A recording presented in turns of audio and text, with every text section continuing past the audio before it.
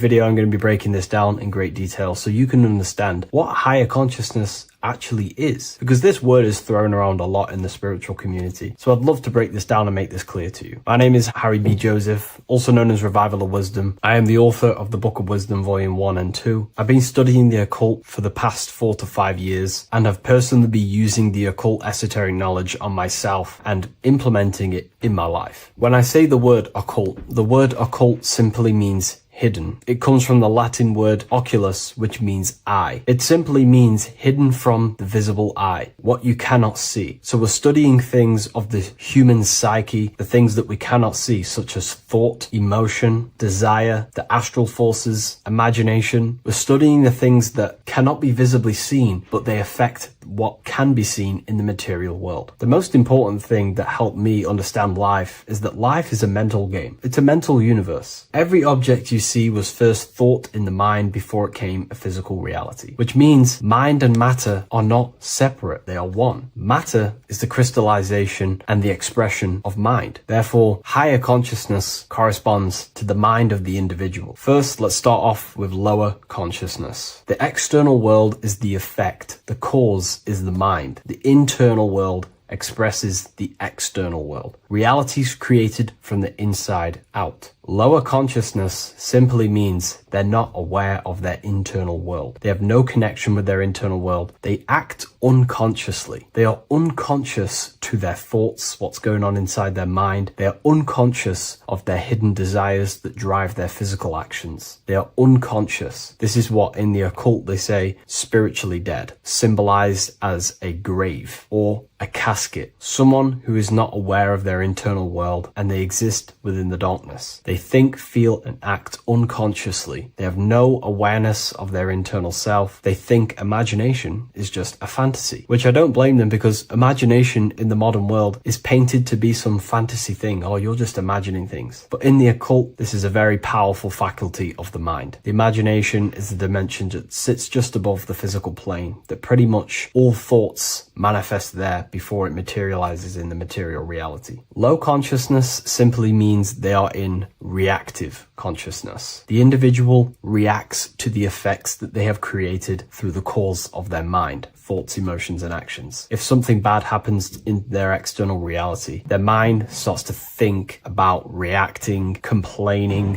which ultimately creates a negative cycle of manifestation. They're simply blaming the effects outside of them that are the causes of the individual's mind. They are in reactive consciousness, which pretty much has no personal power. A low consciousness also means you are emotional, reactive. You are easily triggered by situations or people. Anger, fear, defensiveness arises quickly, often before conscious thought. This is associated with the reptilian brain. The reptilian brain does not think, and it is the modality of consciousness that keeps the individual not critically thinking, simply just reacting to the world. They make decisions based on instinct. They make decisions based on fear. This is a low consciousness. Another symptom of low consciousness is that the individual only thinks in reaction to their five senses. They only think in the terms of their five senses. They sense something in their five senses and they simply just react and they think around the five senses. They do not use their spiritual faculties such as imagination, willpower. Low consciousness people are mainly stuck in their ego. The ego inside of the occult and esoteric teachings needs to be overcome. We have to face our ego because the ego tells us we already know everything. I don't need to know anything else. I have my belief system. I'm happy with believing whatever. Everything else is just a fantasy. I believe everything that's already told me within school. And the ego stops them from expanding their mind into the esoteric teachings or more things about life. They're ignorant to gaining more knowledge because they think they already know everything that has been given to them within institutions such as schools. In the occult, we have to face our ego and submit to it and say, we do not know everything. There is so much more that we need to learn about ourselves to expand as an individual. A low consciousness person or individual is reactive. Their thinking dwells in the past or worries about the future. The now is rarely accepted as it is. They're never in the now. They're either thinking about the past or the future. A low consciousness is also attachments. to self-image, beliefs, opinions, roles, history, and is mentally rigid. Their mind doesn't want to expand. They're stuck on a certain belief, a certain thing, and they're not open to accept anything else inside their mind. And a challenge to them feels like a personal threat. And instead of being self-aware and responsible, they see others as the cause of their unhappiness and the negative things that they are manifesting in their reality. A low consciousness also seeks for validation outside of themselves. They try to cover things up with materialism or whatever it is. But now let's move on to a higher consciousness. This is what we call causal consciousness. Causal consciousness is a state where the mind of the individual is mastered. Their mind does not dwell on the effects of the external world because the individual who has a higher consciousness understands that the world outside of them is the effect. It is the world of form. Force and form are two dualities within the occult that are very important. Everything outside of you is form, everything inside of you is force. The forces inside of you create the form outside of you. The person with a low consciousness simply just reacts to the external world, creating a constant cycle of negativity. But the person with the higher consciousness understands that whatever happens outside of them cannot be changed. It is already manifested, therefore there is no point in complaining. If the person with the higher consciousness understands if they don't like something, they can change it internally. If they can't change it, then they change their mental attitude towards it. This is the law of polarity. Light and darkness are the same thing, but just different degrees of light, which means we have the ability to shift our mindset and perception towards things to make sure it's positive. The person with the higher consciousness, even though something bad may happen to them in the world of effect, they can change their mindset towards it and ultimately change their actions to change that reality. There's no point reacting. It's simply what we do to create the change. A higher consciousness means their mind is ordered and disciplined. They do not think random thoughts. The person with a higher consciousness and a trained mind in the occult has a mind of a powerhouse of control. They understand that the mind is the cause of all things, therefore we have to gain mastery and control over the mind, or else it will produce constant chaos. Their mind is ordered and disciplined. The person with a higher consciousness is always self-aware. This is very important. The person with a lower consciousness never is self-aware. They give attention to random thoughts. They give attention to negative thoughts. They give attention to negative imaginations. They start daydreaming about worrying about the future or the things that happened to them in the past. This is all useless. You're using the creative powers of consciousness for the negative. The person who is trained in the occult and has a trained mind with a higher consciousness understands that their mind is the cause, and they are always aware of the thoughts that they are entertaining inside their mind. There is a level of mastery where one can achieve the conscious awareness of every single thought in their mind every single day. Now, this is very difficult to achieve, but this is one of my goals personally. It is the thought that it is the seed of creation. And if we give random thoughts attention, these seeds can be planted in our subconscious and ultimately drive that effect into our reality. The trained mind, thought and intention manifest more effectively because they arise from unity, not fragmentation. You become the conscious creator rather than the unconscious reactor. Higher consciousness also means that you know what to do to produce a change in your reality. If there's something bad happening in my reality, I know that there's some sort of change that needs to happen within me. For example, if I start a cycle of negative thoughts, I know that there needs to be some mental work constructed on my mind. This will happen. On your path of self-mastery, you will fall back into old thinking patterns or something that happened to you in the past. These little patterns will show up again. But when you have a higher consciousness, you know exactly what to do to execute on changing that part of yourself. For example, if I catch myself thinking negatively for the past 2 days, I know I need to do affirmations and to reprogram my mind to counteract them negative thoughts. Or if I start overthinking and I start to lose control over my mind, then I know I need to do a meditation of stillness where I think about nothingness and develop my willpower. A higher consciousness knows where these things are coming from because they understand themselves. Higher consciousness also means they have unity consciousness. This is what the triangle is. Unity consciousness. The I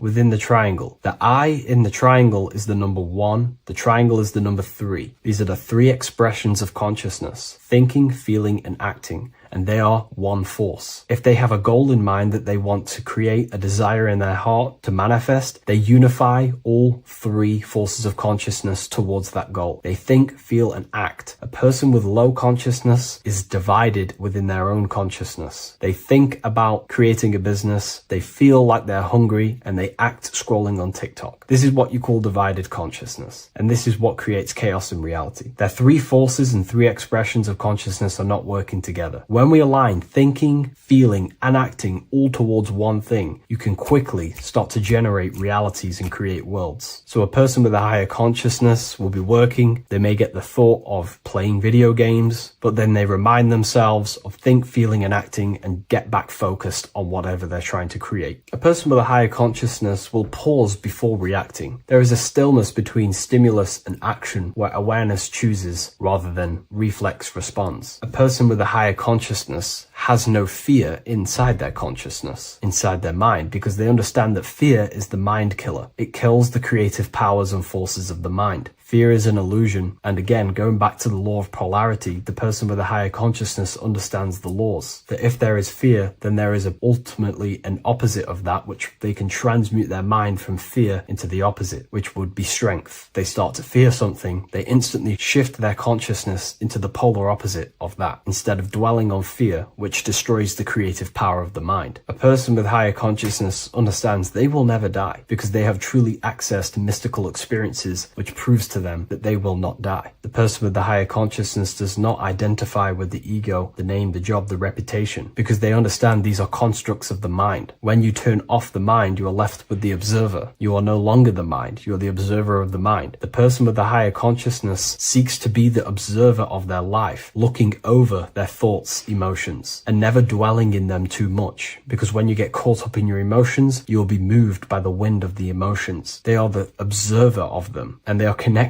with their soul. They are connected with the observer. The person who has low consciousness is constantly in battle with their thoughts, emotions, and the things that are happening outside of them. Their emotions blow them away like the wind or the seas of the ocean. But the person with the higher consciousness understands they are the observer. They can watch over them. They are like a bird looking over the earth. Now, I'm not saying this is easy to gain this level of mastery, but now you can start to understand the mind of a person who has a higher consciousness and aim to become this person to ultimately live a better life. Higher consciousness is not this mystical, magical thing with, most spiritual teachers will paint in your mind. It's simply just self-control. And when you have control of yourself, life becomes a lot better. Instead of being caught up within the battlefield within your own mind and emotions, living in reaction and complaining in a negative state of mind, the person with the higher consciousness also understands that their dreams are showing them messages from their subconscious mind. Every person, every event, everything that was said, everything that happens in your dream is a materialization of something that's going on inside your subconscious mind. If there is a person chasing you in your dream and you are in fear running away, this means that the subconscious is showing you something through the allegory or symbol of that person chasing you. There's something inside of you that you are maybe running away from, and you need to identify that and change it. So I hope this video gives you some great insight and a bit of an idea what higher consciousness is. Again, higher consciousness is about having faith, because when you were in the lower consciousness like myself before all of this, I didn't know what higher consciousness is. Therefore, you have to have faith that it's going to lead you somewhere, that the work that you are doing to try achieve self-mastery is going to take you to another level. You have to have faith in yourself that higher consciousness is going to be better for you. If you do not have faith or the desire in your heart to generate that higher consciousness, it's not going to happen. Keep your eyes on the light, keep your desire on the light, and keep faith in your heart to generate this higher version of yourself. Thank you, everyone. I'll see you in the next video. Hello, Seeker.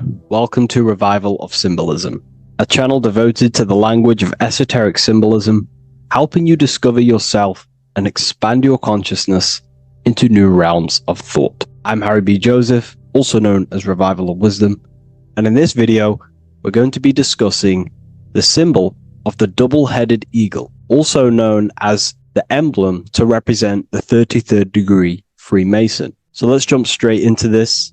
We have a piece of Masonic artwork here, which is what we call a complex symbol. A complex symbol is not just one symbol, but many different symbols in one piece of artwork coming together, forming a greater meaning. So we have many different symbols to break down here. And we're going to start off with a little bit of context so we can understand this symbol. This symbol represents the 33rd degree Freemason. Once you reach the 33rd degree of the York Scottish Rite Mason system. So once you reach this level, this symbolism corresponds to that individual. So therefore, this piece of artwork is representing the consciousness, the mindset, the ways of thinking, the ways of viewing the world of the 33rd degree Mason. It represents the consciousness of the 33rd degree Mason. And this is what esoteric symbolism is about. Esoteric symbolism is symbols and emblems representing states of consciousness and teachings within the forces of consciousness. So let's jump straight into this. The first thing that I see when I look at this piece of symbolism is the double-headed eagle, okay? The double-headed eagle. What is this eagle doing? So the thing with symbolism is that symbolism trains the mind to think in a subconscious way. Now, what do I mean? You know, to the person who thinks in linear thought, straight line thought, A to B thought, they see an eagle. They see a piece of artwork. They just see a piece of artwork with no meaning.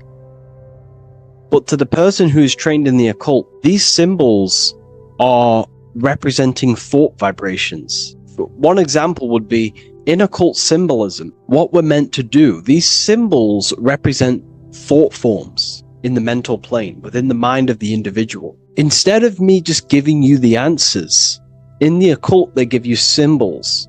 And what you're meant to do is look at these symbols, stare at these symbols, and see what kind of thought arises in your mind, and follow the chain of thought. This is how you unlock deeper levels of symbolism. This is what we call the chain of thought. Now, what do I mean by the chain of thought? If I look at the eagle, I see an eagle on a basic level thought. But then that thought leads to another connection, because this is how thought works. Whatever the character of the thought we think is, or whatever the vibration of that thought, for example, the character of the thought right now would be an eagle, then that leads to another thought. For example, flying. Then flying is connected like a chain to another thought, higher perspective. So we follow the chain of thoughts until we unlock the deeper levels of the meaning of the symbol. And this is what the occult seeks to do.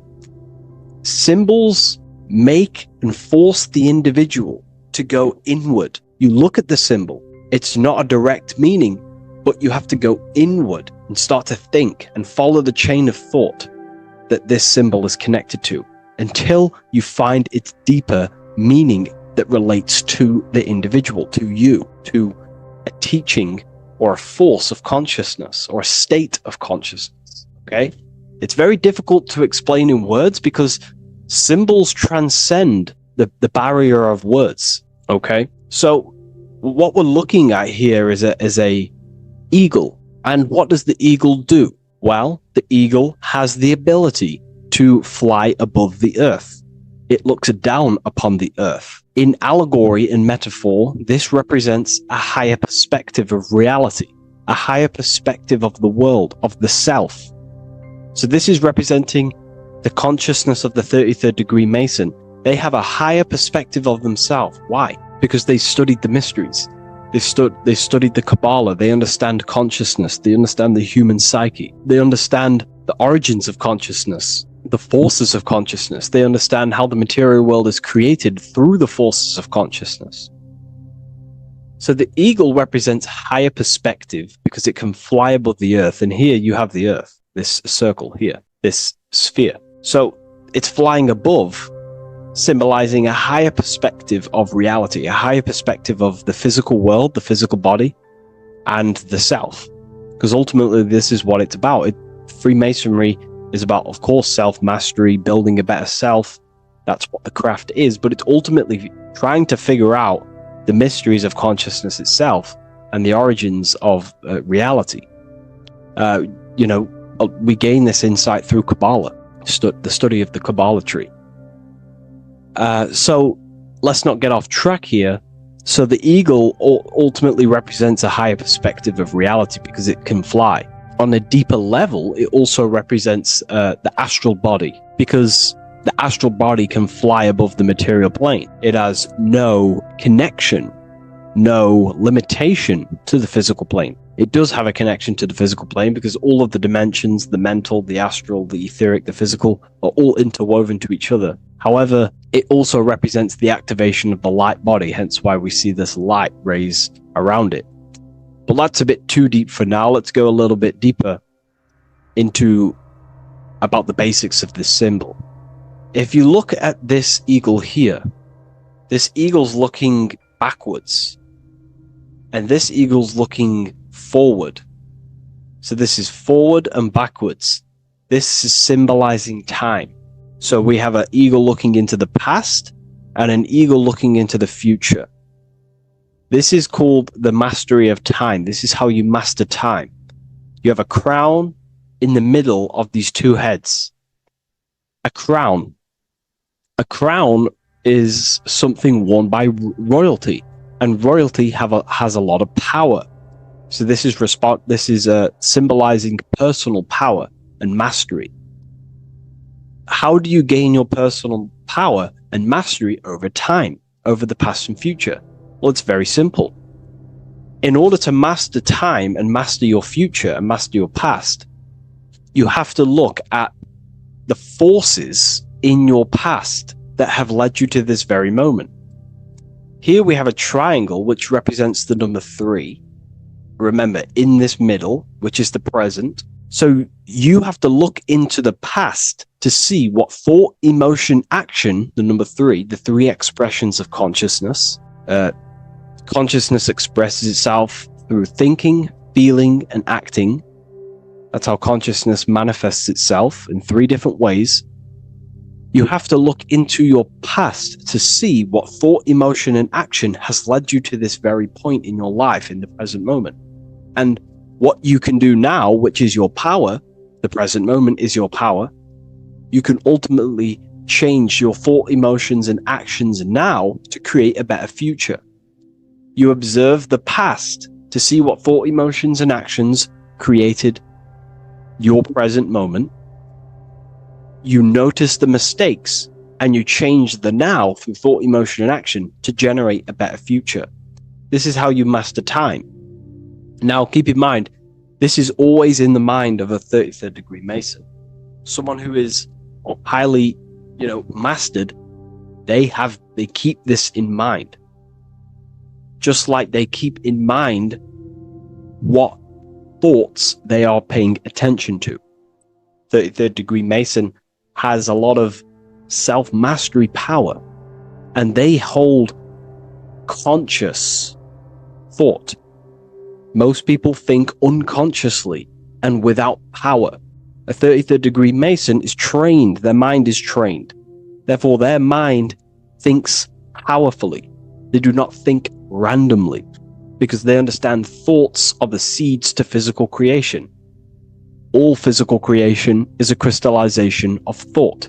So ultimately, this double-headed eagle representing left and right, and the crown in the middle represents mastery over time. That's how you master time.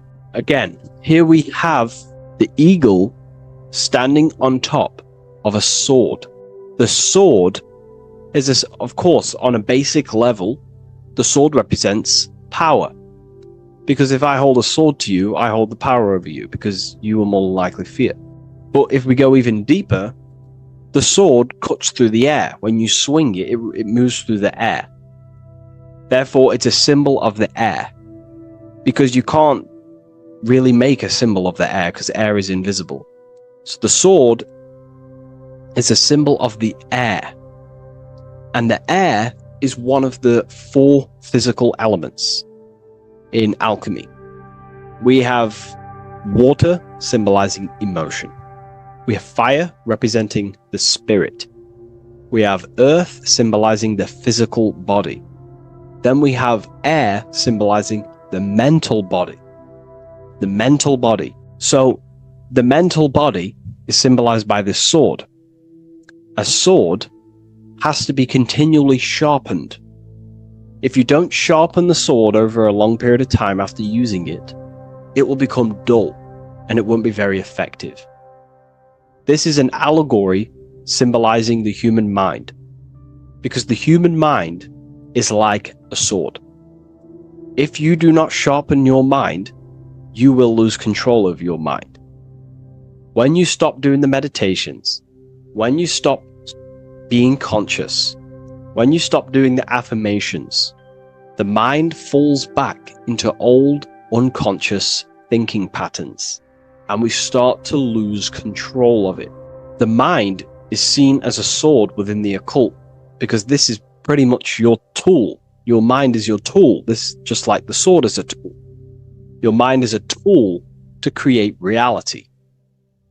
So we need to make sure this tool is always sharpened, that we stay on top of the mind, hence why the eagle is on top of the sword, symbolizing control over the sword, mastery over thought. This also goes into thought forms. In the occult, there's something called thought forms. Thought forms are basically taught to the individual and understood by the individual, who understands that the mind is not just in the brain. The mind is a part of a mental field. All around you, there is not just a field of energy. There's also a field of mind surrounding you. It's a mental universe. And this field of mind is what we call the mental plane. The field of mind is where all of the possible thoughts in the universe infinitely express itself. So each area has different thought forms. Each postcode, each place you go has different thought forms. This is why if you walk into a cathedral, for example, an ancient, amazing structure, your mind instantly becomes, you're amazed. You feel different when you walk into these areas, because all around you is a mental field. And there's something called thought forms. Thought forms are basically what religion call spirit guides or angels, helpers. This is what thought forms are. Thought forms are basically, if you dwell on the thought that you are going to lose your girlfriend, for example. Let's use a negative example here, because a lot of people can relate to this. Or your boyfriend. Let's keep it simple. Everyone can relate to this at some point in their life, hopefully. Or, if not, it's okay. No worries. It's just an example that most people can relate to. If you constantly dwell on the thought that you are going to lose your partner, what we have to understand is that the mental plane, the forces within consciousness, within what we call the universe, is always trying to give you what you want to create. That's your right. The universe, or mind, or consciousness, whatever you want to call it, is always trying to unfold what you want to create. It doesn't know the difference between something you don't want to create or do want to create. Whatever you think about is ultimately what this power of consciousness or the universe will try and manifest. This is why we have to gain mastery over our thought, because thought are basically the seeds that we impress into the dimensions. So we have a mental dimension, we have a higher, middle, lower subplanes of the mental dimension or the mental plane. Then that's just thought. The mental plane is just thought. Below the mental plane, thought takes the body of imagination, which is what we call the astral plane. And the astral plane also has higher, middle, and lower subplanes. Then we have the etheric plane. The etheric plane is basically an energetic copy of the physical plane. So you have an etheric brain, you have an etheric body. It's just basically an energetic exact copy of everything that is physical. So if we think something within our mental body and we dwell on that thought, the more attention you give, the more you feel that anxiety about losing your partner, you're literally forcing energy and direction and attention into this thought idea, which manifests itself within your own aura. Your aura is basically, it's not just your electromagnetic field. Your aura has many different levels. It has a physical level, it has an etheric level, an astral level, and a mental level, like layer. So it has a layer for each one of these bodies. If you dwell on this thought and you keep giving attention, power, you start to imagine this because you're worrying about it. You literally create a elemental or energetic substance that clouds your aura. And this is what people have been called demons, people call spirit guides, whatever you want to call it. This is what it is. It's a thought form. But this is not something that's come after you. This is something that the individual has created. And wherever they go, this cloud of thought forms that they've manifested literally clouds their aura. You can see it within the astral plane and the mental plane. You can see how it's affecting them. Wherever you go, you start to randomly think about it. You keep thinking about it. You know, it's infecting you. It's like a demon. It's tormenting you. But it's simply just a force, an astral force, and a mental cloud that they've manifested within their aura. Thought forms. The 33rd degree Mason has very powerful thought forms. And this is, you know, if you're a Mason yourself, and you're not aware of this, this is why it's great to be around a 33rd degree Mason within your lodge, because they have very powerful thought forms, and you being in the present of them, you're also taking on his thought forms, and they can assist you. We're all affecting each other through thought transference through the mental field or the mental plane. Okay. Now I'm not going to go too deep into that because, you know, people can use that knowledge for really bad. But ultimately it represents thought forms also, symbolized by these clouds. Clouds are a symbol of thought forms, because they manifest themselves as basically like a cloud form energy within the aura of an individual. So this represents the mastery over the intellectual side of consciousness, of thought, sharpening the mind, gaining mastery. Then we have 33 in a triangle. A triangle in alchemy symbolizes, well, the upwards triangle, the upright facing triangle symbolizes the element of fire. The downright facing triangle represents the element of water. So an upright triangle represents fire.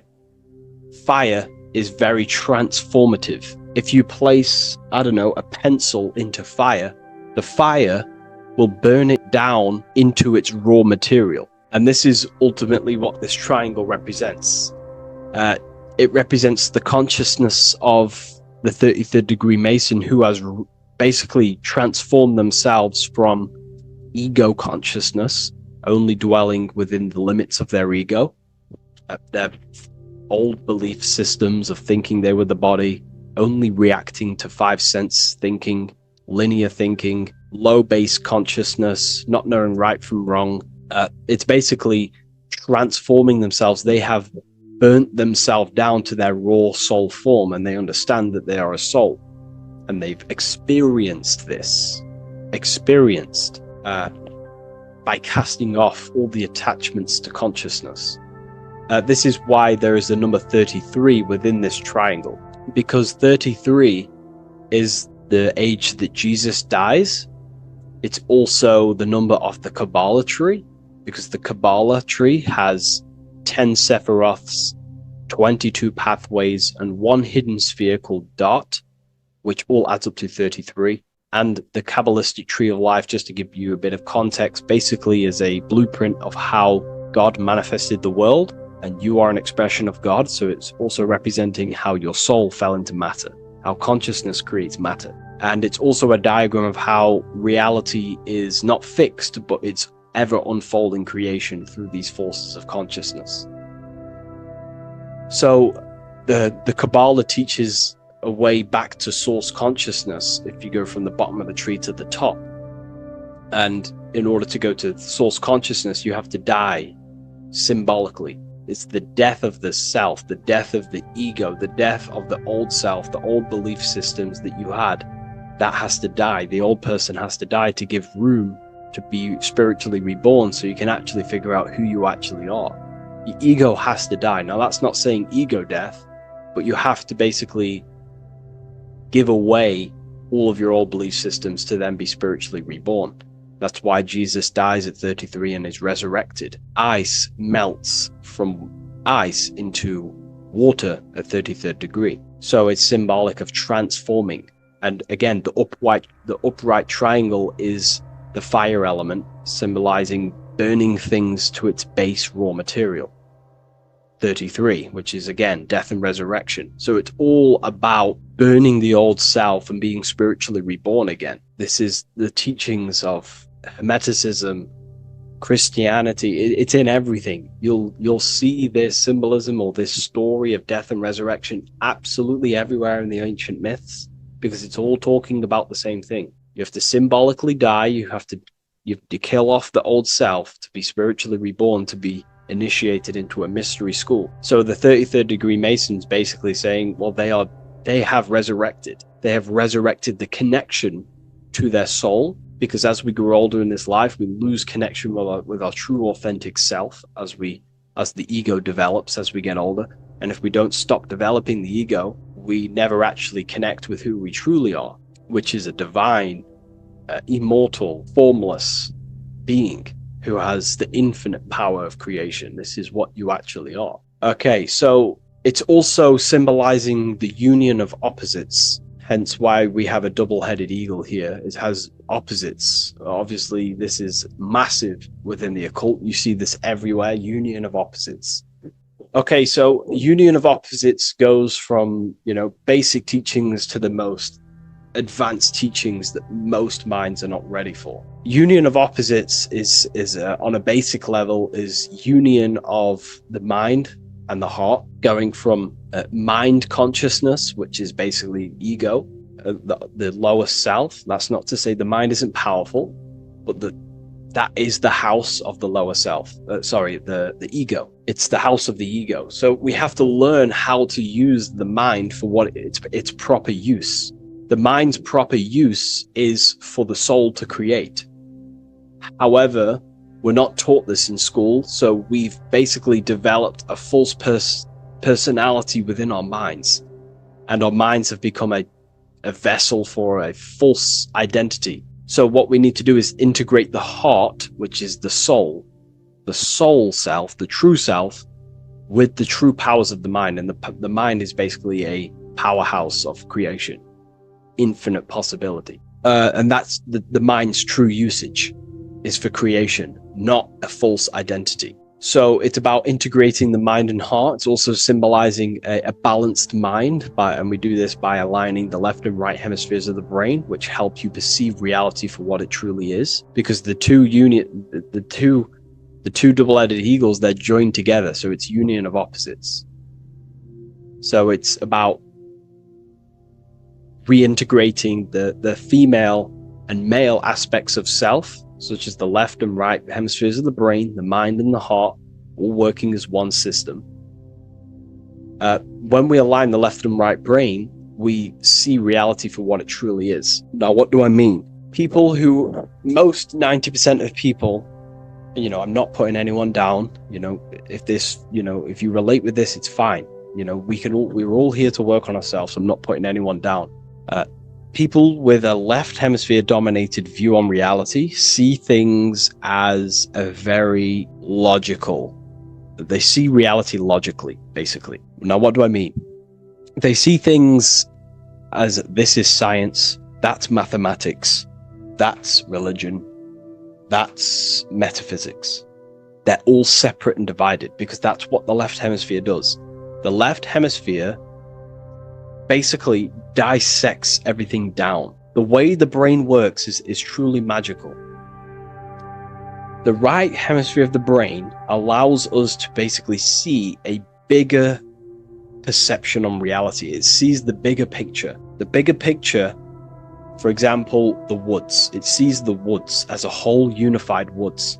But then the left hemisphere of the brain takes that view and perception of the woods, dissects it down and analyzes it into individual branches, trees, leaves, animals, insects. But in reality, it's all one, because all is manifested from the one God, the one source, the unmanifested consciousness, the unmanifested force. So it's union of this. We have to view the world as in, yes, everything is one, but I'm also living in my personal consciousness. Yes, there is a collective consciousness. We're all one consciousness, but I also have my personal consciousness. I need to think about both, making sure that my thought, emotion, and action is contributing towards the evolution of myself and the evolution of humanity. A person who is only left hemisphered only thinks about themselves mainly, 90% of the time. They only, they're trapped in ego, and the individual can't see pattern recognition, really. Pattern recognition is more the right hemisphere because it sees the whole. So it's about aligning the brain hemisphere so we can actually see reality for what it is, so we can, without distortion or illusion, and be neutral. Okay, we have light rays. Light rays are very symbolic within the occult, especially Freemasonry. Light rays are symbolic of force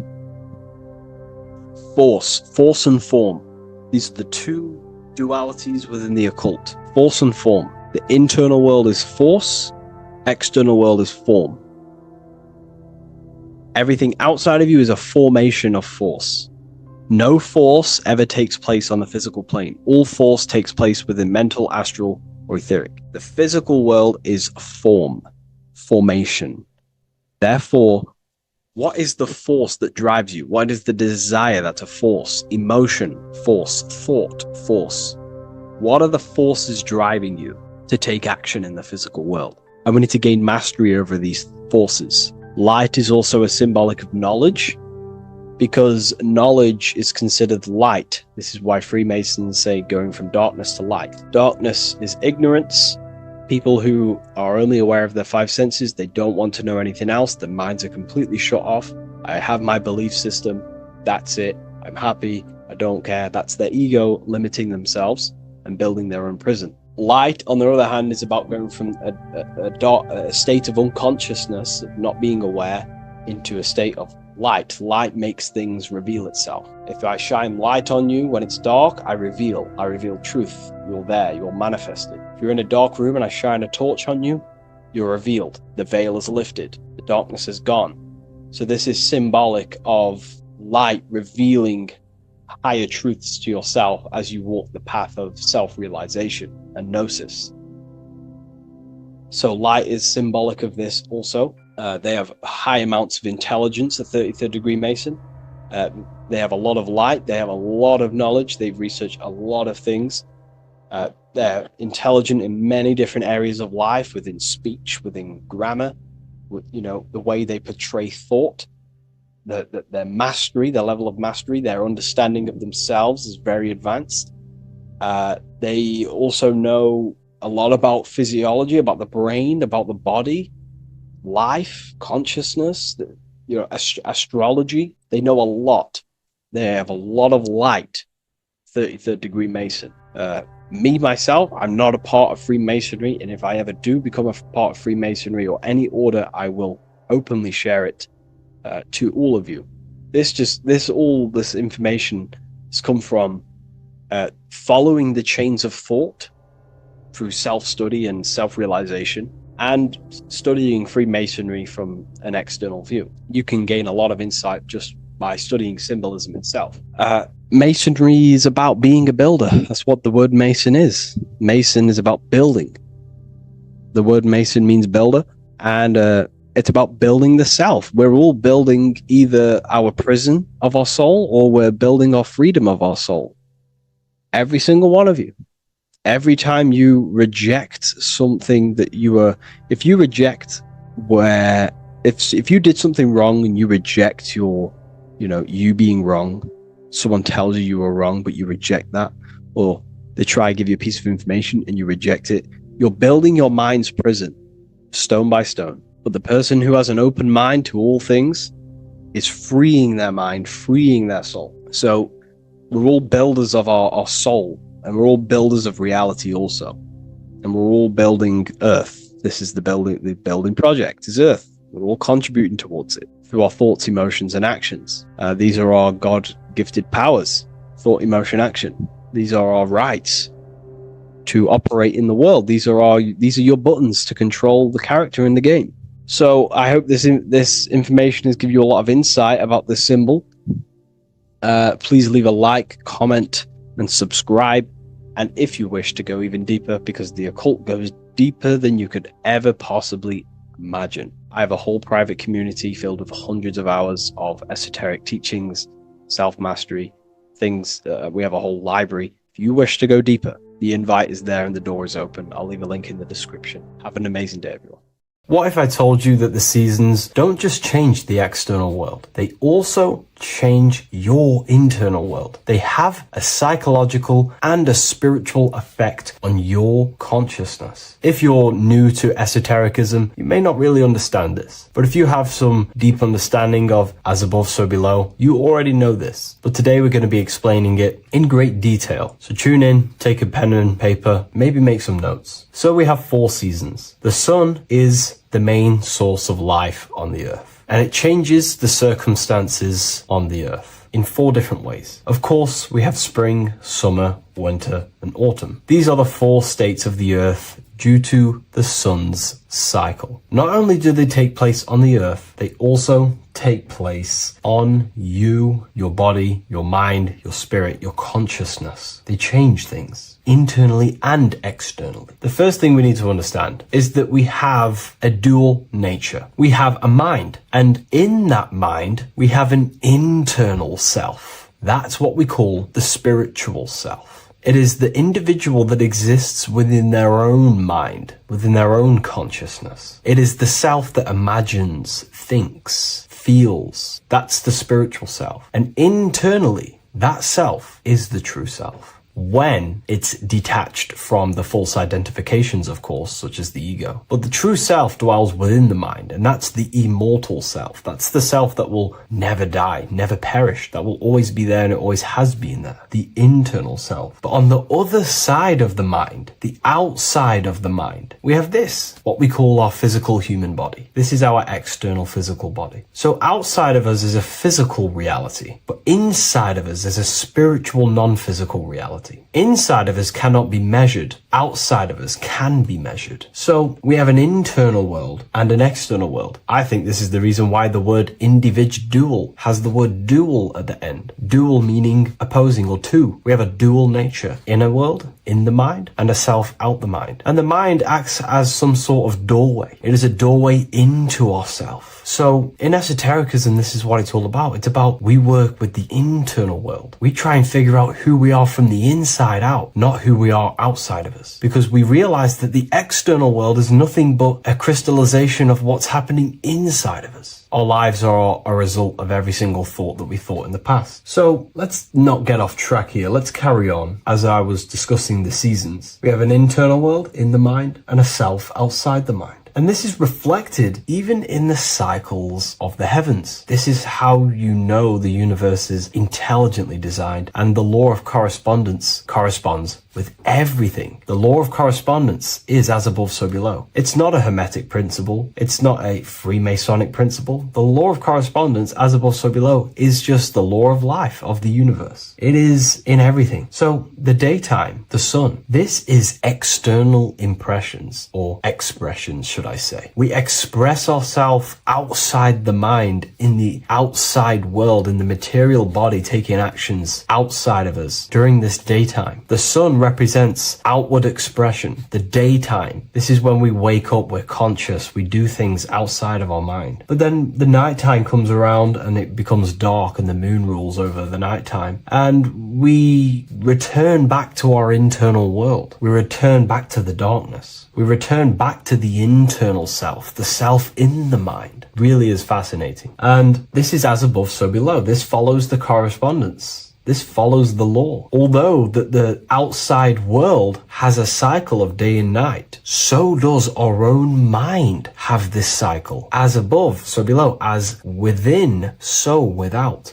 What's happening outside of us is also happening inside of us. The mind is also going in a cycle. Because in the daytime, the mind wakes up and we express things externally. But when the sun goes away and the electromagnetic rays of the sun are not very strong, our brainwaves decreases, our body activity decreases. It slows down and we return to the internal self. The body switches off and we return to the internal self in the mind. We enter in the doorway of the mind and return to the internal, the spiritual self. And when the body is less active, this is when we are more connected to the internal world, our spiritual true self. So as above, so below corresponds with the day and night, the sun and the moon. The moon represents our internal world, the world inside our mind, the self inside the mind. And the sun represents the external self in the external world. So not only are these cycles happening in nature, the darkness outside of us when the sun goes away is the same darkness that we go within ourselves when we go to sleep. It's the same cycle. Our bodies are in the cycle of the external world also, as above, so below. But then we can even take this even further. This fractals down even further. If we look at the cycle of the yearly cycle of the sun, which is what we call the 12 zodiac signs, we notice that these 4 seasons also take place in every single cycle of the day. So a yearly cycle can be seen as a big version of a daily cycle, or a daily cycle can be seen as a smaller version of a yearly cycle. For example, if we look at Aries, which is spring, this is when the sun springs everything back to life in the spring. This is when the crops start to spring up and start to grow again. But we could see that at 6 a.m. in the morning, when the sun rises and just cracks over the horizon and starts to bring light into our day. Aries is associated with the morning time also as spring. Morning time is a smaller version of spring. Then we look at the summertime. The summertime is midday, when the sun is at the top of the middle of the sky. This is when the sun is most powerful, most radiant in our day. This could be seen as the summertime. Then when the sun starts to set, this is associated with autumn. Autumn time is the sunset. Then the winter time is associated with the nighttime, the midnight, when everything's very dark. So a daily cycle is basically a smaller version of a yearly cycle. And just how I explained how the cycle of the sun outside of us also happens inside of us with our consciousness falling asleep when the sun goes away, is also happening to us on a yearly cycle also. So the daytime is associated with the summer and the nighttime is associated with the winter. The winter is like the inhale. The summer is like the exhale. It's the breath of the universe, just like how we breathe in and out of our lungs. Everything takes this rhythm and polarity, okay? So winter is associated with the self and the world inside of ourselves, inside of our mind, the spiritual self, the internal. Because the winter is when the sun's rays, electromagnetic rays, are not very powerful. And this decreases brainwave activity, making us more connected to our internal world, inside the mind. But the summer's the complete opposite. The summer is when the sun is very, very powerful. And the sun's powerful electromagnetic rays increase brain activity, making us more actionable in the physical world outside of our mind, in the external world. So summer is the daytime and winter is a big version of the nighttime. Vice versa. Just like how in the winter, we're more in the house. We're inside buildings because it's very cold outside. Animals hibernate. They go inside. They go into little places. They collect all their food and prepare for the winter. They go inside. They go in darkness to hibernate. So does our consciousness, our spirit, the self inside of our mind. We can use these cycles to our advantage, to evolve spiritually, to connect and be more balanced. You know, I've mentioned a lot of this inside the university to my members, to the family inside of there. We discussed this. We had a great discussion about this. And, you know, the live calls we have are priceless. The conversations you can have with someone when they're awake, you never forget them. You always have deep, meaningful conversations. And we discussed this deeply, and we were going into some interesting things about how we can use these types of changes in the seasons for our spiritual growth. We even discussed about spring and autumn and how they're associated with the different spiritual bodies that we have. But anyways, let's not get off track. Lucid dreaming, dreaming itself, and astral projections, I find are more easily accessible during the winter and the night times, like I said, because the brain activity is decreased due to the sun being not powerful, we are more reconnected with the self inside the mind, the spiritual self, the immortal self.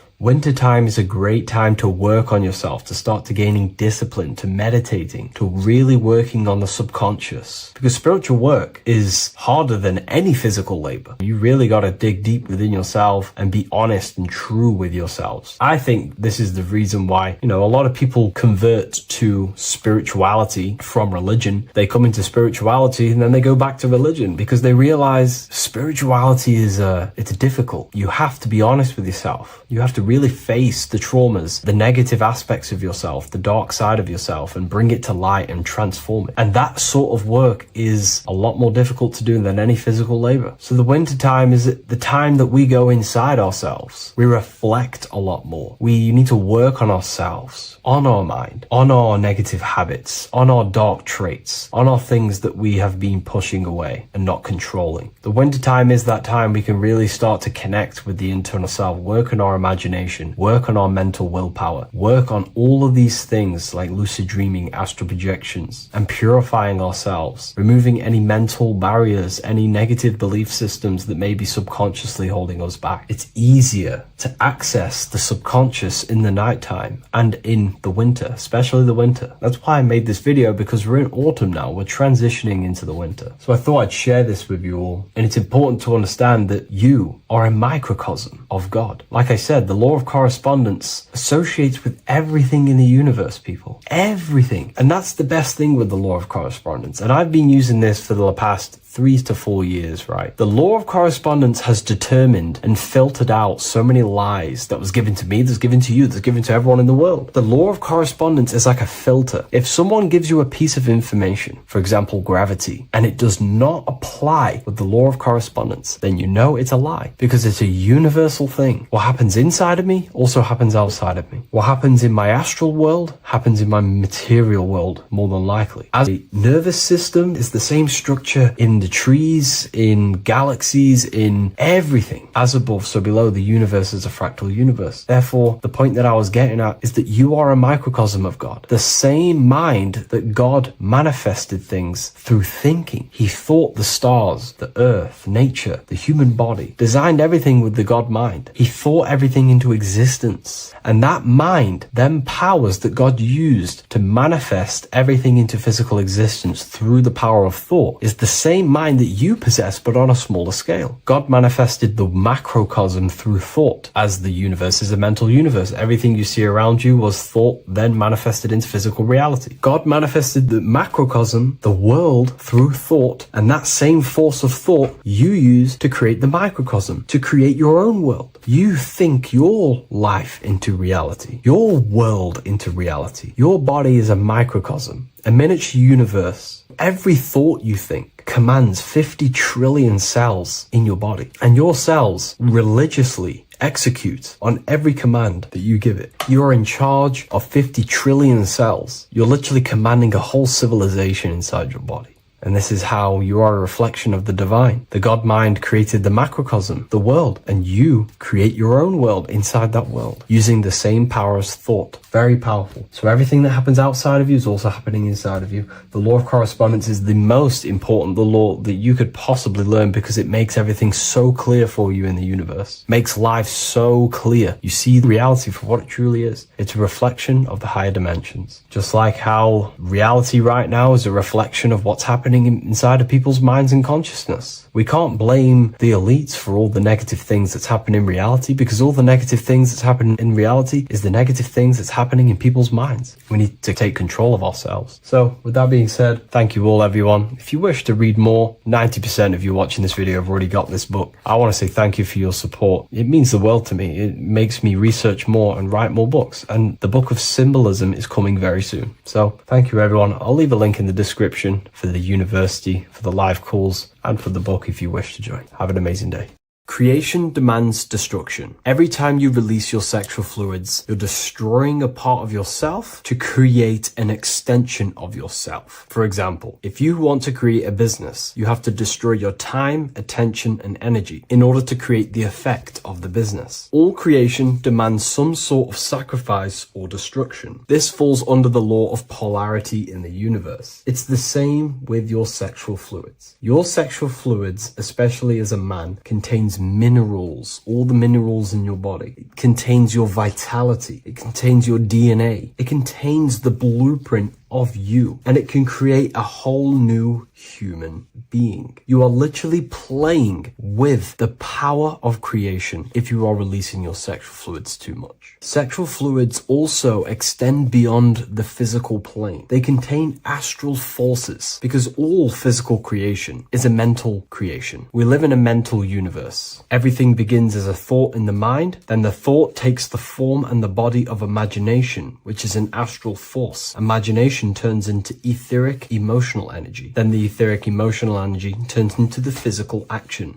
and the physical manifestation. We live in a mental universe. Therefore, these dimensions do not exist separately. They are permeating and mixing in with all. Your physical body has an astral body. Everything physical has astral forces behind it. Semen is known as the astral fluid of the soul. It feeds nerves, the channels of life force and consciousness within the body. And every time you release it, you're destroying a part of your vitality, your brain, your nerves, your energy levels, your creativity, and your DNA to create an extension of you. Therefore, it is a sacred fluid within your body and not something to be played with and to be released too much. Think about it. This is a very creative energy, your sexual fluids. It can create a whole new human being. This is how powerful it actually is. It is the power of creation, and the misuse of this power can destroy your own vitality and your life of your body. Because that life you are giving in order to create an extension or a child is the same life you could keep inside of you and not waste to recycle and regenerate the body. Sexual energy has been for thousands of years associated with regenerating the body, longevity of life, and maintaining youth. Not only that, every time you release your sexual energy, it floods the brain with dopamine. Dopamine is the brain's reward system, created within the middle of the brain. It releases every time you've achieved something. However, sex or an orgasm is the most powerful feeling you can feel. It's the most amazing, intense feeling and release of dopamine you can possibly feel as a human. Therefore, if you flood your brain with this high amount of dopamine every single day, you are getting the epitome of human feelings every single day. Therefore, you will become numb to everything else in reality. You won't be able to enjoy the small things in life. And I know this firsthand because I experienced this myself. As soon as I stopped, this is when I started to enjoy the little things in life, seeing family, and I actually gained more energy, more ideas. We'll get into this a bit later. It is a creative energy. It creates a whole new human being. Therefore, if we maintain this energy, we can maintain our creative power within us, because that's what we are. We are all creative beings, moving energy from higher dimensions of consciousness, the mind, into lower dimensions of consciousness, the physical world. You hold the power to create. You are not in a world. The world is working through you. You do not possess a life. Life is working through you. You are not in a universe. You are the universe. It's moving through you. There is no past, present, and future. The present moment is you. When we release every single day or frequently throughout the week, like I said, we're triggering the brain's reward system, dopamine, which makes you feel as if you have already achieved something. And if your brain is telling you you have already achieved something by overusing your sexual fluids, then you will not have the motivation to achieve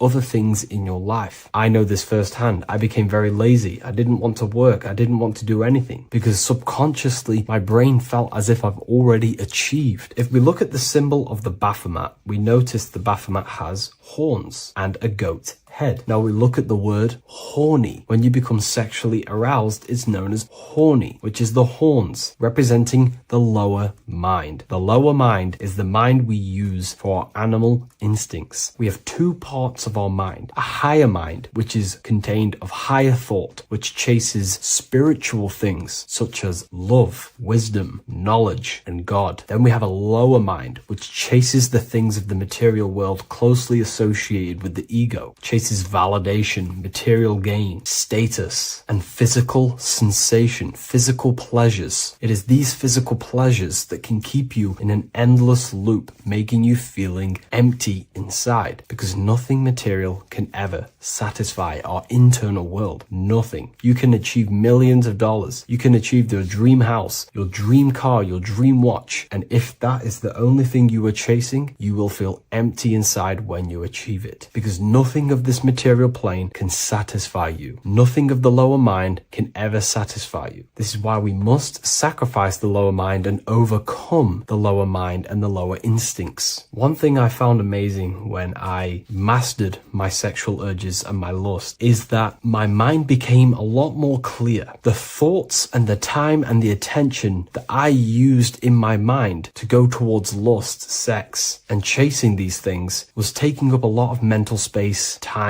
and energy. But as soon as I removed it and mastered it, my mind became an open vessel for higher thoughts to be received from the higher mind. The mind is like a radio antenna. Whatever we attune it with, that's what we receive. If we're constantly thinking about lust and low-level pleasures, we're going to just receive low-level thoughts. But once we remove all of the lower mind and we conquer our physical body and physical urges, our mind becomes an open channel for divine thoughts and spiritual thoughts. This is what most people call today as downloads. You receive wisdom from your higher self. Not only do you receive more wisdom, you just receive more power to create. The male and the female come together to create a child. That's how you were created. Now, the law of correspondence teaches as above, so below. It refers to everything in the universe. Therefore, in order for you to create a reality, to give birth to something, you have to bring together the masculine and the feminine. Your masculine forces are willpower and actions. Your feminine forces are emotions and imagination. When you combine the willpower, action, emotions, and imagination and combine them together, you can give birth to reality. But it's important to only give birth to things that are spiritual, that are good,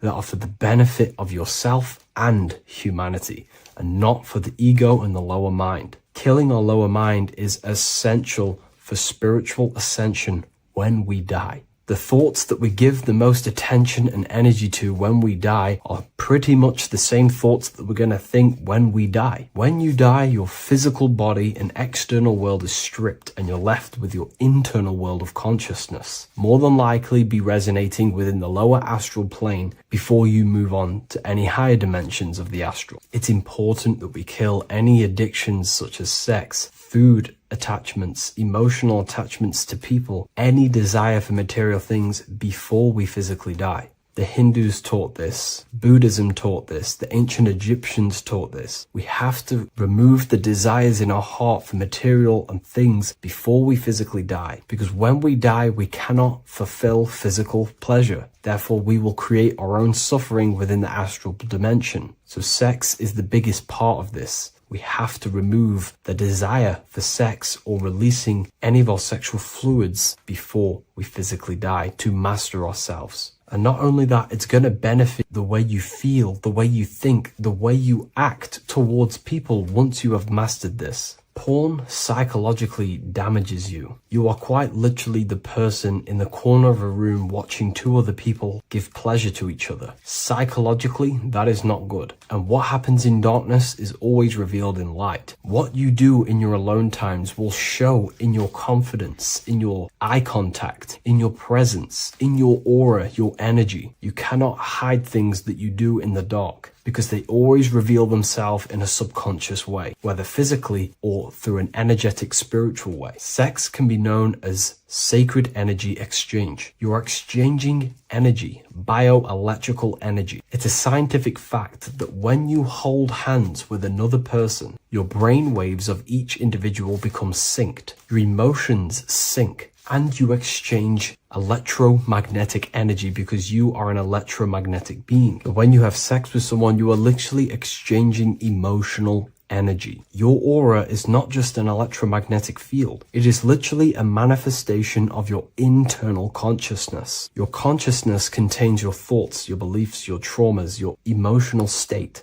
And this manifests externally through the vortex of your heart into an energy presence around your body. This is why you can feel sad when someone else is sad next to you, because their energy is merging with yours. When you have sex with someone, you are quite literally exchanging consciousness, beliefs, traumas, emotions, feelings, vibrations, and your consciousness merges with their consciousness. So be careful with just having casual sex. Now, I'm not here trying to say never release, never have sex with your partner. I'm not saying that. I'm saying take caution with these things. Take my teachings with a pinch of salt. If it benefits you, that's great. I'm not here to tell you how to live. I'm simply giving you my research and the things that have helped me in my life on my esoteric research, awakening, or spiritual path. I don't like calling it a spiritual path, because it's not spiritual. It's simply just life, the knowledge of consciousness and the self. So I hope this video helps. If you'd love to read this book, I'll leave a link in the description. This book I wrote myself called The Book of Wisdom, Volume 2.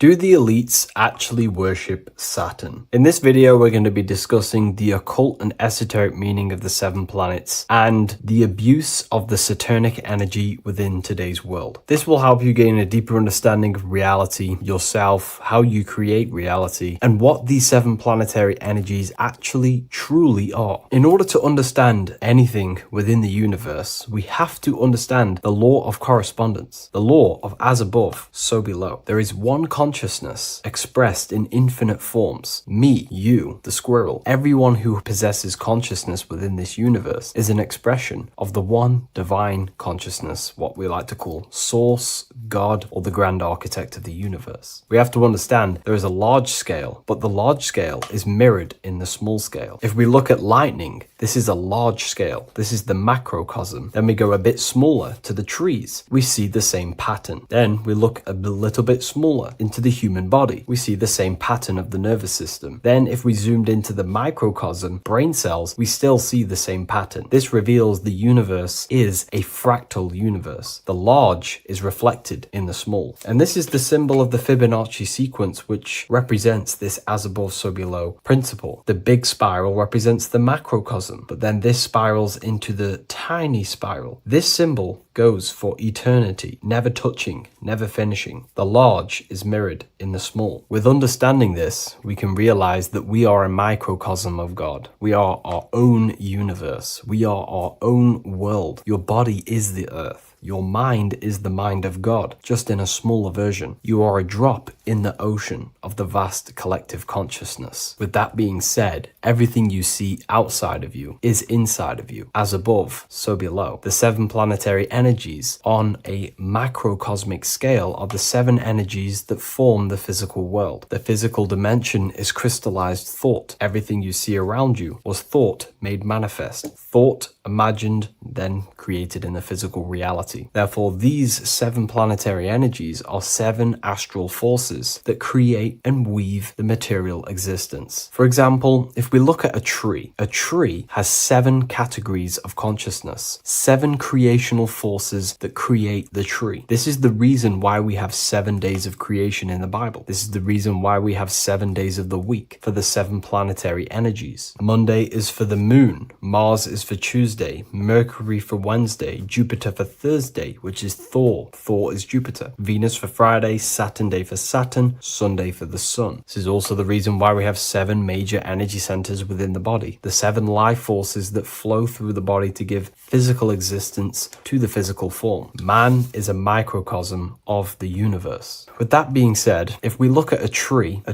is nature, and nature is the macrocosm, the creation of God's mind. And if we look at the tree, we can see 7 creational categories that go into create the tree. For example, the stem of the tree, the trunk, represents the sun. The root system, the base of the tree, where the tree grows out of, is Saturn. If we look at the fruit of the tree, that represents Jupiter. The smell, the look, the colors of the tree, that's Venus. How the tree communicates with other trees through the root system is Mercury, the intellect, the intelligence, the communication. The leaves of the tree is the moon. The defense mechanism of the tree, how it defends itself from infections and other territories, is Mars. So we can see all physical matter, all physical creation demands these 7 categories of consciousness, these 7 planetary forces. But again, that is the macrocosmic scale. The macrocosm is reflected in the microcosm, which means you have access to these forces, these 7 planetary energies, and you use them to create anything in reality. You've been using them maybe unconsciously your whole life. For example, this book that I've created, the Book of Wisdom Volume 2, you can find it in the bio if you're interested in reading it. It has the 7 planetary forces that go into this tree, into this book. I used the sun, which is my passion and my drive to take actions. I used Mercury, which is my intellect, my thinking, my communication. I used Venus, the layout, the look of the book. I use Mars, my defense of my work, my trademark, my copyright. I use Saturn. Saturn is my time, my discipline, my attention. I use Jupiter, which is the why, the reason why I created it. I used the moon, which is my care. My care is the generative force. Whatever you create in your reality is because you care. You care about keeping a house above your head. Therefore, you go to work and earn money. Care is the driving force to create anything in reality. What you see right now watching this video is because you care about watching this video. If you lose care about watching the video, you will turn it off and continue to do something else. All creation demands these 7 forces, hence why we have here a midsection. Sometimes we see the symbol of the earth, which is a circle and a cross in the middle, because these 7 forces create earth. But again, this video is specifically aimed to Saturn. We're going to be discussing Saturn's Saturnic energy because there is a lot of misunderstanding in today's world, and I'm going to give my perspective and my research on the energy of Saturn and how we use it and how it's being abused in today's world. Saturn externally, because remember, we have an external world, an internal world, a macro and a micro. Saturn externally in the material plane governs the foundational and enduring aspects of existence, such as the roots of plants, the bones of our body, even the insects that dwell beneath the ground. It represents the dull, hard, unyielding forces of life, symbolizing structure, limitation, and conditioning. Under Saturn's influence, things become rigid, bound by the god of time, bound by restriction and boundaries. In Roman mythology, Saturn is revered as the god of time, ruling over the cycles, beginnings, and endings. This connection with this emphasizes Saturn's role in marking the passages of life, aging,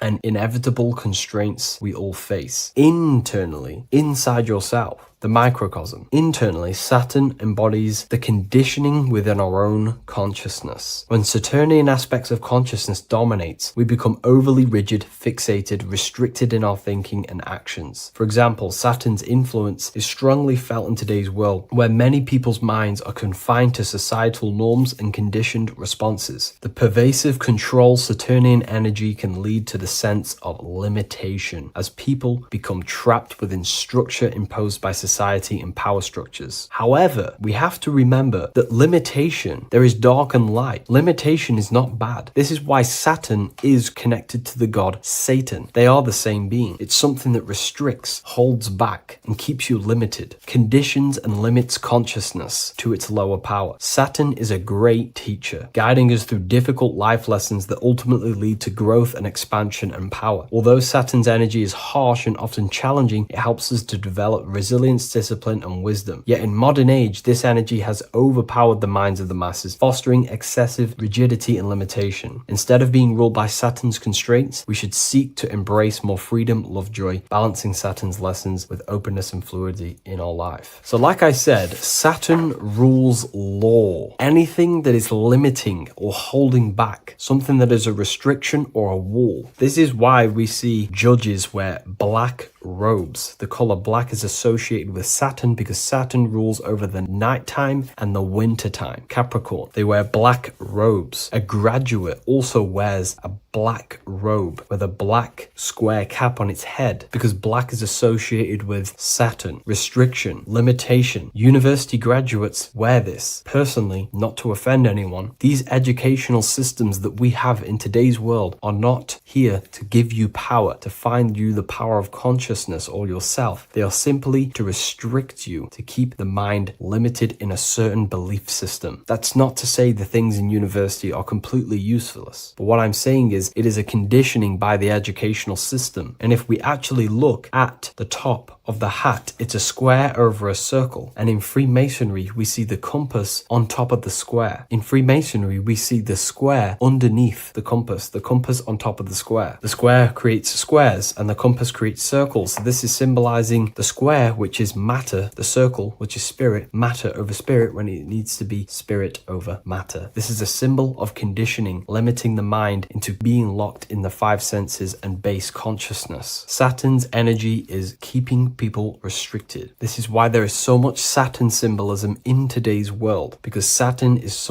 anything to do with limitation, restriction, and time. All of the systems in place are to limit our minds, to keep us on base consciousness, only thinking in a limited box, only thinking and aware of the five senses. In base consciousness, in animal nature, one only thinks according to their senses. When they have a sense, their mind thinks. This is an affect state of consciousness. They're living in the affect. We need to understand that in base consciousness, we have no true power to create. We're simply living in cycles of affect. Now, what do I mean? The physical world is the effect. It's already manifested and cannot be changed. Our consciousness needs to rise to become a cause instead of playing around and being lost in the effect, to become a co-creator. And this is what the system does not want you to do. It does not want you to become a conscious creator. So they keep you in base consciousness, not giving you the awareness that you are literally a god creating a world right now. You are a world and you are shaping the world. Our consciousness needs to be mastered, controlled, and then we can become a conscious creator instead of running around in the world of illusion and effect. As above, so below. What happens in the mind happens in reality. We do not want to be matter over spirit, which means the external world over the internal world. We need the internal world to rule over the external. Saturn symbolism can be symbolized as a black cube. The cube symbolizes this physical world because everything has 6 sides. We can move forward, backward, left, right, up, and down. We are in this cube. This is why we say think outside the box. Thinking outside the box means to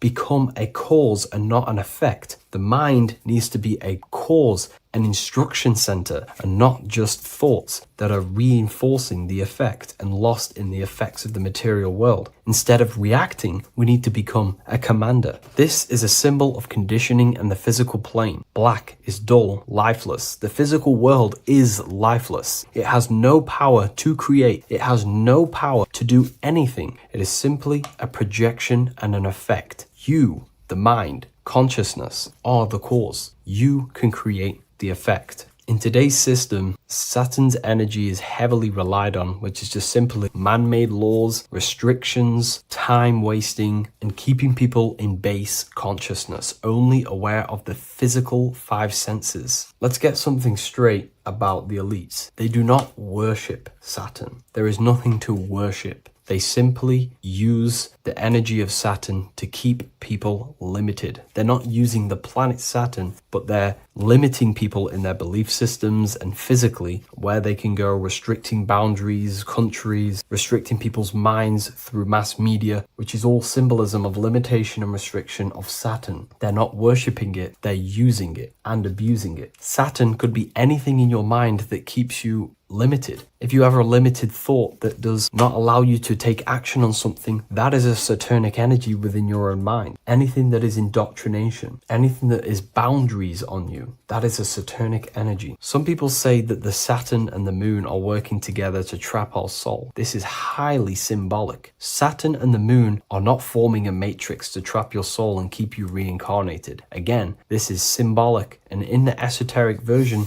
and understanding of this, we can see that they do have a relationship. The moon is our subconscious mind, and Saturn is restriction. If we have restrictions and belief systems in our subconscious mind that keep the soul locked and trapped only in these 5 bases, these 5 senses, then we will think and condition ourselves that we are only the physical body and never actually free ourselves from the material world and ascend. Saturn and the moon are not working together, but these are highly linked. By limiting the subconscious, we keep people stuck in base awareness, keeping them locked in the world of effect, never becoming a conscious creator. We have 2 spiritual currencies, time and attention. These are the 2 currencies that we spend. We spend time or pay attention. These are the 2 spiritual currencies that pretty much create our reality. And the system aims to hijack these 2 currencies from you, to limit you, to dominate you, so you do not become a conscious creator. So again, no one worships Saturn. It's simply just a symbol of limitation and restriction. Limitation has good and bad. Limitation can make us learn, overcome, become strong, disciplined. But when it's abused, it can keep people locked in base consciousness and stuck in their lower nature, never figuring out how powerful they are. You hold the power to shape a world. That's how powerful you are, to turn thoughts into physical existence. I'll see you in the next video. Please leave a like, comment,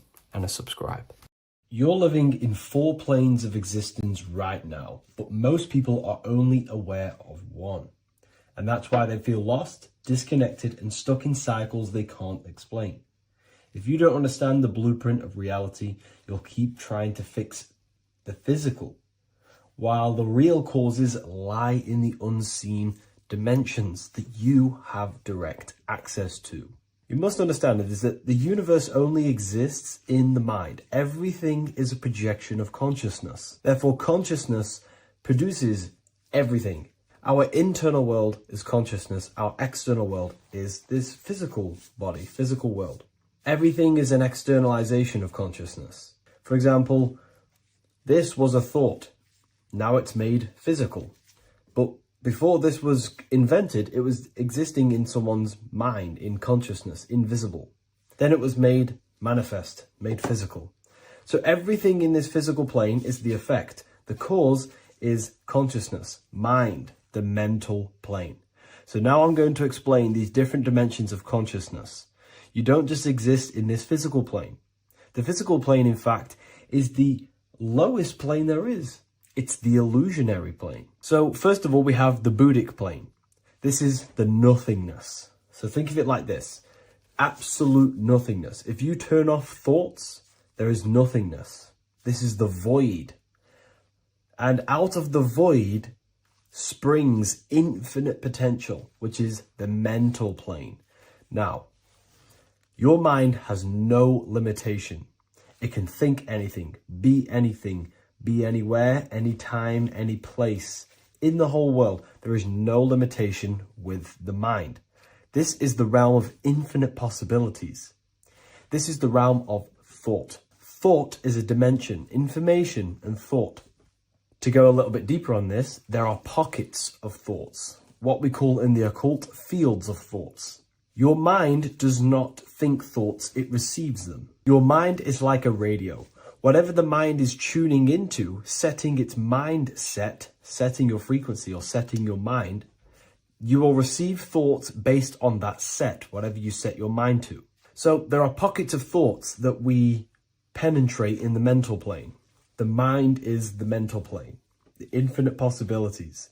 This is the spark of creation. This is where all things begin to manifest as an idea in the mind as a thought. So if you want to gain certain information, you need to meditate or do thought exercises where you are penetrating that dimension of thought, that pocket of thought. For example, if you want to find a way on how to make financial wealth, You would use your mind, set your mind on wealth and money, and think, close your eyes and think about that specific topic and see where your mind takes you. And you will expand your mind into different pockets of thought and gain information. So this is the mental plane. This is how you can use the mental plane. You can use the mental plane to do this. Then we have the astral plane. We have higher, middle, and lower astral plane. The astral plane is the body for thought. So every dimension, physical, etheric, astral, mental, Buddhic, is a body for a dimension above. Each dimension below is a product of the dimension above. So for example, the astral plane is imagination. This is the lucidic realm of imagination. This is where thoughts begin to manifest into some sort of form. It's not a physical form because this is physical, but imagination is a lucidic form. It's not really physical, but it's there. It's a projection of light. It's astral matter condensed by the willpower of the mind.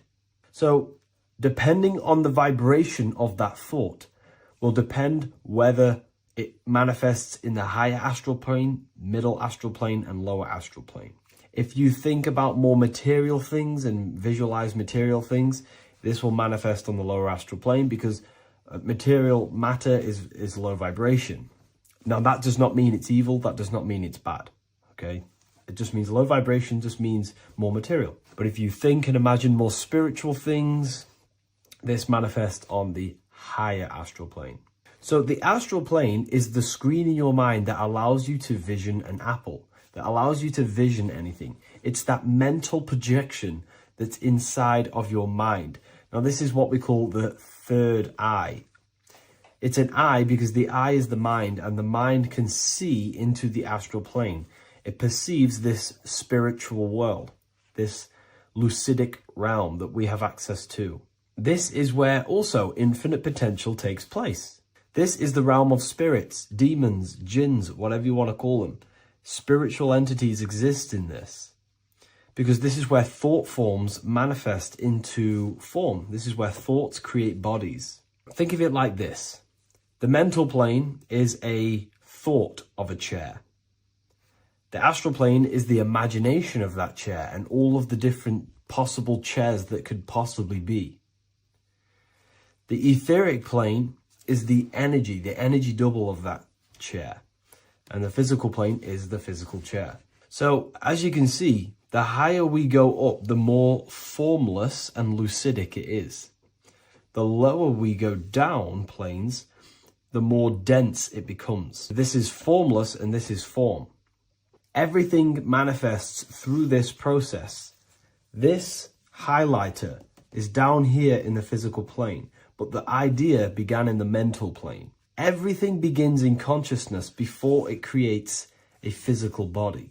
It goes through this process. Therefore, if you want to start to mold and create your own reality and create things in your world, you can use these planes to your advantage. You can use your mind to do mental thinking exercises by closing your eyes and expanding your mind into a different pocket of thought to gain wisdom, gain information, gain downloads.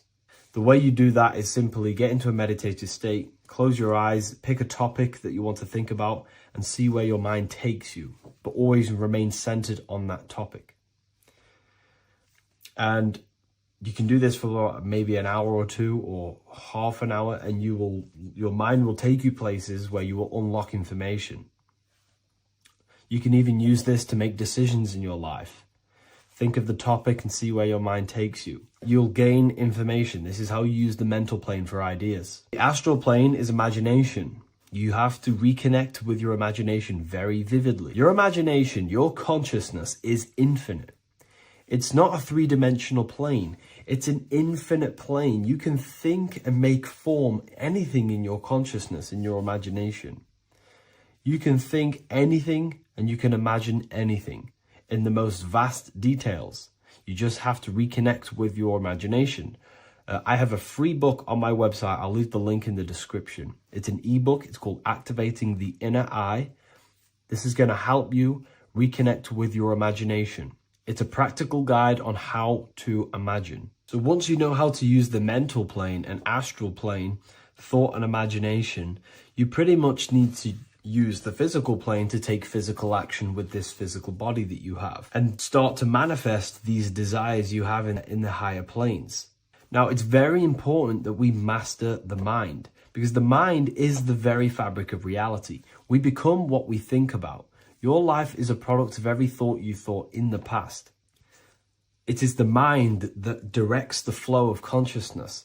And wherever this consciousness is flowing is what you will create in your life. Consciousness is the most potent force in the universe, and the mind is pretty much the universe in a microcosm form. It is infinite potential, and your mind will continue to expand into new realms of thought forever and ever and ever. You are eternal. You are not this physical body down here. You are consciousness, literally dreaming that you are in this physical body. So everything begins with the mind. We need to be conscious of the thoughts that enter our mental field of consciousness. There is a level of self-awareness that you can reach where you can become conscious of pretty much every single thought that enters your mental field. Now, we have over 7,000 thoughts a day. You can gain such mastery over your mind where you can become conscious of every thought you think. And that is when you gain superior power. Because when the mind is fully under control of self, you can direct the mind's potent force into a specific goal. Most people's minds are dualistic. They want something, but their mind is thinking something else. They have limiting belief systems. They have the little voice that comes in and says, you can't do this, you're a failure. That is a fractaled mind. The mind needs to be singular. It needs to be on your team and not an enemy. Do not let your own mind take away your power. Your mind should be on your team, giving you power, giving you the best possible thoughts and the best possible beliefs. When the mind is in this condition and on your team and not taking away your power through the destructive thoughts, it becomes a potent, powerful force used for manifestation to create anything. And the way we get the mind on your team is through constant meditation to learn how to control the mind and turn it on and off. Subconscious reprogramming through visualization, affirmations, cultivating emotions associated with your goal. All these three ways we can reprogram the mind slowly over time so that it becomes powerful and becomes on your team and doesn't give you negative contradicting thoughts. When the mind is fully aligned on one thing, it can create massive empires and things in your physical reality. So I hope this video helps, and I'll see you in the next one.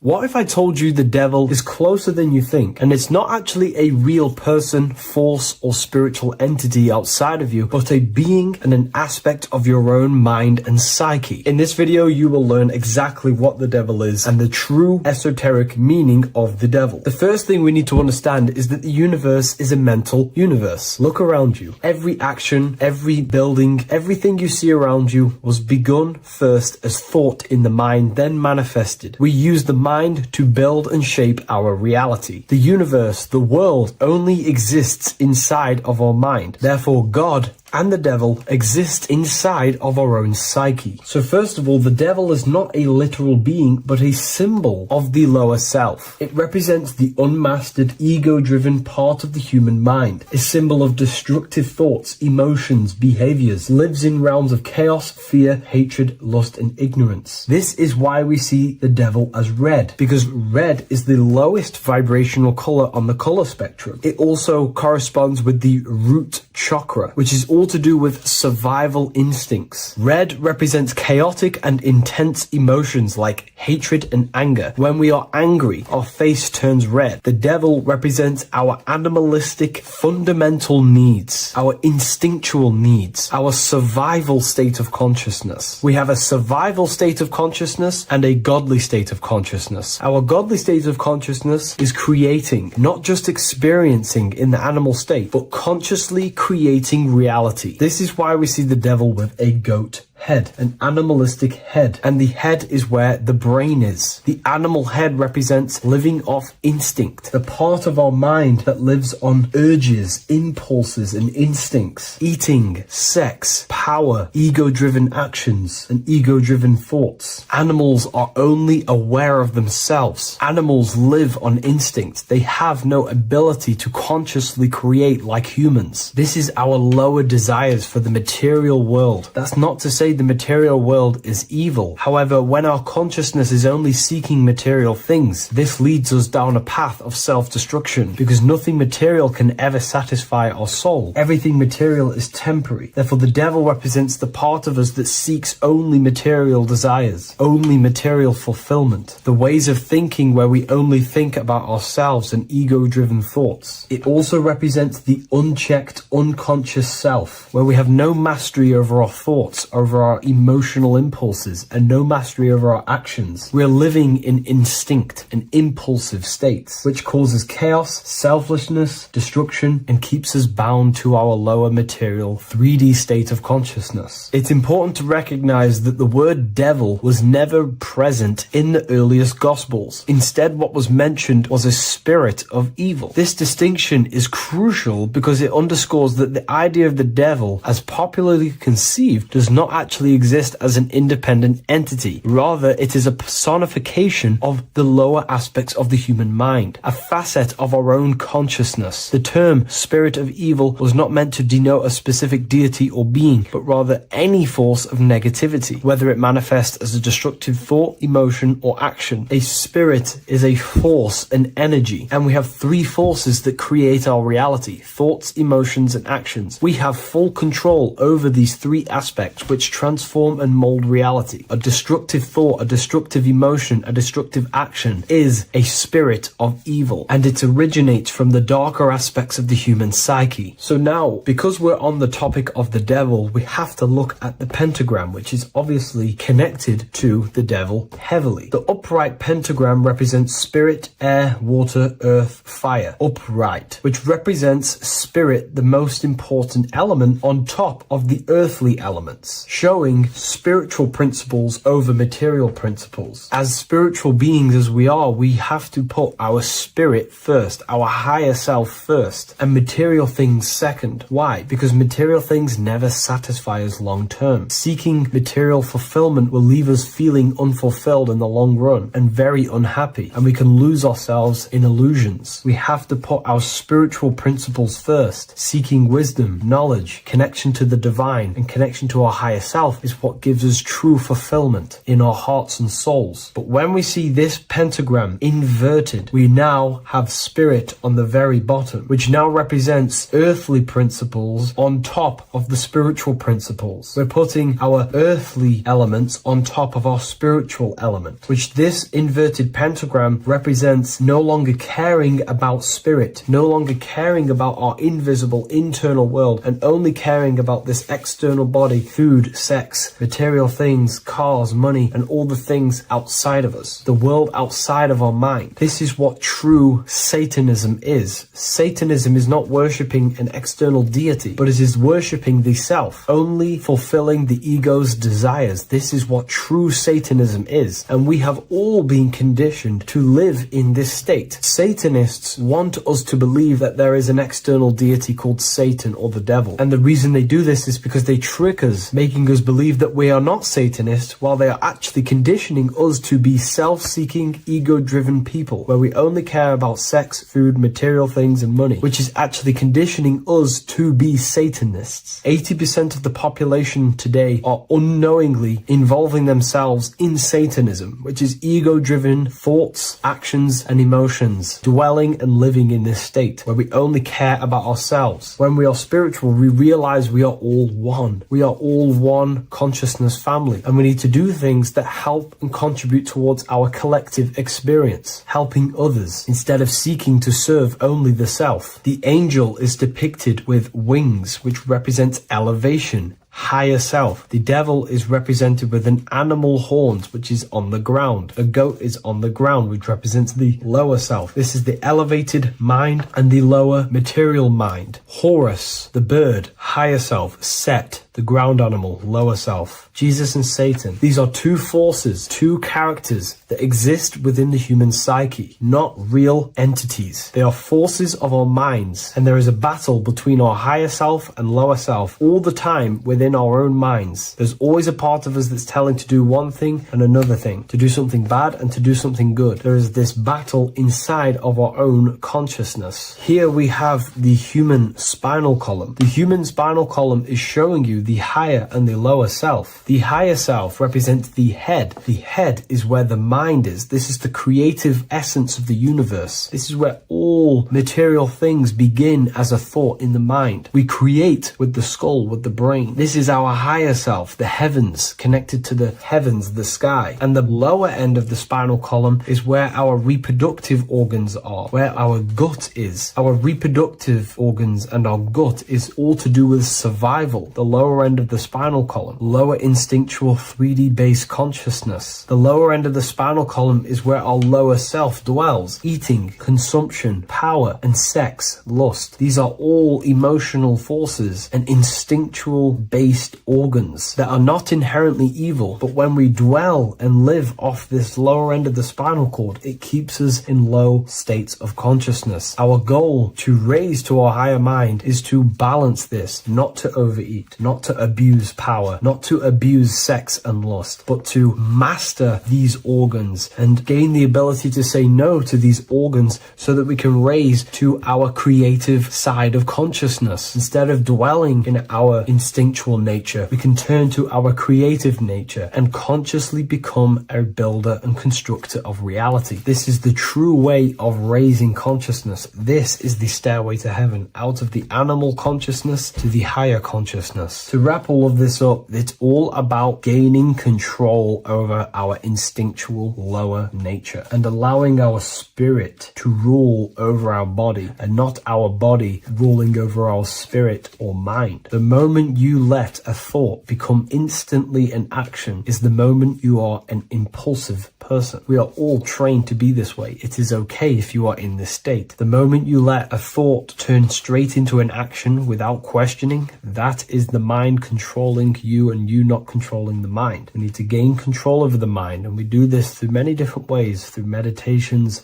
affirmations, and discipline. We slowly gain control over our minds. And once we gain control over our minds, we gain control over our thoughts, and we gain control over the attention that we give certain thoughts. We can then start to uplift our mind, our thoughts, out of our instinctual state to the higher mind. If you wish to learn more about consciousness, I'll leave a link in the description for the Book of Wisdom, Volume 2. What if the word Yahweh is proof that God is embedded in our very own being? Stay with me, because what I'm about to show you might change the way you see yourself forever. Today's topic is decoding the mystery name of Yahweh, the sacred name of God from the Hebrews. By the end of this video, you'll uncover the true meaning of the word Yahweh and how your connection to it unlocks your own personal power. When we look at the word Yahweh in Hebrew, we flip it on its side. We're actually looking at the human body. These are the legs, this is the torso, here are the arms, and here's the head. So if we actually switch this on its side, we see the human body. The Hebrew name Yahweh often translates to I am. The I am. Now, what is the I am? The I am, when you say I, you're referring to your highest self. Everything with the letter I in the beginning, most of them words are referring to our inner self, inside, intelligence, internal, in. The I represents the inside self, the invisible self. You cannot see the I am because this is the spirit, this is our consciousness. It's the intelligence controlling the human body. When you say I, you're not referring to your name, your job, your reputation, your ego, or your thoughts. You're referring to the observer who is beyond the thoughts, the one who's observing the thoughts. That's the soul. Look at the word Yahweh, Yahweh, the sacred name of God. Yahweh can be observed in the natural rhythm of the human breath. When inhaling, we subtly hear Yah. When exhaling, we hear Way. Do this yourself. Breathe in through your nose, you'll hear Yah. Breathe out, you'll hear Way. And in fact, the letter H, H, when it's pronounced, it carries the soft sound of wind or breath, a gentle exhale that mirrors the very essence of life, giving air. Breath is the spirit of life. It's what connects us with consciousness. If we stop breathing, we lose consciousness. The body shuts down. We're breathing the spirit of breath. We're breathing in the spirit of life. It's the very essence that gives us physical existence, and we're constantly staying connected to this breath at all times. Now let's look at Yahweh. 1, 2, 3, 4. There are 4 letters. The Tetragrammaton is the 4-letter Hebrew name for God. Okay? Tetra meaning 4. We have 4 gospels of Jesus. Jesus is depicted with a cross with 4 sections. Jesus has the 4 sacred animals around the side of him, always depicted with these 4. A bull or an ox, an eagle, a man, and a lion. These are the 4 fixed signs of the zodiac. Aquarius, the man, Scorpio, the eagle, Leo, the lion, Taurus, the bull or the ox, which are related to the elements. Leo is a fire sign. Aquarius is an air sign. Taurus is an earth sign. Scorpio is a water sign. These are the 4 elements. And the 4 elements correspond to the 4 bodies of consciousness, as we see here. This is fire. This is air. This is water. This is earth. So we are made out of the 4 elements, which represent the 4 bodies of consciousness: mind, emotion, spirit, and body. The soul is incarnated into 4 sections. Hence why Jesus has 4 gospels. Hence why Yahweh is a 4-named word, because we are tetraform. We have 4 bodies of consciousness. There are 4 pillars to reality: the mind, emotion, spirit, and the body. So what we're actually looking at here is the name of the very essence of the self. Yahweh represents the universal consciousness that we're all tapped into, because the body is like a radio. The body is basically a radio antenna, which is picking up the stream of consciousness, and we're all the same consciousness, just experiencing it in a different body. And Yahweh is the name for this intelligence that we're all acting out, that we're all manifestations of. So now let's look at the word Yahweh, where we read it this way in Hebrew, which is 10565. 10565 in the Hebrew letters and the numerical values. And the DNA is made up of 4 bases. These 4 things which create the DNA. This basis is the genetic code for all living things. Each DNA strand is held together by sulfur bridges that appear in a repeating pattern of 10565. This pattern matches the numerical value of the Hebrew letters of Yahweh, Yod, He, Va, He, which are 10565. This means the structure of DNA, the code of life, follows the same number sequence as the sacred name of God, Yahweh. This is a factual observation. So we're looking at 10565. So let's look over this one more time. Yahweh represents the breath. Yahweh, inhale, exhale. It translates to I am. It's written in our DNA. The word Yahweh on its side looks like the human body. Now, this is where things get a little bit deeper. 10565 adds up to 26. The number God, well, the word God adds up to 26. Allah adds up to 26. There are 206 bones in the human body, 26. 26 adds up to 8. 8 is the number of infinity. We are all the infinite consciousness. Consciousness will never die. It's immortal. It's infinite. We are all infinite. We are not these skeletal structures. We are Yahweh, the universal consciousness. The creator of all things is our essence.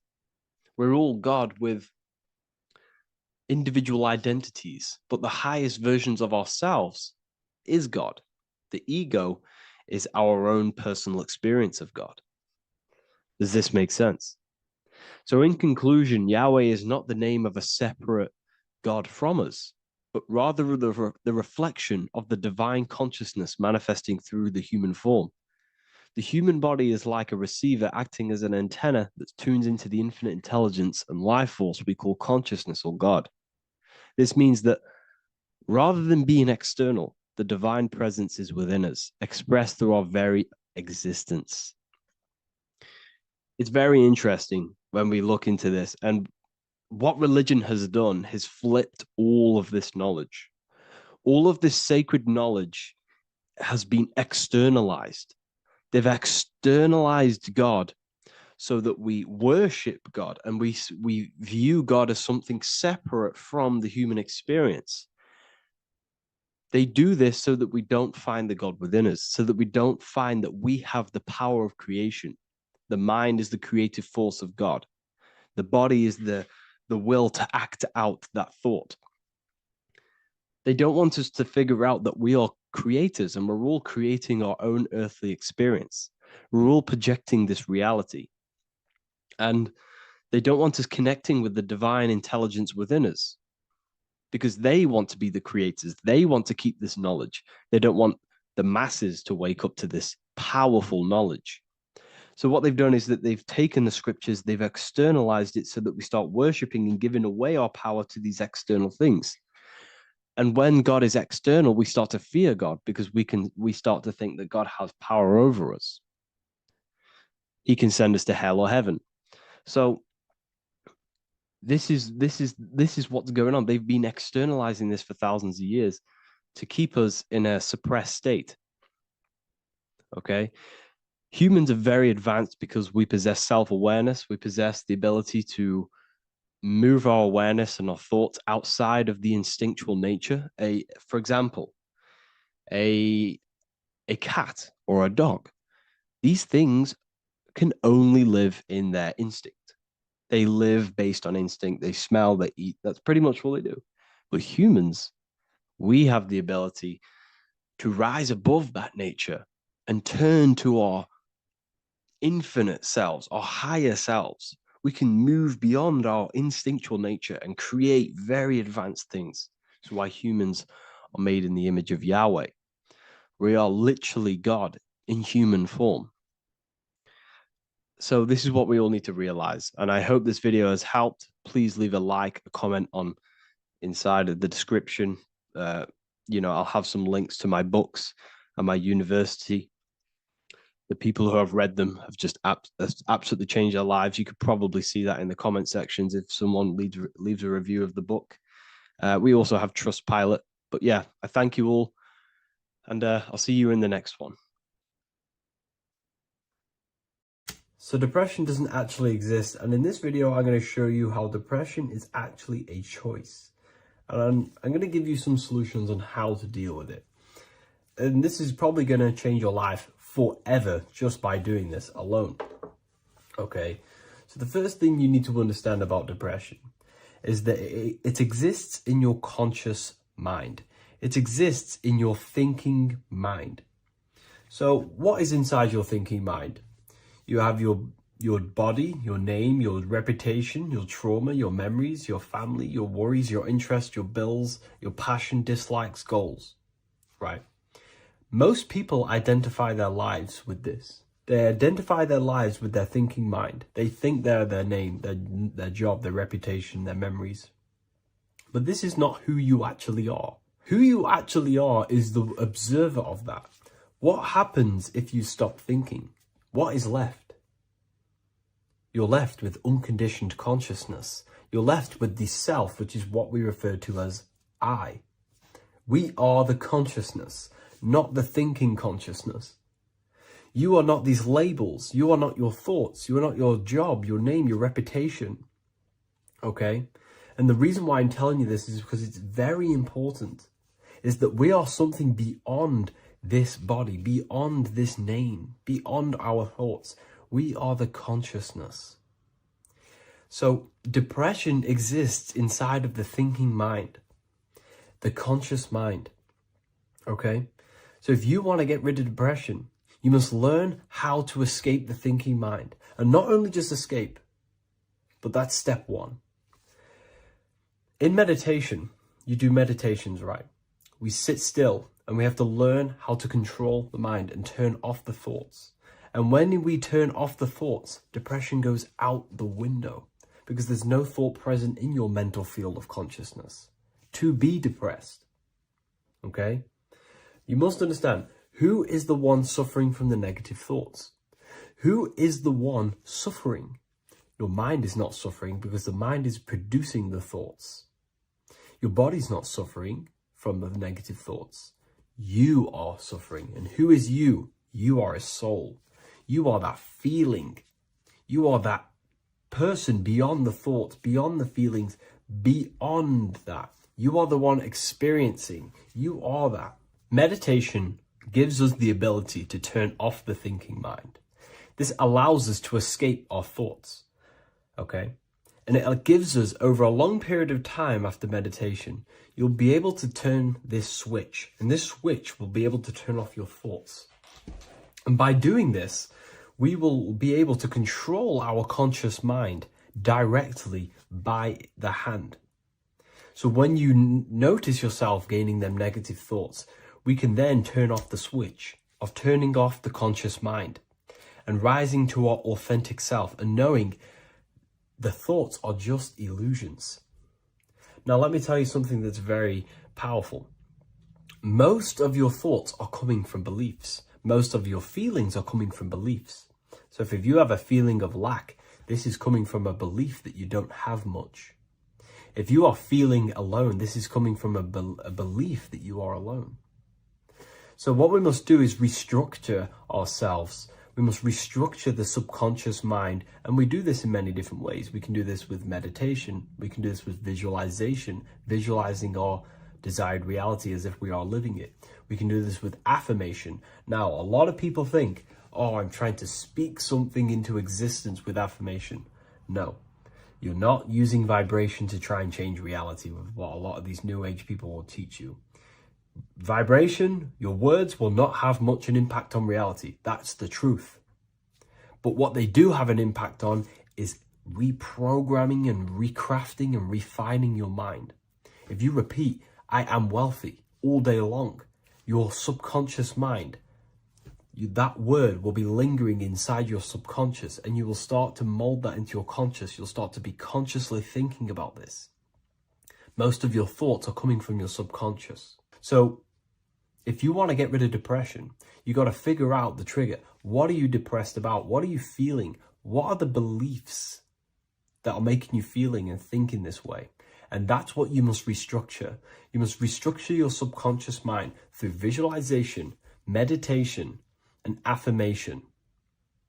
You do these all the time. You do these every single day, and you will slowly, if not surely, restructure your subconscious mind. While by doing the practice of meditation, you'll gain the off switch as well. Sometimes depression comes from not living in your authentic self. You're not doing the things that your soul is telling you to do. We all know what we should be doing at all times. I don't care what you have on. We all know we should be doing something. We all know that we have there's a higher aspect of our mind that tells us, oh, we need to be doing this, but I'm actually sat here on my phone. Oh, I shouldn't be eating this, but I'm doing it anyway. There's always that higher voice. And that is the voice that has to be connected to. And when your body's not acting out the voice of the soul, then the soul becomes sadder, and suffers more and more and more. There has to be a connection between the soul, the mind, and the body. They have to work in unison. Okay? So I hope this video helps with depression, with whatever you're going through mentally. By the end of this video, you will understand the 3 expressions of consciousness, how to use them to create the life you truly want. You'll discover the hidden meaning of the word God, the secret power of the number 3, and how consciousness itself is the key to your reality. We have 3 main expressions of consciousness. We think, we feel, and we act. God is 3-fold. It stands for generator, operator, destroyer. The generator is the mind. This is what thinks, generates ideas. This is the beginning of all creation. This is the first expression of consciousness. It is the first form of consciousness, not a physical form, but a spiritual form. Then we have the operator, which is emotion. When we think something, if we have care or any emotion towards it, then we take physical action. The body, the destroyer. We think, we care, we act. Thoughts and emotions are the two spiritual forces which merge together and give birth to actions. Think about it. Why are you watching this video? Because you had a care to watch the video. Therefore, the reality in front of you is because you had a thought, you had a care, you took action to express that reality. Everything goes through this threefold process.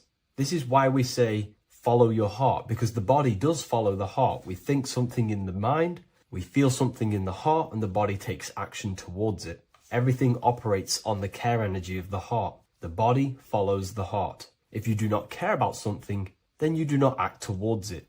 It is the care energy that guides our actions in this world. Going back to the generator, the mind is a part of the mental plane, the infinite dimension of infinite information. There is no limitations in the mind. Everything already exists as a piece of information or a thought. This is the beginning of all creation, the spark of creation itself, thought, the mental plane. And our mind exists like a radio, our conscious mind. This is why we call it a mindset. What we set our mind onto through attention, mental attention, whatever we set it on, we receive thoughts that are very similar to what we set it on. The mind is like a radio, and whatever we tune that radio to, we receive that frequency and play that song.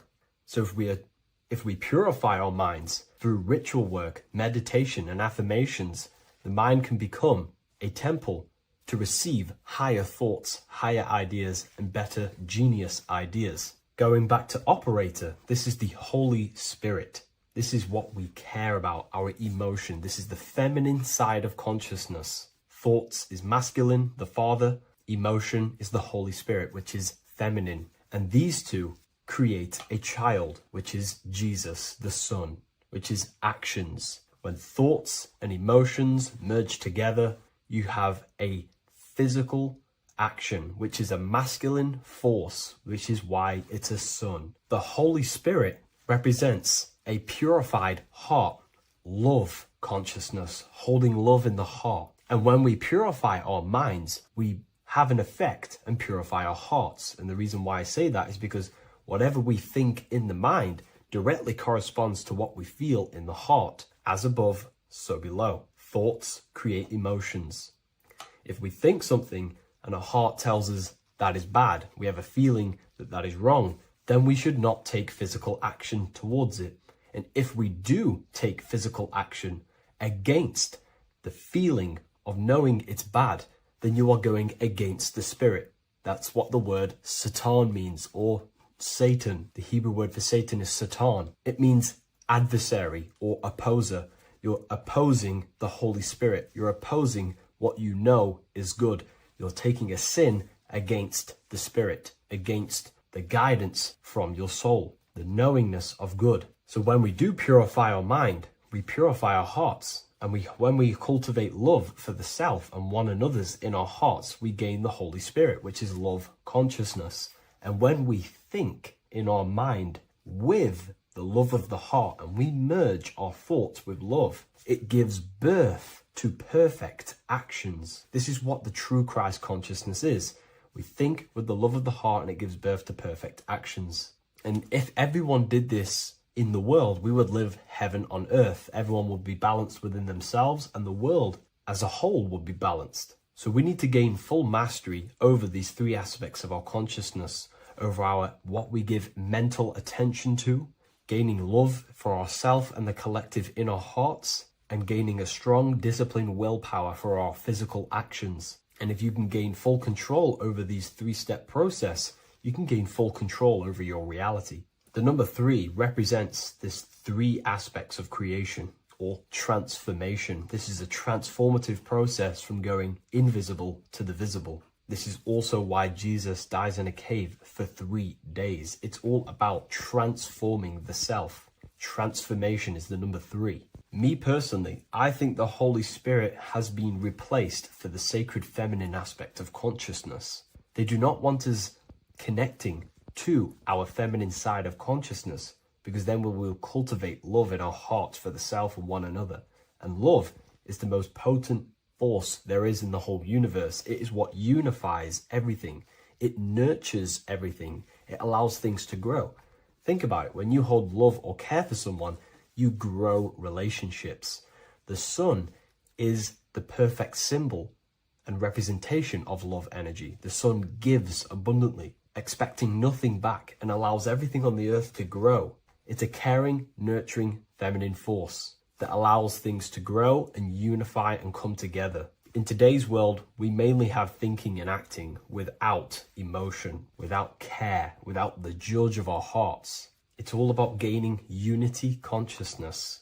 We think, we care, true care for one another and the self, and we act. And if you align these 3 forces towards something, your business, whatever you're trying to create, you will fully create that reality, because these are the 3 forces that you can use to generate a reality. You can do ritual work to create care in your heart about something, and then you will take more action towards it. The book I'm using here is the Book of Wisdom, Volume 1. You can get this paperback or PDF on my website. So I hope this video has helped you.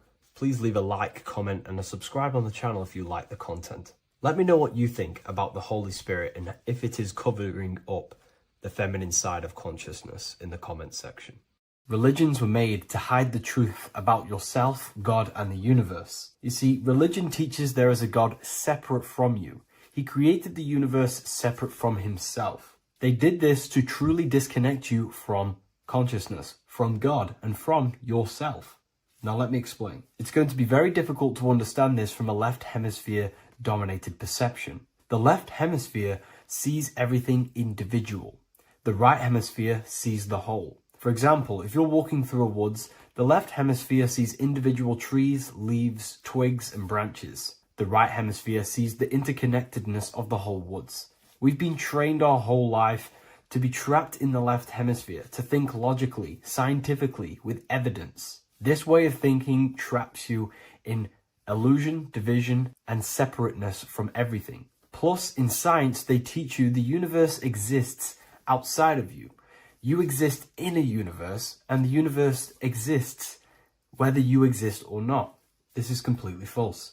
You are the universe experiencing itself. There is only one person in the universe. There is only one awareness in the universe, and that is God. That is your consciousness. Not your name, your job, your reputation, your thoughts, your beliefs.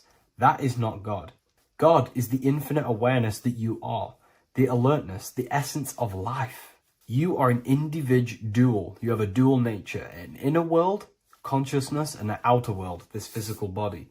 The inner world is the immortal, consciousness, awareness. This physical reality is for the immortal within us to experience and enjoy. And the immortal consciousness, the immortal self, the individualized expression of the only thing that is truly real, which is God, consciousness, is seeking a way to understand itself through infinite vantage points. The same consciousness inside of you, inside of the dog, the squirrel, the plants, the stars, the same awareness is in absolutely everything. Only the right hemisphere can see this connection.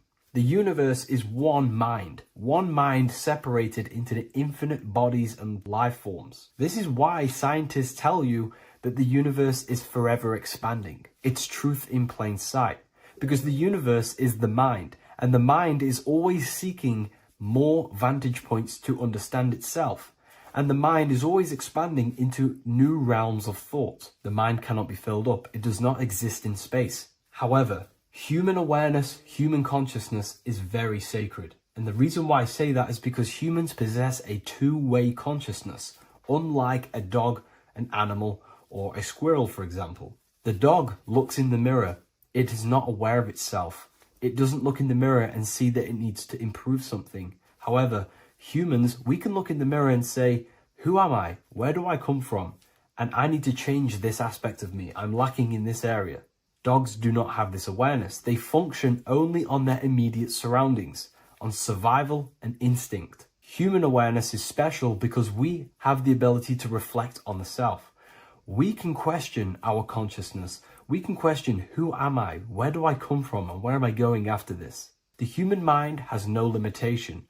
We can surpass our animal nature and rise to a godly nature. This is the whole purpose of reaching Christ consciousness, which is just an ideal consciousness where we have control over self and we know who we truly are. Humans have been given the tools to awaken. Our five senses are locked only to perceive the physical world, but the mind holds the gateway to understand the unseen aspects of reality. The mind holds the secrets to the universe and consciousness. We just have to study ourselves to understand God. We are all individualized aspects of consciousness. There is only one pure consciousness in the universe, but we're fractaled into infinite life forms, experiencing this consciousness in a different form, molding this consciousness into individual egos and individualized consciousness. Me and you are made of the same fabric.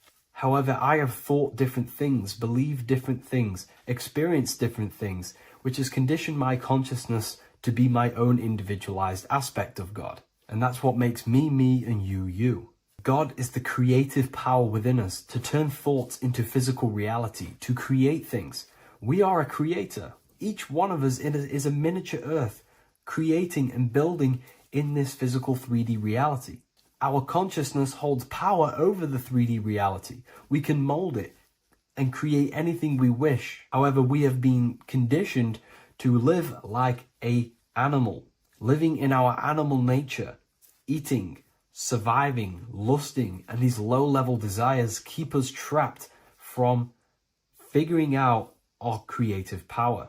This is why the ancients always depicted God inside of the brain. Even in ancient Christian artwork, William Blake, Anton Raphael, all depict God inside of the brain.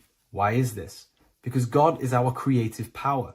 The spinal column acts as a type of ladder of consciousness. If you just think about sex and act on sex, eating, consuming, and living in a survival animalistic state, then your consciousness is functioning on the lower end of the spinal column, where your reproductive organs are and your gut organs are to consume food. In order to activate the God within us and to us to truly know God, we have to be aligned with the God consciousness. We have to unlock the God within us so we can truly actually experience God and understand it. However, God exists beyond our personal consciousness, beyond our human identity. In secret societies, satanic rituals and satanic societies, they are seeking a way to escape the human identity through ritual work, meditation, and trance-like states. A trance-like state is like the state that you enter just before you fall asleep, where there is no thought present in your mind, because you are not the mind, you are the observer, you experience the thoughts. And when we escape the human identity through rituals, meditation, or trance-like states, we can actually experience beyond the veil of this material world. However, satanic rituals do this in a negative way. Satanic rituals include ways to make the human mind tap out by pushing the human minds to the limit through pain, suffering, and even torture, to allow the mind to pass out so you can temporarily pass on the veil of the physical world and escape the limitations of the human identity and the human thinking mind. Now, you do not have to do it this way.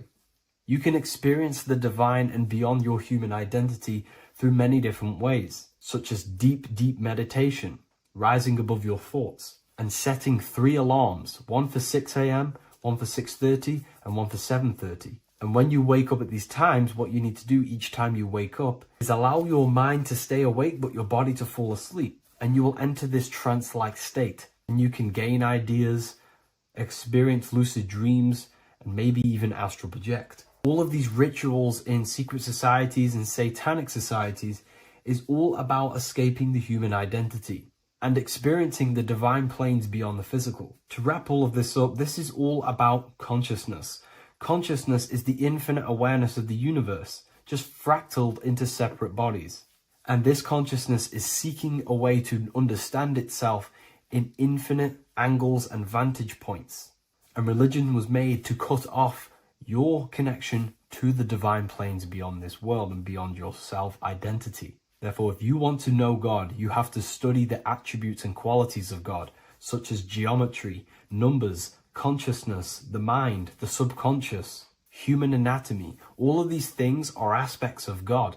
We have to study ourselves and study nature so we can see God. God is the infinite awareness of the universe. If you love this video, please leave a like and share it with a friend. I'll leave a link in the description for the Book of Wisdom, Volume 2. Hello and welcome to another lecture from Harry B. Joseph, also known as Revival of Wisdom, the author of the Book of Wisdom series from revivalofwisdom.com. In this lecture, you will learn how to decode Freemasonic symbolism, gain a deeper understanding of yourself, expand your awareness of consciousness and reality, and receive guidance to navigate life with greater clarity. So today we're going to be breaking down this particular piece of artwork, this Freemasonic artwork, and how this relates to you and reaching a higher consciousness. Ultimately, this is what it's about, okay? Freemasonry is considered a craft, and this craft is crafting a better brain and heart, crafting a higher consciousness, crafting a better self. Why? So we can operate in the world at a higher degree, operate in the world more efficiently, live a better experience in the world, and getting to know thyself, okay? So we're going to start from bottom to top because this is important. Every placement of this symbolism is on purpose, has meaning, especially the placements of the symbols, okay? So we're going to start from the very bottom of the artwork, which represents lower down. When we're looking at symbolism, especially occult symbolism, that's what the word occult means. The word occult means hidden, hidden from the eyes. It has its roots in the word oculus. I'm pretty sure that's Latin, which means eye. So the word occult comes from oculus, which means eye. And the word occult means hidden, from the eye, the unseen, studying the unseen aspects of self.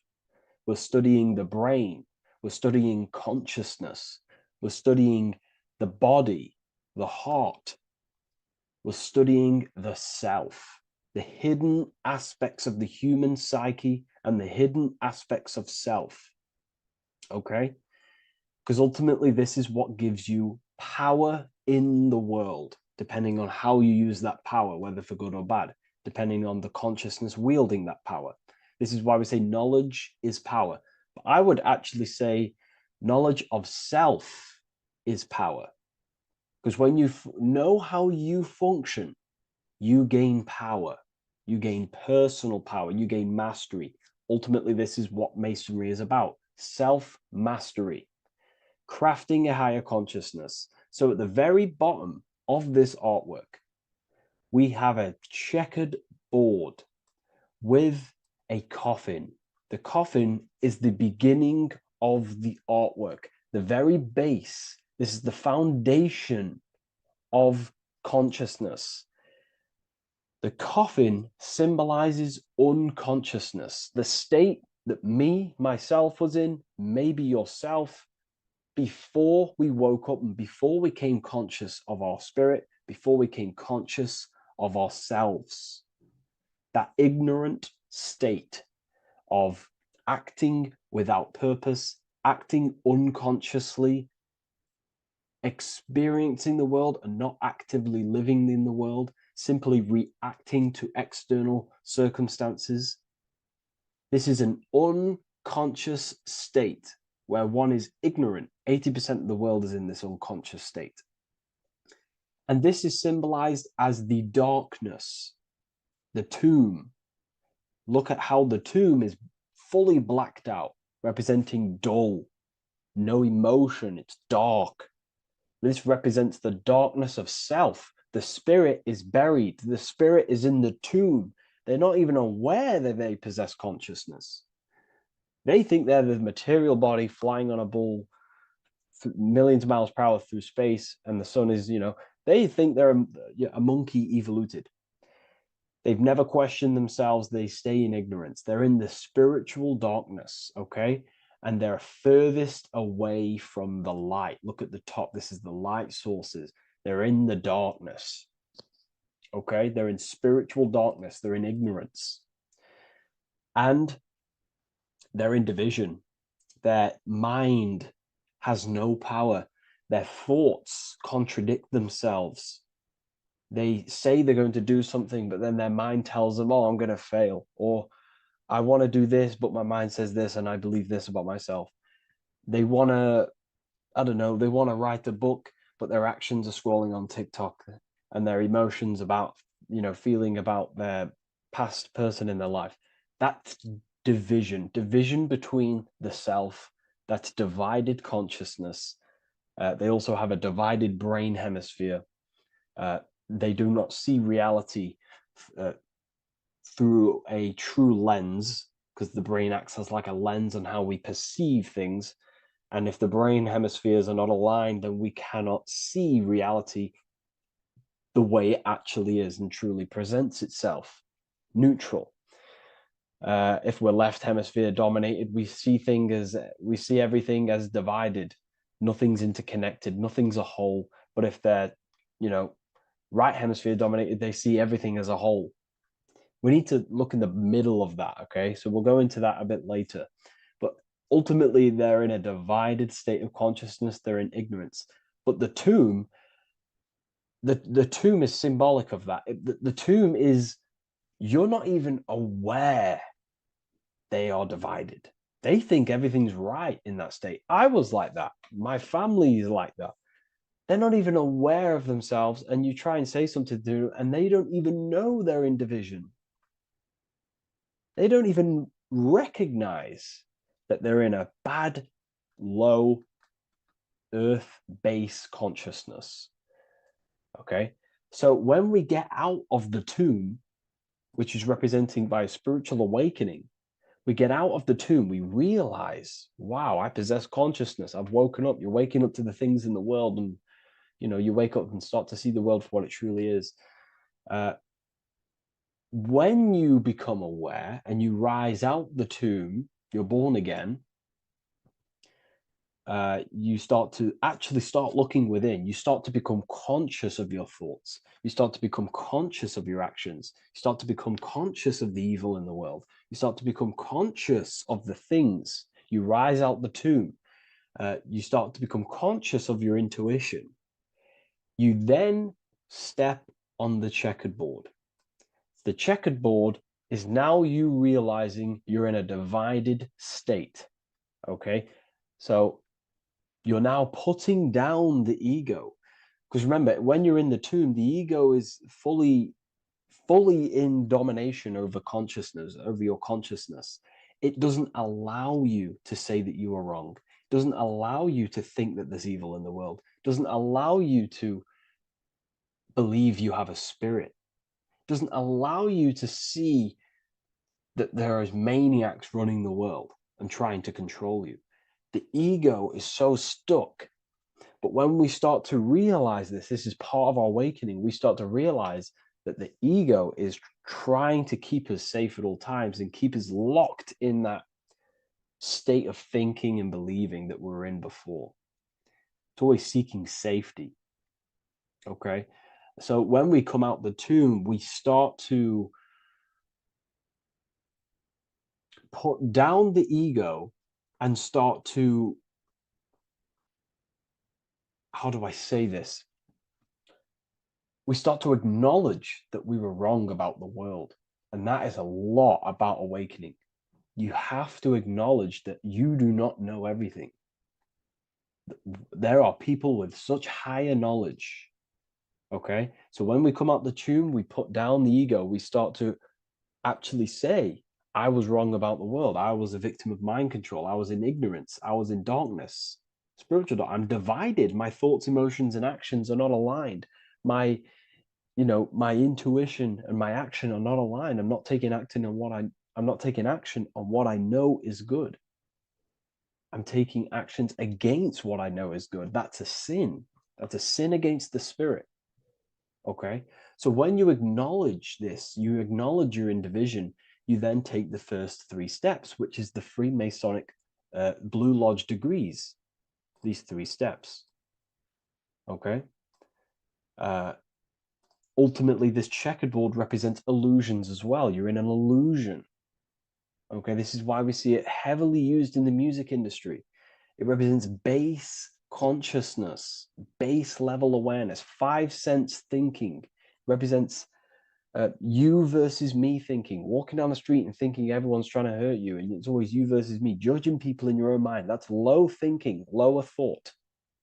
And not to notice squares.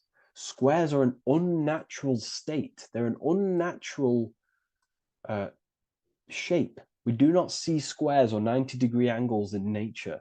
It's the lower mind. So it represents base consciousness, base level awareness, only aware of the physical body, only aware of the 5 senses, never looked within.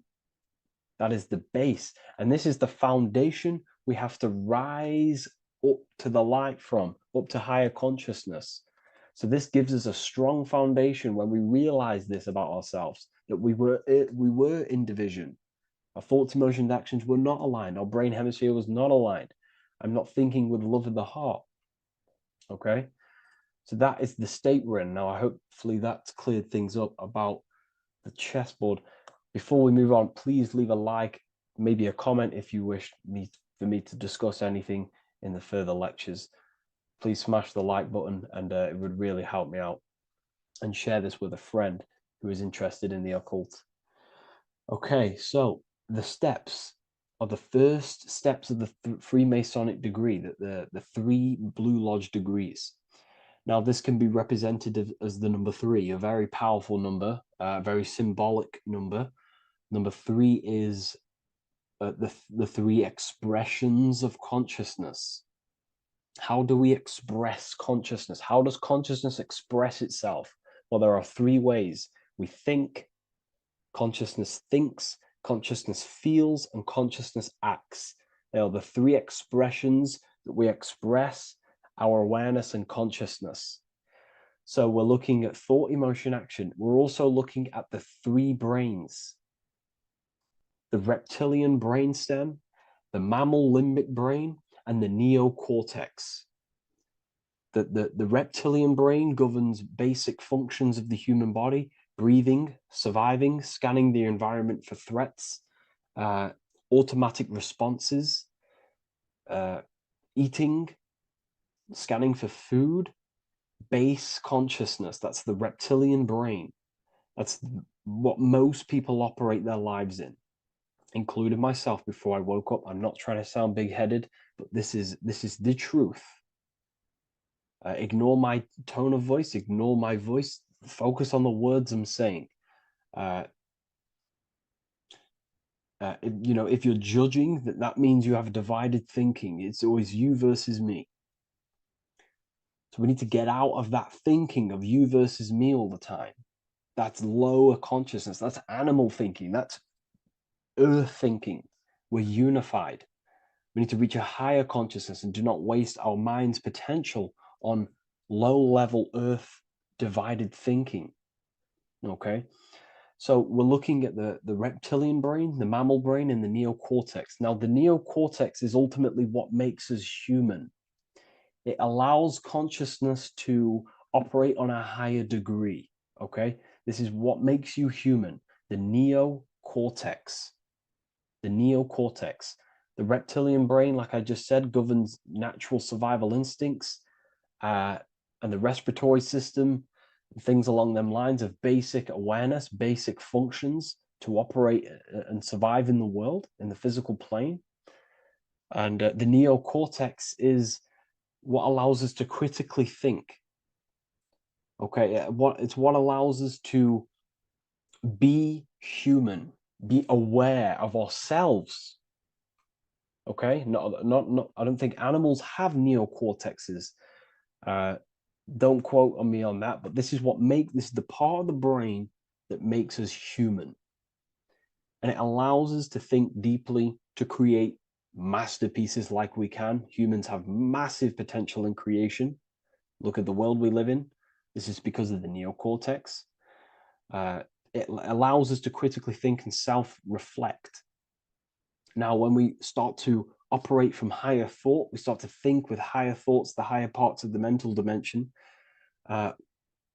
we ultimately start using this brain more. We start functioning from the higher brain. Now, this is why Neo from the Matrix is called Neo, because he uses he was in the reptilian brain. If you watch the film The Matrix, if you notice, he gets plugged out of the Matrix and he's plugged in on the back of his neck into the brainstem. And when he's plugged out, his name's Neo, which is neocortex, using the higher brain. It's what awakens the self. It allows consciousness to function on a higher degree compared to animals. Okay, so we're looking at thought, emotion, action. We're becoming conscious of thought, emotion, action. Becoming conscious, what am I thinking, what am I feeling, and what am I acting in the world? And what can I do to master these, to operate more efficiently in the world? How can I use these towards higher consciousness and use these actions, these thoughts, emotions, actions to reach a higher state of awareness of self? So when you go through the first 3 degrees, you enter the doorway. Now, this is symbolic of a doorway. Now, looking at this with a right hemisphere dominated view, you would see a doorway, right? The right hemisphere sees this as a holistic doorway, right? You see a door, you're gonna, you enter the stairs, you go through the door, right? But at the left hemisphere is now going to dissect and analyze each individual little part of this, right? So the right hemisphere sees the trees, the left hemisphere sees the woods. So to dissect this down on a right hemisphere, going back to the right hemisphere, we're entering the door. The door is symbolic of entering the unknown. You're entering a higher consciousness. You're entering the door. You're going beyond. See, this is the earth here in the background. This is the darkness. The darkness represents the abyss, the unknown. You're entering in the self. Okay? This door represents entering in the self, questioning internally. Most of us think externally. We have to, obviously, to operate in the world, but we never give time to think and question and reflect internally. What do I mean? Closing the eyes and questioning the self. Who am I? Where am I from? What's the voice in my head? If the voice in my head stopped using the language that I speak, what is it then?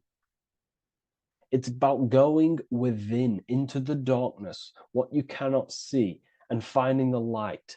Okay? It's about entering within the self.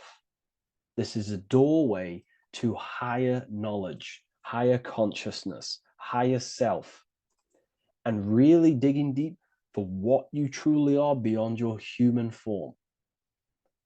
Okay?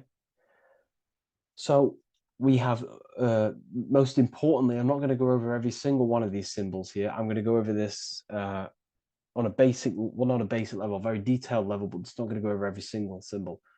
We have a left pillar and a right pillar. The left pillar has the sun next to it.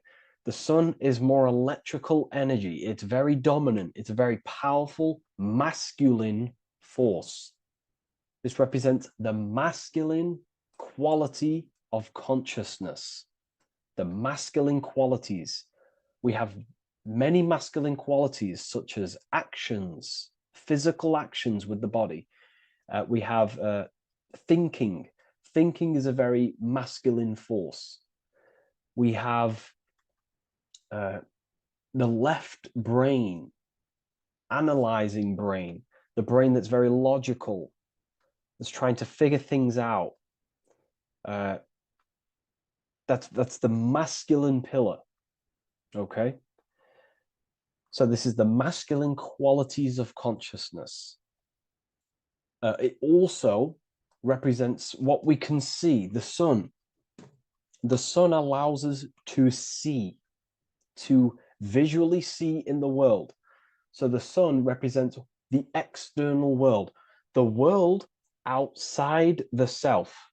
When we close our eyes, we have a self, an internal dialogue, an inner voice. We have an inner world, outer world. This represents the world we take physical action in, the material external world outside you. Okay? The world we can see. And then on the right pillar, we have the moon, which is associated with feminine qualities of consciousness. Now, the moon is in the night, what we cannot see. The moon is the nighttime. The darkness symbolizes what we can't see. So it's representing the internal world, the world of the self, the immortal world. Okay? The self in the mind is immortal. When you close your mind, you go in the mind, that self inside you is immortal. In the mind, you are immortal. Outside the mind, you are mortal. You will die. This body will die. Okay? So this is representing the internal world on a holistic understanding. It's also representing the right brain, the feminine brain. It's also representing intuition, emotion. They're linked. Intuition and emotion. They're a feminine force. Also, we're looking at the heart, the right pillar. So everything that is feminine falls under this right pillar. Now, don't get confused. I know a lot of people can get confused about what I've just said. So this represents the inner world, the outer world. It also represents everything masculine and feminine. So thought is, although it's an internal quality, it would fall under the left pillar, because thought is a masculine force. It's a penetrating force. So try not to get misunderstood with that. On a holistic scale, it's also represented inner world, outer world, and how they are reflections of each other. Now, these pillars, they're the same height, they're the same structure, but just different in sun and moon, which represents their reflections of each other. Their reflections, the inner world reflects in my outer world. My external world, what I see outside of me, is a reflection of my thoughts and my internal world. So the inner reflects the outer. The inner reflects the outer. As within, so without. So we're also looking at the right and left brain. I've already gone over that. So what we need to do is build the bridge between the two to reach higher awareness of self. Because ultimately, remember, we're still divided. We came from the checkerboard, we entered up here, we've just entered within the self, started questioning the self. We're still divided. We need to build the bridge. And this is what they're crafting in Freemasonry. The bridge, the arc, the agreement, the great work. This is the crafting of aligning the left and right brain. We're also aligning intuition, feminine, with the actions. Because ultimately, the higher self is always guiding us.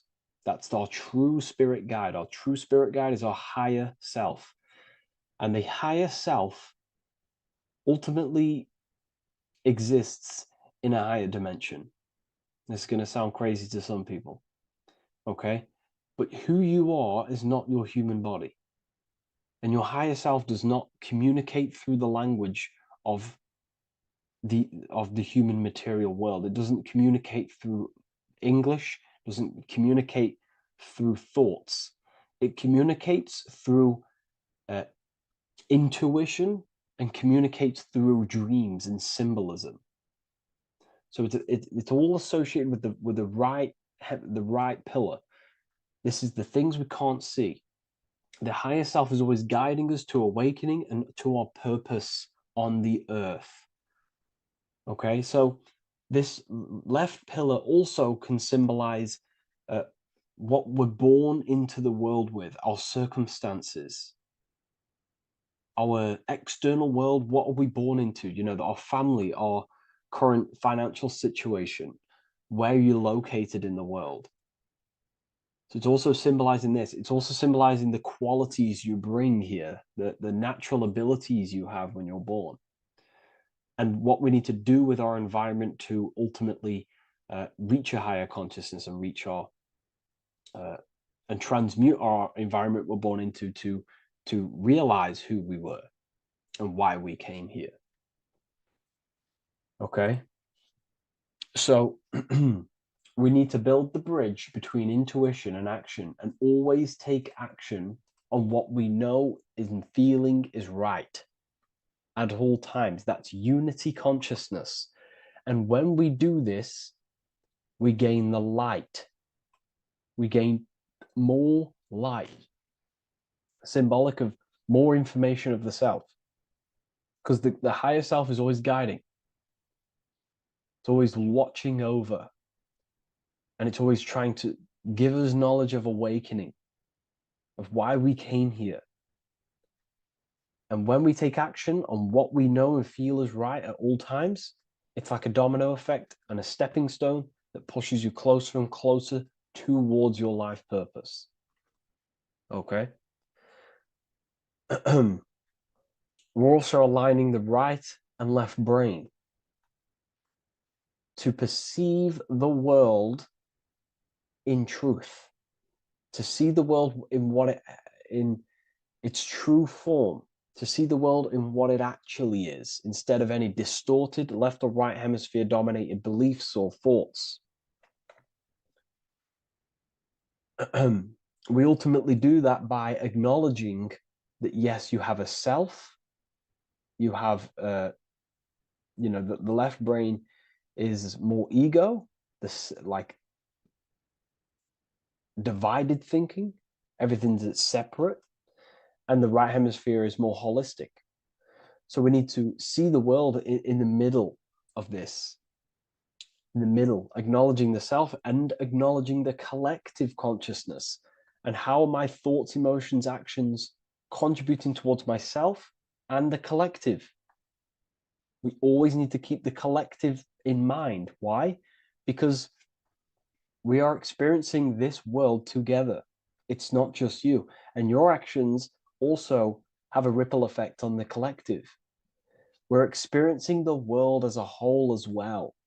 Yes, there's yourself and there's the collective. We need to think, feel, and act towards the collective and the self. So aligning our brain hemispheres allows us to do this. It allows us to think holistically and individually and see reality in this. And when we do align the left and right brain, what do? We gain higher insight, the eye.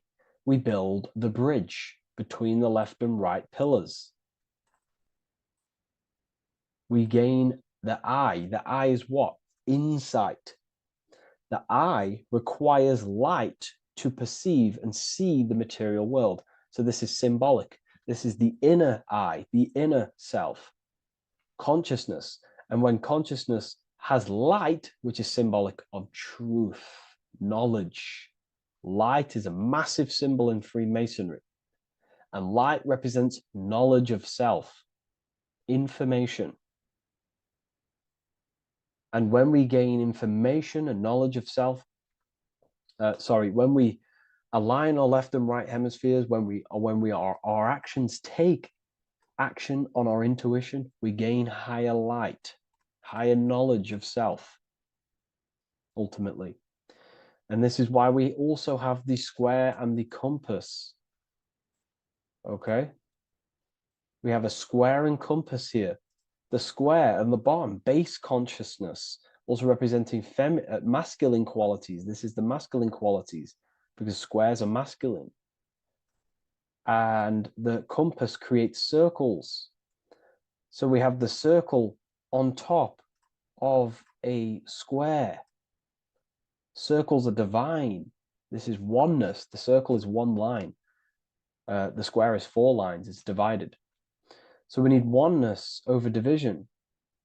We need to unify the masculine and feminine qualities. Masculine, feminine qualities, okay? This is in the middle because the compass would fall on the right pillar and the square would fall on the left pillar. And it's unifying. It's representing unification of these 2 pillars of masculine and feminine qualities of self to ultimately rise towards this light, out of the darkness and into the light. Okay? Let's go back. The G. This is very important. This is one of the most important teachings I could possibly give you about the G. The G is the generative principle, is what generates things. And the force within you that generates things is care and the heart energy. The heart ultimately expresses our actions. We think, if we care, we act. Everything in your external world is in front of you because your heart cares. You care about the video and gaining knowledge. You're now here watching this video.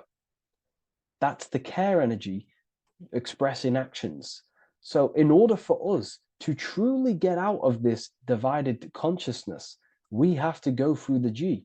We have to go from base consciousness, the square, divided, we go through the G, because we have to care. And if we care, we'll reach the higher mind and gain higher self-knowledge and master the self. You cannot do this if you do not care. And if you do care, you will take action towards it. If you're watching this and you don't actually truly deeply care, you won't take the action. You'll just gain the knowledge, which is ultimately useless. You have to take action on this knowledge.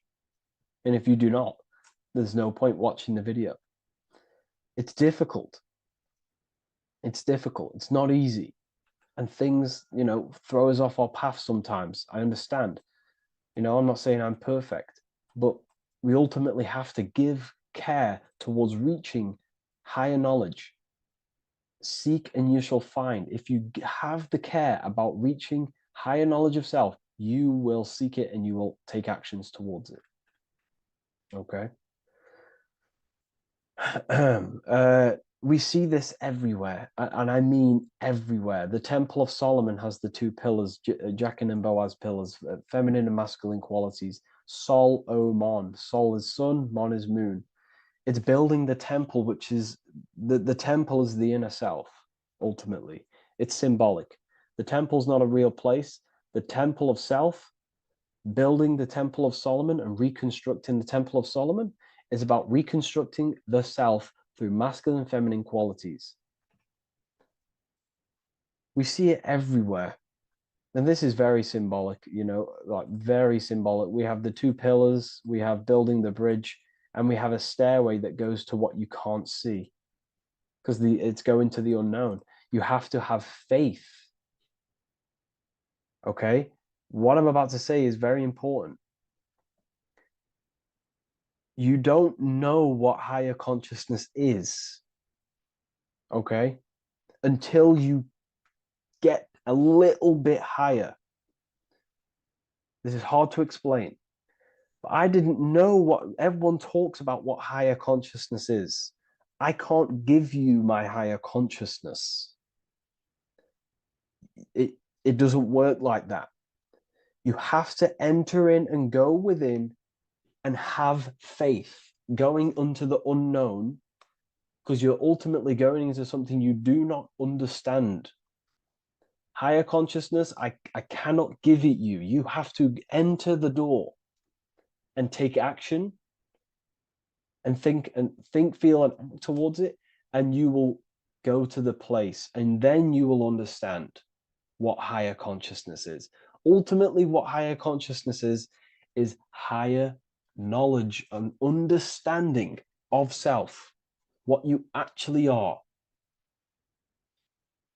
Okay, that is what's being symbolized here. It's again in the Masonic art. We have the darkness. We have to have faith to leap into the darkness, into the unknown.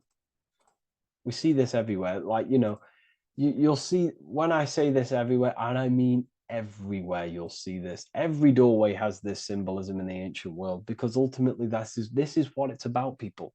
The door represents going within, into a new light, a new room, a new level of understanding of self. Okay. Here we have Astral world. Now this is obviously a darker aspect of this, but again, we have the two pillars. See you on the other side. That's the doorway. The other side. And I'm not going to break down, you know, this ritual, but you can guess what I'm on about here. That's for the university, of course. I can't break that down on YouTube. It's way too deep. But there's knowledge out there that is so deep you couldn't even comprehend it with the current mind, even for myself. And this is the power of symbolism. The more you learn about yourself, the more these symbols reveal to you. It is a journey of self. And I can't give you these understandings. You have to go within and question and meditate on these symbols yourself, and have thinking exercises of meditating on a symbol and seeing what your mind does with the symbol, what it lets you think about that symbol, and you'll unlock deeper meanings. I'm going to go over one more symbol before we end this. This is the hourglass, which represents time, a very overlooked thing in today's world. We do not have unlimited time in this body. You have limited time. You will die. You will die. You have limited time in the external world. This is why it's on the left pillar, located on the left side, the external world. You are limited. The scythe represents you will be harvested. Your body will die. It'll be harvested. You will die, and you need to fulfill your mission here. You came with a purpose. You have to find that purpose by going within the self and questioning and taking action on what you know and feel is right. Unity consciousness, aligning thought, emotion, action. So if you wish to learn deeper insights, gain exclusive lectures, astral projection, self-mastery, I've just started a new section on mind control methods and how people are using this in society and becoming conscious of it. I've now opened 5 spots at a limited special price for Ethereal University. Use the code MIND, all capital letters, MIND, all capital letters at the checkout. And there's only 5 of these codes. Whoever uses them gets them. It's ultimately going to give you 20% off the university for as long as you're subscribed to the university. We go so much deeper in the university. Remember, social media is just the tip of the iceberg. Tip of the iceberg information. There are certain things I can't talk about, but I'll see you inside, and I hope you enjoyed this video. Please leave a like, comment, and a subscribe. The Freemasonic square and compass is not just a symbol that represents Freemasonry, a lodge, or a secret society. It is a symbol of gaining your own personal power. Now, in this video, I'm going to be breaking down this symbol in the most detail I can possibly go into. Most people live in a state of illusion. They live their life impulsively, acting based on their 5 senses, tasting. They want to feel a certain thing like an orgasm, or they're basically just slaves to external things and their 5 senses, which leads to a very dark path where you'll never actually become a conscious creator and you'll never actually be internally happy. The Freemasonic square and compass reveals some deep wisdom about this. Now let me break this down. If you want to gain your personal power, listen up. The Freemasonic square and compass is a compass which is used to create circles. Now, if you notice something about the circle, they have no beginning, no end. You can't tell where it begins and ends. It's eternal, which means this represents consciousness. Now, if you don't know what consciousness is, if you close your eyes, you have an internal world. You have thoughts, emotion, visualization. This is all consciousness, spiritual. Then we have the square. The square creates squares or lines, which represents matter. It has a beginning and an end. You can quite see where the beginning of the end is, right? So we can even link this to Leonardo da Vinci, the Vitruvian Man. We see the man in the square with the circle. The circle is the eternal consciousness, and the man is the square, limited to the physical world. But consciousness is not limited. That's why it's outside the square. This is eternal. The body is mortal. The body will die.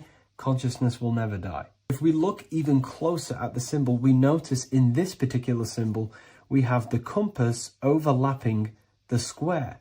This is very, very symbolic. This represents spirit over matter, also known as mind over matter, consciousness over matter, the circle over the square. Like I mentioned earlier, most people are slaves to their senses. They go through their day and all they do is chase validation and feelings. They eat all day to feel good, which means they're a slave to their taste. They're slaves to their feeling. They masturbate, which means they're a slave to orgasms and external things.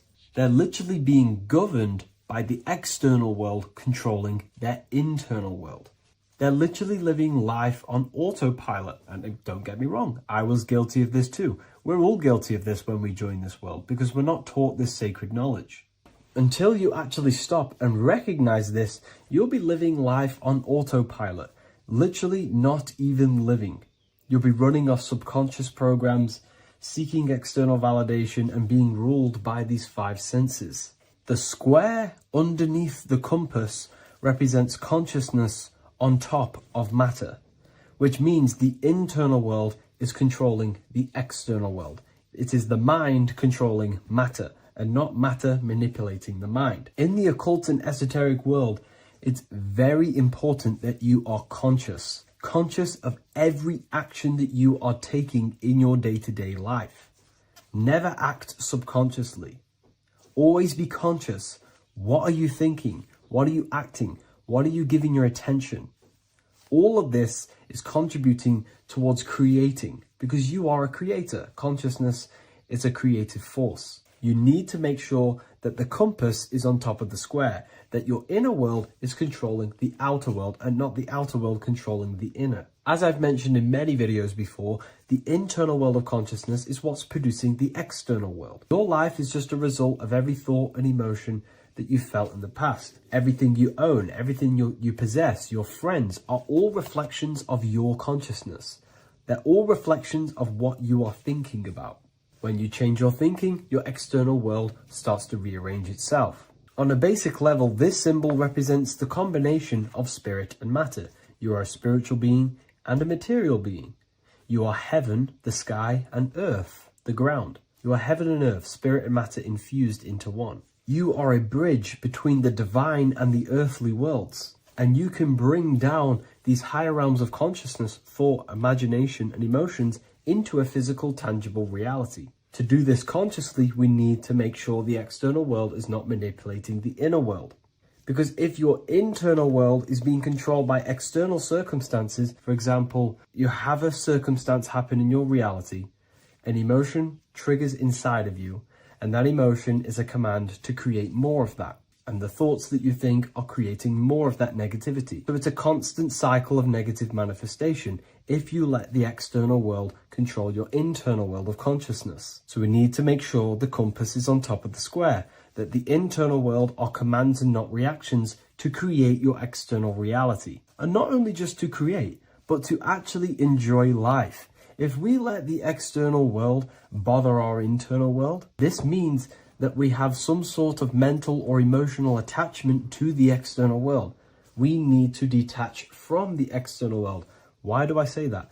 Because it's temporary. It's an illusion. We are going to die one day, and none of this will matter. You need to understand that everything in this world is temporary. You have to be okay with losing things, losing family, losing things in this world, because it's guaranteed to be temporary. We need to make sure the internal world is order and not chaos, commands and not reactions. Now, at the back of the Book of Wisdom, Volume 2, the book that I've wrote here, I go over the different meanings of the different arrangements of the square and compass. Sometimes we see the square overlapping the compass, which is the opposite of what we've just broken down.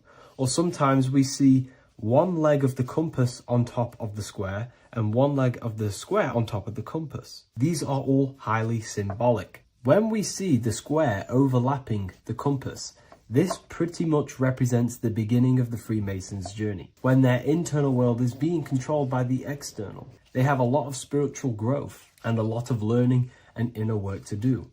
Now, when we see half and half, one leg of the square on top and one leg of the compass on top, this represents the Masons' gradual emergence from the material realm into the spiritual. This interplay of symbols reflects the process of gaining greater light and knowledge as the Masons ascend from material concerns towards spiritual enlightenment. And of course, we've just broken down what this means. This represents spirit over matter. They're not chasing external physical things anymore. They're actually chasing and gaining validation and happiness from spiritual growth, more knowledge and deeper understanding of consciousness and themselves. Most people chase external material things, which actually don't make you happy in the long run. You could be given £1 million today. In a week's time, you would be back to the same original state of consciousness and actually chasing more and more millions of pounds. It's because nothing physical in this tangible world will ever satisfy your internal world of consciousness. So through spiritual growth, we can actually become happy and seek higher understanding, higher consciousness, which actually satisfies us eternally. So when we see the compass on top of the square, it symbolizes the triumph of spirit over matter. This arrangement not only signifies the mastery of spirit over the material realm, but also represents the resurrection, ascent, and dominion of spiritual principles over all earthly conditions. It's all about gaining personal power and spiritual growth. It's all about spiritual evolution, going from matter to spirit. The external world controlling the internal world, to the internal world ruling over the external world, where the mind becomes a powerful tool to actually create and command reality. The mind cannot create and command reality if it's being governed and tossed all over the place by external circumstances and thoughts. Here's a quick tip on how to know if your mind is controlling you. If your phone notification goes off and you're working on something, and you instantly go to reach and pick up the phone as soon as the notification goes off, that is an indication that your mind is controlling you and you are not controlling it. The mind is the direction of consciousness. The direction, it directs the flow of your attention, your energy, your consciousness. So to practice to gain mind over matter is simply just meditation, allowing the mind to sit still and focus on one thing for long periods of time. And over time, this will gain mastery over your attention and your mind. If you are on your spiritual path, this should be your goal, your internal world becoming the master. The mind becoming a vessel for you and not a vessel controlling you. It needs to become a command center and not a reaction. Please like, share this with a friend, and subscribe to the channel if you're new. Leave a link in the description for the Book of Wisdom Volume 2. In this video, you're going to learn exactly what Christ consciousness truly is and how to cultivate this into your life so you can live a better life, create the things that benefit yourself and humanity, and ultimately to bring heaven on earth. This is the true way. If you're familiar with my work, you know that, I'm pretty much obsessed with symbolism. Symbolism is such a massive topic, and it unlocks profound ancient wisdom that is hidden behind these layers of symbolism of the ancient paintings, symbols, and texts.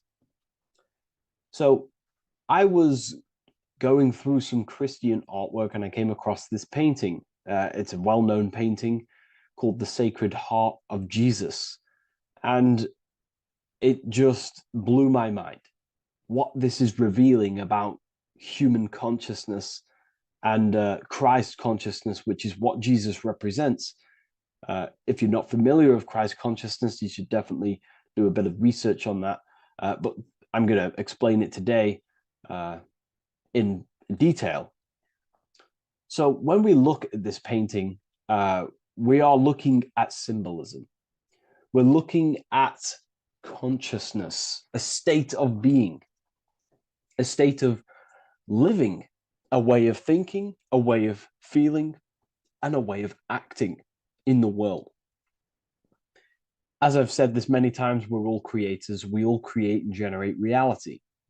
And you don't just have your personal reality, you have a collective reality. Your reality is affected by the collective consciousness. Depending on the collective consciousness's understanding of reality will also affect your life. We have a collective life and a collective experience. So Jesus in this depiction here is in a way showing us instructions to reach Christ consciousness, whether you see it yet or not. But I'm going to decode this for you. And your mind might be blown after watching this. Okay, so so what is the meaning of Christ consciousness? What's the whole purpose of this? Very simple. Like I mentioned before, we have a collective experience on this world. And Christ consciousness is the natural consciousness that we all need to be functioning on to generate peace, love, and unity on the earth in this experience we call life. That's what Christ consciousness truly is.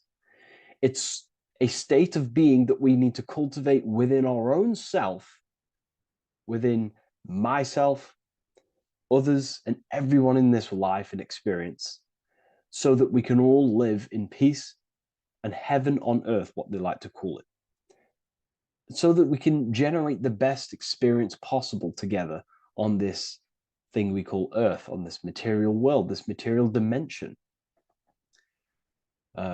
The material dimension is simply just a physical dimension of thought. It's a physical outcome of thought, but that's a whole of a lecture. So please leave a like, leave a comment if you have any topics to talk about that you wish for me to cover, and definitely leave a subscribe if you like my content and channel. So to go deeper into this, right, we've explained what Christ consciousness is and what it actually, will do to the earth and what it will do to reality and our collective experience. And it's also representing a profound understanding of self, a deep understanding of the true nature of self, the true source of self, what the self is, pure consciousness, pure God. We are all Jesus. Jesus is you, a physical manifestation of the divine made manifested physically. A physical manifestation of consciousness, okay, of spirit descended into matter. However, Jesus is a symbol that should not be worshipped, but something that we need to cultivate, maybe look up to, and cultivate within our own mind and hearts and actions. So he is someone that we should embody into our own very own being. We need to reach a level of intellect, the mind, a level of emotional understanding, and ultimately this creates Christ consciousness. Okay, and now I know that was very, very vague what I just said, but I'm going to explain it a bit more. I don't want to give it fully away yet because you need some more information, more keys. So let's observe the top end of this painting. Jesus with this circular light emanating around his head is symbolic of the mind, of the our thinking aspects of consciousness, the way we generate thoughts, ideas, You know, the mind is also good at also ruling communication. It also rules what we give attention to. Okay, so this is symbolizing the mind of every human being. The mind is a very powerful center of consciousness located in the head, of course. This is why Jesus is the head at the top with the circle around it, representing the mind. Now, to reach Christ consciousness, we need to purify our minds. Purification of the subconscious mind. The subconscious mind is the hidden aspect of our mind with all of our memories, belief systems, and everything we've ever experienced is stored within there. We have traumas there, we have bad belief systems that hold us back. So it's about reprogramming the subconscious and aligning the subconscious with higher consciousness, with higher understanding of self, removing any mental blockages from the mind. Because in today's world, most people's minds, including myself, before I, purified myself, and I'm still continually purifying myself. That's not to say I'm perfect, because I'm definitely not. But what I was saying was purifying the mind so we can have a powerful mind. Because, like I was saying, most people's minds are not their own friend. They let their mind control them. They let their thoughts create negative influence on them, negative emotions.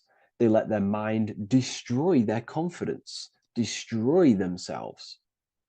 We do not want a mind like this. We need a mind that is our best friend, that receives powerful thoughts, that gives someone power. We do not want our mind taking away our power. Okay, so in this specific image here of Jesus, this represents a light mind, a powerful mind, enlightenment.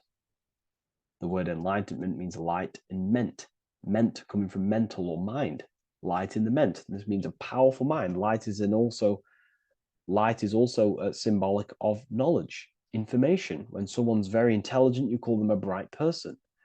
It's a bright mind. It's knowledge of self. So the mind is conscious of self. That's another thing. We need to be conscious. A lot of people are not conscious, including myself before I did this, before I woke up. Most people are not conscious of their actions. They're not conscious when they're actually awake in the day. They do things unknowingly. Are we conscious of our thoughts, emotions, and actions, what we're giving attention to in our mind? Because ultimately this shapes our experience. There's a great quote, I think it's Julius Caesar or one of the Roman emperors, who says the quality of your life is dependent on the quality of your thoughts. Something along them lines. I don't know if I'm 100% correct there, but it's very true. Our thoughts dictate our happiness. So to cultivate Christ consciousness, we need to be conscious of our actions, conscious of our thoughts that we're giving attention to. There is a level of mastery that we can achieve within ourselves where we become conscious of every single thought that enters our mind. That sounds easy, but it's definitely not. But that's a high level of mastery that we can achieve and cultivate within ourselves. So we're looking at a powerful mind here from Jesus, a powerful mind, a purified mind. And we purify the mind through, affirmations, meditations, ritual work. Rituals are things we do every single day with an intent in our mind and an emotion in our heart to impress that state of consciousness into our subconscious, so we can slowly rewrite our consciousness and align our consciousness and sync it with higher thoughts and higher emotions with love. We can sync our consciousness with love, which is ultimately what Christ consciousness truly is. Well, now we're going to go on to that now. So we've gone over the mind. Now we go over the heart. Now notice, before we go into the heart, Jesus is revealing. He's pulling back the robe, symbolizing opening the heart, revealing the heart, revealing the soul, the light of the heart, our authentic self, lies in the heart. Our pure intentions, our love, our soul needs to be shining through our heart. And our soul is unconditional love. Now, that's not to say that we can get corrupted hearts. We surely can have corrupted hearts, for sure. We can love sick and twisted things, and that's evident in today's world. People love killing people. People love hurting people, manipulating people. People love power. Now, that's obviously an inversion of natural, the natural state of consciousness for humans. When we're born with a natural state of love, of unconditional love for the self, for everyone else, for animals, insects, the earth. We love everything as a child. And not only do we love everything, we actually act upon this. As a child, we do not act on anything we know is not good. And I'm talking early stages of being a child, before we're indoctrinated, before the mind and heart become corrupted. We are pure. This is symbolizing this. Light represents also purification and truth, because when you shine light on something, it's the truth. You see it. You shine it through the darkness. It reveals. So light, this is symbolizing revealing the light of the soul, of love consciousness, holding love in the heart, true love, not love for sick and twisted things, but true love for the self, the body, and for everyone else and all things. Holding love in the heart. There's a famous saying of keeping the sun in your heart. Keep the sun in your heart. It's a very famous saying. What the sun is a symbol of love. What does the sun do? It gives abundantly.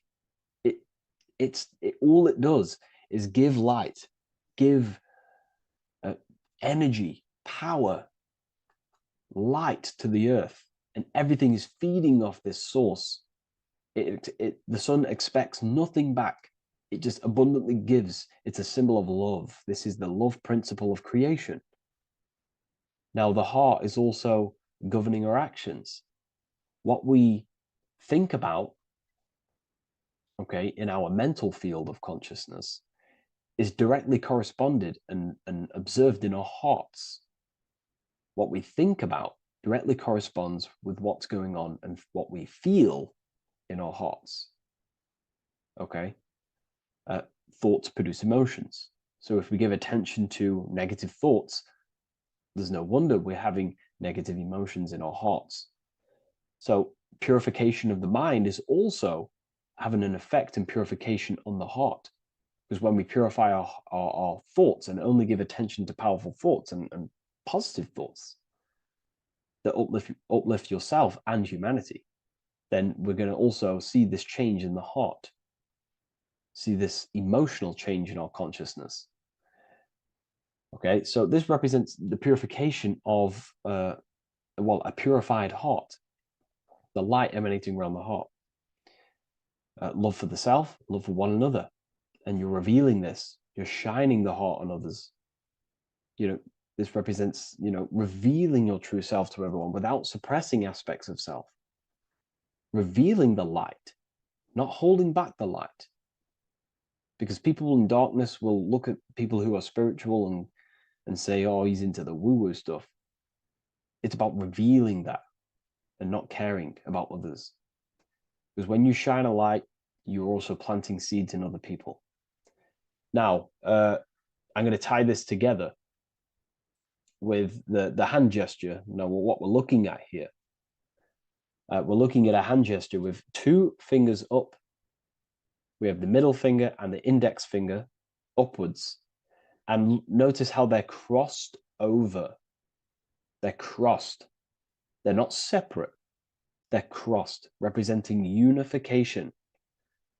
Unification here. This is a unified two fingers. Two represents division. Crossed over represents oneness. It's the unification of the mind and the heart. A lot of people talk about this, but not many people go into detail about it because, for many reasons. But this is the unification of thought with emotion. This is how we truly reach Christ consciousness. And ultimately, when we do gain the love in our hearts, and we do slow, you know, it's a gradual process of cultivating love for the self and everyone else in the world, because we're so programmed to be divided. But it's a slow progress. But when we do cultivate love in our hearts for the self and one another, love is a very, very nurturing and growing force. Like I said, the sun earlier, that is pure love energy. It makes everything grow on the earth. While love in your heart grows connections with people. It grows care. You go out your way to do things to people and do give people things. You know, it's a very nurturing and growing energetic force. And me personally, I think the whole universe is built upon love. The whole thing. Without love, you know, without the love, there is nothing.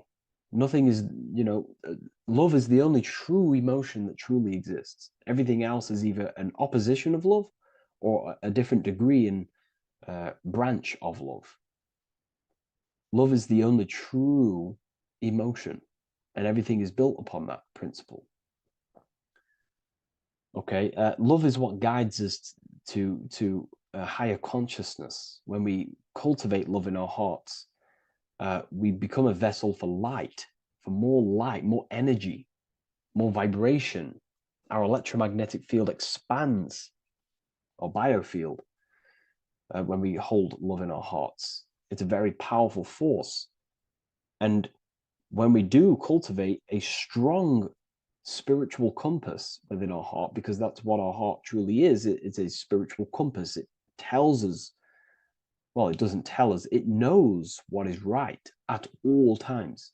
If you think something, your heart tells you whether that is right or that is wrong, whether you should act upon it or whether you should not.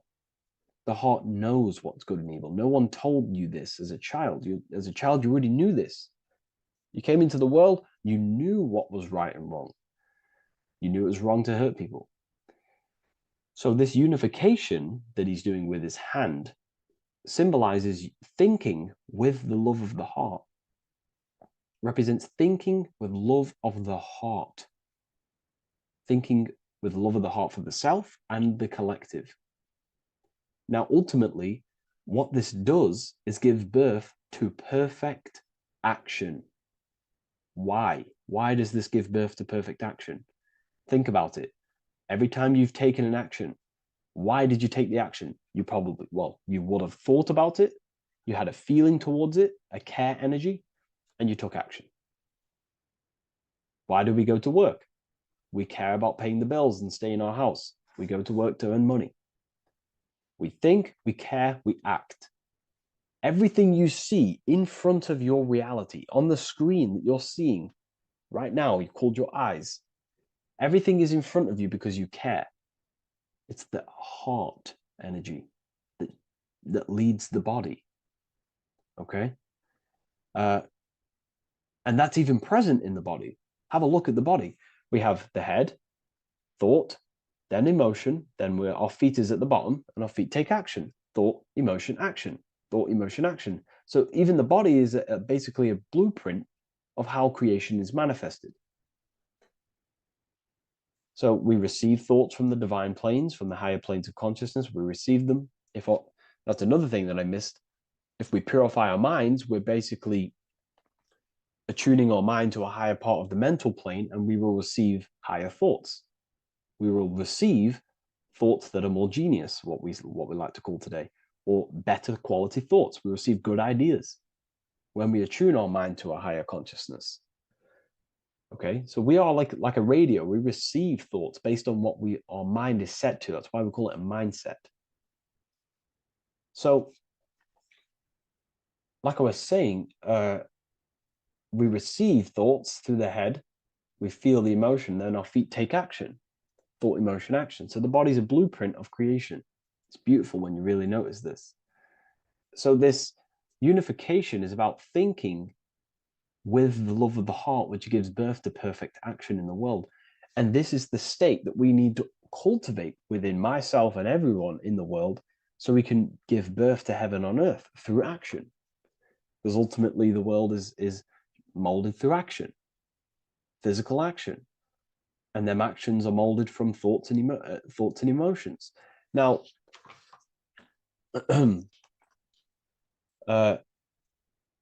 just to have a little announcement, I am now opening 10 more spaces inside my Symbolism Masterclass. With 10 more spaces, you're going to learn about a lot more about symbolism. It's very affordable. I'll leave the link in the description if you wish, if you care about gaining more information and learning the ability to read symbols. So, what is the inversion of this? What is the inversion of this consciousness? Well, that's what we call satanic consciousness. Satanism. Satanism on its true level is the opposite, the opposing the natural state of consciousness that we are born into. It's about thinking with no emotion, thinking and acting. This is what the Skull and Bones represents here. So the Skull and Bones Secret Society, this is their main logo. Again, we have the skull, which represents thought, and the bones, which represent action. The bones take action in the physical body. We're looking at thought and action with no emotion, no empathy, no love for one another, only love for the self, the inverted love. Okay? We're looking at gray. Gray is a symbol of dullness, death. There's no emotion in gray because colors provoke emotion. When we look at a color, it invokes an emotion. Gray has no emotion. So we're looking at dullness of the emotions. I'm not going to go too deep on this subject. I'm going to create a whole new lecture for that. In fact, I think we have a great lecture inside Ethereal University on Satanism. We're going very into depth of what Satanism is and what Satanism consciousness truly is.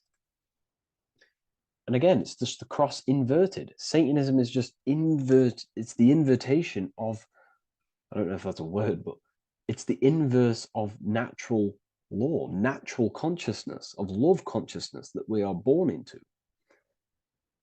Okay, so ultimately the message in this video was to create love in our minds, love in our hearts, think with the love of the heart, think with the care for one another, and that gives birth to perfect action. And when we align, when we do truly act out what our heart is telling us, and I know this from first-hand experience. This is what happened to me. I woke up, I started to follow my inner guidance. I always took action on it. I was saying yes to it every single time.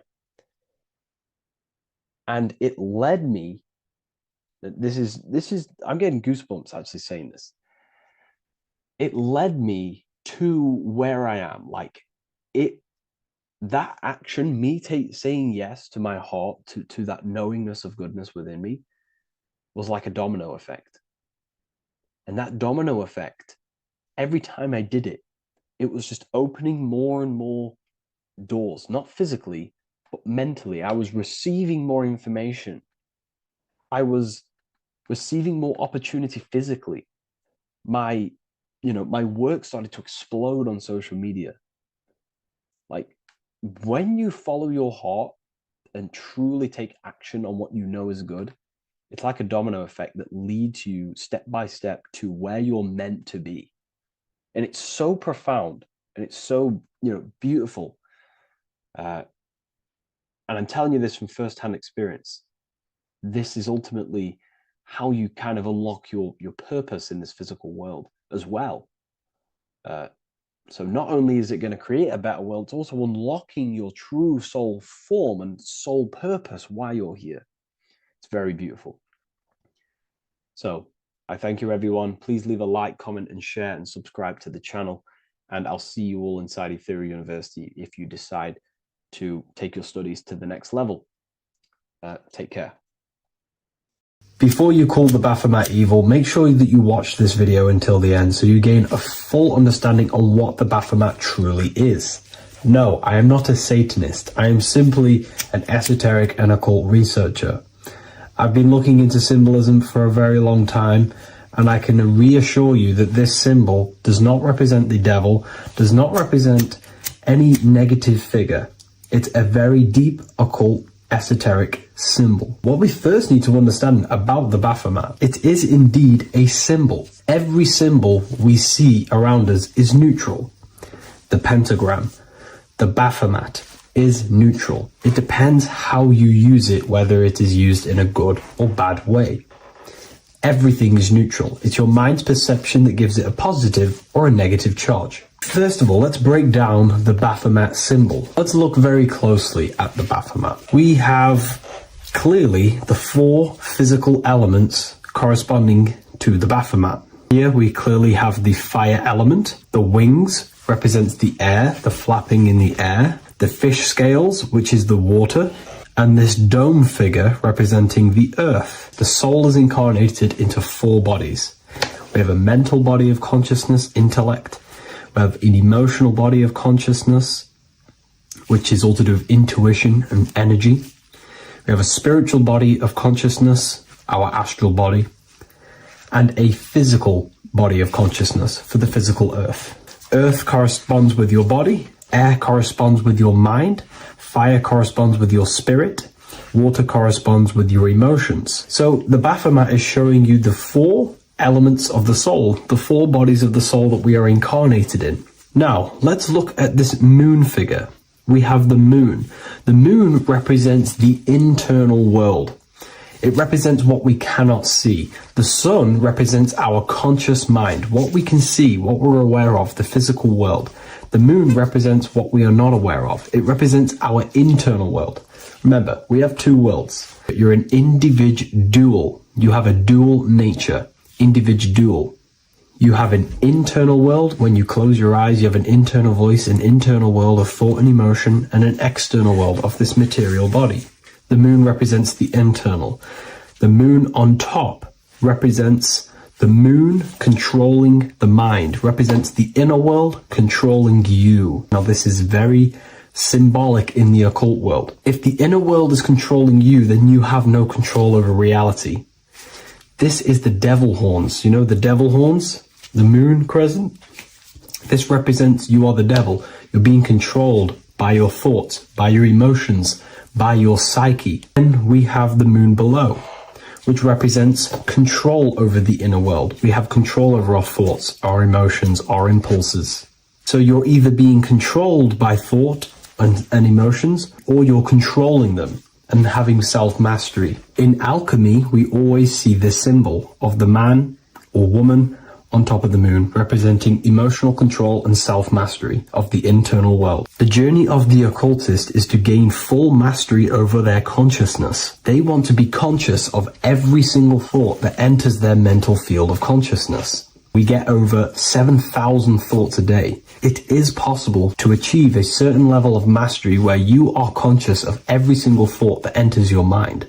This is one of the end goals of self-mastery and occultism, as this gains your personal power. When one achieves this, they are then able to direct the mind in one place and one place only, becoming more effective in manifestation and creation, because we are microcosms of the divine. We are creators. This is the gesture of as above, so below. The inner world and the outer world are mirrors of each other. The inner produces the outer. Your physical life circumstances are a result of every thought you thought in the past. The inner projects the outer.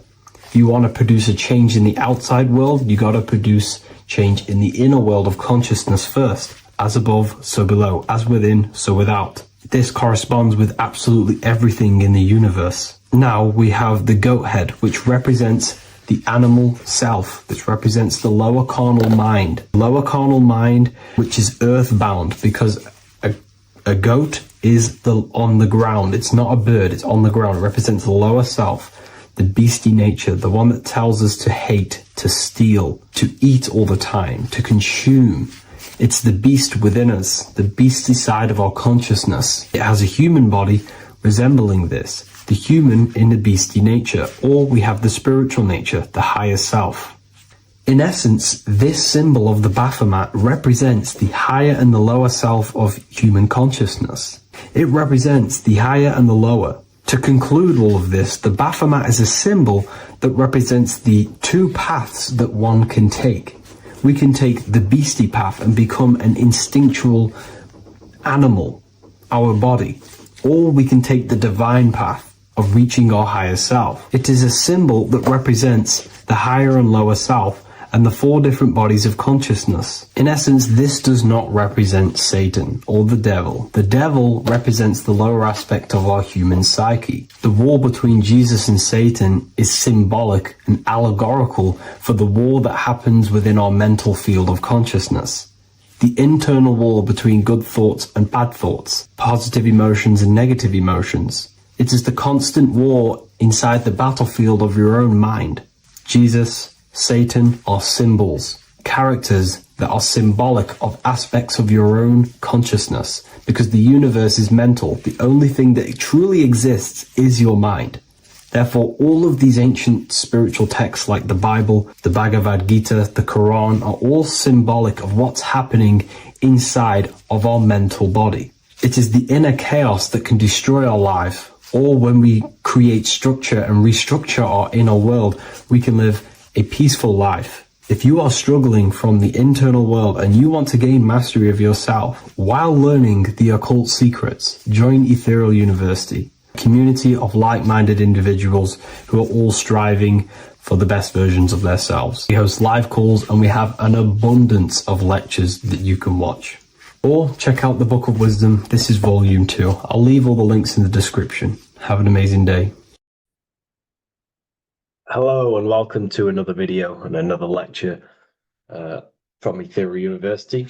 Today we're going to be breaking down in detail the Freemasonic 33rd degree symbol.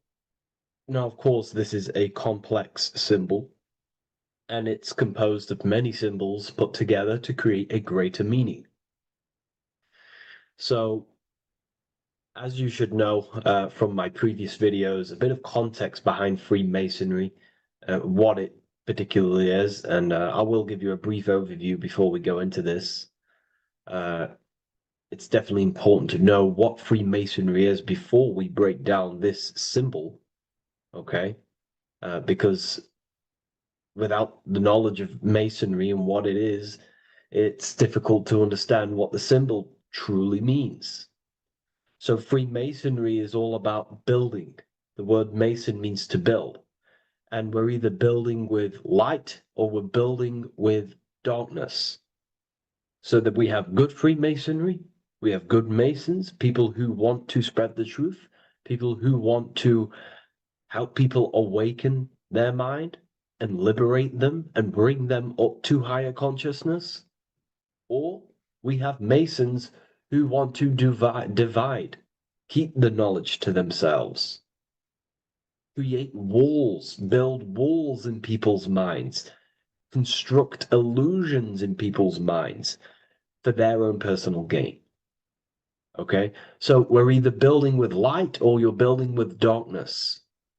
You're either building with light or bricks, spirit or matter.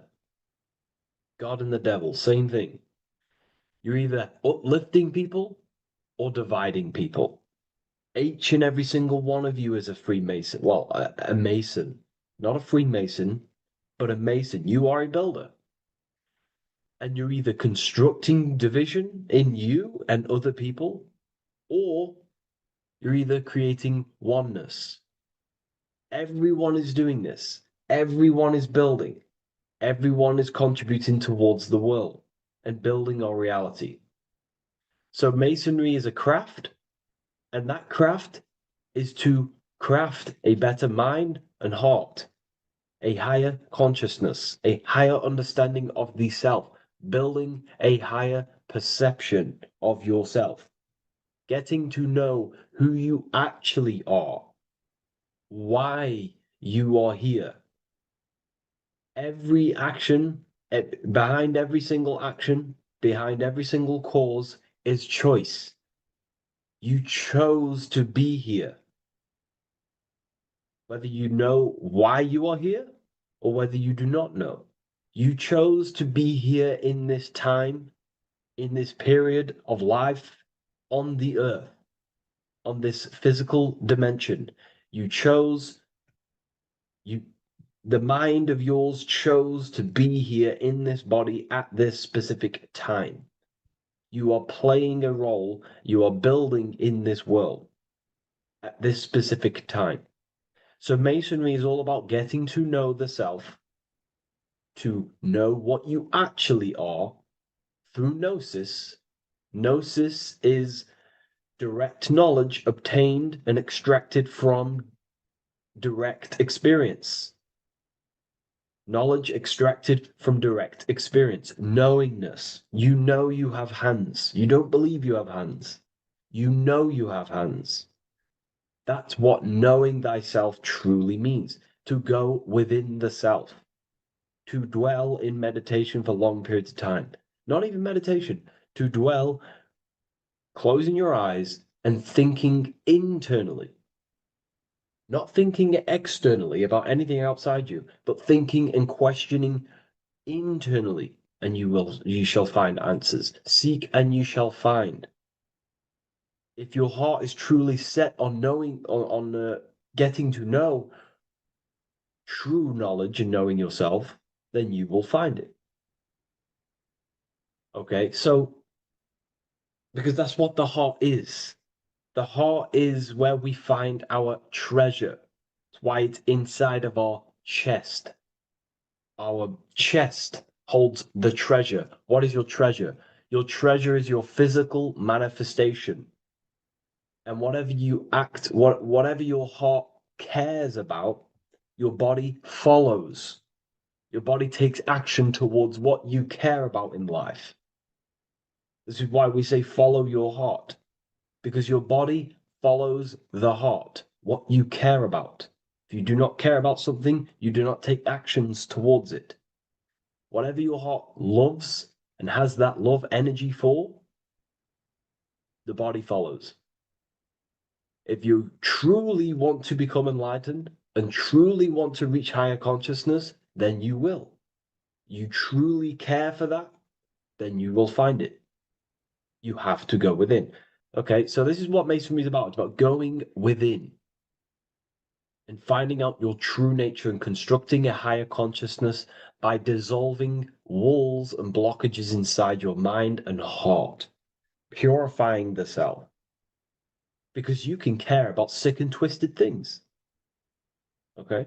We can see that in society. People like killing people. It's psychotic, but I know. So we can be corrupted. Okay, so going into this symbol, what does the symbol mean? What is it trying to portray? Okay. Uh, Before we go into this symbol, particularly, uh, we're looking at the Scottish Rite Freemasonry. So we have the first degree all the way up to the third degree is Blue Lodge Masonry. Then from the fourth degree of Freemasonry to the 32nd degree is what we call Red Lodge Freemasonry, the Red Lodge degrees.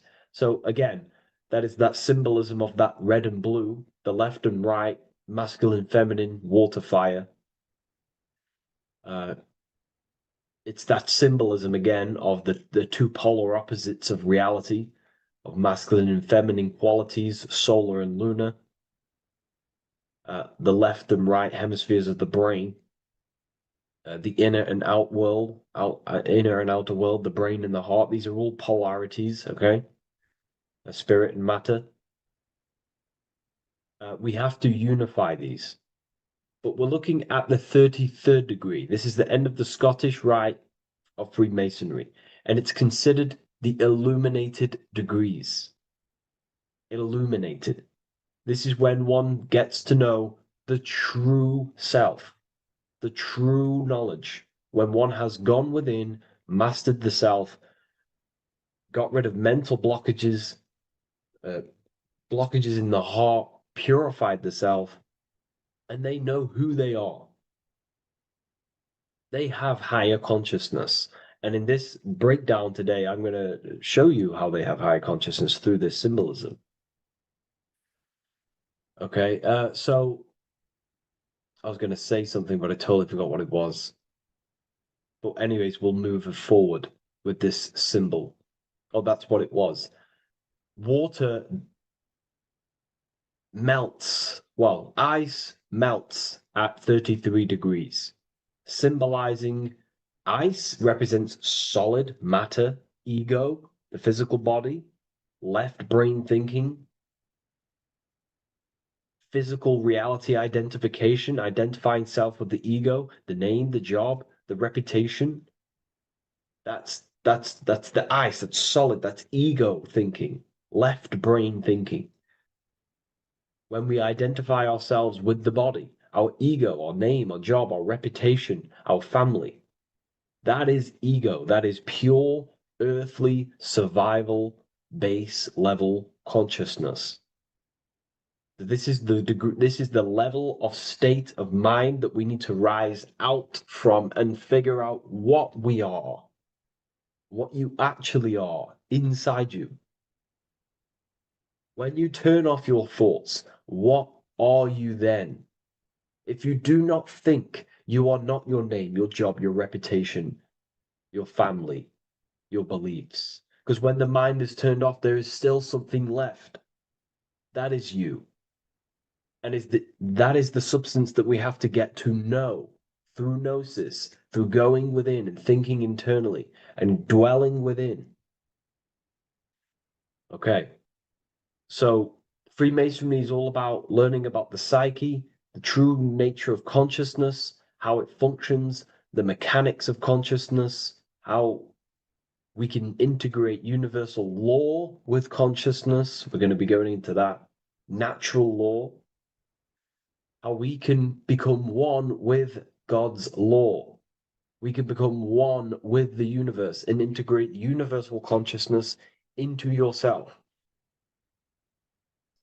Rising consciousness, rising the mind out of the lower mind, earth-based survival, impulsive, reactive, egotistical mind, and we're pulling us out, we're rising from that. The earth represents that lower base survival consciousness, ego-driven thoughts, and we're rising up. The bird is free. It's free from the earth. Okay?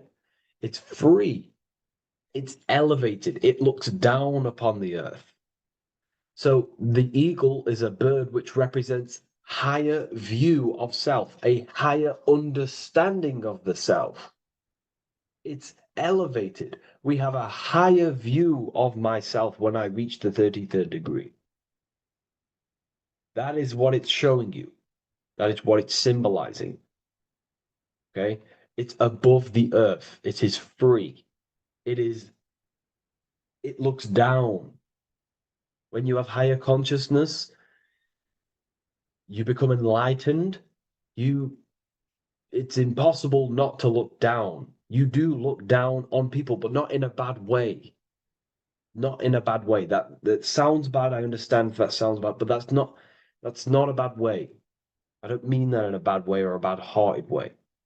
I mean that as when you have higher consciousness, you can see people who are living and dwelling in zombie mode, low level earth based consciousness. They think they're the body, they think they're their name, their job, their reputation, their family. So it represents looking down because I have higher awareness of myself. I know what I truly am. The water is flowing at the 33rd degree. The water melts at the 33rd degree, representing the flowing of consciousness, the flowing of the mind, flowing of light energy entering the body. Because when we reach higher consciousness, when you raise your consciousness, which is just an easier way of saying mastering thoughts, mastering yourself, we no longer give attention to negative thoughts because we understand what thoughts are and why would you let your own mind take away your own power? So again, Freemasonry is about gaining personal power, not in a bad way. Well, it can be used for bad. Gaining mental power, a strong mind. Most people have very, very, very weak minds in this world. Very weak minds. This world is a mental world. We have to gain strength in the mind. It's a mental universe. The stronger the mind, the better your reality. The less affected you are by external things. Nothing external should ever bother you. Okay?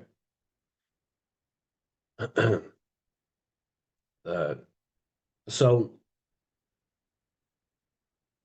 it's about gaining mental strength, mental clarity. So again, the bird is elevated, it looks down, it has a higher awareness, it sees things from above, it sees the world for what it truly is. That's the eagle. Okay? It's the higher view. This is the illuminated degrees. So we're looking at now the sword. The bird, the eagle, the double-headed eagle is standing on the sword. Very symbolic. The sword is not above the eagle. The sword is below the eagle. The sword moves through the air. On a basic breakdown of the sword, it represents power. Power. Because if I have a sword, I hold the power over you. That's what it symbolizes. In war, you have a weapon bigger than someone else and more destructive than someone else, you hold the power. So it's a power symbol. To go even deeper on this, on its true meaning, the sword, I've already broke this down plenty of times. It moves through the air. It cuts the air. It's the mind. Air represents the mind. Water is emotion. Fire is the spirit. Earth is the body. So we're looking at the mind, the power of the mind. And the eagle is standing on top of this, representing, I am conquering my own mind. I am conquering my mind. My mind does not conquer me. My mind is truly mine. I hold the power over it. I stand on top of my mind. The mind does not rule me. Thoughts do not enter my mind that take away my power. I think it, I feel it, I act towards it. It's unity. My mind is the monarch. It is the command center. It is mine. I'm above the mind. That's what it's showing here. I hold full control over this mind. I hold the power. Okay? And I have an elevated view of the mind. The eagle is elevated. It looks at the earth from above. It's the higher perception of the mind. The mind has a higher view of the self. It is conscious. Most people are not conscious. Okay? Most people walk around, they act unknowingly, they don't even know they don't even know they exist. They don't realize they have consciousness. They think they grew from a monkey. They're born on a spinning ball in the middle of space, and they think they're the body. That is the level of earth-based consciousness. And it's saying, I hold the power. I hold my mind to what I want to direct the mind's forces to. I create with my mind. I carve reality. I shape my reality with my mind and thoughts and my intellect, my communication. Okay? That is what we're looking at here with the sword. It's on top, meaning I control it. When you stand on top of something, you are the top. You are on top of it. You hold the power. You rule over it. When you are the boss of your business, you rule the business. That's what we're looking at here. The sword needs sharpening. It always needs sharpening. You can't use a sword forever. You need to sharpen it. The mind will not stay powerful and strong and and aligned with what you actually want unless you continuously refine the sword. The mind needs to be refined or reminded. If you stop doing affirmations, the mind will fall back to old ways of thinking. If you constantly meditate, you constantly implant the messages into your subconscious mind, you constantly visualize, you are keeping the mind sharpened with what you want in life, what you are trying to create. And the mind will continue to think with that power, with them words, with them visualizations. If you fall off, if you stop meditating, you will lose control of your own mind. Okay? This is symbolizing you have to keep on top of the mind. You have to keep control. This is what the world is. The world is like Minecraft. You ever played Minecraft? You're a builder. Okay? What do? You control the man in the world. That's what you are. You need to control this body in the world. It's all about control. You are in a game. It's like Grand Theft Auto. You don't know how to use the buttons. You're going to create chaos, and you're not going to have that much fun in the world in GTA if you don't know how to work the buttons. Same with this world. You are in a world, and you need to learn the buttons of the body, the mind, the soul, the heart. How will these things function so you can actually live a better life and create what you want in the world? Aligned with natural law, of course, unless you want to walk down the path of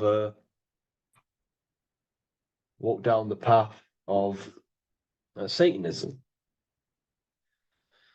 So this is what we're looking at with the sword. Now, moving on, we're looking at this little banner here. This says "God and my right" in Latin. God and my right. What is your right? Natural law is your right. What is natural law? You already know the natural laws. We all intuitively know the natural law. What is natural law? Do good. We all subconsciously, on a soul level, we know to do good. We know to do right. It is wrong to hurt people. It is wrong to control people. What is your natural law? What are the forces that you hold power over, that you have full control over? You have full control over what you think, what you feel, what you act. Thought, emotion, action. If you start to try and control things outside of them three forces, that is now you breaking natural law. If I try to control and manipulate someone else, that is now breaking natural law. I'm going against my inner law. My soul tells me what is right and wrong through emotion.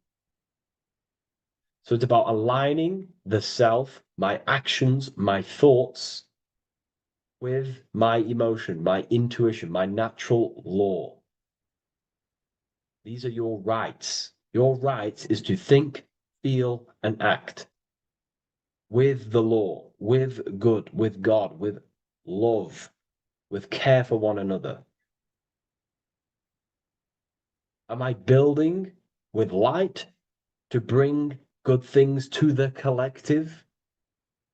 You see, most people are stuck in their left brain, and the left brain only sees me, me, ego-driven thinking. That's why they trap us in our left brain. They train us to be left brain. They tell us to write with our right hand to strengthen the left brain. They call it writing. Everything in this matrix is to activate your your left brain. Why?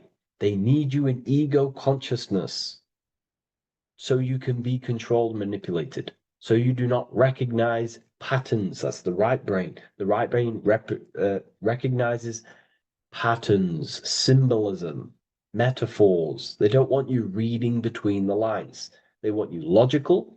They want you divided, because the right brain sees the whole, the right brain sees the woods, the left brain sees the trees.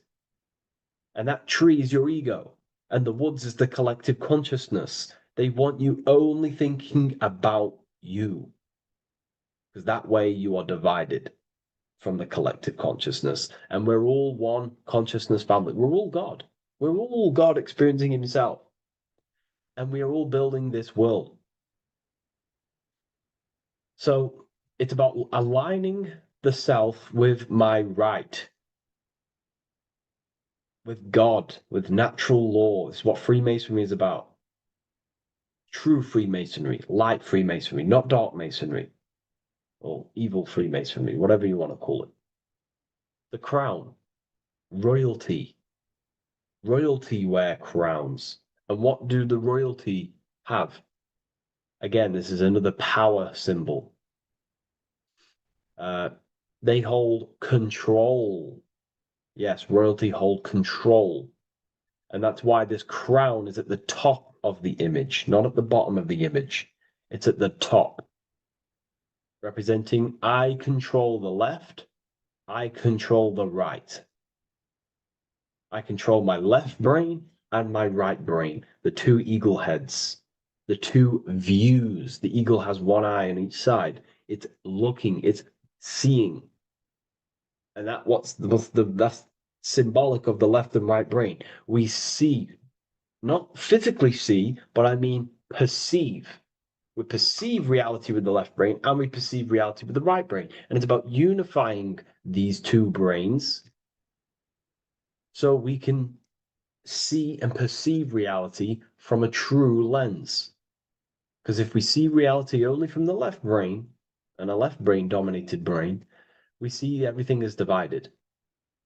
But if we see everything from a right brain perspective, we see everything as whole. When everything is in the middle, you need to see reality from the middle. Yes, I have my own personal consciousness, and yes, there is a collective consciousness. So I need to balance between that. I need to see reality between the line, between the left and right brain, and align this worldview, and align my thoughts, align my actions with this. Because if you're left-brained dominated, you're only going to take action on ego. You're only going to take action on me. You're only going to think about me, me, me. But if you're right hemisphere brained, you're only going to take action for the collective, which is, yes, that's good, but you also need to think about yourself. Why did you come here? Your life has a meaning as well. It's not just about the collective, it's about you as well. But we need to balance this. You see? This is what we're looking at. The crown is in the middle, representing the balance, the power over the two. Okay? It's the balance, it's mastery, it's control. Royalty hold control over society, royal families. So it's about controlling the self. It's control over the eagle, control over the sword, over the mind. It's about personal power we're looking at here, self-control. Now we're looking at a upright triangle, which represents the element of fire, which is masculine. Masculine is all to do with action, action, the physical body. We're looking at fire, which represents spirit or transformation. Fire is a very transformative element. It transforms things. Okay, so we're looking at self-transformation through action. This is what we're looking at here. Fire is a very, very masculine force, a very penetrating and transformative force. So we're looking at transforming the self, not through knowledge, but through action.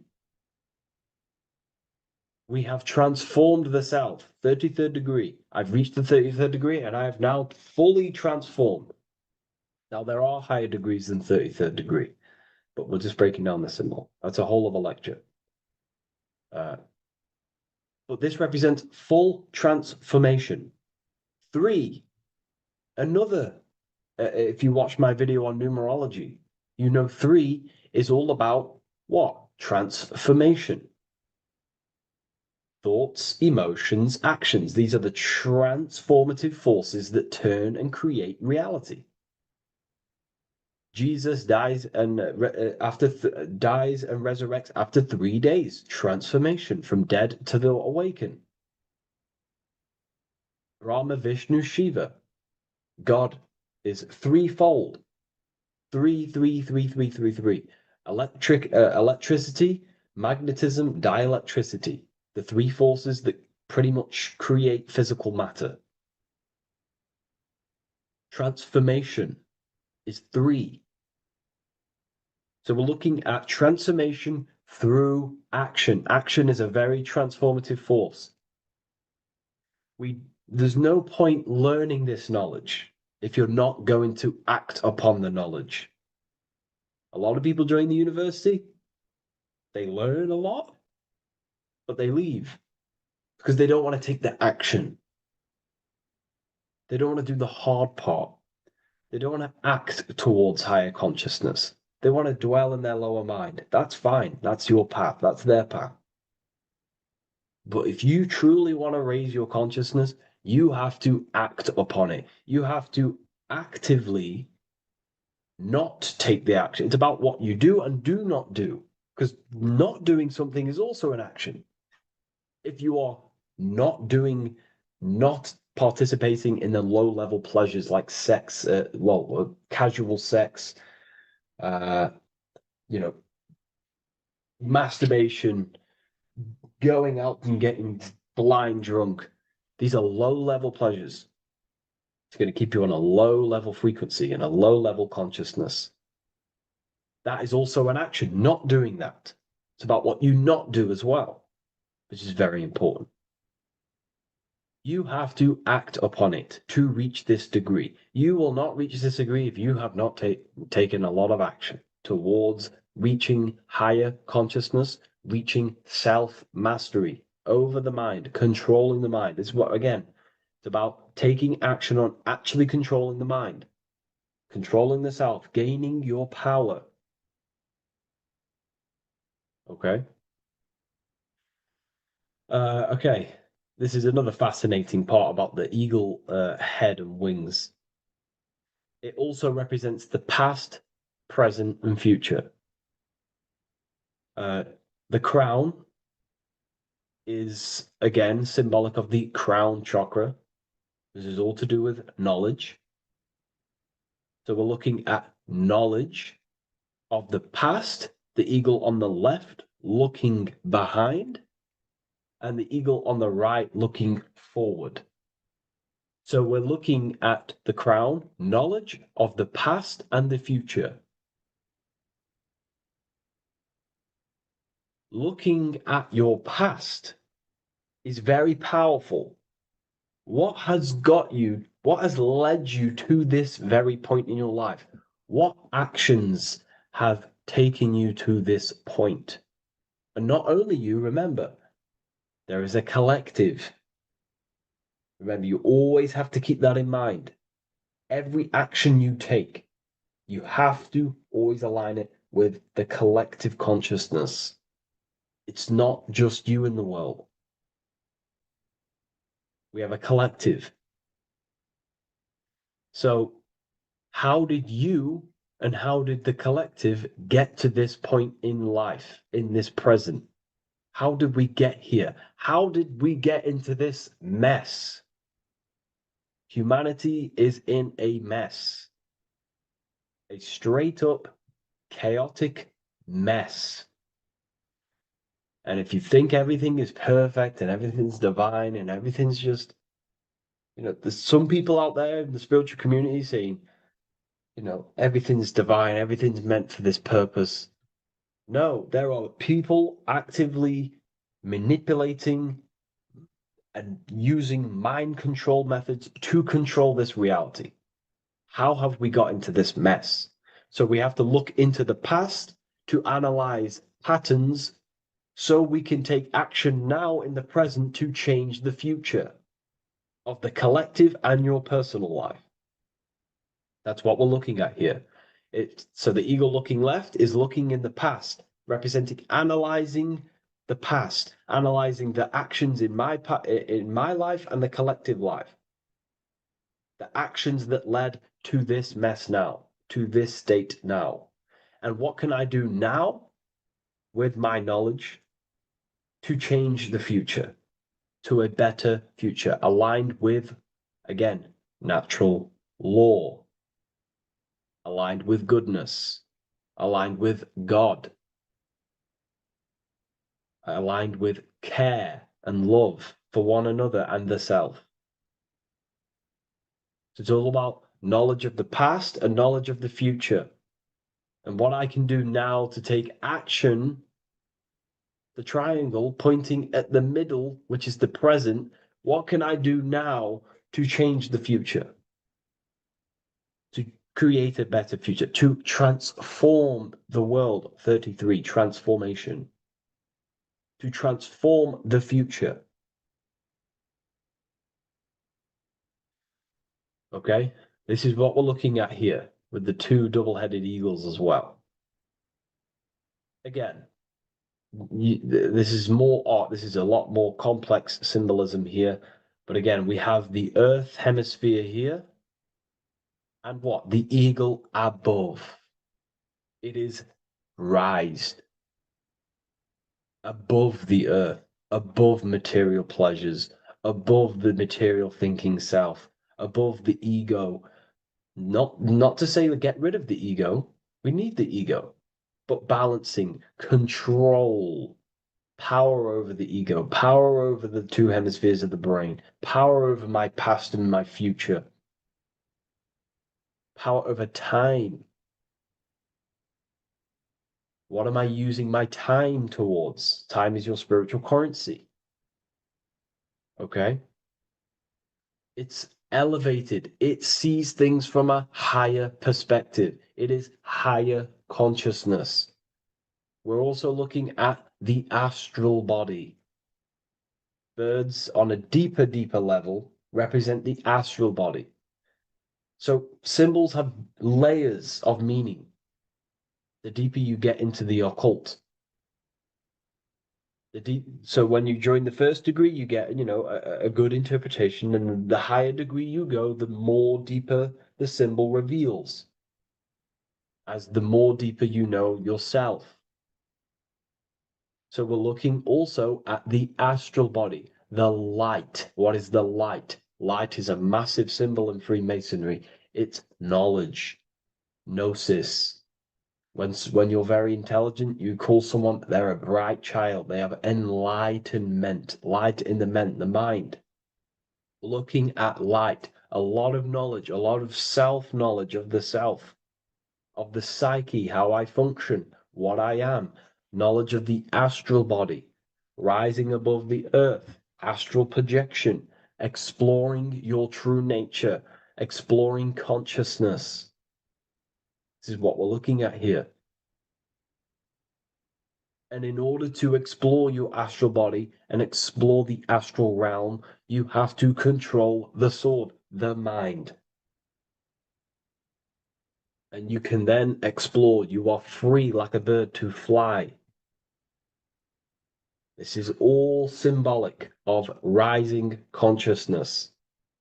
All symbolic. So I hope this video has gained a bit more clarity on this symbol and given you some insights. And I will see you in the next one. Thank you for tuning in today.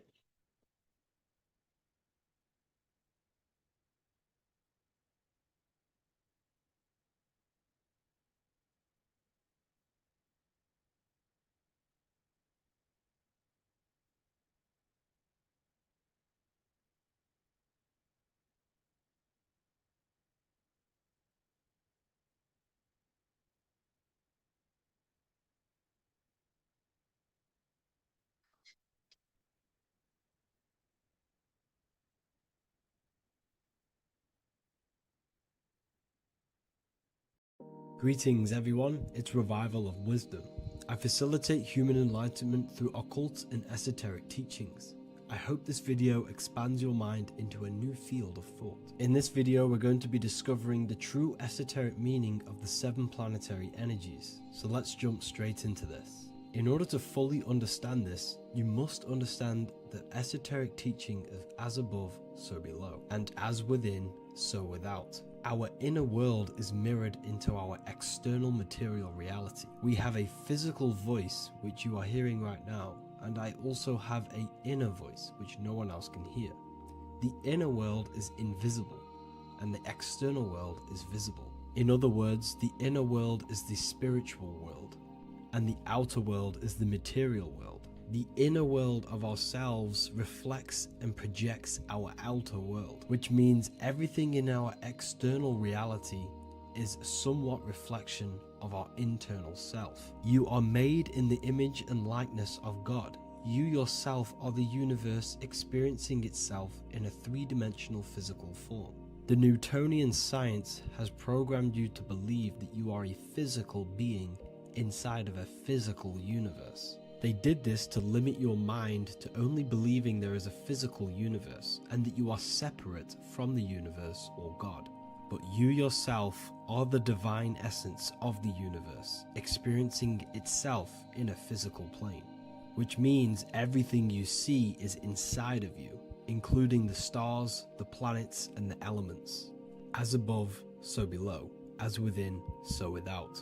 An example of this is the 4 physical elements: fire, earth, water, and air. In the external world, these are physical elements. In our internal world, they represent the 4 bodies of consciousness. We have 4 different bodies. We have a material body, we have a spiritual body, an emotional body, and a mental body. The mind is not made out of the same substance as the body. The emotions is not made out of the same substance of the mind and the body.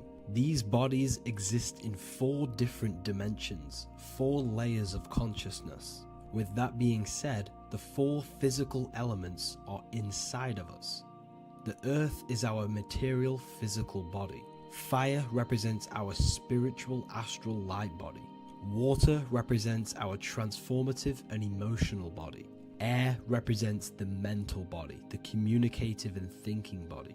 This is the teaching as above, so below. If that resonates with you and you can comprehend it, please leave a like and a subscribe to this channel to see more content. And feel free to leave a comment on any video suggestions. Okay, so now we've gone over the 4 physical elements and how they correspond with your inner world of consciousness. This is going to make it easier for you to understand what the planets actually are. The planets are a bit more in-depth and more detailed aspects of our consciousness. The 4 physical elements are generic, but the 7 planets go deeper. They are deeper aspects of ourselves. On a macrocosmic scale, the 7 planets rule the material realm. Every object, every animal, every plant, every stone, everything we see in this plane is governed and created under one of the 7 planets. I don't really like calling them planets. They are energies. They are spiritual forces that drive things into existence. An example of this is if we look at a tree. The roots of the tree are governed by Saturn. The stem of the tree is governed by the sun. The leaves of the tree are governed by the moon. Any offspring or fruit of the tree is governed by Jupiter. Any defense mechanisms of the tree is governed by Mars. The communication and networking of the tree is governed by Mercury. The smell and the look of the tree is governed by Venus. Everything we see in this material plane is governed by one of these specific energies. Everything material has a spiritual force that brings it into physical existence. This is the reason why we have 7 days of creation in the Bible. The 7 days of the week, all governed by the planetary energies. Monday is moon day for the moon. Mars governs Tuesday. Mercury is Wednesday. Jupiter is Thursday. Venus is Friday. Saturn is Saturday. And Sunday is for the sun. This is the reason why there are so many 7s in this physical plane. 7 days of the week, the 7 colors, the 7 chakras, the 7 diatonic musical notes, the 7 lamps on the Jewish candlestick. The G inside of the Masonic square and compass, G is the 7th letter. Now let's go a little bit deeper into every planetary energy. Saturn in the external material plane governs the foundational and enduring aspects of existence, such as roots of plants, the bones of our body, and even the insects that dwell beneath the ground. Saturn represents the dull, hard, and unyielding forces of life, symbolizing structure, limitation, and conditioning. Under Saturn's influence, things become rigid, bound by restrictions and boundaries. This is the reason why Saturn is known as Father Time, because Saturn rules anything that is a restriction and a limitation, which is time. The whole of this material plane is governed by time. You will be born and you will die. This explains why there is so much Saturn symbology in this material plane. Saturn is one of the most important planetary energies. You are a spiritual being in a physical body. Your light, your consciousness is bound to the physical body until you learn how to escape the physical body. The body is a limitation for our infinite minds and spiritual bodies. Our infinite mind is stuck in this material body, governed by Saturn's limitation of time, matter, and space. Now let's dive into what Saturn means to our consciousness within our internal world. We've gone over what Saturn means in the external world. What does it mean to our consciousness? Internally, Saturn embodies the conditioning within our consciousness. When the Saturnian aspect of our consciousness dominates, we become overly rigid, fixated, and restricted in our thinking and actions. For example, Saturn's influence is strongly felt in today's world, where many people's minds are confined to societal norms and conditioned responses. Saturn is the aspect of our consciousness, our minds, such as limiting belief systems and limiting thoughts and emotions. This is the negative thought that you can't get rid of that's holding you back. This is a Saturn aspect of our consciousness. However, this is not a negative thing. The Saturnian aspect of our consciousness is a great teacher, guiding us through difficult life lessons that ultimately lead us to growth and expansion. Saturn's energy allows us to experience and overcome fears and limitations so our minds can expand into new fields of thought, into new life. Although Saturn's energy is harsh and often challenging, it helps us develop resilience, discipline, and wisdom. However, in the modern day, this Saturnian energy has overpowered the minds of the masses, fostering excessive rigidity and limitation. This is why we see so much Saturn symbolism. It's literally everywhere because our minds are being dominated by the Saturnian limiting aspect of our consciousness. Now, let's move on to the moon.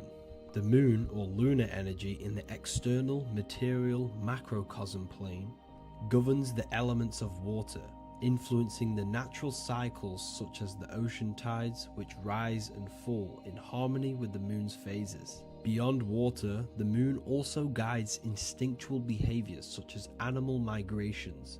Birds, insects, and other creatures rely on the moon's subtle energies to navigate their journeys. For example, dung beetles use polarization patterns in the moonlight to orient themselves and travel safely home. The moon creates the months. M-O-N is moon.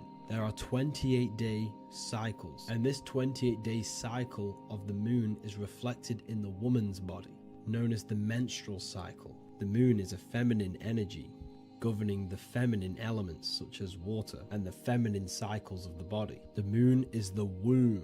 This is why eggs have the same color as the moon, because eggs are ruled by the moon's energy. Now that's the external world. The internal world, the moon symbolizes the emotion aspect of our consciousness. It represents the subconscious mind, the seat of intuition and psychic abilities. Just like in the external world, things are born out of the moon, such as eggs and the womb. The subconscious mind acts as a womb for our conscious mind. Our deep subconscious emotions and programs are born into light into the conscious mind and controls the conscious mind. The moon represents our hidden psyche, our shadow self. Now let's go on to the sun. The sun represents the life force. In the material external world, the sun is ruling over pretty much all life. The sun gives life to all things. Without the sun, animals could not exist, the human body could not work,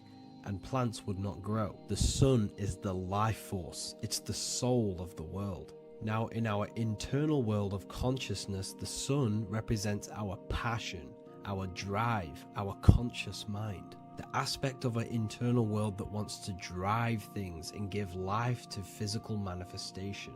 Now we go on to Mars energy. Mars is well known for being the god of war. Mars energy manifests into the material plane through anything that seeks to protect or defend itself. For example, the holly tree. The holly tree leaves are very sharp and they defend itself. Anything that is protective in the material world has Mars energy and is governed by this specific aspect of consciousness. For example, any predators or animals such as hedgehogs with spines on their backs for protection. Mars represents all things that is driven by conflict, aggression and defense. Now, internally, inside of our inner world, Mars symbolizes the aspect of our consciousness that is focused on self-preservation and protection. Mars governs our ego, the instinctual urges of anger or maintaining reputation. Mars is not evil. It's necessary. Sometimes it's necessary for us to protect ourselves. Mars is the aspect of our consciousness that is anger, rage, the desire to fight or conquer. When this energy is activated within our consciousness, we become defensive, assertive, and even combative, ready to dominate others and destroy obstacles in our way. Now let's move on to Venus energy. Venus in the external material world manifests its energy through the aesthetics of creation. This planet governs the beauty and harmony found in nature, including the nurturing environment of a mother's womb where life begins. Venus embodies the essential love, not only in romantic relationships, but also in the bonds between family members and all living beings. Venus represents relationships. We have relationships between plants, animals. They all depend on each other to give life. Plants provide food and medicine, while living creatures contribute to their own growth and pollination. Internally, Venus represents the aspect of our consciousness that yearns for relationships and connections with others. This is an aspect of our consciousness that encourages to care for our physical appearance and embracing beauty. Aesthetics play a role in our interactions and self-expression. This is why there is a beauty brand called Venus. Now let's move to Jupiter energy. Jupiter in the material plane manifests its energy as forces of fortune, abundance, and wealth. This energy manifests itself as plants, as fruits that we can consume and eat in abundance. Anything that is nourishing and cultivated by the earth for humanity and animals. Jupiter embodies the giving energy that provides for and sustains life, fostering growth and ensuring that resources are available to all. Its influence is seen in the natural cycles of abundance, where fruits must grow and ripen before they are enjoyed, symbolizing the importance of effort and patience. Internally, in our spiritual world, Jupiter represents the aspect of our consciousness that yearns for abundance and seeks growth in various aspects of our lives, including wealth, knowledge, and personal development of the mind, spirit, and the soul. This is the aspect of our consciousness that wants to gain wealth, that wants to gain expansion and abundance in our lives. However, when Jupiter's energy dominates our consciousness excessively, it can lead to feelings of stinginess and greed. It represents material possession.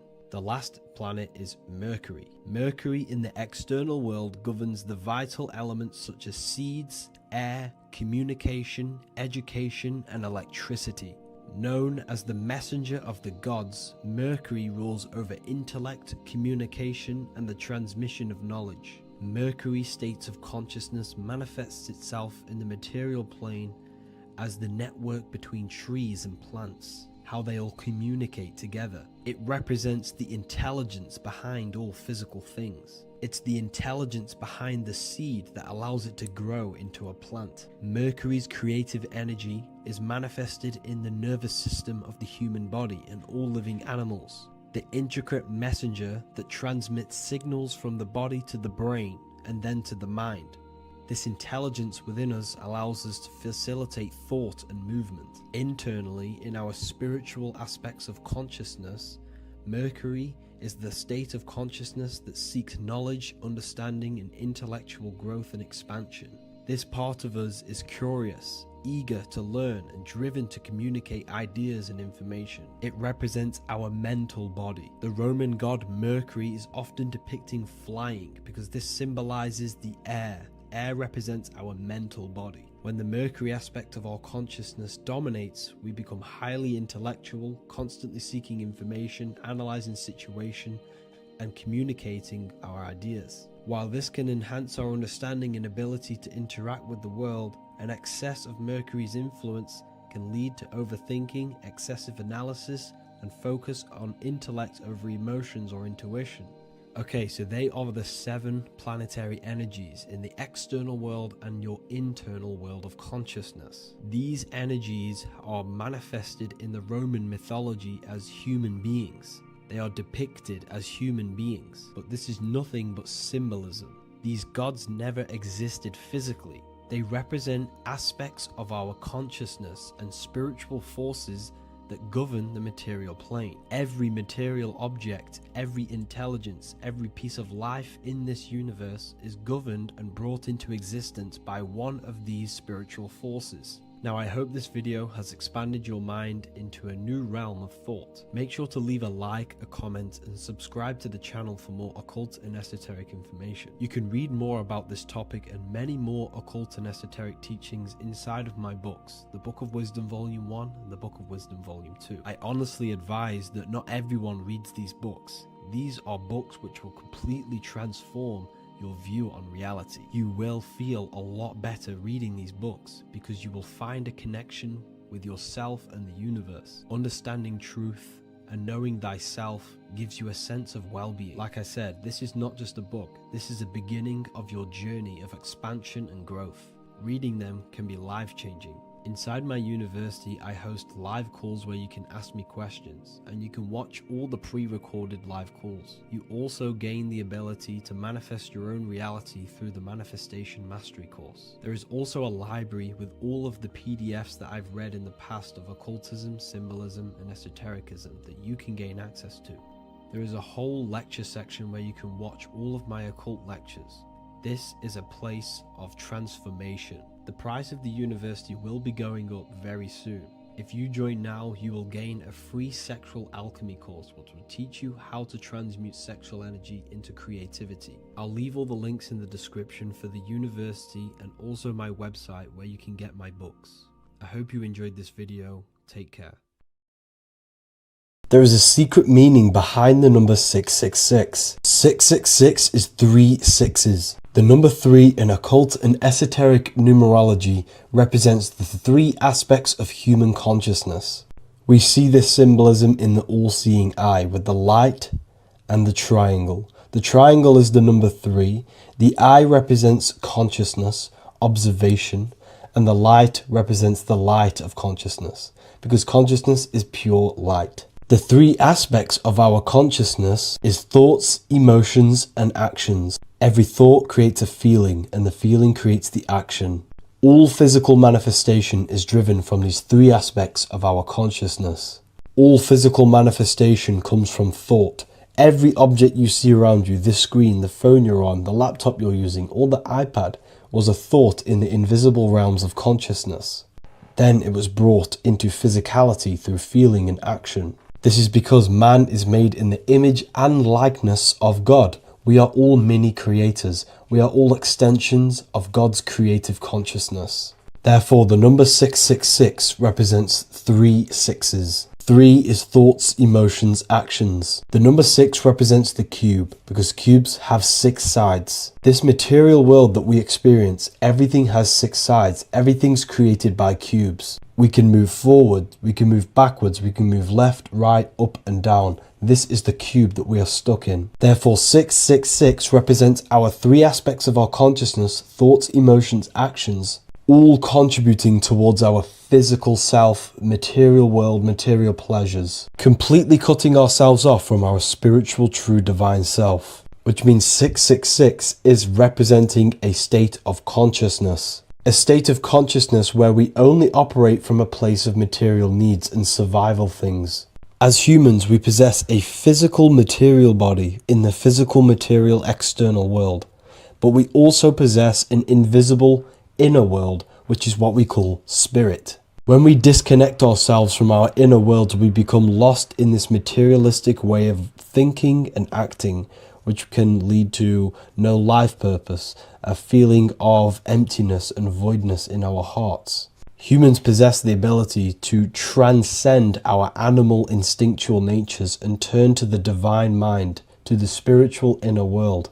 It is our inner world that is projecting our outer world. The outer world is just an effect of our inner state of consciousness. It's important as we go through this human life to not lose ourselves and look for our validations outside of ourselves. The external world is simply just a mirror, mirroring with mathematical precision what happens inside our consciousness. When we change our inner world, we produce effect in the outer world. To get back on track about this number, this represents when we are lost in our material self and we are completely cut off from our true divine self. The devil is always having goat horns, which represents a ground animal. This is the lower animal self of man. He's always red. The frequency of red is the lowest vibrational color, and it also represents the root chakra. This is all to do with survival mode and our physical needs and physical self. Red represents chaotic and intense emotions like hatred and anger. This is why the devil is always red, because it represents anger and an uncontrolled state of emotion and consciousness. You see, we've been taught in the church and all through religion indoctrinations that the devil is an external deity which influences humans. And in fact, this is nothing but a metaphorical story. The devil is a character which represents an aspect of the human mind, the lower aspect of the human mind, a facet of our own consciousness and psyche. The voice that we have in our head that tells us to do these negative things is not an external deity pushing us to do something bad. This is an aspect of our own mind. Jesus and Satan are just two characters which represent the two voices that we have in our own consciousness. In fact, the word devil was never present in the early Gospels. Instead, what was mentioned was a spirit of evil. A term spirit of evil was not meant to denote a specific deity or being, but rather any force of negativity, whether it manifests as a destructive thought, emotion, or action. The spirit of evil represents the darker sides of our mind, the part that leads us astray and brings forth negativity in our lives. The reason why they want you to believe in a devil is because they don't want you taking responsibility for your creations. They don't want you to realize that the external world is truly a mirror of your inner state of consciousness.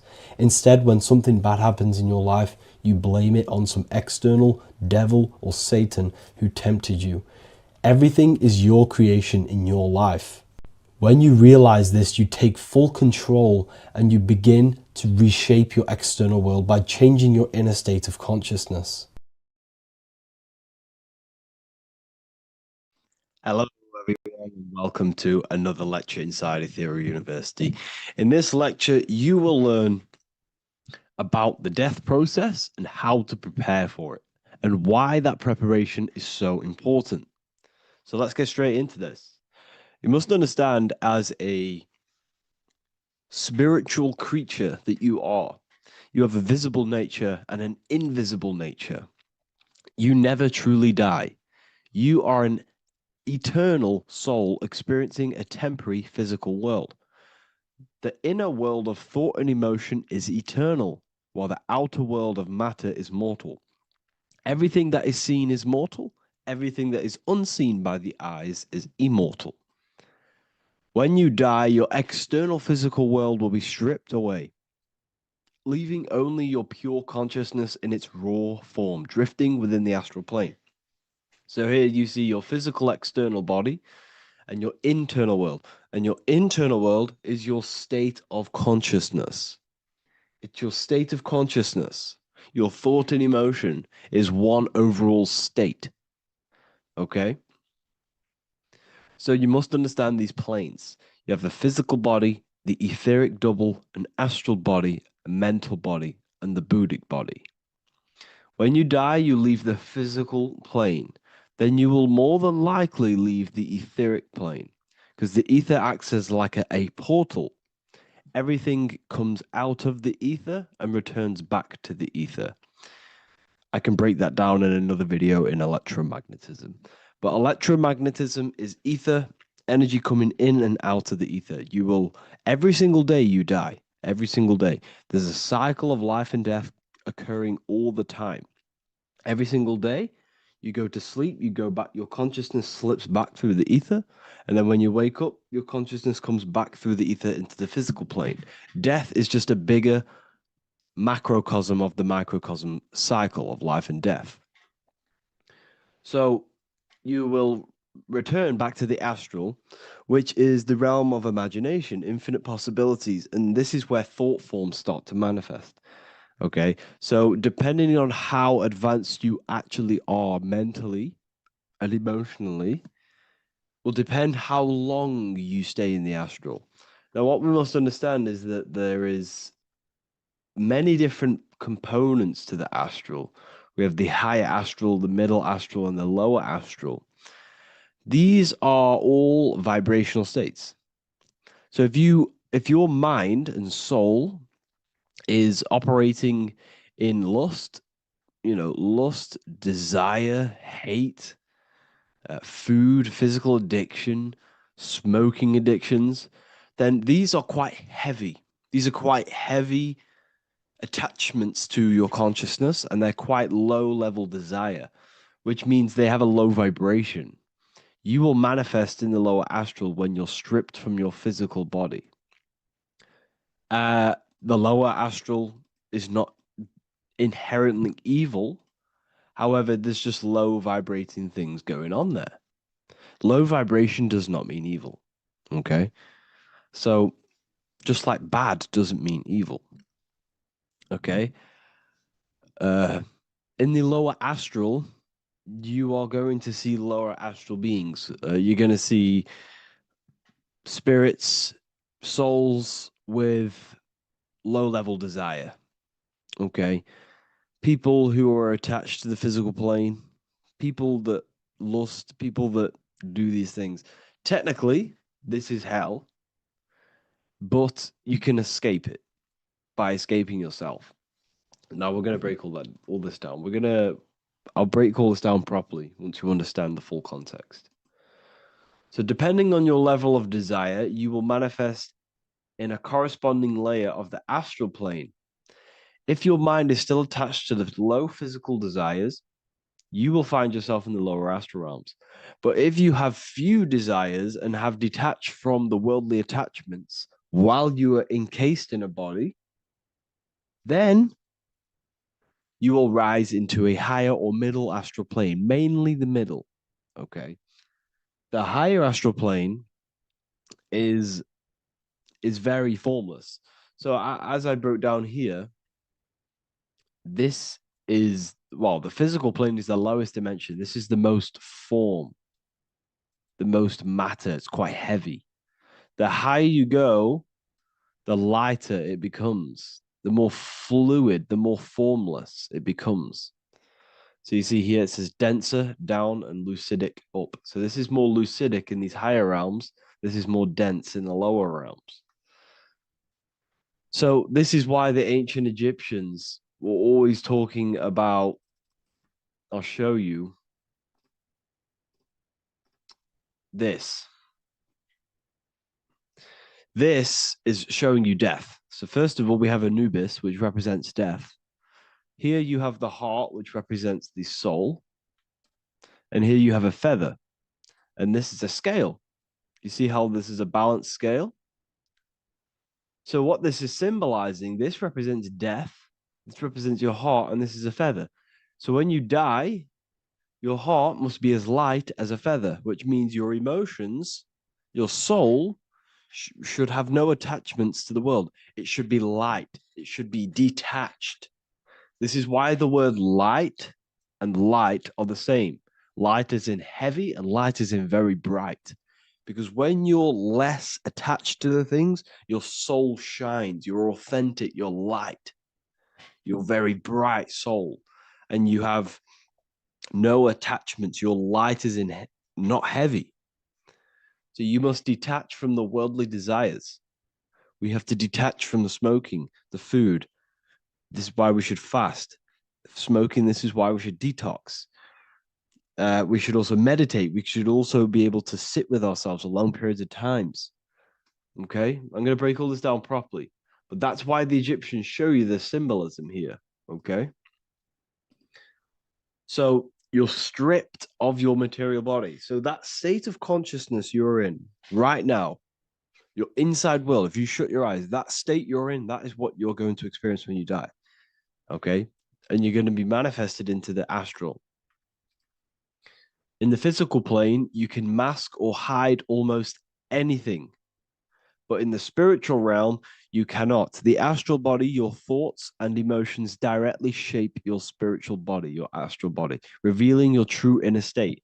So your desires that you can hide in the physical plane, your emotions, your thoughts, you can't hide any of that in the spiritual plane, in the astral plane. That will directly shape who you are, your color of your astral body, and your astral body as a whole. So here we have Kim Kardashian. If you could see this lady's astral body, you would run so far that you would be horrified for the rest of your life. If you could see their spirit, their astral form, it would be horrific, because their mind is so attached to, physical things, so attached to desire, money, fame, worship, power. These people do not want to die. These billionaires and millionaires will never want to die. They will do whatever they can to stay alive, because they understand what when they die, they have to face themselves. They have to face their inner world. And their astral body, their true authentic self on the inside, is horrible and horrific and so low vibration. So this is where it comes in. You must be as light as a feather. This is what the Egyptians are showing you in their artwork. Your soul must be as light as a feather. In order for the soul to ascend to a higher plane and not look at that physical plane and say, I want to go back, or I want to desire things down there, you must detach now and prepare for death. Hell is not a place. It's your own personal suffering born from within. If your mind and soul are deeply attached to mental fixations, emotional wounds, and physical addictions tied to the material world, that pain will follow you into the astral. This is your true judgment day. You judge yourself when you die. You see your authentic self. There's no hiding. Right. Imagine right now that you that everything you cling to was stripped away. No matrix, no electricity, no food, no TikTok, no phone, no possessions, no distractions, no one else. Could you sit alone with yourself for just 1 hour? Could you sit alone with your thought and emotion? That moment of truth is what you must begin to prepare for. Could you sit alone with yourself? Can you sit alone for long periods of time and just think? And if you cannot, then you're running from your internal world. You're running from your thoughts. You're distracting yourself from your thoughts. This is what we must address. Now, don't feel bad if this is you. We've all have problems. We all have internal problems. But this is what we have to face directly in order to prepare for life after death. We must meditate for long periods of time. Not even meditation. We should be able to sit with ourselves with no distractions and just think. This is what the people of the past used to do when we had no technology. People would sit and think for hours. This is what we need. Because if you cannot sit with yourself, imagine sitting with yourself with no physical body. That's the level that's going to happen. And we need to prepare for that. The soul and mind must become as light, as weightless, as radiant as a feather to ascend to a higher plane and move beyond the physical life. To rise, they must release heaviness, attachments, burdens, fears, and desires. The lighter and brighter your inner being becomes, the more freely it can rise into a higher state of existence. Ascension is not about going somewhere, it's about becoming something pure, clear, and luminous. Okay, this is very important. Very, very important. We must detach from the worldly things. So enough of that. How do we do it? How do we attach? How do we prepare? Number one, you must detach from the material things. Start loosening your grip on things, possessions, titles, even identities. They are temporary. Appreciate them, but don't let them define you. Let nothing outside of you define you. Nothing. Your name is not you. Your job is not you. Your reputation is not you. Your bad past is not you. Your good past is not you. Your business is not you. Everything outside of you is not you. Now, what I'm saying is, I'm not saying go full right-hand path and never care about anything physical, never care about your family, don't love your family. I'm not saying that. What I am saying, love these things, love these outside things, but do not become attached and do not let them define you. You must be okay with losing anything that is outside of you. You must be okay with that, because you must understand the physical plane it's promised that everything is temporary. Everything is temporary in this plane. So don't ever think it's going to be there forever, because it's not. And you must remind yourself, not remind yourself, but I think about this sometimes when I start becoming a bit attached to work and stressed. I just remind myself that I'm going to, this is temporary. I'm going to leave this world one day and I'm not going to care. So you must have the balance. Okay. The balance is key. You can go down that right hand path and just fully cut off from the world like a monk and shave off your hair, and disconnect from the physical world. You can do that. That's not wrong. There's different paths in life. You have the left hand path, purely physical. You have the middle path, which is balance between the physical and spiritual. Then you have the right hand path, which is monk mode, where you fully disconnect from the world. They shave their hair off to disconnect from the physicality. They meditate for long periods of time.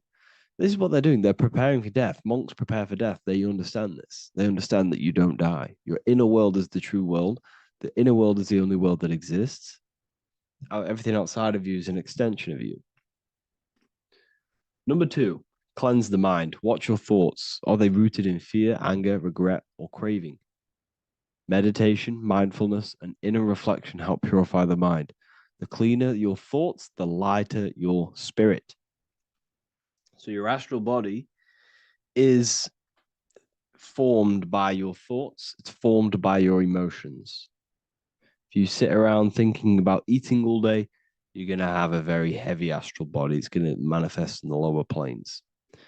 But if your mind is thinking about good things with good intentions, love, knowledge, expansion, you're going to manifest even the middle or the higher. And there are ways to even ascend out of your astral body. Yes, you can ascend out of your astral body and out of the mental body, but that's all very advanced, and I'm not going to teach that yet. I'll make another video on that, but you can ascend from them bodies. The astral plane is not the end. You can keep ascending as a soul until you're left with just the pure essence of the soul. But we're going to, anyways, cleanse the mind, reprogram the limiting belief systems, let go of mental attachments. And the way you do this is by getting a piece of paper and writing down every single attachment that you have. And you're going to realize, dude, there's more than you think. Okay. We have to detach from these. We have to. 4, Practice presence. Can you sit in silence with yourself? The more at ease you are with your own inner being, the less you'll feel death. The afterlife is just an extension of your inner world.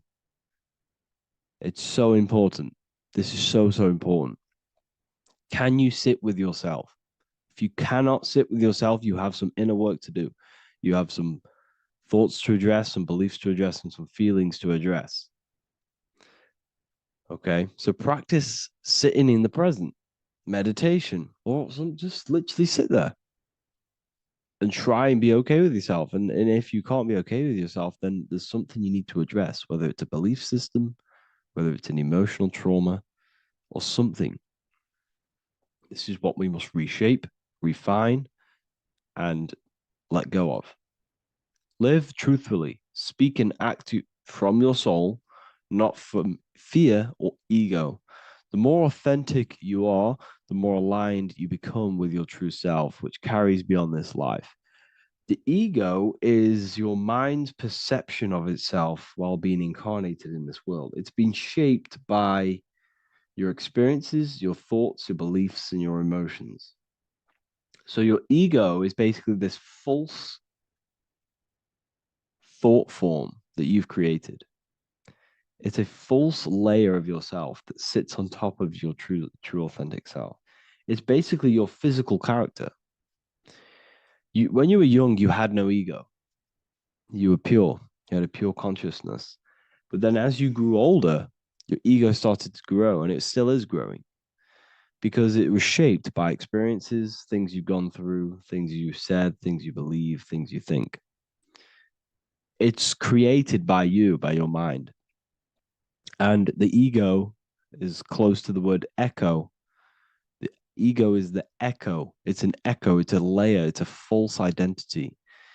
It's a false layer that sits on top of your soul. And if you don't get rid of that ego, if you don't know how, well, not get rid of it, but balance it. If you don't know how to rise above that ego and you die, it's that ego that's going to be pulling down when you die. It's that ego that's going to be your suffering. Okay. 7, connect with the divine, whether through prayer, meditation, tune into something greater than yourself. The connection is the soul's compass beyond this world. If you can meditate and rise above them clouds of thought, that's the soul, that's the observer. We must connect with that. Okay, this will definitely help with just allowing yourself to connect with your true self. Meditation's great because you can just fully detach from the world. And the more you meditate, the more you can prepare for death. A powerful way to cultivate detachment is through daily detachment meditation, done either at night or in the morning or the first breath upon waking. Or do this as many times as possible per day. Start by physically grounding yourself in the present moment. Say out loud, I am here right now, nothing else matters. Let that phrase draw your awareness into the now. Just keep saying it until you're present. Then begin to slowly list everything you identify yourself with, one by one. I am not your body. I am not my body. I am not my name. I am not my possessions. I am not my house. I'm not my children. I'm not my everything. I am not my thoughts. Release each layer gently. Imagine, if you want to, if you have a good imagination, imagine placing these things into a big box. Placing your body, placing your name, placing your possessions, placing your house, your car, your thoughts, your beliefs into a box, and then shut that box. If you have a good imagination, do that. That can help. And you'll be left with yourself. And you're not even that. It goes even deeper. Eventually, you'll reach the mind itself. Detach from the language that the mind is even using. Now, that's very difficult. And not many people have ever thought about that, and they've ever even been there. Detach from the language that the mind is using. Think about that for a second. Your mind is not what you actually think. It goes very deeper. Your mind is not that little voice. It's that voice that the language is using. So even the language is a spell on your mind. Okay, it's an attachment. Eventually, you'll reach the mind itself, detached from the language it uses, the voice in your head, the need to define. What remains is something beyond thought and beyond words. I can't even describe what's left, because words, once the language is gone, it's purely metaphysical. All I can say it is pure awareness, and it's symbolized. This is why symbols are so amazing, because they can symbolize things that are beyond words. A flame, it's just a flame, and you won't be able to understand that until you've been there. It's just a flame. It's pure cause. Words can't describe it. You'd have to experience it. Connect with this essence daily. This is truly who you are. So this is a great way to detach. We can do these detachments every single day during meditation. This will definitely help over long periods of time. Of course, you're not going to be ready tomorrow for death, but just try and prepare for these things. This is the whole reason people used to meditate. It's the whole reason why people do these spiritual practices, because they understood that this plane is temporary and your soul moves on from this plane. And you'll never truly believe in the soul until you experience it. So I can show you these things, but you must go out and experience it. The soul is real, but you won't understand unless you cast off everything else. Okay. So I hope this video helps. It's a very deep video. I'm going to be making more of these stuff, of more self-mastery. And of course, we've made the self-mastery section now. So I'm going to start filling up this place with lectures. And I think it's a great time to start this, because a lot of people have been asking on how to master yourself, prepare to death. So hope this video helps. See you in the next one. As above, so below. This is one of the most crucial teachings within esotericism, occultism, or what we like to call it today, spirituality. I don't like calling it spirituality because it's not spirituality. I teach human consciousness. I teach the science of you and your consciousness alone and your being. And in order to fully understand you and this world around you, you must understand this number one principle of as above, so below. There is many misconceptions of this, and there is many simple teachings of this, but I'm going to break it down today from the most simplest to the most complex, and you will see the connections between all things. This is the most important lesson you could ever learn, and I'm going to teach it you today. So what you must understand is, with the term as above, so below, it applies with everything you see in this world and about yourself. We have something called the macro, which means the bigger scale. On the bigger scale, we have the whole earth. If we look down from the sky on top of rivers, this is what we see. We see this tree pattern. Then on a smaller scale, we see trees have the same pattern. Then we look even closer. We're going smaller and smaller into the leaves of the tree. We see the same pattern. Then we go even more micro into the human brain and look at the human brain cells, and we see the same pattern. This is proof this is a fractal universe, and everything is in the micro is reflected in the macro. As above, so below. As within, so without. On the macro is a reflection of the micro. So now that you understand this, we can go a bit further. A yearly cycle of spring, summer, fall, winter is a macro.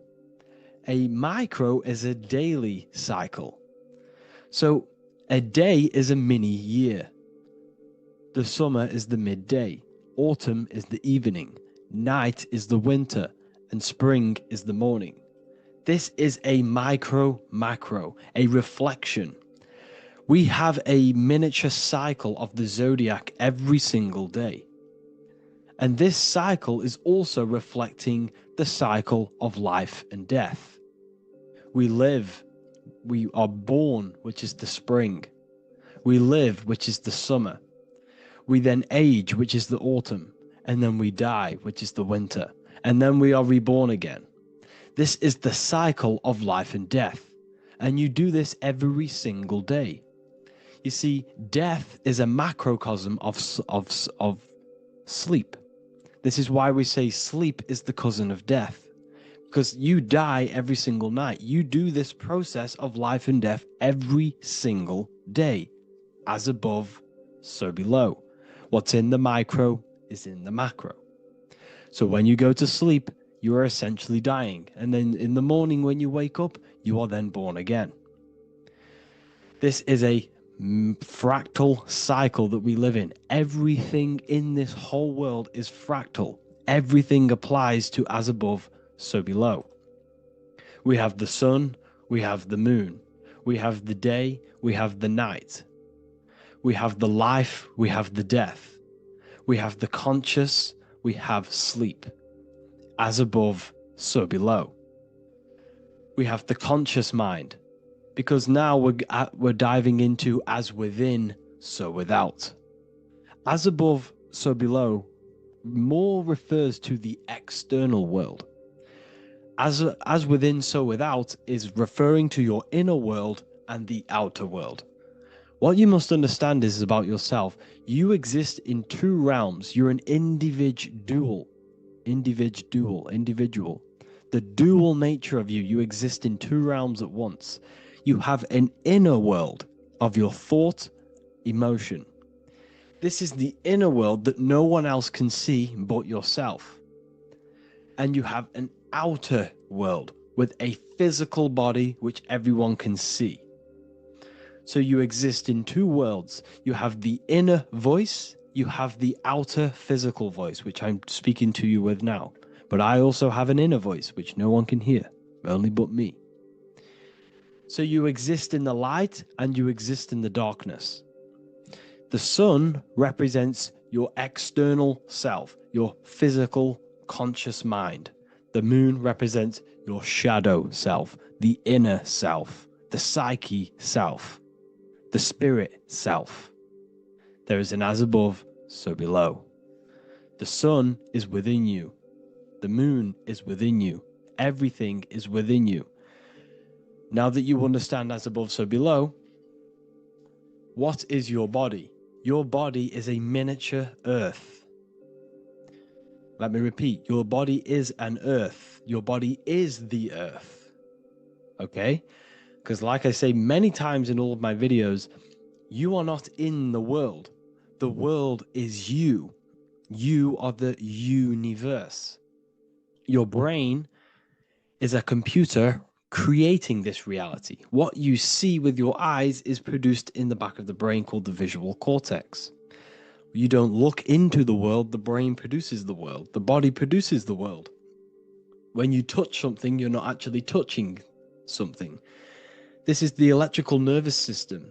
When you touch something, what you feel is actually electrical signals on your nervous system reporting back to your brain.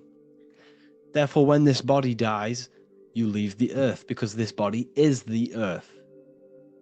Okay? As above, so below.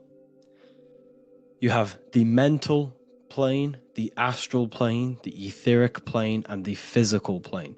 This is essential for understanding reality and the teaching of as above, so below.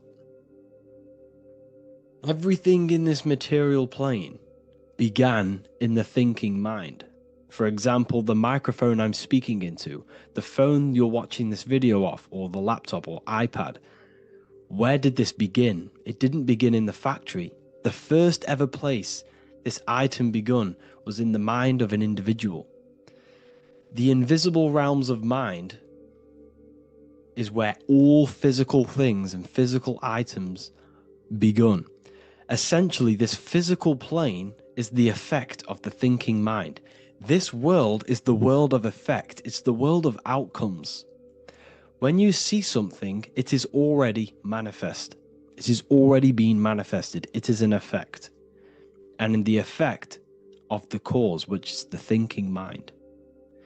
Therefore, the mind creates thoughts, which is the mental plane. Then after thoughts creates imagination, which is the astral plane. These two are spiritual, they are non-physical. So spirit kind of means non-physical. Then you have the physical planes, the etheric and the physical plane. As above, so below. What happens in the mind is manifest on the physical plane. Like I said, the phone that you are holding, it was a thought, and then it brought down into a physical reality. As above, so below. You change the mind, you change your reality. Your environment, the word environment has ment in it because your environment is mental. So now that you understand this, so what is the world around you?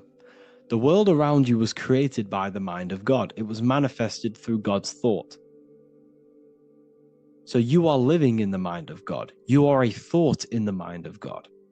God thought you into existence. But like I said, we are all fractals. Everything is fractal. If God exists, this means that you are God, as above, so below. God created you through the thinking mind, and he gave you a thinking mind. So God created the macrocosm. God created the macro, the whole world. He designed the whole world, the sun, the stars, the moving. He designed this. But then he gave you the thinking mind to design your own life and create your own life in his world. You are a microcosm of God's macrocosm. Just like God thought you into existence and the whole world into existence, you are a microcosm thinking your world, your reality into existence. You see this now? Everything is a reflection. Everything is a mirror. Everything is fractal. So in order for you to change your reality, you must change these higher planes. Your thought and imagination are the two key aspects of creating physical reality. Every object you see around you was begun in these higher planes of the non-physical, and they were brought out of spirit into physical matter through the thinking mind and physical action. So now we're going to get a bit deeper.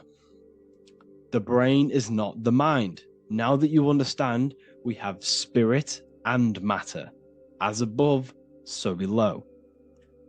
You have a non-physical side of reality and a physical side of reality.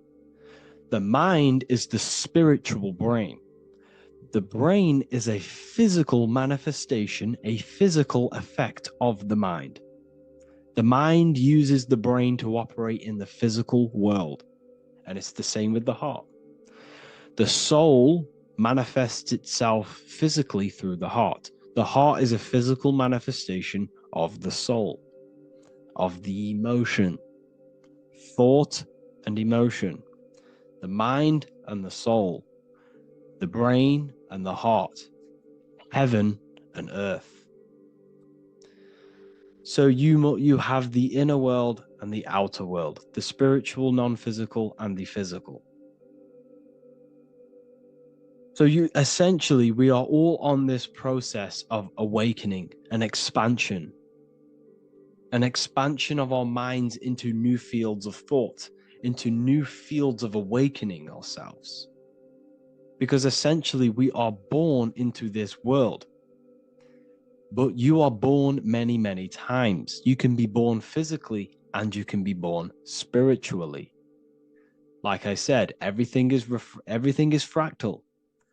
So just like when the baby finds out that there is a world outside of its mother, what does the baby do?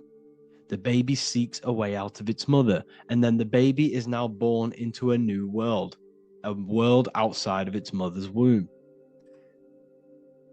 It's the same with you and your spiritual process. As your mind becomes aware that there are other realities beyond your physical body, it then seeks a way out. And this is why you are probably watching my YouTube, because you are now on the path. Something within you has guided you to this path of knowledge, truth, enlightenment, and expanding your consciousness. And it is your soul who brought you here. Your soul speaks through emotion, a guidance. Emotion is the language of the soul.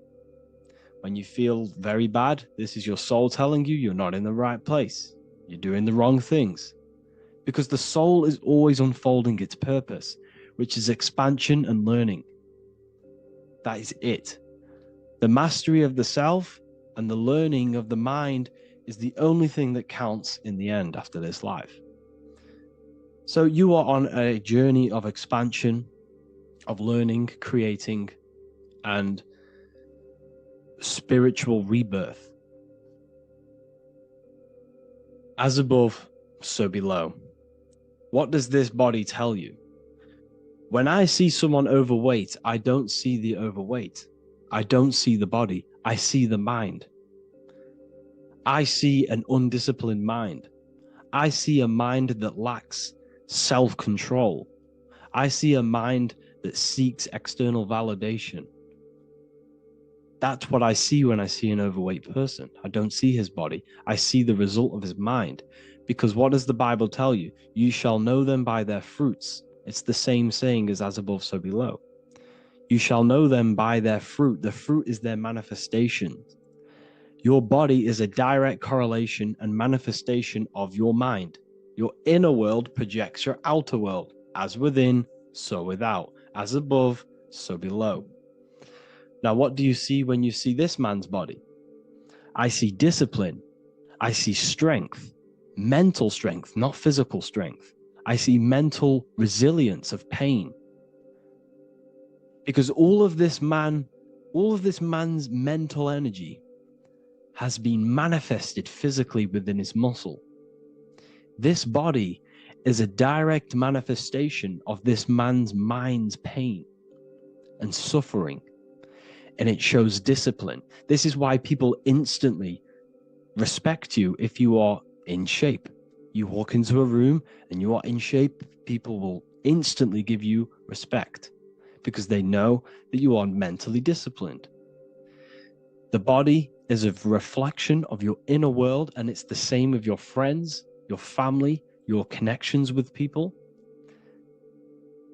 If you think about yourself very negatively all the time, and you don't have a good connection with yourself, you don't have a connection with your true self, this will manifest into every single relationship you have in your life.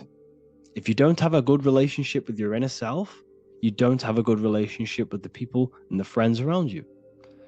Because as within, so without. If you think negative about yourself, you will only pick up the negative in other people. If I think very highly of myself and I think very happy and good things about myself, I will then see the good things in other people. Because it's as above, so below. As the inner world is, so is the outer world. It's the same with your life circumstances. Your life is a direct correlation of every thought you thought in the past. If you possess millions of pounds, millions of dollars, this is because you have thought this into physical reality.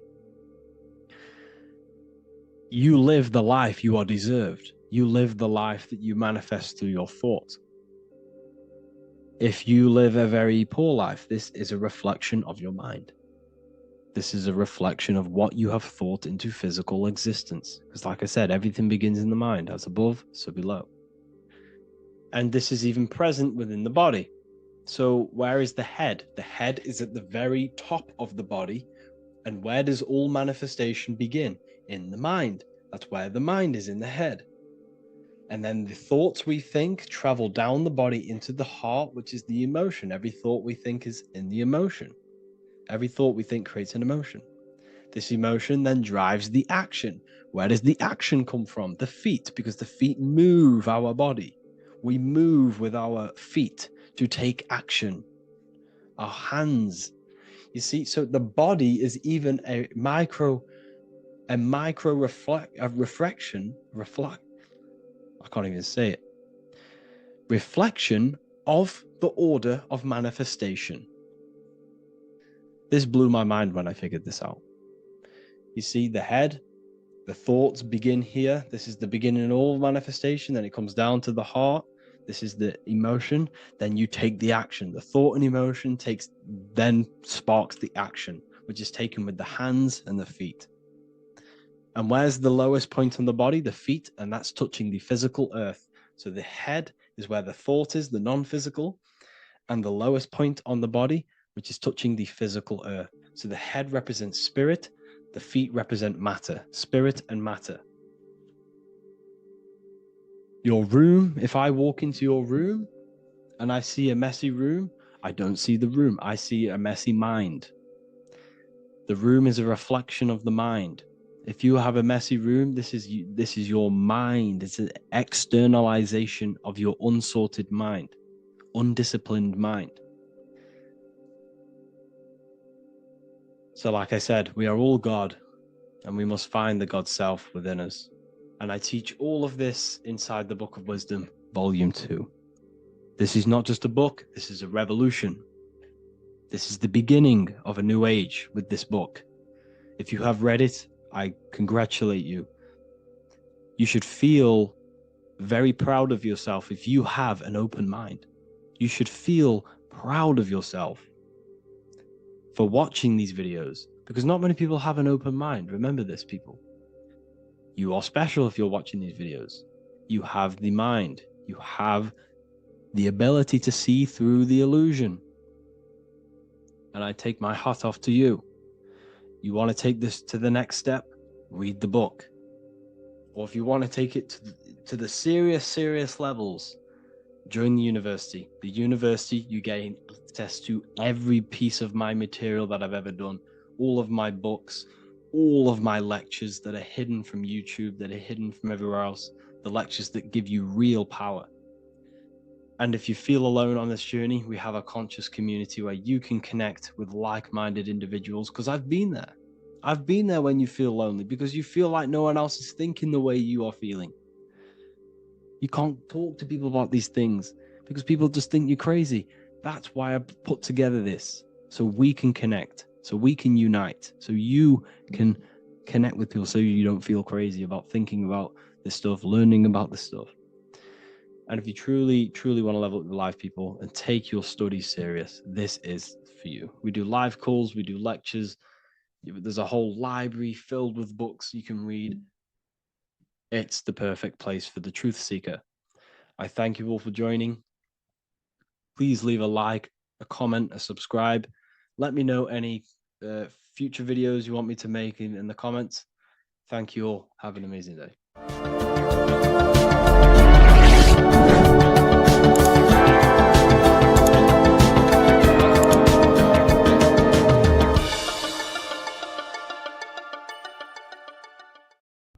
There's an ancient symbol hidden in plain sight, one that holds the key to transformation, power, and unlocking your true potential. It's been used for centuries by mystics, rulers, and even modern science, but almost no one understands its true meaning. Once you do, it will change the way you see yourself and the world forever. Stay with me, because this could be the key to your own awakening. The symbol of the snake, or the serpent, is a very powerful symbol that refers to something within you, that we all are on this journey. So first of all, we see this symbol in ancient Egypt on the top of the pharaoh's head. We also see this with Buddha, with the snake on top of the Buddha's head and below. We also see this in Rome, with the Roman god Mercury holding the staff with the snake. We see this in Adam and Eve's story with the snake tempting Eve. We even see this today on the medical facility. But what does this mean? Why is this symbol being used for thousands and thousands and thousands of years? It has a very deep esoteric meaning. We see this in the caduceus staff, and we even see the snake representing the Kundalini. What does the snake actually mean? A lot of people think it represents the Kundalini, which it does. However, there's a deeper interpretation of this symbol, and it goes very far beneath the surface of what the snake actually represents. Okay? So first of all, When looking at symbols, we need to observe what the snake does in nature. The serpent sheds its skin. The serpent shedding its skin is a sacred symbol of an inner transformation. It transforms from its old self to a new self. It sheds layers of itself. As the snake discards its old exterior, it mirrors our own journey of realizing outdated beliefs and patterns, paving the way for a renewed, authentic self on the esoteric path of awakening. Essentially, it represents transformation, but not transformation of our physical bodies, transformation of our inner world. Now, this is where things get a little bit tricky and you may become a little bit confused, but I'm going to make this very clear for you. The snake symbol or any symbol can be used for different context. For example, the Kundalini. We see the snake representing the Kundalini. We all know that energy can't be destroyed, only transferred. Like I said, this is a transferring of energy. It's a changing, a transforming, shedding its skin. It represents transformation. Sexual energy is energy, and we can transform the sexual energy into a Kundalini awakening to activate dormant brain cells in our brain and to activate the human light body, which is the spirit. We can cultivate, save, and retain our sexual energy, transmute it up the spine to activate the brain. This is a symbol of transformation, of energy in this context. However, when we go to the emergency services, this does not mean the same thing as the Kundalini. The snake in this context represents transformation of health. When we are picked up by the emergency services, we are looking for a transformation. We are unwell and now we need to transform to well-being. This is why they use this symbol. It represents transformation, especially with the pole and the snake climbing. It's climbing, it's transforming from the bottom to the top, shedding its skin, shedding old layers, transformation. We see this in the Bible with the snake tempting Eve to eat the apple of the tree of knowledge of good and evil. Well, what does this mean? Where's the transformation in this? Well, this is a very hidden one. The transformation takes place in Adam and Eve's consciousness and their mind. They go from a pure, whole state of consciousness, from being tempted by the snake, and they eat it and they transform into knowing the good and evil, into the dualistic ways of thinking and the dualistic meaning of this world. Let me rephrase that. They understand the dualism of this world, and they now understand the two good and bad ways of thinking. They know the knowledge of good and evil, of duality. They shifted from a whole state of consciousness into their consciousness being split into good and evil. This represents the journey of every single soul that incarnates into this world, including yourself. When you were a child, you were whole. You had no understanding of good and evil. But as you grew older, you eaten the fruit. You grew to understand the knowledge of good and evil. Your consciousness split from a whole into a separate and divided way of thinking and divided understanding of the world. We suppressed aspects of ourselves to fit in with society norms. And we just limited ourselves with limiting belief systems. We knew the knowledge of good and evil. Our consciousness split from a whole state. This is what Adam and Eve is symbolic of. We see this with the Roman god Mercury, with the snake. Mercury represents intellect, communication. He's always flying in the air, which represents the air, the mind, the intellect. He's holding the snake to represent transformation of the mind. This is what we call mental alchemy, turning base metals into gold, turning the unenlightened aspects of our mind into enlightened ones, turning our negativity into power and control. We see this with Buddha, and Buddha is all to do with transformation of the inner world, transformation of the mind and the soul and the emotions. And it also represents the Kundalini. We see this in ancient Egypt we always see the snake on the head, representing the place where the third eye is, representing the intellect or the mind, the mind's eye, the third eye, whatever you want to call it. This is the place of the invisible intelligence within us. This is our mind or intellect. And this is the transmutation of the mind. This is why the snake is on the head, representing the transformation of the mind, going from the unenlightened into the enlightened, going from the uncontrolled to the controlled mind, so that we can control the very fabric of reality. I've kind of just given that away. Why is this important? Humans are creators. We're the architects of creation, endowed with the divine power to channel the fourth dimension, which is the imagination, into reality. Each thought and intention is a seed. When nurtured with focus and clarity, transforms the unseen into the tangible experience. This creative process bridges the gap between the ethereal and the material. Humans are creators. It's impossible for you not to create. Whether you're doing this consciously or subconsciously, you've been creating your whole life, turning non-physical thought into physical reality. We are creators. However, the mind cannot create in a state of chaos. The mind cannot create with limiting beliefs. The mind cannot create with thoughts that come and destruct our minds. The mind cannot create consciously and effectively if there are impulses within our mind and we have no control over the mind. So this is where self-transformation comes from within. This is where the snake comes in. The snake represents the transmutation of our mind from the uncontrolled to the controlled. In this context of the Egyptians with the snake on their head, it's all to do with mental alchemy. In the occult tradition, the mind is seen as a delicate instrument that demands constant vigilance. Left unchecked, it reverts to archaic and destructive thinking patterns. Like a finely honed blade, it must be continually sharpened through discipline and self-refinement.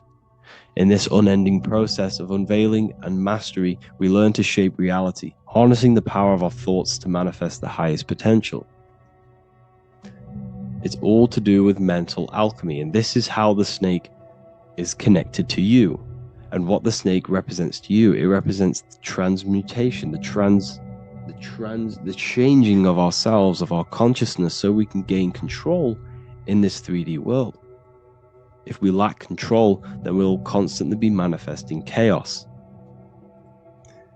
Now, there are 3 ways that we can transform our world, and we can slowly transform our mind. Now, this is not an overnight process. It takes periods of time of purification. And number 1 is affirmation. Let's say we have this dirty cup of water and we have a tap of water. And in this tap, it's pouring in more water, clear water. Over time, if I keep pouring clear water into this cup, it's going to slowly purify this cup. And then in the end, it will look like the cup on the right. It's the same with your mind. The cup represents the limiting beliefs, the negative thoughts, the negative mind, the uncontrolled mind. But if we keep repeating affirmations over and over and over again, such as I am disciplined, I am powerful, I am limitless, over time this can purify our subconscious and we can gain control over the mind, and we will become conscious of the thoughts that we are giving attention to. The second way is meditation. Meditation allows one to develop an off switch for the mind, providing a sense of control over it. Over time, we gain the ability to filter our thoughts and become more conscious of the ones we choose to engage with. Meditation, over a period of time, will give you this button that allows you to filter out negative thoughts. If you have a negative thought in your mind, you'll be able to become conscious of this and redirect your mind's attention.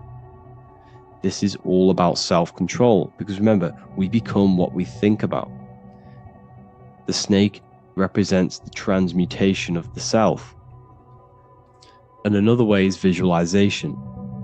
Visualization allows your subconscious mind to experience the reality you desire, accepting it as truth. As the subconscious becomes more immersed in this imagined reality, it works to manifest it into your conscious experience. Your visual eye, visual eye. You're using the mind's eye to see and mold your future. That's what imagination is for, to create in your future. You can become your future now in your imagination.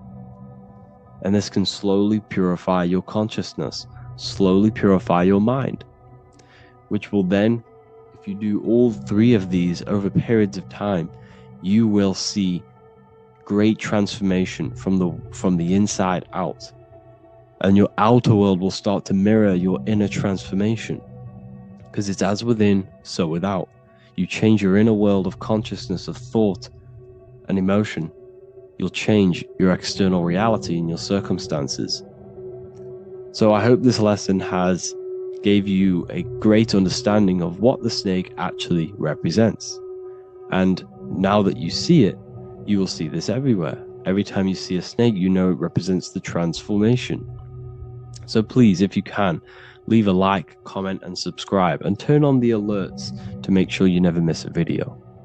And if you have any video suggestions, feel free to make a comment and I can make a lecture on it. I appreciate you all watching this video today, and I'll see you all inside my university if you're inside, and I'll see you all in my Telegram if you join, and I'll see you in the next video, of course. Thank you and take care. Today's topic is the binary code behind the universe. You will learn the fundamentals of the binary code, deeper understanding of reality, which will give you more of a connection to the universe, evidence supporting the existence of this code, and how to use the binary code to shape your reality. Now, this is an important one. We have 0 and 1. This is the binary code of the universe. It underlies everything. It is the source of all creation. The universe is binary in nature, meaning it exists as both something and nothing, on and off, male and female, light and dark. Everything has its polar opposite. At its core, all that exists is 0, representing nothingness, infinite potential, and 1, representing something, order. 0 represents the feminine, vast, formless, and infinite potential. It is the space from which all things emerge, the womb of creation, the receptive and expansive force. 1 represents the masculine, structure, form, and order. It is the active principle, the initiator, the force that defines and shapes reality. Together, they create the fundamental duality that underlines existence, the balance between chaos and order, the void and creation, yin and yang. We see this in the masculine and feminine bodies. This is deeply encoded into the fabric of reality. And once you see this, you will never unsee this. So please leave a like on this video if you love my content and you love the wisdom that I share with the world.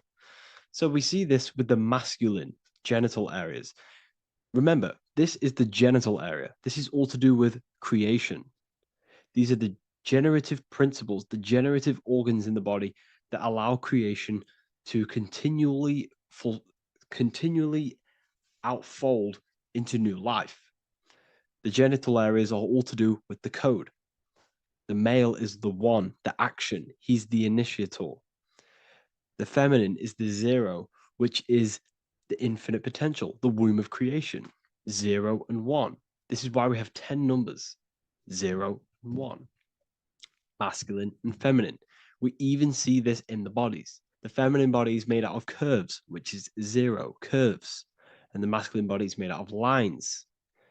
So please leave a like and comment if you love this. And if you have any lecture ideas, feel free and I can make a lecture on any suggestions that you have.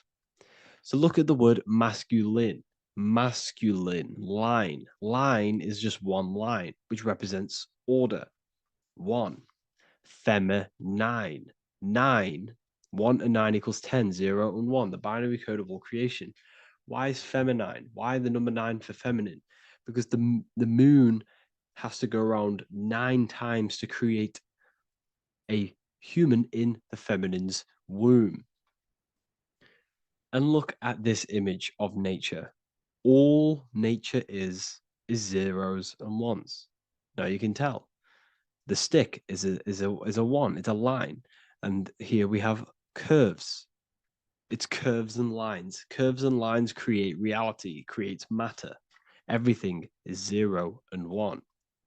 We even see this with the sky. The sky represents zeros. They represent curves, the heavens, the heavenly bodies, the sun. These are circles, the moon, circles, the planets, circles. Down here is matter, representing the square. We have the Freemasonic square and compass, representing lines and circles, masculine and feminine. We see this with Leonardo da Vinci, with the circle representing the spirit, the void, the womb of creation, and matter, which is the body. This is the soul in matter, infinite potential in matter. This represents spirit over matter. This represents the architect of reality, zeros and ones, spirit and matter. This is all the same thing. Understanding this binary nature of the universe, where 0 feminine represents the infinite potential and 1 masculine symbolizes order and structure, can benefit you in several ways. Manifestation and creation is the first way it can benefit you. Now that you understand this, you understand that everything comes out of infinite potential. 0, infinite potential. 1, action equals manifestation equals creation. So you must pull things out of infinite potential. If you have ideas but don't take action, too much 0, nothing materializes. You'll never materialize if you sit there imagining all day, visualizing all day. You have to take action. They both come hand in hand. If you only take action without tapping into intuition and creativity, too much 1, your actions may feel hollow and misdirected. Using both effectively leads to greater success in life, work, and relationships. This is the 33rd degree motto, or this is on the 33rd degree of Freemasonry Scottish Rite logo, and it's called Order ab Chaos, order out of chaos. Chaos is the 0, infinite potential. Chaos is the dimension of the imagination. This is where this all ties in now. Imagination is the dimension of infinite potential, pure potential, formless creativity, and the realm of infinite possibilities. It is the void, the unmanifested energy that contains all that could ever be. That is the imagination. The imagination is the dimension that you are connected to, and you can pull any idea out of and materialize it into a reality. Matter, on the other hand, is order brought out of the imagination, chaos. It is when raw potential is structured, defined, and crystallized into form. This is the fundamental principle of order out of chaos, the process of turning the unseen into the seen, the abstract into the concrete, the dream into reality. That's why we say dreams into reality. Dreams are in the imagination, infinite potential, and the human mind is connected to high dimensions of consciousness, which we can pull ideas, things out of, and materialize it into our lives. Whether that's good or bad, that's completely up to you. But we have access to higher dimensions beyond the physical plane. And this is the secret that the human mind is connected to, and that you are not just a physical body. Okay? The universe itself was born from chaos. Before form, there was only energy and potential. Our minds function the same way. The mind is a microcosm of the universe. Our thoughts exist in an infinite field of possibility, but they only become real when we take action and give them form. If your inner world is filled with chaotic thoughts and impulsive emotions and negativity, then creating order within is essential for balance, clarity, and growth. What do I mean? Order out of chaos, 0 and 1. All creation comes out of infinite potential. The mind, the imagination, is the infinite potential. The material world is the order. It's the effect. Therefore, if your material world has chaos, if your room is messy, if your body is out of shape, if you do not look after yourself, Everything in the physical world is just a reflection of what's going on inside of you, what's going on inside of you.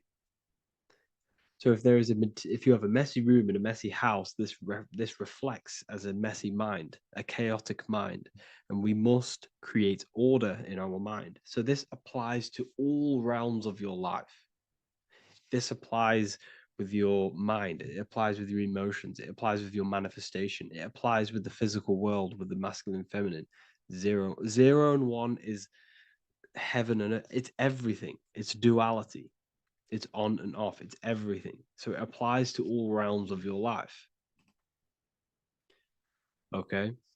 So in order for this to benefit our lives, we must, one, have awareness and observe the chaos. Step back and observe your thoughts and emotions without reacting to them.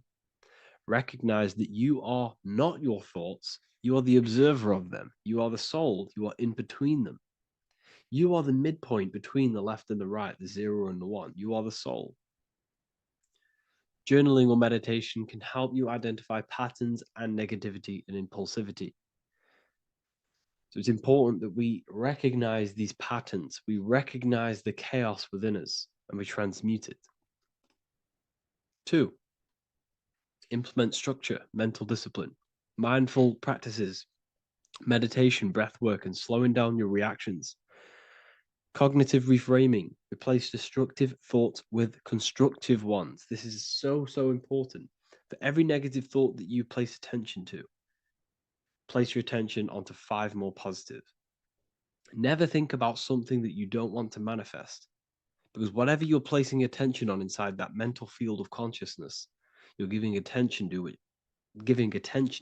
which then can manifest into your action, and that will materialize into your world. Routine and ritual. Create daily habits that anchor you. Morning routines, exercise, or creative outlets bring stability. We must master the inner world of thought and emotion. We must bring chaos into order.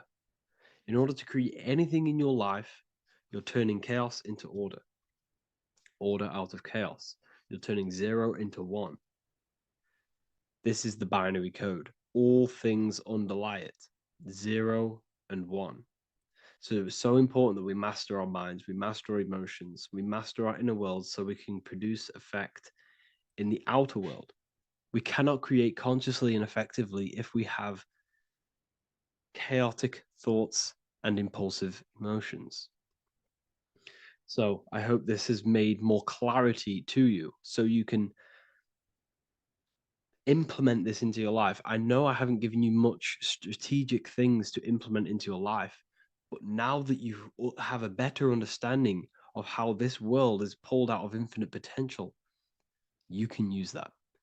Everything in your life is pulled out of your imagination.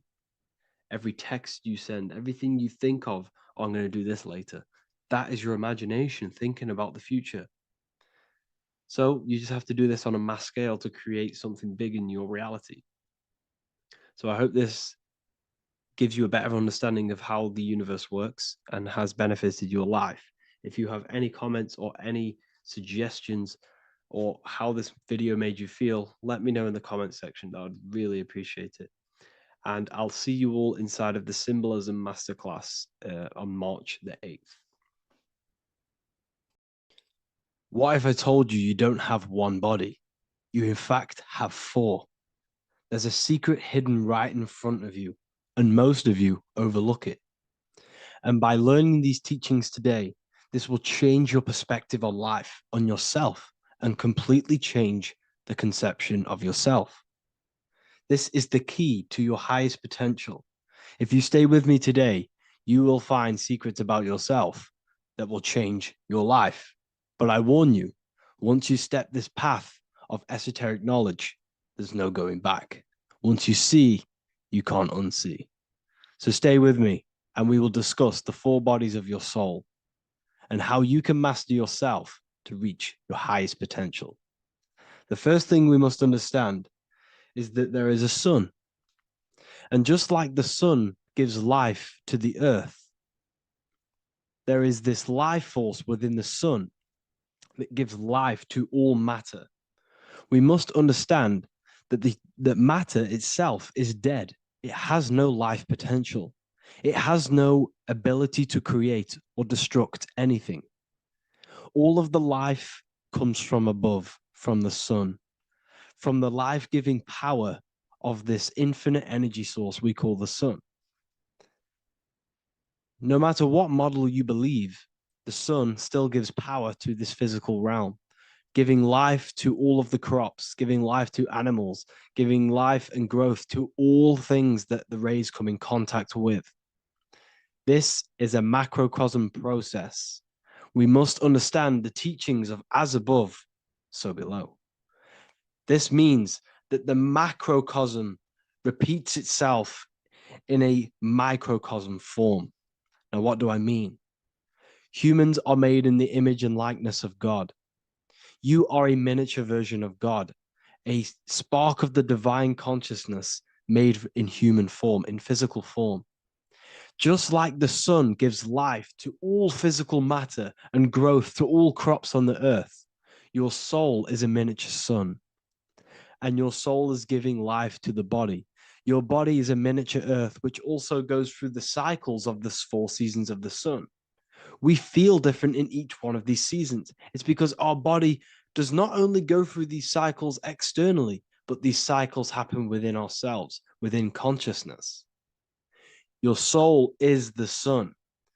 The sun you see in the sky is an externalization of your soul. Your soul is the life force. You are the soul, not the body. And like the sun gives power to the earth, the soul gives power to your body. So first, let's look at the etymology of the word sun. The word sun comes from it's a Latin word solis or sol, which means the sun. Sol then became soul, sun, soul. And in fact, S-O-N and S-U-N in the old etymology dictionary mean the exact same thing. They are interchangeable. So when we look at the symbol of the sun, we look at a circle and a cross, which represent the 4 aspects of the sun, the 4 seasons of the sun: summer, winter, spring, and autumn. These are the 4 states of the sun. Like we said, this is where we get this symbol. You have the 4 states of the sun, which represent the 4 bodies of the soul. Now, this is where we get deep. Like I said, the sun you see in the sky is a macrocosm of your soul, an externalization of your soul. Just like your sun has 4 seasons, the 4 seasons within us are the 4 bodies. Our soul is incarnated and split into 4 sections. We have a mind, we have a physical body, emotions, and spirit. These are all interchangeable and they are all linked. In ancient alchemy, we have the exact same symbolism of the 4 stages of alchemy. But in this case, they're symbolized as the 4 elements: earth, water, air, fire. In this ancient alchemical symbol, we have the pentagram, with the top one representing the soul, ether. Our soul then has the 4 bodies, with the human here. We have the man, the eagle, the bull, and the lion. We see this on the tarot card, the Wheel of Fortune. The man, the eagle, the bull, the lion. We see this in Matthew, Mark, Luke, and John. The lion, the bull, the man, and the eagle. We see this with depictions of Jesus. Jesus, the man, the bull, the lion, and the eagle. These represent the 4 fixed signs of the zodiac: Taurus, the bull; Scorpio, the eagle. Scorpio was symbolized as an eagle. It's an ancient symbol. Now it's been changed to a scorpion, of course. Leo, the lion; Aquarius, the man. These represent the 4 fixed signs, which are 4 different elements. Taurus is an earth sign. Scorpio, a water sign. Leo, a fire sign. Aquarius, an air sign. Taurus is the earth. As above, so below. The earth is the physical body. Leo is fire. Fire is the spirit. Scorpio is water, which is the emotions. Aquarius is the mind, which is an air symbol. Air is the mind. That's why we call people airheads. Okay? So what we're actually looking at here are the 4 aspects of our soul. We have the sun in the middle and the 4 bodies of the soul. This is what Jesus is symbolizing. Jesus represents you. God made flesh with the 4 aspects of the soul. The 4 gospels are all depicting Jesus in 4 different ways according to the different body of consciousness. The wheel of fortune are representing the 4 bodies of the soul. This represents the 4 bodies. Now, how are they 4 bodies? They are 4 dimensions of consciousness. The mind is not made of the same substance of the emotion. The emotion is not made of the same substance of the physical body. The spirit is not made of the same substance as the physical body also. They exist in 4 dimensions of consciousness. They are 4 bodies of our soul. And the most important teaching here is what I'm actually getting to, is the powerful one. This is what gives you power. Most of us live in chaos. Our mind is thinking of doing something. Our emotions are feeling something else. Our body is lusting and wanting to do something else. And our spirit's energy is completely off. Most people live in unbalance. None of these 4 bodies are working together. This is why we produce chaos in our lives. When these bodies are in balance, are not working together.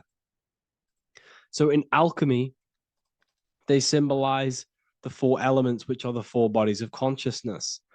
These are the furnaces with the fire. They represent transmutation of each body. We have to sync these bodies. We have to sync the mind with our emotions, and our emotions with our actions, the physical body, and with our spirit.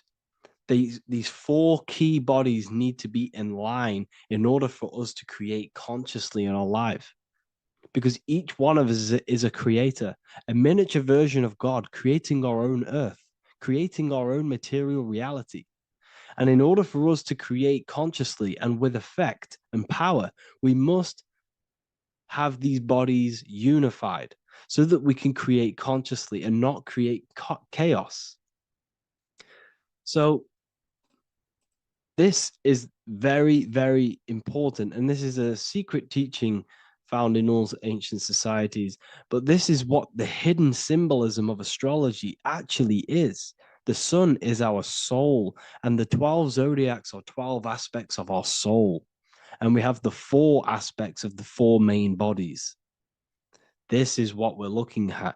We're not looking at the sky. We're actually looking at aspects of ourselves, aspects of our soul that we must master and transmute in order to become our highest potential. So I hope this makes sense. And it may take a while for you to fully understand this, but the key knowledge in order for you to understand any of these teachings that I've gone through today is the major, major teaching of as above, so below. What is above is below. What is within is without. Your inner reality projects the outer reality. What is inside of you is outside of you in some form or way. Whatever trees, whatever roots that go down will always shoot up. When you throw a bouncing ball, you shoot it down, it will go up. As above, so below. As within, so without. God did not make a creation separate from himself. We are all extensions of the divine made in physical form.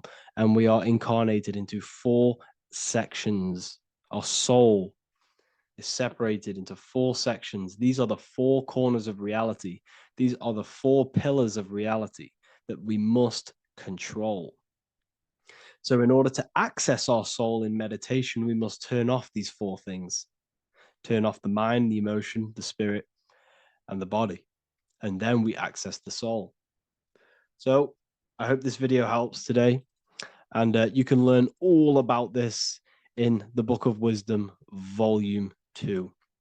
This book is a revolution in consciousness. I do not recommend everyone reads this book. This book is only for people who are serious and want to transform their lives. This book is a book that will change the scope you see reality. It will change your perspective on yourself because you will resonate with this. This book does not just give you information, it gives you a sense of well-being. It gives you truth, and you will find your power from this information. This information is not just information, it's a key to your path of enlightenment and transformation. So you can find this book in the description of this video. And if you are part of the university, I will see you on the live calls. Thank you, everyone. Please leave a like, subscribe, and a comment, and let me know whatever videos you want me to make next. Anything that you fail to understand or have any confusion with, I can make a video on it. So let me know in the comment section any reviews or anything I should do. Thank you all, people. Have a great day. This one secret that is hidden and guarded within secret societies grants you profound power, which can fully transform your life and perspective on reality. Today, I'm going to reveal this one secret, which you probably already know, but never realized how deep it truly is. This has the power to change your life. It is the key to your potential. And if you stay with me, this power may be yours, and you could transform your life with this hidden secret that is guarded within secret societies and esoteric orders. And this secret is not really a secret, but something people overlook, that the universe is mental. Everything we experience and interact with and perceive originates within the mind. The universe is a boundless field of consciousness, a mental construct molded and shaped by thought. We do not just live in a physical world, as they want you to believe. There are hidden forces that mold the material world. They want you to believe that you are only a physical being inside of a physical universe. But this is completely wrong. You are the architecture of the universe. Your consciousness is the very fabric of reality. And you create your own universe. The universe is an infinite field of consciousness, a vast and limitless mental construct, intricately woven and shaped by the power of thought. It is a dynamic and ever-evolving field where the interplay of awareness and attention gives form to existence. Within the boundless realm, every idea, perception, and belief contributes to the creation and transformation of reality itself. Each thought holds the power to transform reality. Your consciousness is the very fabric of reality. And this is shown in the symbol of the flower of life. The flower of life is a symbol. It symbolizes the interconnectedness of all existence, illustrating how every thought is not merely a fleeting moment, but a ripple that reverberates across every layer of reality. Each action, like the intricate overlapping circles of this pattern in the symbol, extends its influence far beyond its origin, weaving a web of interdependence where every choice impacts the whole. It serves as a profound reminder that everything is connected, bound by an unseen field of consciousness. This symbol represents how one action, one thought is a ripple in the whole vastness of the ether of consciousness. To master your mind is to master the universe, because your mind is a miniature universe. The mind is the very fabric of reality. So if we gain the hook, if we gain the power and the mastery over our minds, we have now gained the power to create reality to your will and intent. You see, most people live in a cycle, and this cycle is the outer world manipulating how they feel on the inner world. People's external circumstances are creating their thoughts and emotion in the inner world of consciousness, which is producing a constant cycle of negative manifestation. For example, let's say something negative happens to me in my external world. Then I start to think negative and feel negative. What that is actually doing is manifesting and projecting more negativity, because our thoughts hold the power to control and weave our own life. Your life is a direct correlation of every thought you thought in the past. What we need to do is stop and not let the mind control you in your reality. You need to control the mind so you can control reality. So what does this actually mean? Reality is an externalization of consciousness. Consciousness and matter are one. They're not separate. They are inseparable and interconnected. Everything we see, experience, and observe is a manifestation of thought, beliefs, and consciousness, shaping the world around us. Now, this ties in with the secret fifth element that they have hid from you. They've hid from you this sacred and very important symbol and pillar to reality. And this pillar, this sacred thing they've missed, is called the ether. And they've held this from you for a reason, a specific reason. This is the true fifth element. Why do they hide the ether? Because the ether has the power to shape and manifest whatever we imprint upon it. Every thought is a vibration interacting with the ether and actively shaping our reality.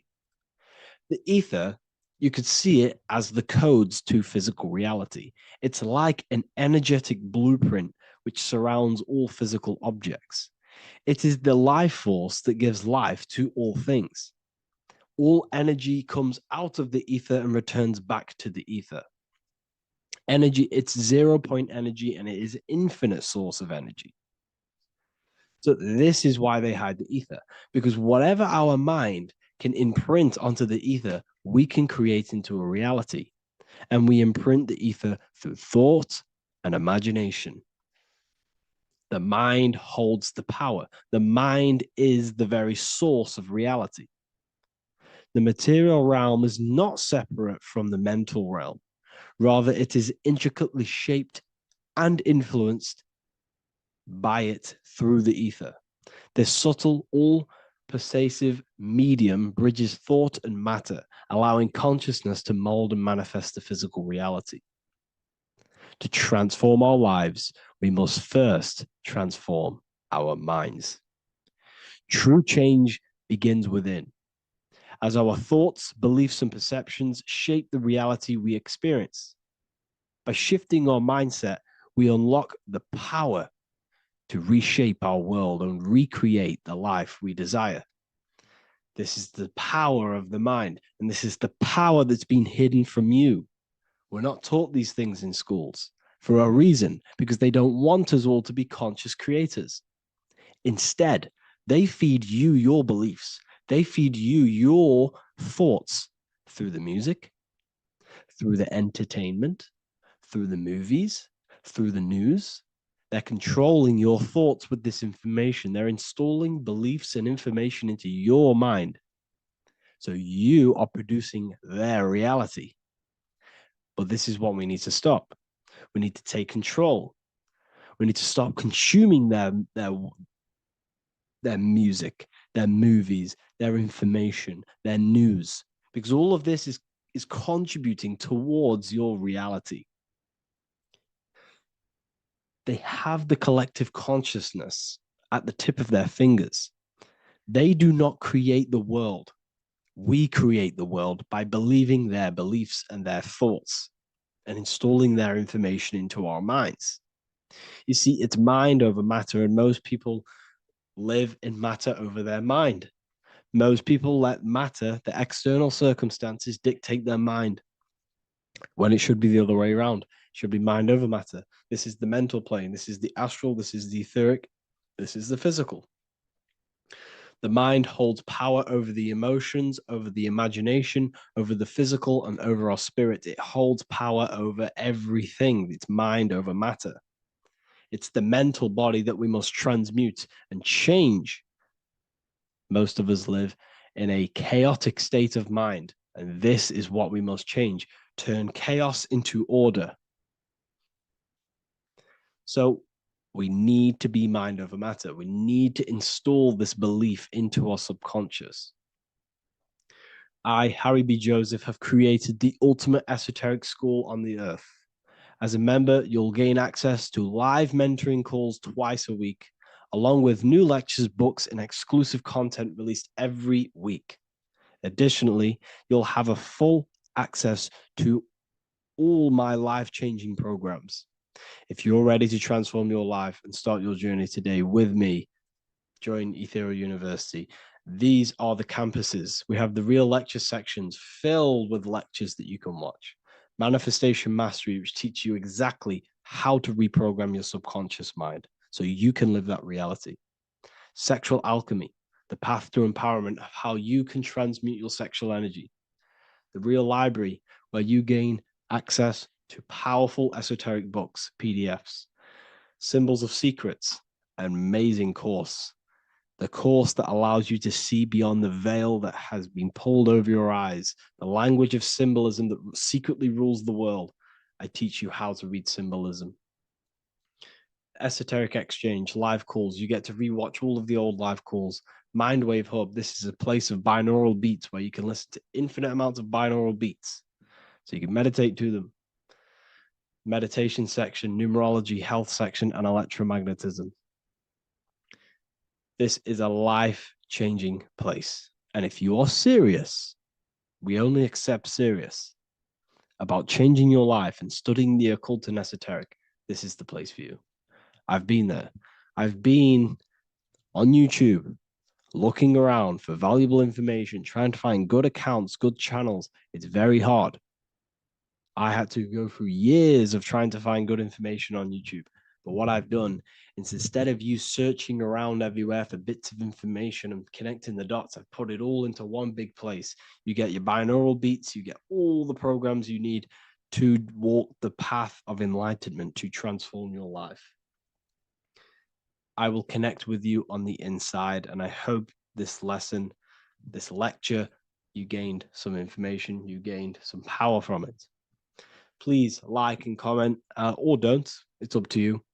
If you have any reviews, if you have any ideas of lectures that you know, if you don't understand certain things, make sure to leave a comment and I can make a lecture about it. I can make a video about it for sure. I don't mind taking recommendations for videos. So I thank you all, people. Have an amazing day. Hello, everyone. Today we're going to be discussing the esoteric and occult meaning behind the story inside of Genesis, the story of Adam and Eve. This is a widely known story, but not many people know the true esoteric meaning behind it.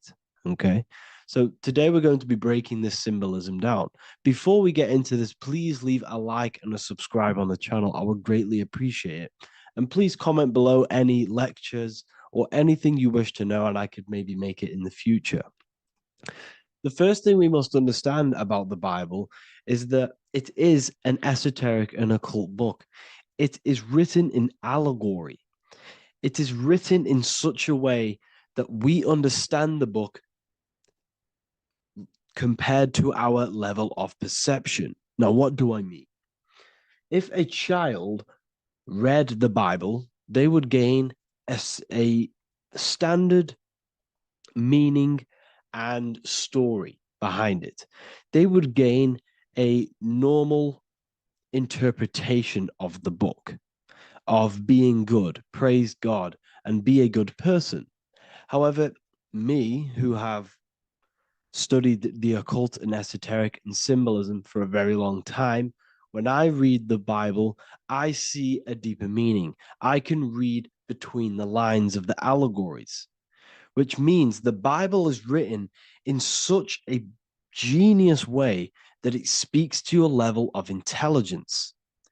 Depending on how advanced you are mentally and with knowledge, will depend on how you decipher this book and how the parables inside the book can speak to you in your personal life. Okay? So the Bible is the greatest psychological book ever written in history. This is why it's known as the greatest story ever told. It's a story. What we must understand with the Bible is that the Bible creates on the surface a logical way of thinking, which is what we call religion. We read the Bible and if we think logically and we take that book literally, then we gain a religion. But if we look beyond the surface, this is what we call esoteric, metaphorical, symbolic. You can read between the lines using our right hemisphere of the brain in deciphering this book and what it truly means to us and the evolution of our mind, body, and soul. What this book actually reveals between the lines is instructions and stories which teach you how to level up your consciousness, how you can sync the mind, body, and spirit and the soul all together so you can live like a god. This is what the esoteric is. It's the purification of consciousness. Now, when it comes to Adam and Eve, okay, what we must understand is that this is the beginning of creation. This represents the beginning of your life in an esoteric way. This is symbolic for the beginning of your incarnation into this physical world. Okay. And we have Adam, masculine, Eve representing feminine. These are the two masculine and feminine energies which create the whole material universe. Okay. And as we are born with a pure consciousness. We are born with pure consciousness. Well, now, what do I mean? As a baby, we have no knowledge. We are pure essence of the soul. You know, we don't gain the knowledge of good and evil. We are pure. Yes, we're not happy all the time as a baby, and we're not sad all the time, but we have no ego. This is what I mean. Our consciousness is not split. As a baby, you are whole. You have a whole consciousness. You are yourself. You have no false identifications, no limiting belief systems, nothing. You are pure awareness and the pure soul and the pure mind. Now, this is what Genesis is representing. As we grow older, the more experiences we gain, the more thoughts we start to think, the more knowledge we gain of this world, the more impure our mind, our heart, our soul, our spirit becomes, the more impure our body becomes. As we grow older, we're infected with negative beliefs, negative thoughts, and society norms. This is a big one. As we grow older, we are molded by society. We shut off areas of ourself and we push them away so that we fit in with society. We all know this. We all did this in school. We pushed away parts of ourselves to act cool or to fit in, whatever it may be. Whatever type of person you were in school, we all went through this because society and culture is programmed. So as we grow older, our consciousness splits. We gain a persona, an ego, and we gain a shadow self, the subconscious, and we gain an ego. Now, the ego is what you show to people. It's that character that you show, that you put on to your culture, to your family, to your friends. This is a false identification. And we also gain a shadow self. The shadow self is gained through experience. This is the subconscious. Our ego is created through experience. And so is the subconscious and the shadow self. Okay. So as we gain age in this material body, we fall from the Garden of Eden. we gain the knowledge of good and evil. This is what the symbolism represents, of us leaving the garden, us eating from the fruit. Now, the fruit represents the knowledge, it represents the insight, the experience, which splits our pure consciousness. Our soul splits, okay? We lose connection with the divine. We lose connection with our pure self through material experiences. We may lose ourselves in material experiences. We may lose ourselves in lust and material gain, wealth, and all of these lovely things that the material world offers. We lose ourselves in this, okay? And not only that, there's another symbolic thing that we're missing with being a child. There's another symbolic meaning behind this tree in this story of Adam and Eve. And this is sexual energy. Okay? As we are a baby, we have no ability to create another human life. We have no sexual urges. We have no desire for the material things as a baby. Nothing. As we grow older, our sexual energy cultivates around the age of, it's like 10, maybe earlier for some people or later for some people. This is what we call puberty, when our sexual energy activates. This is when the masculine and feminine energies are present within the body. And we are now given the ability to create human life. We're now given the ability to bring in a soul into the material world. Now, this is what we believe and know in the esoteric world. That is what sex is. You're bringing a soul from the astral into the physical. Okay? So, as you grow older, you gain this ability to use the power of creation.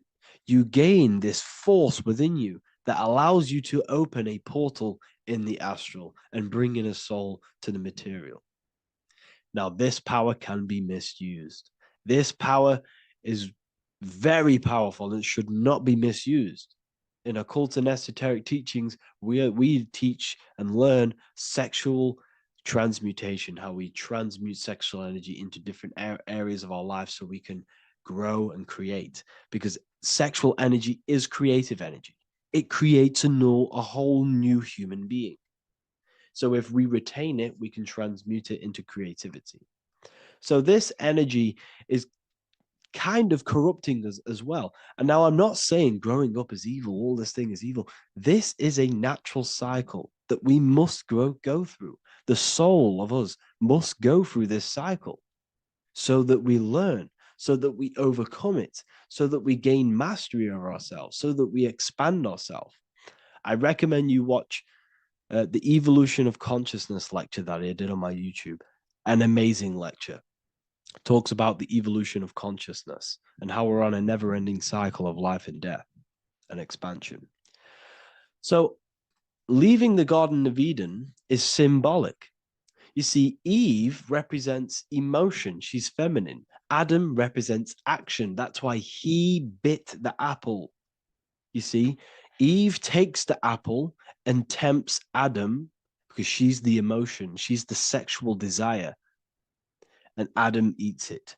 He releases. He misuses the power of his creation. He misuses his consciousness because of material illusions and material desires. This is natural, okay? As we grow older in this life, our soul has to experience sin. We have to experience negativity. We have to experience evil, okay? And we have to misuse this power within us to learn about it so we can overcome it and gain control over it. Now, this is why the Bible says in Genesis 3:6, "For God doth know that in the day ye eat thereof, then your eyes shall be opened. Ye shall be as gods, knowing good and evil." This is very, very, very symbolic. We come into this world to experience a dualistic way of reality. We come into this world to challenge ourselves so the soul can grow, because the soul comes from pure love from God. But we come into this world so the soul may know what it's like to be evil. You see, we are like a seed. Our soul's like a seed. And when that seed grows, okay, and it's planted, them roots must grow to hell in order for the top of the tree and the roots to grow to heaven. In order for the soul to reach the highest states, it must descend down into the lowest states. Good and evil. This is the story of good and evil, okay? And this is the story, a psychological story of how the human mind has functioned in this life. This is what this story is representing, of how our soul and mind is functioning, how our consciousness is splitting and growing up and evoluting. Okay. Like I said, snakes represent sexual energy. They represent, snake, when you've been snaked. This is why we say you've been snaked, because it represents a temptation of sexual energy. This is why the Kundalini is symbolized as a snake. This is the serpent within us that we can rise to activate dormant brain cells in our brain. Now that's called the Kundalini awakening. I'm not going to get into that into this video, but this is what it symbolizes, the tree and the knowledge of good and evil, because our body is the tree. Our central nervous system is the tree. The snake is our sexual urges and this false temptation that tempts us to interact with sin, the material world, okay, and go against our higher divine self. This is what it represents. Now, it's very, very symbolic. Not everyone is going to agree with this, but this is my interpretation of Genesis based on my research of occultism, symbolism, metaphors, and me studying the Bible. This is my interpretation, and I hope it resonates with you. It might not resonate with you, but this is what makes sense to me, and this is what has made sense to many other occult researchers who are in this space as well. Okay. So please leave a like, leave a comment, leave a subscribe. I'd greatly appreciate if you could, just give me some support on this channel. We're nearly at 100,000 subscribers, which is insane. I just want to say thank you all. And yeah, I will see you inside the university. If you join, I'll look forward to mentoring you, connecting with you on the live calls. There's a new symbolism course which is going to be available very, very soon. And yeah, if you join the university, you also get a 30% discount on all of my products, astrology readings, one-on-one calls, all of my books. Yeah, so I hope you gain some insight on this video, and I'll see you in the next video, and I'll see you inside the university. Have an amazing day. In this video, we're going to be talking about the evolution of consciousness.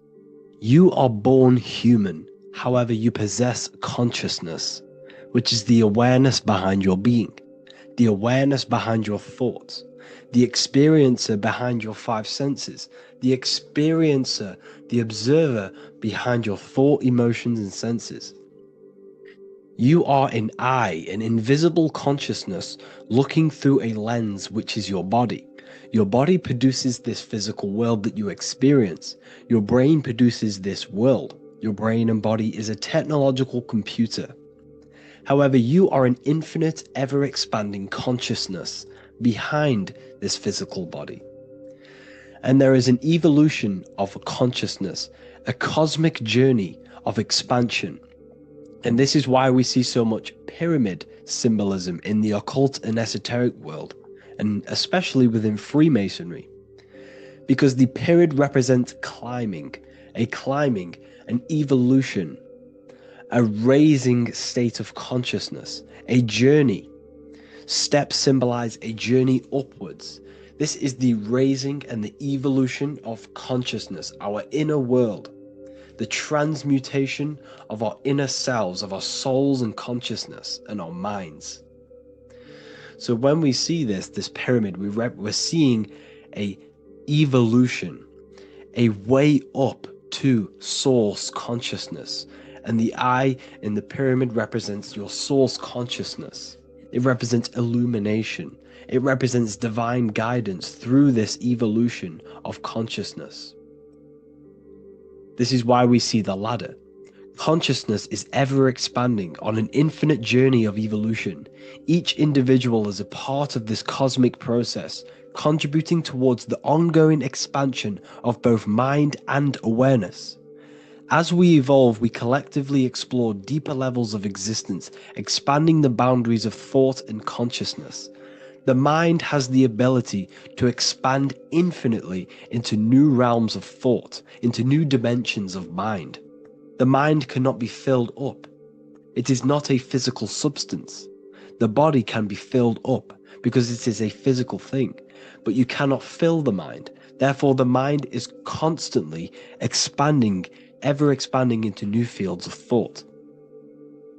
So what we see in Freemasonry, the ladder, is again a journey, an elevation of consciousness. When we are born with an infant consciousness, and as we gain older, we gain an adult consciousness. Our inner world, our inner mind, and our emotional intellect changes and evolves. We are significantly different from when we were very young as an infant. It's because our consciousness evolutes, it changes, it alters like water. So, just like this evolution of your own consciousness as growing up, there is consciousness of beings existing in cycles beyond our own. And their consciousness is unimaginably different from ours. They operate on a higher level of understanding and knowing, experiencing reality in ways that transcend our current comprehension. Our minds right now cannot comprehend the highest states of consciousness. There are entities, there are beings beyond our own, existing in higher dimensions of consciousness that we cannot comprehend because they have expanded. They are on a further way up the ladder of consciousness. However, we are all on the same journey. None of us can take the same journey. There is one ultimate goal, reaching source consciousness. However, this is always ever expanding. However, we are all on a different journey. There is one truth, one source, one goal. However, there are billions in different ways of reaching it, and we are all on these different paths to source consciousness, to this ladder, this evolution of universal evolution. Okay? Their awareness is attuned to new dimensions of existence, reflecting a more advanced stage in the cosmic journey of consciousness evolution. So when you take DMT, you are shot into these higher realms of consciousness where you meet these beings who look similar to these images. They are not speaking to you physically. They don't speak to you three-dimensionally through vibration and words. They speak to you mentally. If you have done DMT, then you know this. And if you have met these beings, then you know this. You might have even met some of these types of beings on mushrooms or any psychedelic drugs. Because ultimately, when you take these mind-altering substances, it's altering your consciousness. It's merging your consciousness with the spirit of that substance. And you are essentially attuning your mind to higher dimensions of consciousness. That's why we say we're getting high when we take these substances. Therefore, when you meet these beings on DMT, you are essentially meeting beings who are attuned to higher dimensions of consciousness, and they speak to you mentally. They speak to you telepathically through thought, because the universe is mental. Everything exists within the mind. The way you are now, your physical existence, is a state of mind. Mind, thought creates matter. Spirit and matter are two opposing ways of thinking. If we have a very spiritual mind, we have an expanded mind, we are a spiritual person. through the mind. However, if we have a very low state of consciousness where we think about food, sex, lust, and all physical things, then we have a physical consciousness. Matter and spirit are two opposing forces, two ways of thinking. The mind attunes itself to different levels of understanding in different dimensions. So, essentially, this is what we're looking at. The body is a vessel for the fluidic, formless consciousness, a temple that houses the essence of our awareness. While the five senses are limited to perceiving only the physical plane, the mind transcends these limitations, capable of perceiving the full scope of reality. It is through the mind that we access deeper truths beyond the material, tapping into boundless nature of existence. Physical existence is a thin band, a thin layer of reality. It's like 0.001% of reality. And your five senses are only tuned into this layer of reality. But the five senses are, by design, only allowed to perceive physicality. But the mind has the power to expand beyond this physical five sense state. The mind has the power to expand and evolute. It is a conscious decision whether you want to take this path or not. You can stay in a three-dimensional way of thinking, or you can expand your consciousness from within. It's not an external journey. There is no God going to save you. You must save yourself. Therefore, behind every single one of these eyes is the same source consciousness. However, we are all different cells in a different journey. The organs in your body, the cells in your body are all alive. They all possess same consciousness, universal consciousness. However, we are all on a different journey of evolution. As above, so below. As the baby is in the mother's womb, when the baby becomes conscious, there is a world outside of its mother. What does it do? It presses and seeks a way out to be born in the other world outside of its mother. It is the same with your consciousness, your mind. When your mind becomes aware that there is realities beyond the immediate surroundings, it seeks a way out. And this is exactly what I'm doing to you now. I am now expanding your mind and telling you there is other ways of reality. There is other dimensions of consciousness which you can access through inner transmutation, through different ways of thinking, spiritualism, and meditating and connecting with yourself and detaching from external things. We can upgrade our consciousness. Your body is a womb. Why Jesus says you must be born again to see the kingdom of God, because you are born physically and then you must be born again spiritually, awakening your inner consciousness. So like I said, as the baby is in the womb, it's the same principle. As above, so below. You were a baby, you were in your mother's womb, and you figured out there is a world outside of your mother, so you seek to way out your mother to be born in another world. It's the same now. You must do this now. This is your spiritual evolution. This is the evolution of consciousness. It's ever expanding. When you die, this is a transition. You must learn to not fear death. This is another part of your spiritual journey. You must master death.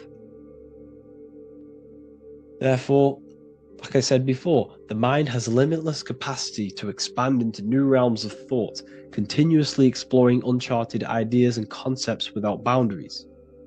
The mind can ever expand. It can never be filled. It can never ever know everything. There is infinite fields of knowledge, infinite fields of thought. Your current state is just one stage on an infinite pathway. You won't remain human forever. The human experience is a crucial phase where we learn to balance polarities, master the fundamental laws of the cosmos. It is a period of growth and transformation, preparing us for the next stages in our cosmic evolution. The goal is to strive for perfection, yet the true perfection is unattainable. It's like a tunnel, and there is a light at the end of the tunnel. And as you walk through this tunnel, The light is ever moving backwards. You should forever seek to meet that light, but you will never meet that light because consciousness is ever expanding. You should strive for perfection, yet knowing that perfection is forever unattainable. The journey is endless, with each step revealing deeper layers of understanding and experience. The pursuit of growth and expansion is itself the essence of our evolution. You can find all of this knowledge in the amazing book that I have read for years. I have read this book, The Emerald Tablets of Thoth, the Atlantean, by M. Dorial, translated by M. Dorial. I'm telling you now, this book, now that I've told you this, you have some context on the book. The whole book is about evolution of consciousness. He's talking about higher dimensions beings. He's talking about how you can transcend this physical plane. It is truly the most amazing book you will probably read. One of the best spiritual texts you'll see. It's hard to understand, so you must read it over and over again. And the more your mind progresses, like for me, I read this every couple months. And the more I learn about consciousness, the more I expand my own consciousness. And every time I read this book, I pick out something new that just completely blows my mind. Because you can only understand this book to your level of consciousness, to your level of understanding. So now that I've told you all this information, go and read this book and it will absolutely blow your mind. And so will the Book of Wisdom Volume 2, which is now available. I released it the other day. I'm just going to read a page out now. This page is called Spirit and Matter. The Earth is not merely a dense, lifeless rock drifting through space. It possesses spirit, a living essence that animates its form.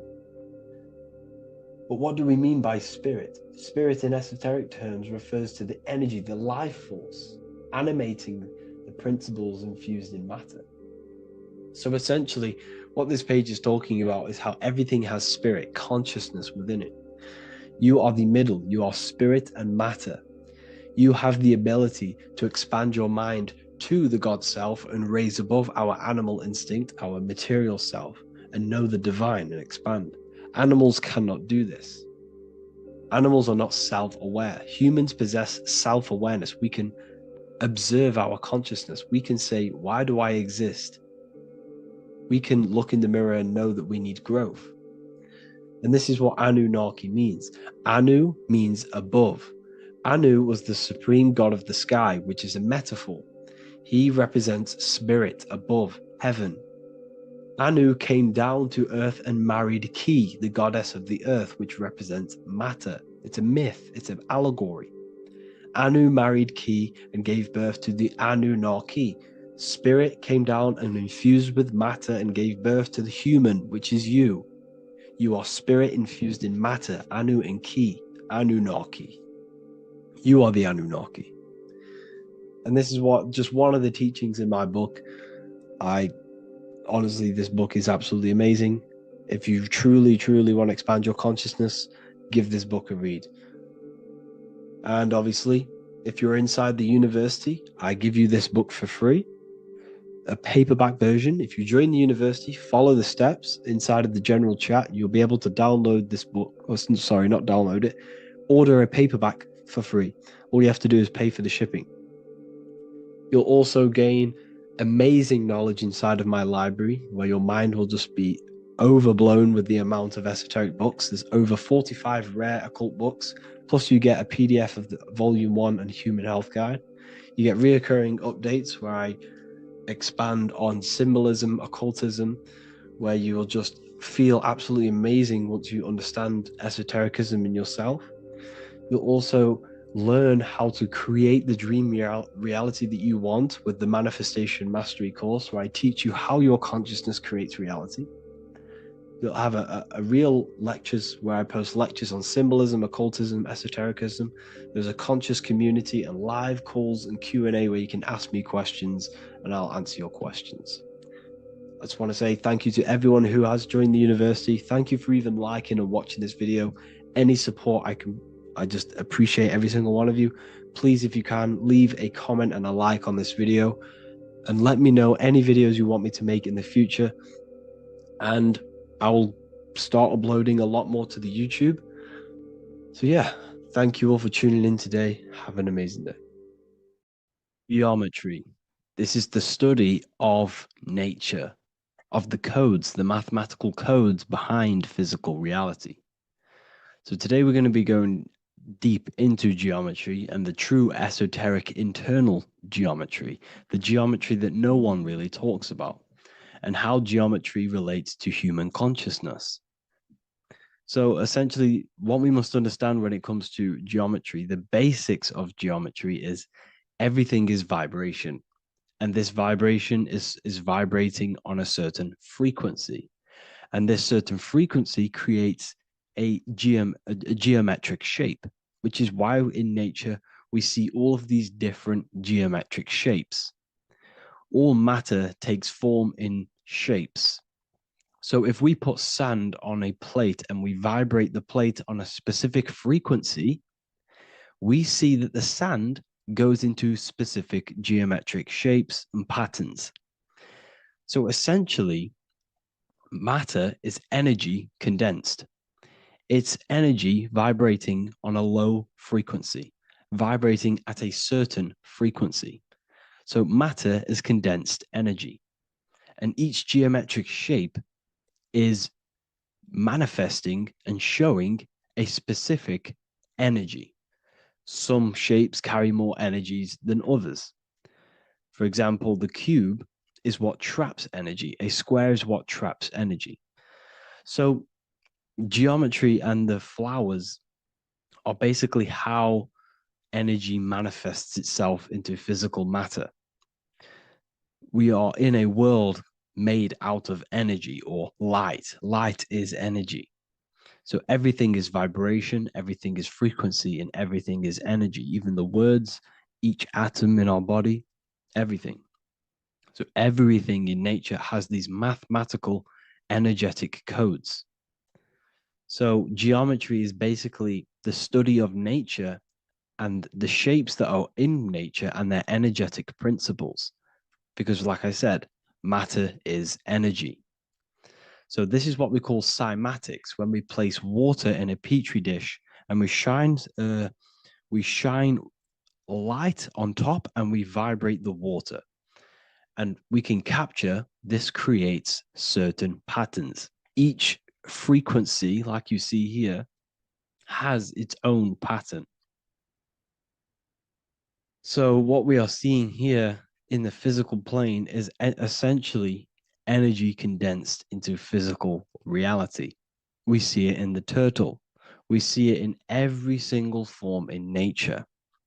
Now, external geometry and normal geometry, we normally get taught that this is God's way of creating physical reality, which is essentially true. However, it's far more deeper than that. Far, far, far more deeper. Okay, so what geometry truly is, it's not God's codes to reality. What we must understand is what the brain truly is. And what we must understand is that we are not in the world. We are not in the universe. The universe is us ourselves, and the world is produced by our brain itself. Okay? So the way you must understand how the brain works, so what you visually see, so geometry is to do with what we visually see. And what we visually see is heavily connected with our eyes, which are an extension of the brain. The eyes are the brain.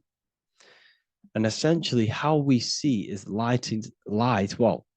energy enters the eyes, and each eye goes to the optic nerve. And this energy is transferred into electricity, which travels to the back of the brain, to the visual cortex of our brain. And this is where the image is produced, what we see.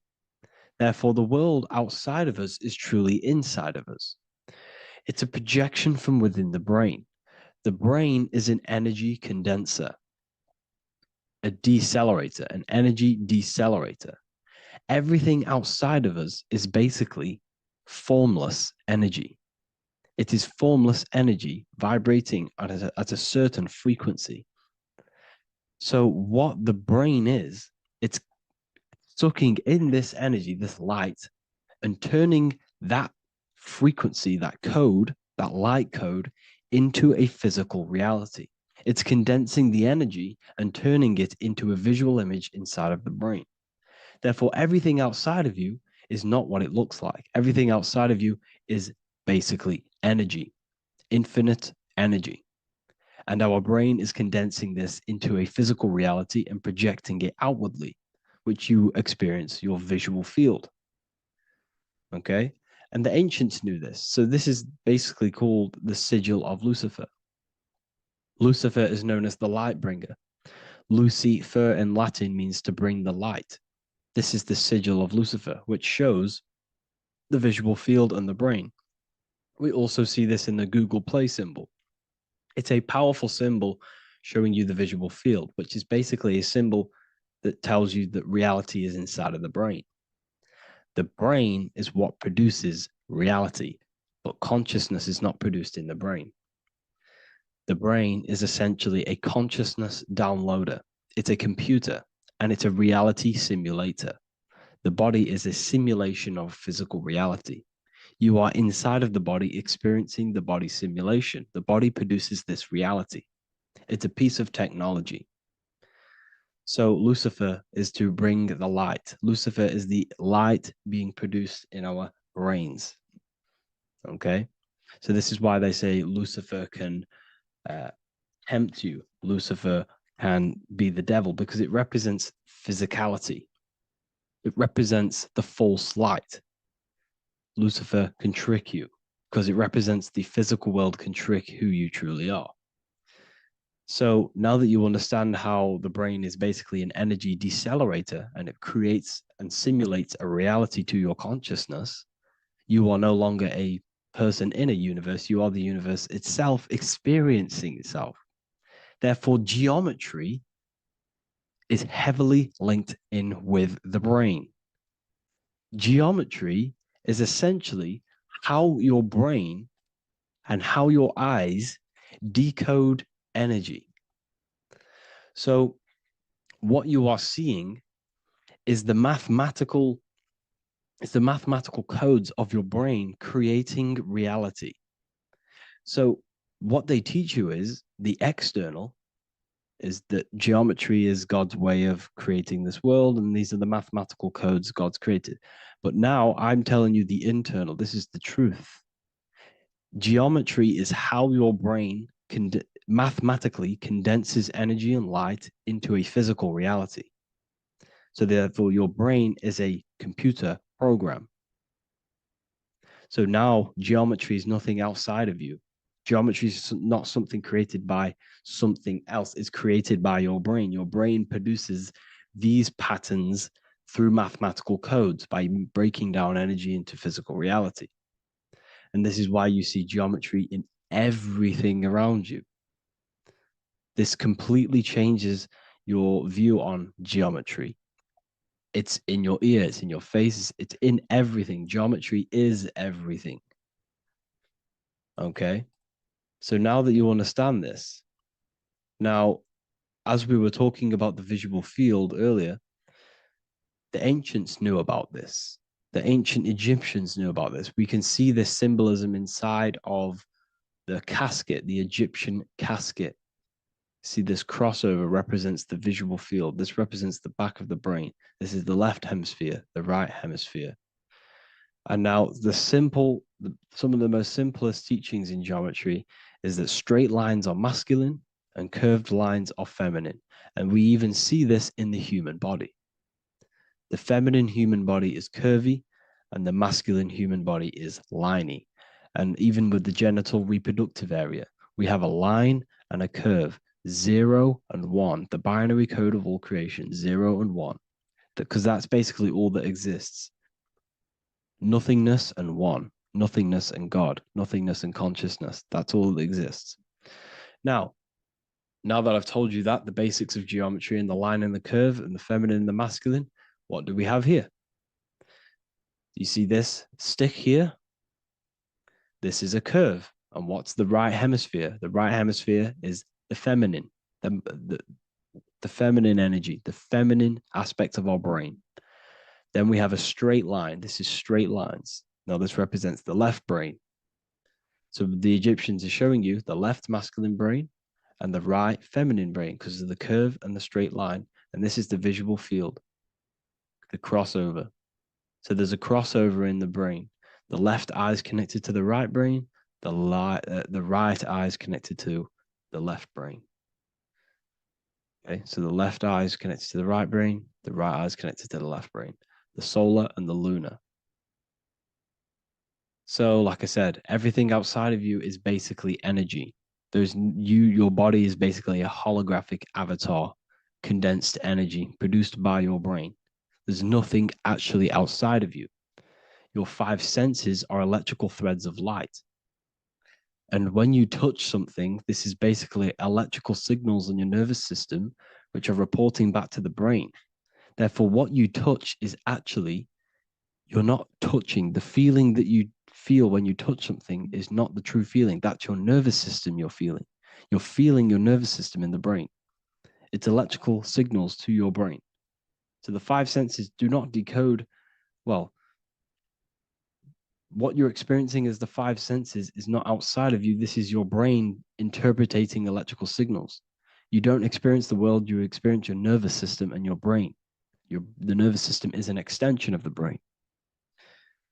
So this is the truth. This is not woo-woo spirituality. This is true consciousness science that I'm teaching you here.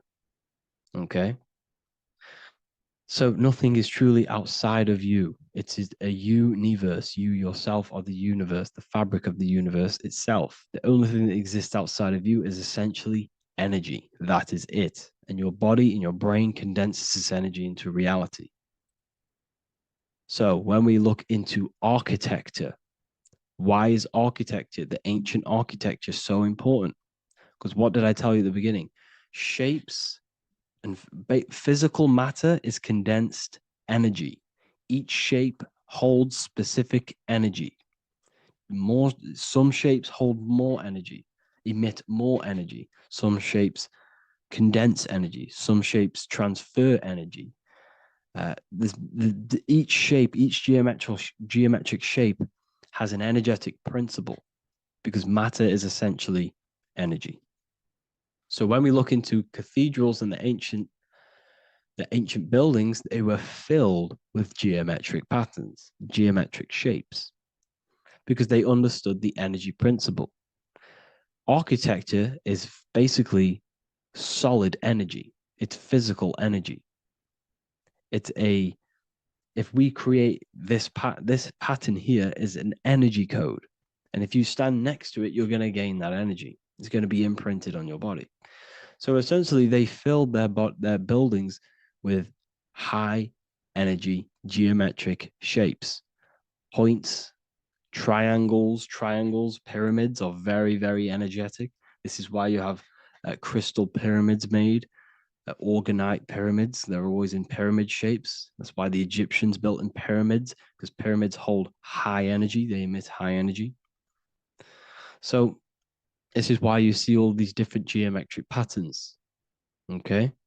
So in the real reality, in the energetic plane, this building would basically look like this: lines and grids of energy. Okay. This is what it would look like in the energetic plane, a blueprint of the energy body. So as you see here, these are the different frequencies in a petri dish, of water in a petri dish. And you can see they are specifically aligned up with these specific patterns. You can see geometry even within geometry. It's fractal. So essentially, when you would stand inside of these buildings, they would imprint the energy of the building in your body, because your body is healed through energy. You have an electromagnetic field around your body. So by creating buildings with geometric patterns, we are essentially increasing the energy of the building because the building itself is energy. Okay. So when we fill it with geometric patterns, we're increasing the energy. We're giving it a certain energetic imprint. So when you stand inside of that building, you're being imprinted with that energy. Okay. So especially with these windows, these stained glass windows. Well, why are they stained glass? Well, color is frequency. So when you have all of these different colors, and not only were they just painted, some of these colors are specific gemstones, crystals, natural stones, which all hold energetic principles. Each crystal is vibrating on a certain frequency. Wood has its own frequency. Metal has its own frequency. What you must understand is that everything in nature is not just a piece of matter. It's vibrating. The atoms of wood are vibrating on a certain level, which give it a certain energetic principle. Each crystal is vibrating. The atoms of the crystal are vibrating on a certain frequency, which give it a certain energetic principle, quality. So each thing, this is why the ancients were obsessed with natural stones, natural things, crystals, natural metals, and they wore different metals, different things like copper on their bodies, because they understood the atoms of these natural things are vibrating, which give certain qualities to you if you wear them. So you're not wearing it, you're basically putting that frequency onto your body because they understood this is energy. If I put copper on my body, I'm not putting copper on the body. I'm putting the frequency and the energy of the atoms onto my skin. And that frequency of them atoms are going to vibrate my skin, that frequency, and heal my body. So this is why this is so important. So each building is an energetic code. Okay. So when you stand in these buildings, it can heal your body. This is why when people walk into these ancient churches, they feel like they've met God. They feel a certain way. They feel so amazing when they enter these churches. They feel holy, for example.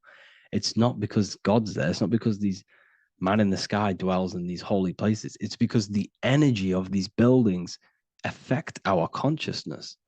They increase your energy. They raise your vibration.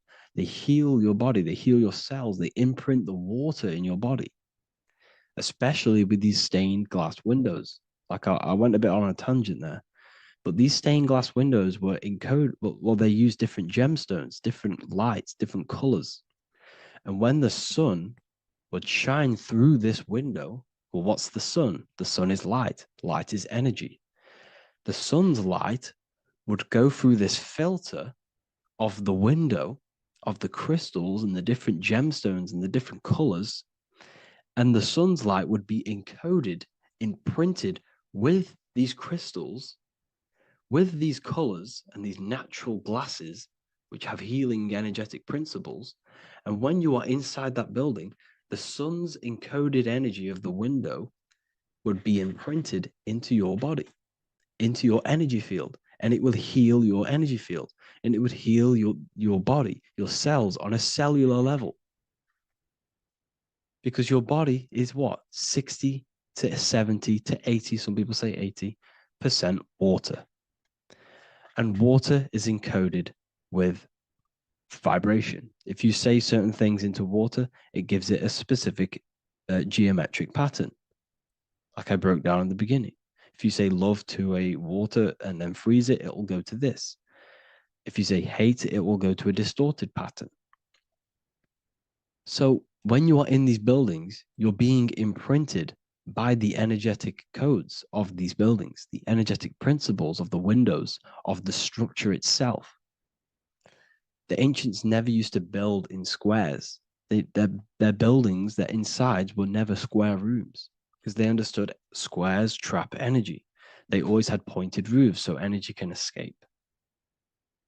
So there's many little things that we need to look into geometry. For example, when you see magicians, when you look at ancient magic, why do they stand in circles with different geometric patterns?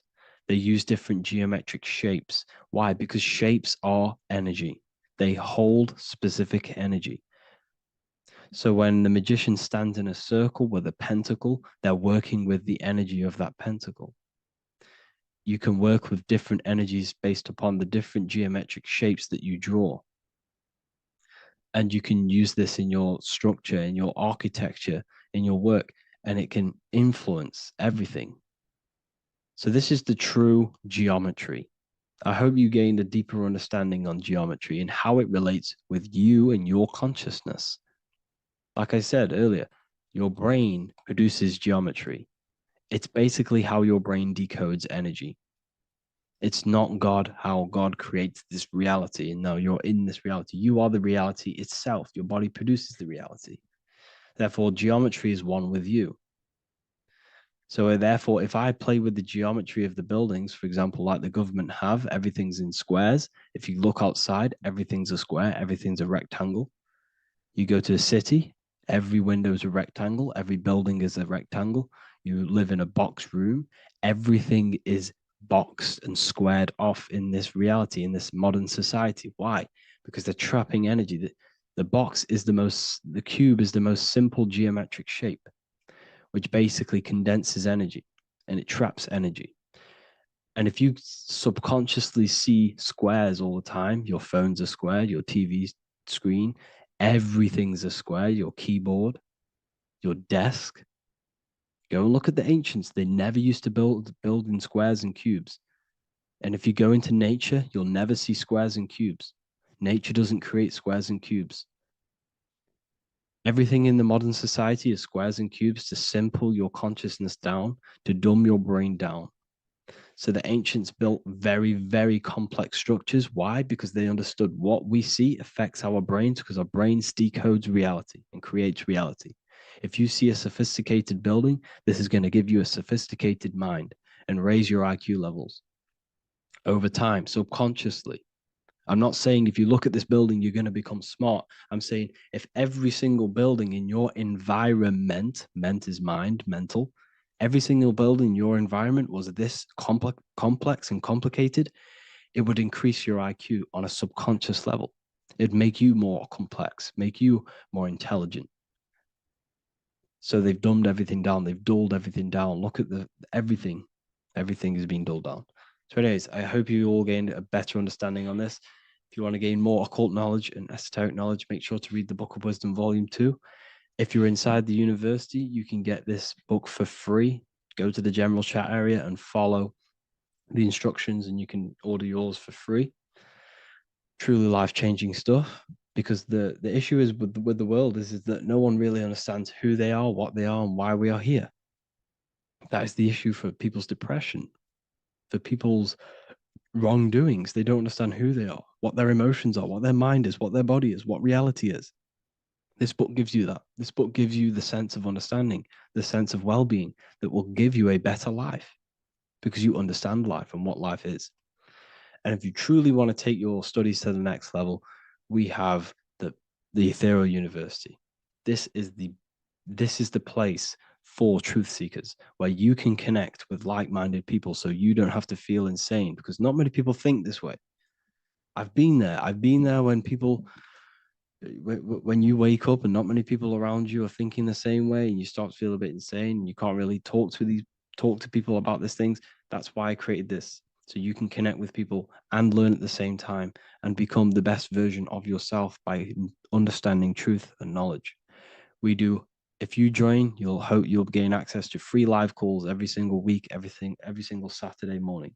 We do live calls. You can ask me questions and all sorts. So make sure to leave a like and a comment.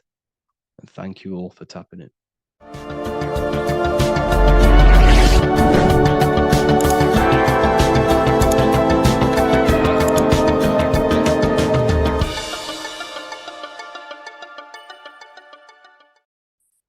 The Pope is supposedly opening 5 portals on Christmas Day. Now, I know this video is a bit late, but I'm going to be commenting on what I think this symbolism and this ritual truly means and what they are trying to do to society with this symbolic ritual. So the first thing we must understand is that everything these people do on a mass scale, all of these major events that they take place on are all symbolic. They're all ritual. They all have purpose. Okay? So when we look at the locations of these 5 doors that are in Rome, we actually see the sigil of Lucifer when we connect the dots of all of the 5 door locations. This is the sigil of Lucifer. Lucifer is not what you think. Lucifer, sigil of Lucifer, represents the outline of the human brain and our visual perception field. Now, the human perception field is how our brain interacts with the external reality. Our external reality is not physical. The only thing that exists outside of you is pure energy, formless, vibrational energy and light. Your brain is an energy decelerator.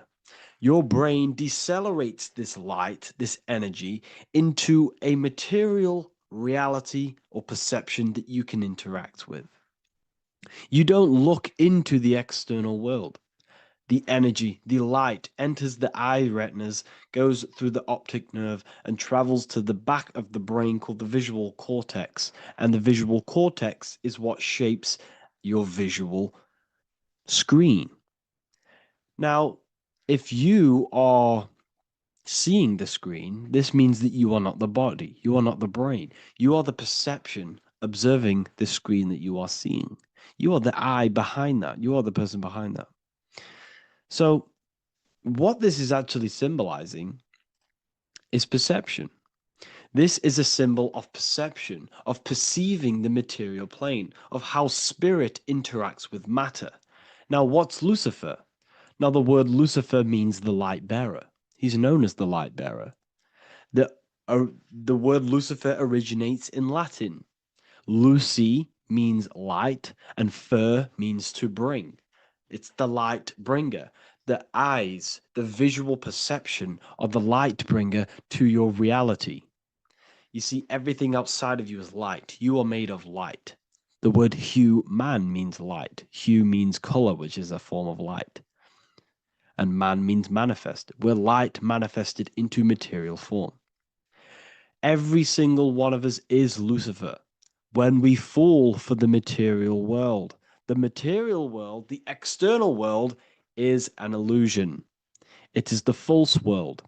It can elude you. It can make you fall in love with the material things, material pleasures, lust, money, fame. These things make you fall. This is the fall of Lucifer. This is the mythological story. This is the symbolism behind Lucifer.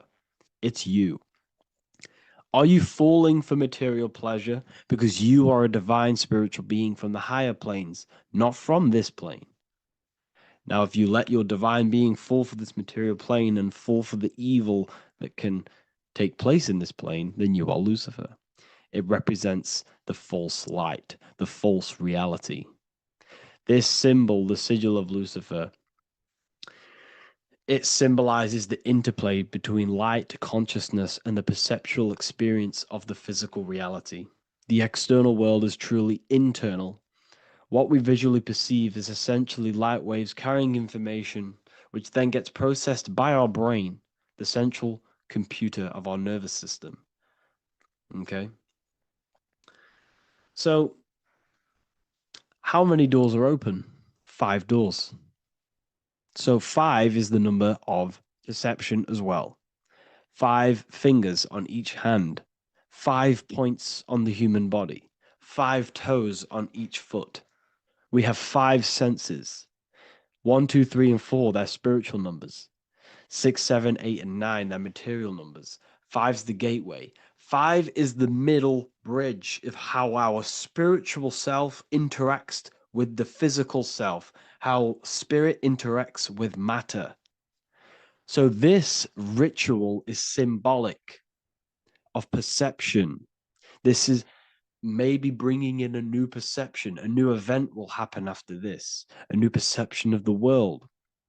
Or Personally, I think this ritual was to obviously shape the collective consciousness, because your reality is an externalization of your inner consciousness.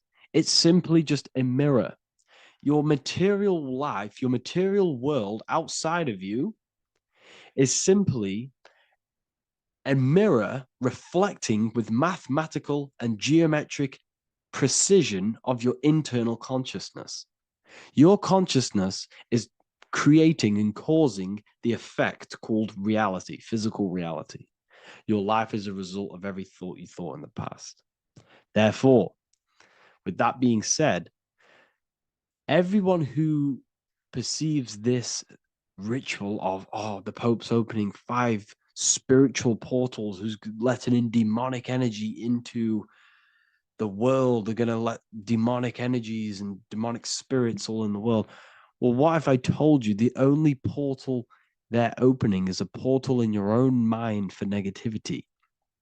By you believing in negative forces coming into the world and going to possess everyone, that's opening up your own mind. The collective spiritual community has been brainwashed in thinking there's going to be demonic energy. Therefore, what will happen? There will be demonic energy. Not because the Pope opened up a portal to the demonic energy, it's because everyone opened up their own minds to the demonic energy. Therefore, we as a collective consciousness shape the external world on a macrocosm scale. For example, the microcosm is your personal life. Your personal life. You have created it through consciousness. Your belief system is just externalized in your world. But on a collective scale, we all believe in money, for example. And because we all believe in money and we believe that this piece of paper holds value in our minds, okay, in the mental plane, this has an effect on the physical plane by shaping the physical plane by being ruled by this belief on a macrocosm scale. Yes, I know that money doesn't exist. It's just a belief in my mind.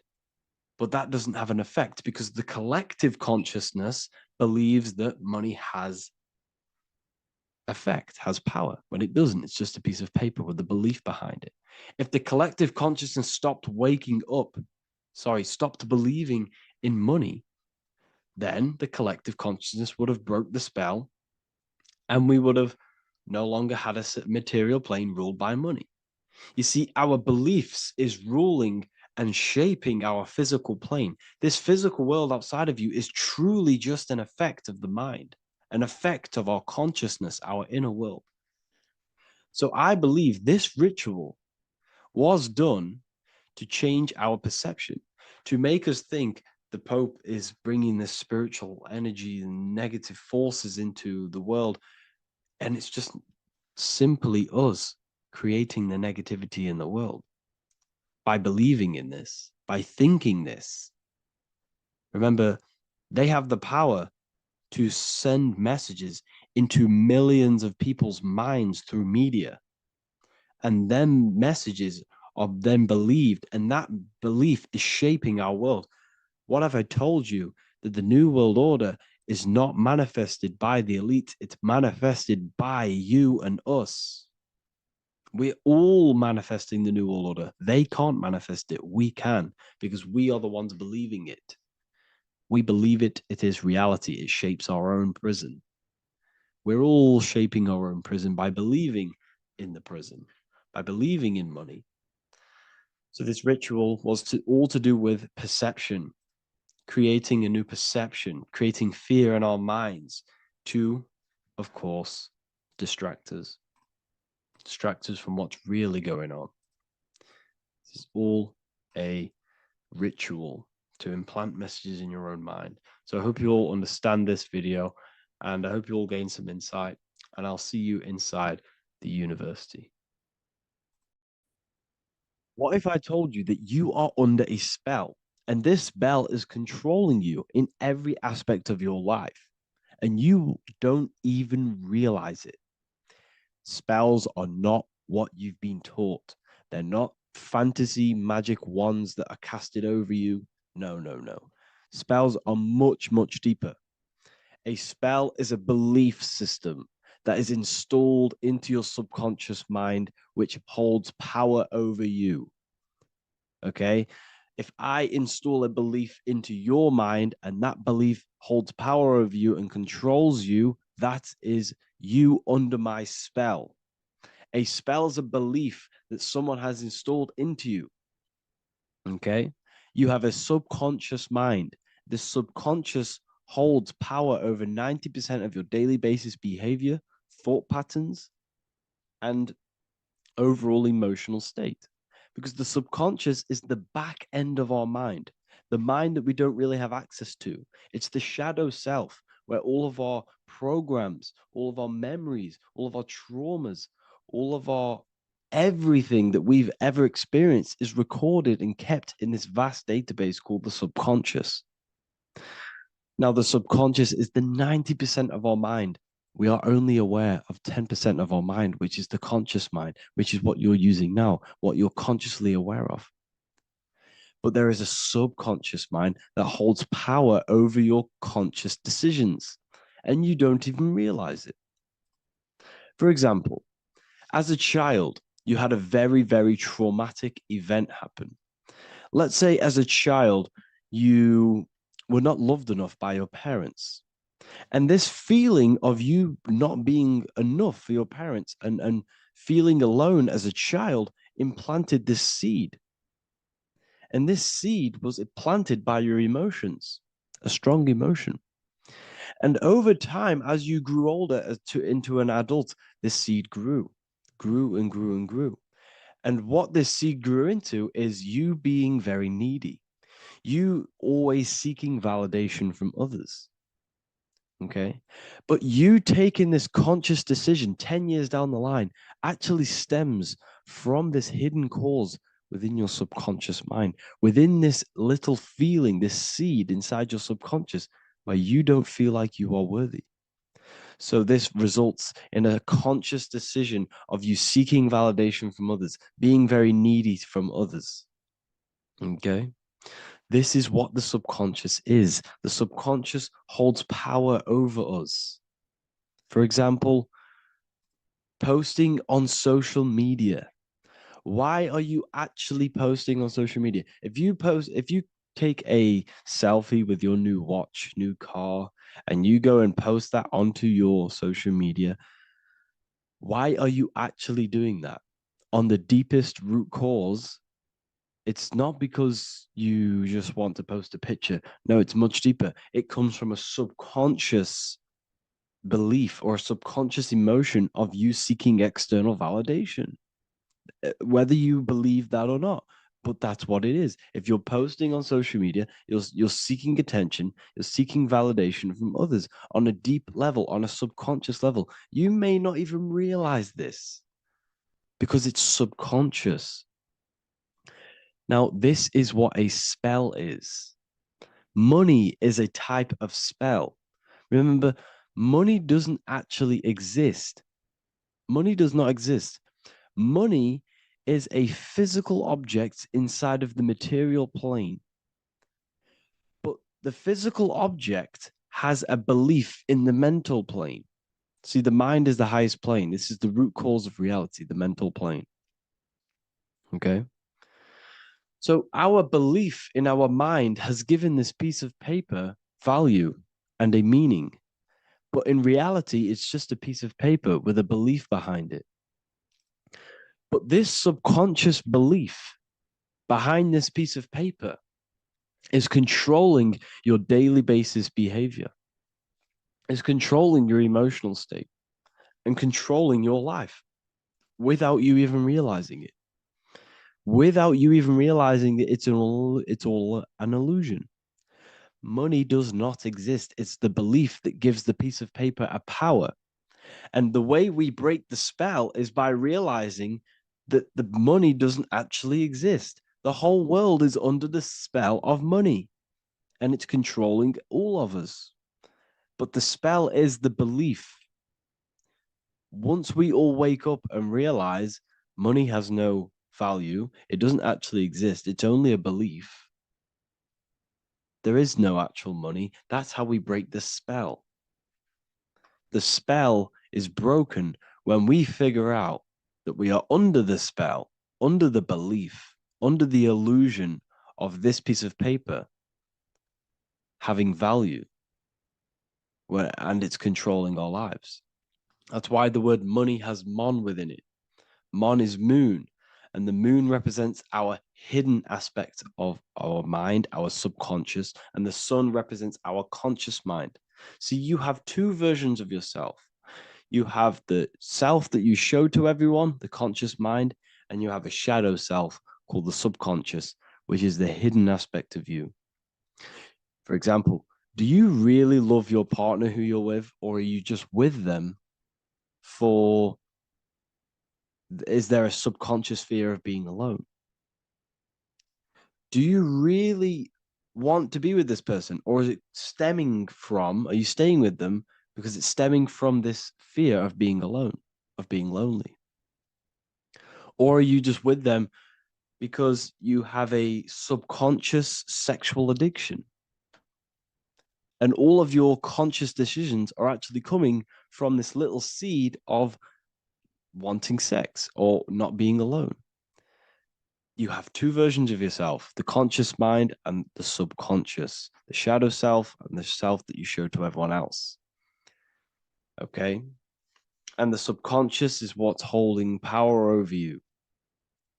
When you drive your car, you don't consciously have to think about changing gear. You've done it that many times. It's on autopilot. That's the subconscious doing it.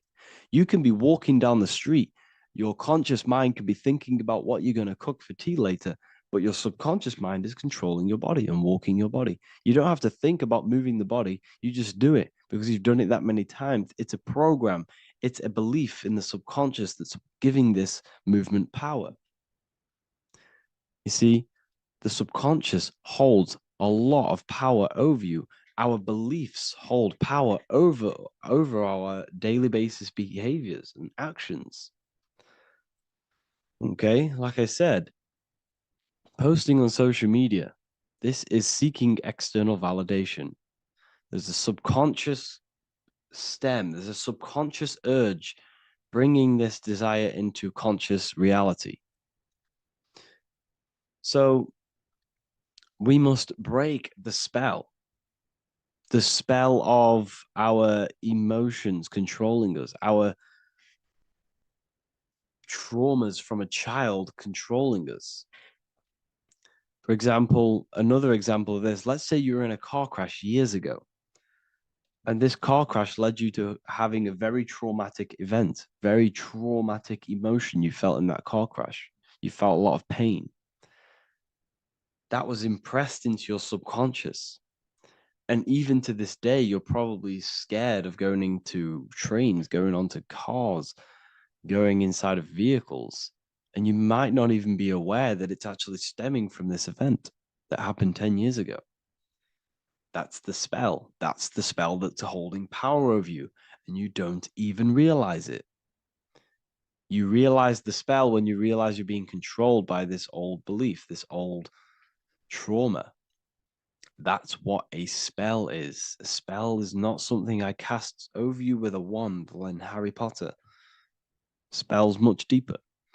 It's the hidden aspects of our mind that hold power over us, that control us. Okay? So how do we get rid of the spell? How do we break the spell? By installing new belief systems, by installing new programs into our subconscious. The subconscious is impressed by repetition and emotion.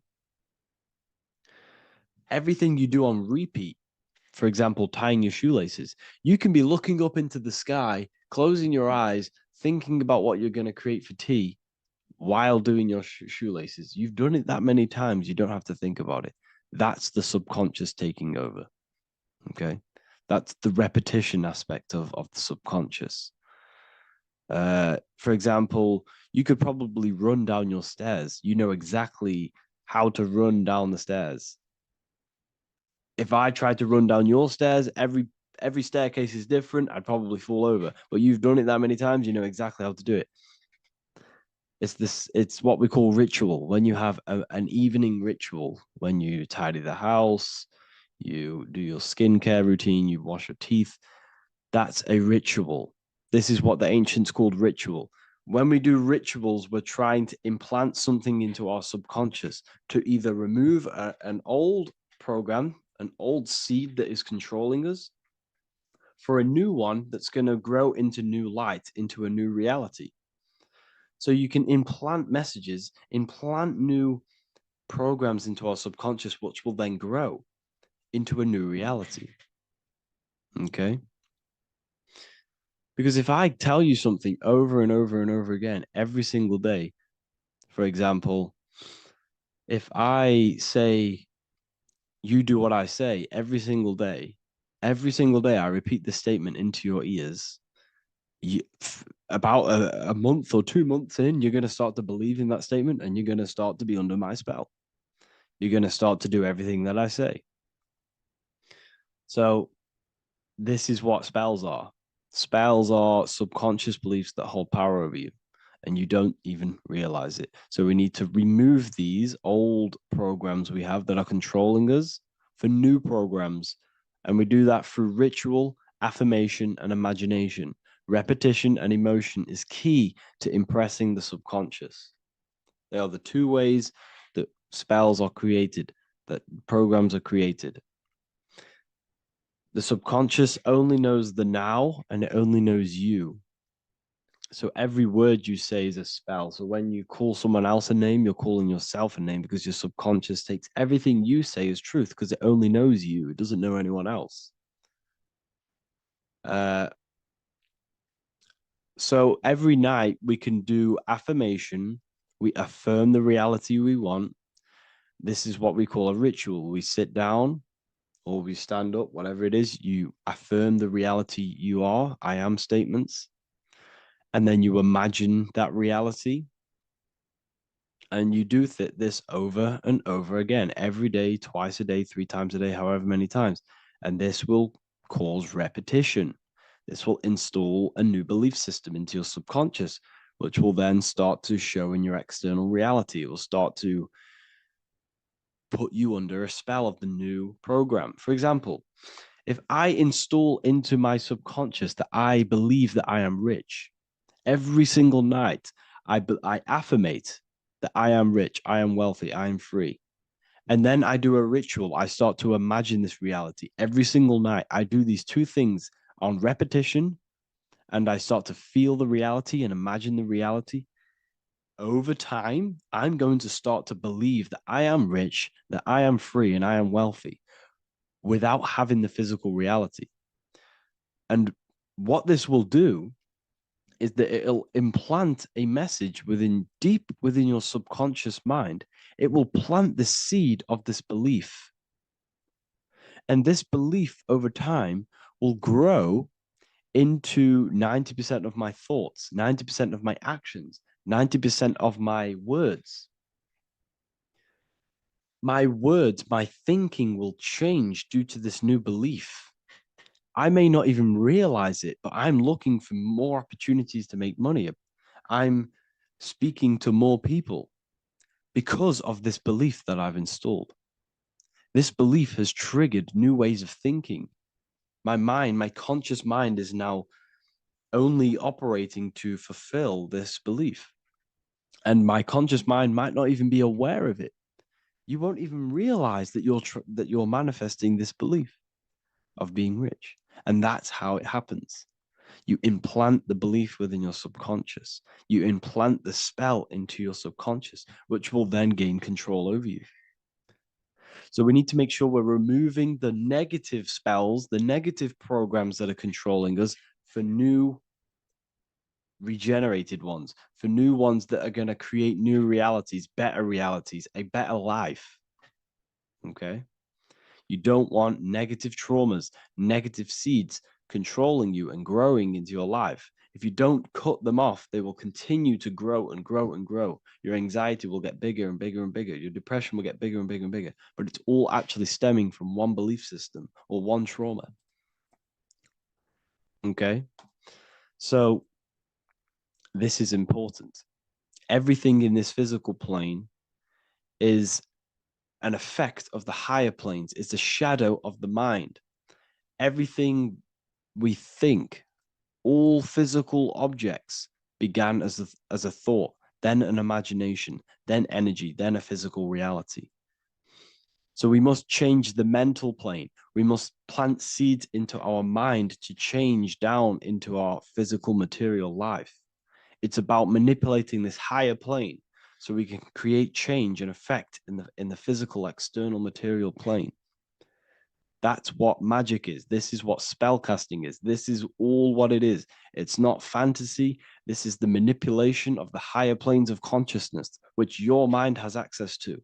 You have access to these higher planes. Okay? This is exactly what I teach in my university. I teach different rituals. I teach specific rituals to get rid of certain things, certain belief systems. I teach all different rituals, all different ways for you to create your own reality and live the best reality you want. We also have all of these different courses. We have activating the inner eye. This will teach you exactly how to lucid dream and activate your inner vision of imagination. We have the sexual alchemy course. This will give you the power of transmuting your sexual energy into creativity. We have electromagnetism studies. We have esoteric exchange, an exclusive live call that we do every single week, and I connect with all of the students. They can ask me questions, can speak with me one-on-one inside of these live calls. We have the real numerology section. We have the health section. We have a lecture section. Look at all of these lectures we have on occultism, symbolism.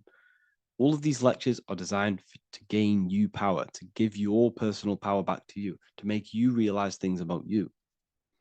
We have a meditation section. We have a library section where you can download all of our library, all of our books, different books on occultism, symbolism, Freemasonry, astral projection. And of course, we have the Manifestation Mastery course, which teaches you exactly how to create reality so you can live that desired reality that you want. This is the last chance to lock in the price of $55 a month. This is less than $2 a day.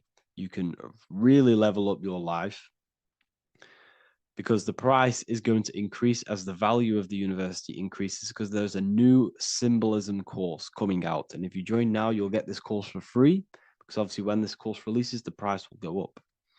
The symbolism course will teach you the language of esoteric and occult symbolism. I'll leave the links in the description. Make sure to leave a like, comment, subscribe to the channel if you want to see more content. Thank you all, people. Have an amazing day. Hello, Seeker.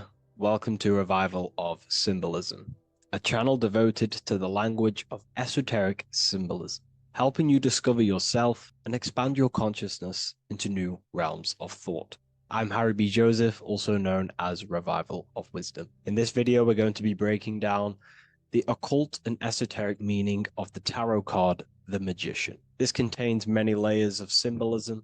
Let's get straight into this. So if we look at the card of the Magician, the first thing we notice is this gesture, his hands. We have one hand up, one hand down. This corresponds to the teaching and the principle of the universe called the law of correspondence, also known as above, so below. As above, so below pretty much corresponds with everything in the whole world and life. Everything functions underneath this law.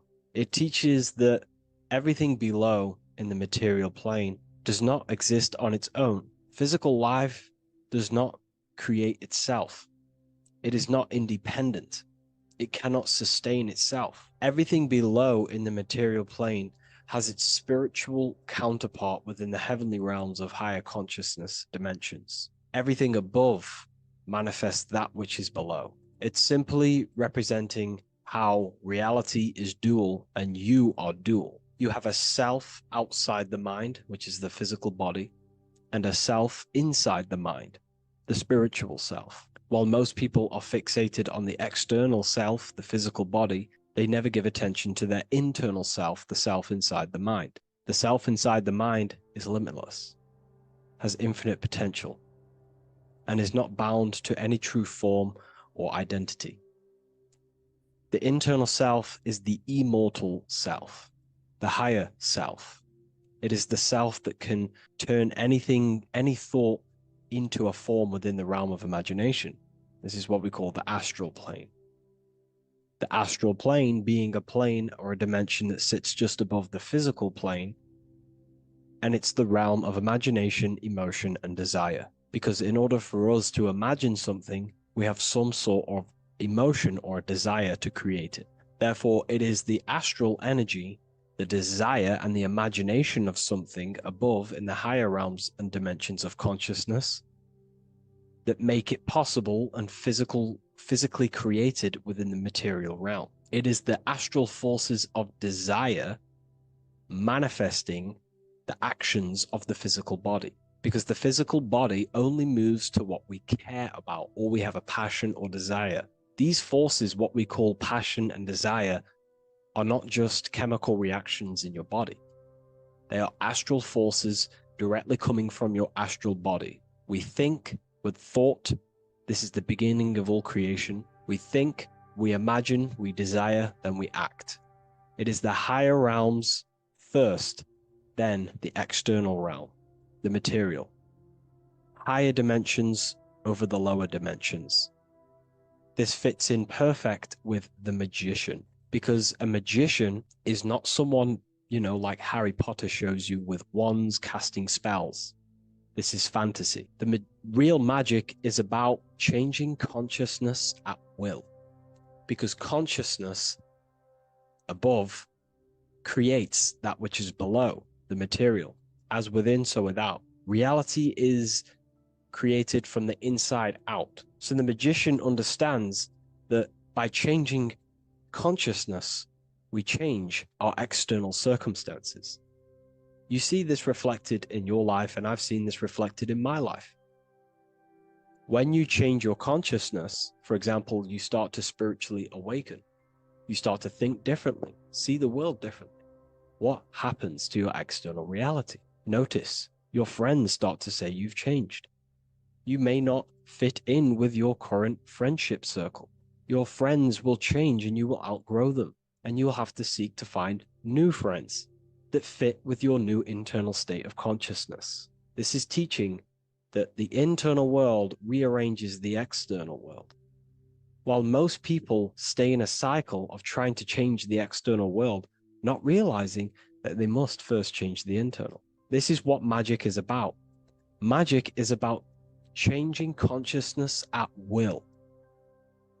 Because when a magician holds the ability to direct all forces of their consciousness to a specific reality within them, to create that form and reality within the internal self, they can actually start to produce change in the external reality. We have masculine forces of consciousness, feminine forces of consciousness. The feminine forces of consciousness are imagination, intuition, emotion. The active masculine forces of consciousness are willpower, actions, and intellect, thinking.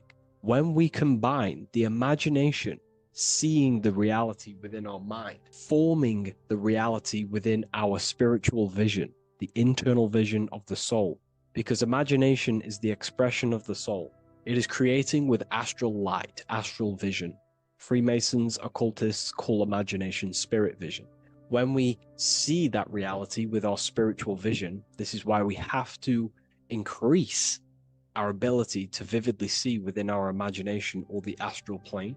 If we do not develop these faculties of consciousness, we will struggle. This is what the esoteric is about. We have to increase and develop every part of our consciousness to develop spiritually, to try and reconnect with the internal world, while our whole past life we've been focusing on the external. When we combine the soul's vision of imagination with a feeling and a desire of creating that reality, that's then the internal world pretty much sorted. Then we have to combine that with willpower and actions. The masculine and feminine come together to give birth to a child. The masculine and feminine come together in your consciousness to give birth to a reality. It's about changing what's inside the self to produce change below. This is what true magic is. Look at the word magic, Magi, and the word imagination, imagination. Imagination is about working with the forces of the soul and the forces of consciousness. producing change in consciousness at will, to produce change in the external. This is what this represents. Changing above so we can change below. No point trying to change the external world, because the external world is already formed. It is a form, it is an effect. So to produce true change in the external world that lasts long term, we must first gain control over ourselves and produce change internally. This is why the magician is called to gain mastery in every element of their being. They have to gain control over every aspect of consciousness and develop every faculty of the soul. This includes developing strong imagination, developing a very strong willpower. We can do this through exercises such as imagination exercises, holding one specific vision for a long period of time, meditation, thinking on one specific thing for a very long period of time. This will increase the willpower.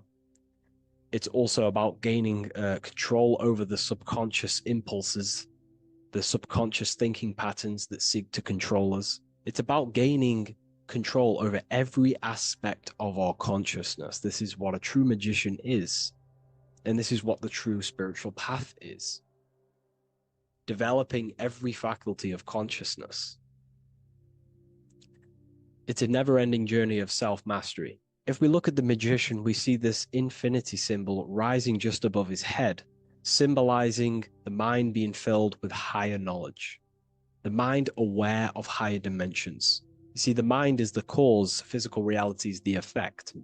We need to raise our consciousness from effect consciousness to causal consciousness to truly become a magician and a master of our reality. What do I mean by effect consciousness? Most people live in the realm of effect and reaction. Their consciousness, their mind, emotions, and imaginations are constantly thinking, feeling, and imagining the things that have happened to them. Instead of doing this, we need to change this state. Instead of reacting, we need to become the cause. Instead of thinking and imagining and feeling the realities that's already gone past and things that have happened to us, we need to change this so we use the powers of the soul, the powers of consciousness as imagination, emotion, the intellect, as causes and not reactions. This is how we truly become a magician and apply this principle of as above, so below. We need to think, feel, act, imagine, and use all the faculties of consciousness and the creative powers of the soul to cause things, to create a better future, to imagine a better outcome, instead of dwelling in reactivity, because reactivity will create a constant cycle of negative manifestations. If we sit around and moan, complain, think, imagine, feel the things that have happened to us in the past, the mind is the cause. And if the mind is in that state of reactivity, it's just going to constantly create more negativity in your external reality. This is what it's all about, as above, so below. You can see the sword here. The sword cuts through the air. The air is one of the 4 physical elements. Fire represents the spiritual body of consciousness. Water represents the emotional body of consciousness. Earth represents the physical body of consciousness. Air corresponds to the mental body of consciousness. So this sword is a symbol of a sharp mind. The mind needs to become very sharp and very disciplined and very controlled, both consciously and subconsciously. What does this mean? We have to gain control over the mind. We have to become more conscious of the thoughts that are happening inside our mental field, because the mental field of consciousness is pretty much the birth of all creation. We think, imagine, feel, then act. So we must gain a sharp intellect, a sharp mind, a sharp, powerful mind. The sword is also a symbol of power. So this is a symbol of a powerful mind, a mastered mind. This is your sword. This is your tool to create, because you are a co-creator. As above, so below literally tells you that you are God itself. The same powers God used to think everything into existence, such as nature, the stars, the human body, the macrocosm, the world. God thought the world into existence. We live in a mental universe. All creation is first thought, then manifested physically. The same powers of thought God used to create the world It's the same power that you use to create your world. You are cut of the same fabric of God. You are a microcosm, as above, so below. God is the macro, you are the micro. What is the wand? The wand is not real. This is not a real wand you cast spells with, but a symbol. The symbol of the wand represents direction of consciousness, willpower, and attention. We have two spiritual currencies which pretty much create our experience and reality: time and attention. That's why we say we spend time and I pay attention. These are your currencies. These are how you create and generate reality. Moving on to Jesus and Satan, we see there's an exact same symbolism within the ancient paintings. Jesus pointing up, Satan pointing down. Satan is the egoic force within one's consciousness. He is a symbol. Satan is not a real identity or being or entity. He is a symbol of a personality and a force within one's consciousness. Satan represents the negative forces of the ego that tells you to do things that is wrong. In your heart, you know what is morally right and wrong. Let's say you're thinking, you get a random thought of stealing an old lady's purse. You, in your heart, know that is wrong. But Satan is the force inside of you that says, do it anyway. Don't listen to the heart. Get the personal gain. I want the money. That's Satan. Jesus is the higher mind, the aspect of our consciousness that dwells above the ego. It's the part of our heart that desires the spiritual. Our heart is the generator of our reality. And whatever we desire is what we generate. You only take action and generate your life on what you care about or what you feel. If someone's talking about something you don't care about, you say, oh, I don't care about that. But if you care, you will listen. If you care about something, you take action towards it.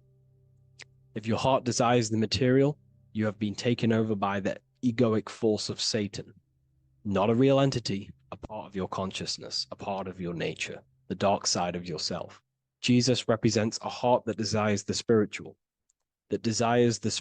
wisdom, the things that cannot be seen. The heart must desire the things that can't be seen, because this is what gives true satisfaction to ourselves. We feel void when we chase material things, because nothing material can satisfy our hearts. So this is as above, so below. Jesus is the higher mind, Satan is the lower mind.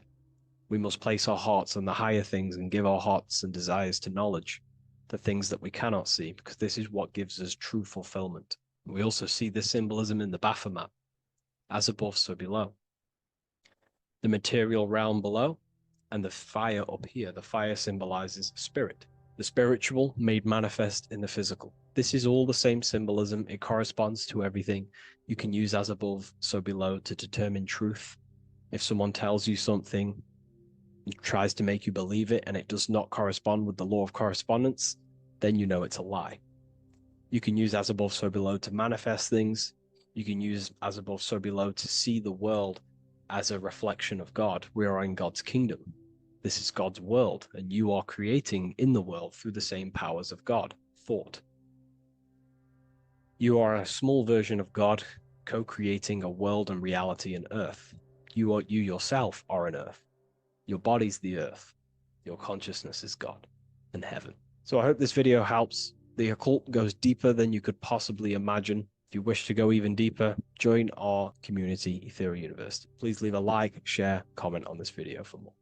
What if dreams aren't random at all, but messages from a deeper part of yourself, trying to show you things? In this video, you're going to learn exactly what dreams are from an esoteric view, how to control dreams, and how to dream more frequently. Dreams are not nonsense. They are expressions of the subconscious mind. In the daytime, we're using our conscious mind, what we are aware of. This represents the daytime, the sun, the external world. We're operating in the external, outside the body in the day. But when we go to sleep, we return inward. Everything does this breath. We breathe in through the nose and out through the nose. Everything does this in and out process in the universe. We live, we die every single day. We wake up, we express things in the external. Then at nighttime, we return back to darkness, back to the internal. This is the breath of the universe. We have summer, we have winter. This is the breath of the sun and the seasons with the earth. You have an internal world and an external world. External is physical, the internal is spiritual. Like I said, when we go to sleep, we are returning back to the internal world of your own consciousness and subconscious mind. Your subconscious mind holds everything about you, your memories, your traumas, everything you've ever learnt, your language, your name, your job, everything you identify with is stored within this vast network of the subconscious mind. It is your own personal consciousness. Therefore, when we dream, we return back to the subconscious mind, and we are in fact thinking, but in a subconscious way. The subconscious does not speak the same language as the conscious mind. The conscious mind uses language, thoughts, and all things that are very logical and very easy to understand. The subconscious is the complete opposite. It is very indirect, metaphorical, and symbolic. The subconscious communicates and works in symbols. Ultimately, symbolism is the language of consciousness. This is why in occultism and esotericism, it is filled with occult symbols, because symbols are used to communicate directly with the consciousness within the subconscious mind, and the subconscious mind is ultimately connected to the collective consciousness. We are all connected and tapping into the mental plane, where we receive thoughts, ideas, depending on what we attune our mind to. That's why we call it a mindset. But getting back on topic, the subconscious mind is your own personal network. It is like a net, an interconnected web of your thoughts, memories, traumas, emotional blockages, and all the things you identify with and have experienced in your life is stored within this network. It can be seen as a web. One example of the subconscious mind using symbolism is this next story I can tell you. Let's say I was in a very traumatic car crash as a young child. I experienced a lot of emotional trauma in that car, and that deeply impressed my subconscious mind with that trauma of emotion that I felt. Therefore, every time I see a car in my external world, that car is now a symbol that represents the state of consciousness I was feeling in that particular time of the traumatic car crash. The car is a symbol for a state of consciousness within my subconscious mind. Just like when you see a word, that word triggers what you believe that word to be in your subconscious mind. Symbols are the language of the subconsciousness. Therefore, when we dream, we are basically seeing symbols of our own personal subconscious mind. Our higher mind, which is basically our subconscious, the higher version of you that exists beyond your human thinking mind, communicates using symbolism. The higher mind does not speak human thoughts, human language. It speaks the language of symbolism. Therefore, when we dream, every event, every person, everything that happens, and everything you see is your own personal subconscious mind materializing within the plane of the astral plane. This is a dimension that sits just above the physical world that everything is pulled out of. For example, look around you. Everything you see around you was thought, then imagined. Imagination is the astral plane, and this astral plane sits above the physical world. As above, so below. These objects were thought, imagined within someone's mind, and then pulled into a physical reality. Therefore, the imagination is what you're experiencing within a dream. It is your subconscious mind thinking and materializing within the imaginative plane.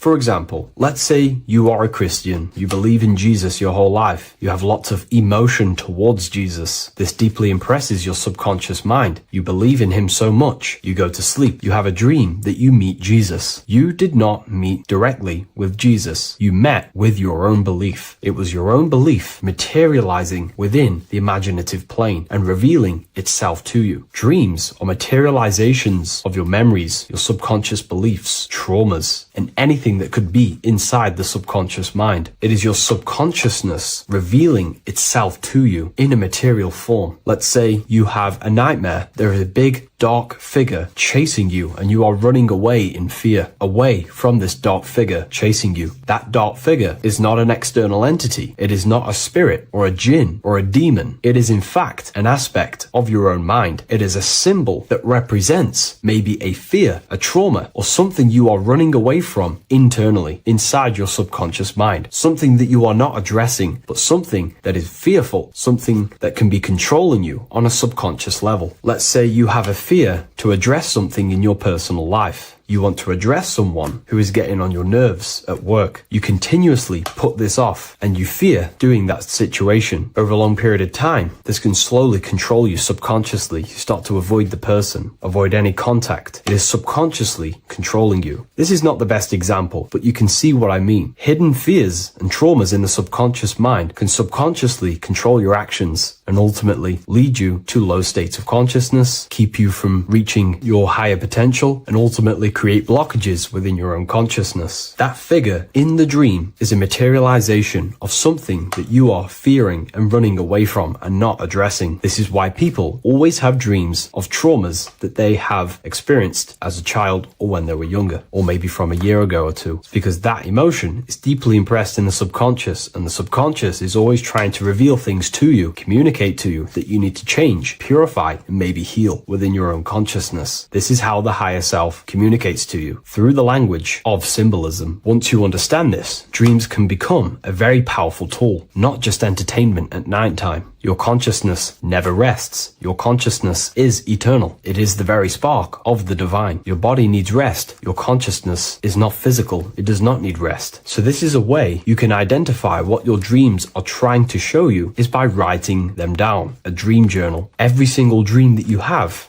a book placed near your bed. Every time you wake up, first thing you should do is pick up the book and write every single detail that you can remember about the dream. The people that you met are all symbols or aspects of yourself. Maybe it is a friend you saw in your dream. That friend represents a state of consciousness that is within you and is trying to reveal something to you. It's about making the subconscious into the conscious, to become conscious of the unknown. Write down every detail, everything you saw, every event that played out, even the details of the clothes that they were wearing. Everything is symbolic within dreams. Write everything down and then analyze the dream. Don't analyze it from a logical mind. Analyze it with the right hemisphere of the brain, which allows you to see metaphors, read between the line. Try and gain the message that it's trying to show you. What does this overall mean to you? And what could this reveal about aspects of yourself that you need to heal or maybe take action in your life and world? Because your higher self is always guiding you towards awakening and fulfilling your mission in the manifested physical world. Dreams speak in symbols, not logic. Ask about your dreams. What is this trying to tell me? Don't take things literally. Look for an emotional tone and symbolic resonance. With practice, you'll begin to understand the personal language of your subconscious mind. Now that you understand that, again, please leave a like or a comment on this video. This is now a technique for lucid dreaming and dreaming more often. This is not going to happen overnight. This is not an easy method. It simply takes practice and dedication. Every morning, choose 3 time slots. For me, I choose 4:30, 5 a.m. and 6 a.m. 3 alarms that are going to go off at these 3 times, half an hour apart from each other. Each time you wake up, stay awake for 5 to 10 minutes. Turn off the alarm. Try and keep your conscious mind awake, but drift back into sleep. There's no other better way for me to explain that. It's very difficult, but try and keep the mind awake, but the body falling back asleep. More than likely, you will drift off back to sleep. Then the next alarm will go off half an hour after. This will wake you up again, guaranteed. You will probably drift back to sleep by repeating this process. After the 3 alarms go off, each one of them times, you're either going to have a dream or a lucid dream, but definitely you will have a dream. And if it doesn't work one time, keep trying it. I've been using this method for a very long time, and I can tell you 70-80% of the time it triggers a dream, and a very vivid dream. And it's ideal for lucid dreaming because keeping the conscious mind awake while letting the body fall asleep, you can become conscious within these subconscious realms of your mind. But when you are conscious inside the dream world, you can do what you want, but you also want to let the dream naturally unfold. If you try and take too much control, then you will wake back up. If you feel any fear in your dream, you will wake back up into the material world. Another tip to dream more often is to meditate before bed. Simply close your eyes and think about nothing for 5 to 30 minutes. Detach from everything outside you, your name, your job, work, thoughts. Mentally detach from the world and the physical pleasures and become pure awareness before you try and go to sleep. This will help you become conscious while being within the self. If you wish to learn more about consciousness, yourself, the Book of Wisdom Volume 2 can definitely help you. I'll leave a link in the description. Thank you for watching this video, and I'll see you in the next one.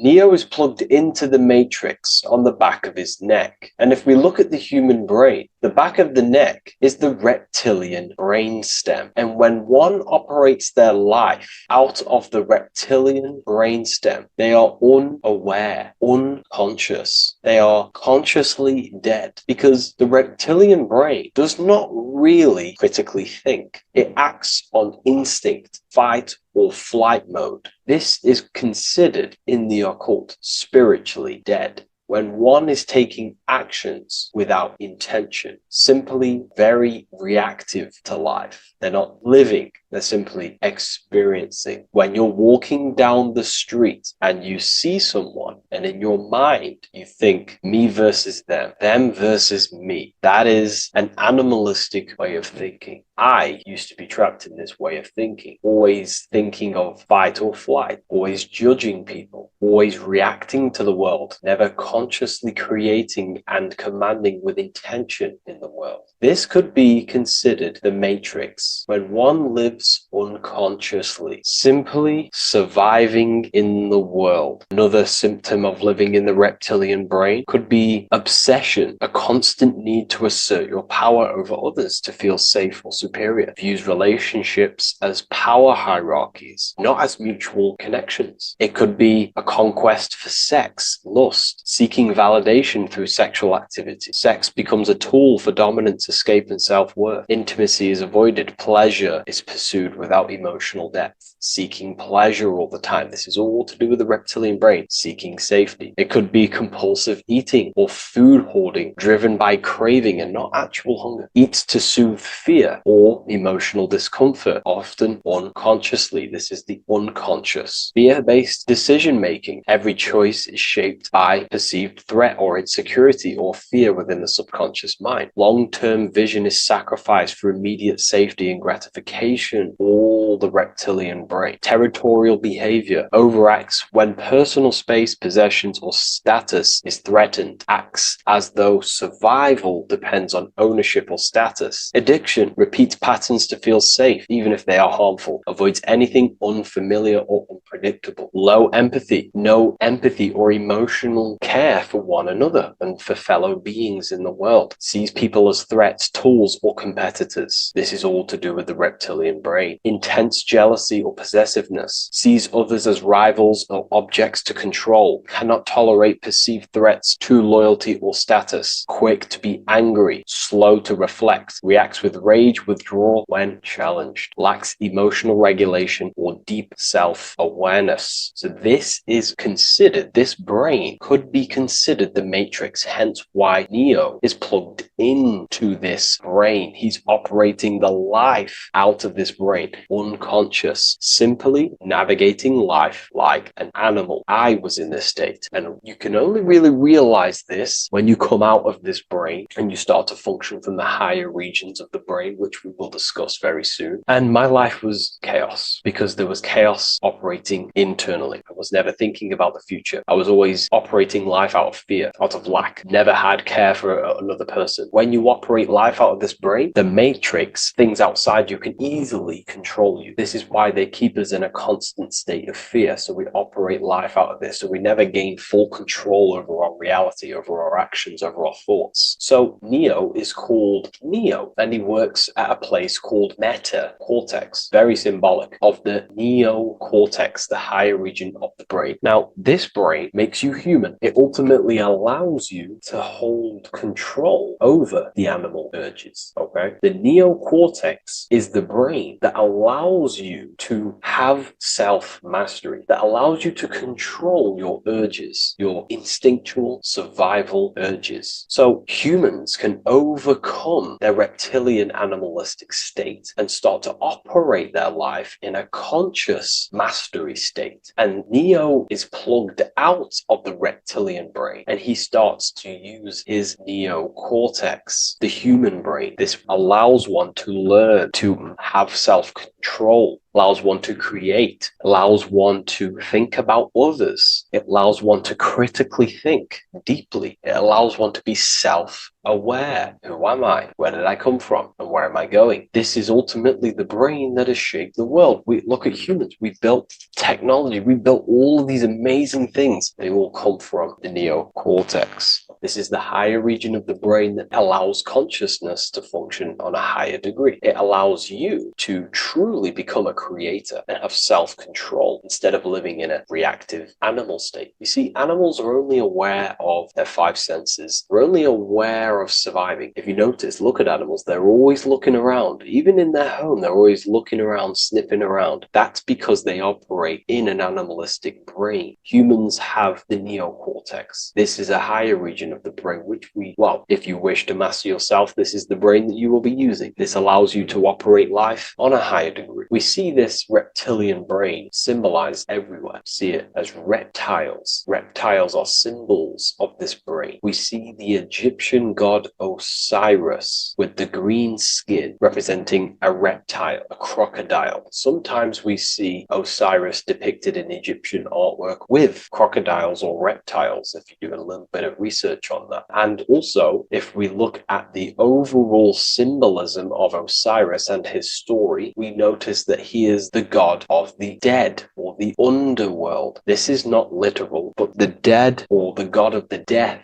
the god of the death of self, the dead of consciousness, because you are a divine being with limitless potential to create. And ultimately, to create, we have to master our reptilian brain. But when we function from this reptilian brain, we are dead to our higher powers of creation, of imagination, of actually gaining control and operating life from the higher mind, operating life as the divine being as you are. But if you operate life in Osiris, he is the god of dead. You are spiritually and consciously dead. You act unconsciously. You are dead, not physically, but mentally and spiritually. So what we're looking at here in the Egyptian artwork is the reptilian brainstem. We have the left hemisphere and the right hemisphere of the brain. Notice a curve. The feminine body is very curvy. This represents feminine. The masculine body is very liney. So if we study geometry, we know that lines are masculine, hence why the word masculine, line, and the feminine body is, in geometry, feminine is represented as curves. So this is the left masculine brain on the left side, and this is the right feminine brain on the right side, with Osiris, the reptilian brainstem, in the middle. So we're going to go deeper into some Mesopotamian artwork now. Now let's have a look at this. We're looking at the reptile on the very bottom. We see the left brain and the right brain, the Eye of Ra and the Eye of Horus on the left and right. In Freemasonry, we still see the symbolism of the two pillars. Yakin and Boaz in Freemasonry, with the two pillars symbolizing masculine, feminine forces of consciousness, also representing the masculine left brain and the feminine right brain, with the reptile down here. But if we have a little look here, right, we have a little look at these reptiles. This person is standing on top of the reptiles. When you are on top of something, you have power over the below. You are standing atop of something. You have mastery over it. You have control over it, symbolizing gaining control over the reptilian brain, the reactive actions, the sexual urges, the addictions, the territorial behavior, the fear-based decisions, constant internal tension, never being able to focus. It's symbolizing gaining control over these internal qualities that happen within us, in our mind, because the universe is mental. And if we do not gain control over this brain, it will dominate our mind, which will ultimately dominate our actions and destroy our life and live in an unconscious state. So this is basically instructions in this ancient Mesopotamian artwork of becoming self-mastery, to operate on a God consciousness level. So we have a person symbolizing your awareness, the internal you, having mastery over the reptilian urges, the reptilian brain, the reptile thinking. We have a person, a face in between, and it's standing in between these pillars, symbolizing balance of the brain hemispheres. Because the face, we see the eyes in the middle, we see the person is you, your consciousness, standing in the middle pillar. It's representing seeing reality as neutral. Everything in the world is neutral. It's the mind's perception that gives it a positive or negative charge. When we adapt this mindset, this view of reality, this knowingness of reality, we see the world for what it truly is. And if you see things as neutral, it allows one to transform the situations in your life accordingly instead of simply choosing a side. This is a major problem in society, and this was a problem within myself also. We like to choose sides, and choosing sides can keep your consciousness locked in a certain mindset, in a certain belief. And belief is what is ultimately destroying humanity. It's about knowingness, and knowingness is in the middle. We want to seek to know things. Knowing things allows you to go out there, directly experience it, and know it for yourself. For example, I know I'm not on a spinning global ball flying through space. Why? Because my senses tell me I'm not doing that. My senses tell me I'm not going 1,000 miles per hour and 360,000 miles per hour through space while spinning around the sun. I know that because I know myself. I know I'm not my body because I've had direct mystical experiences beyond the physical body. So we should seek to know things, and that's what we call gnosis. Direct knowledge obtained through direct experience, knowingness. And that is a middle pillar quality. So in Freemasonry, we see the middle pillar. The matrix is designed to give you two wings all the time. Democrats, Republicans, feminism, and then there's another side. There's always two sides that they're giving you because they want you locked in either way. We should seek the middle pillar, seeing things as neutral, seeing things as the middle pillar, seeking direct experience, gnosis. And this aligns with the brain because the brain gives us these two perceptions also. The right brain sees the woods, the whole woods, but the left brain sees the individual trees and branches and leaves. If we're too left hemisphered, we're going to see everything as divided. If you're too left hemisphered, you're only going to see yourself. You're only going to think about me, myself, my ego, my consciousness, my life. And I'm only going to operate in the world, take actions only towards me without considering the collective, which is the right hemisphere quality. The right hemisphere allows you to see the bigger picture, how we're all connected. We're all one family of consciousness. We're all one being separated in different bodies, one consciousness operating in different bodies. So it's about aligning these perceptions of the brain and standing in the middle and also conquering the reptilian brain. This allows us to operate in the world and see the world for what it truly is and operate from a place of balance. We also see some more symbolism in Egypt of the Ram Sphinx in Egypt. Ram Sphinx. Please leave a comment and please leave a like and a subscribe onto the YouTube if you like my content. Smash that like button and we'll get straight to this. So this is the Ram Sphinx in Egypt, also symbolizing the brain. This is my research. These are my conclusions. You can take this with a pinch of salt and go out and do your own research. This is what makes sense to me based off my information I've gained, my symbolism that I can read. So take what you can from it. I'm not here to obstruct anything. I'm not here to place anything in your mind. I'm simply here expressing my research. Never take anything off anyone as solid truth. I've never have said everything I say is solid truth. This is my research. If the research aligns with you, that's great. Maybe it doesn't with some people, that's fine. Simply take things with a pinch of salt, go out and collect as much research and information from many different sources and place together your own understanding of symbolism and your own perspective on reality. But like I say, seek to know and not believe.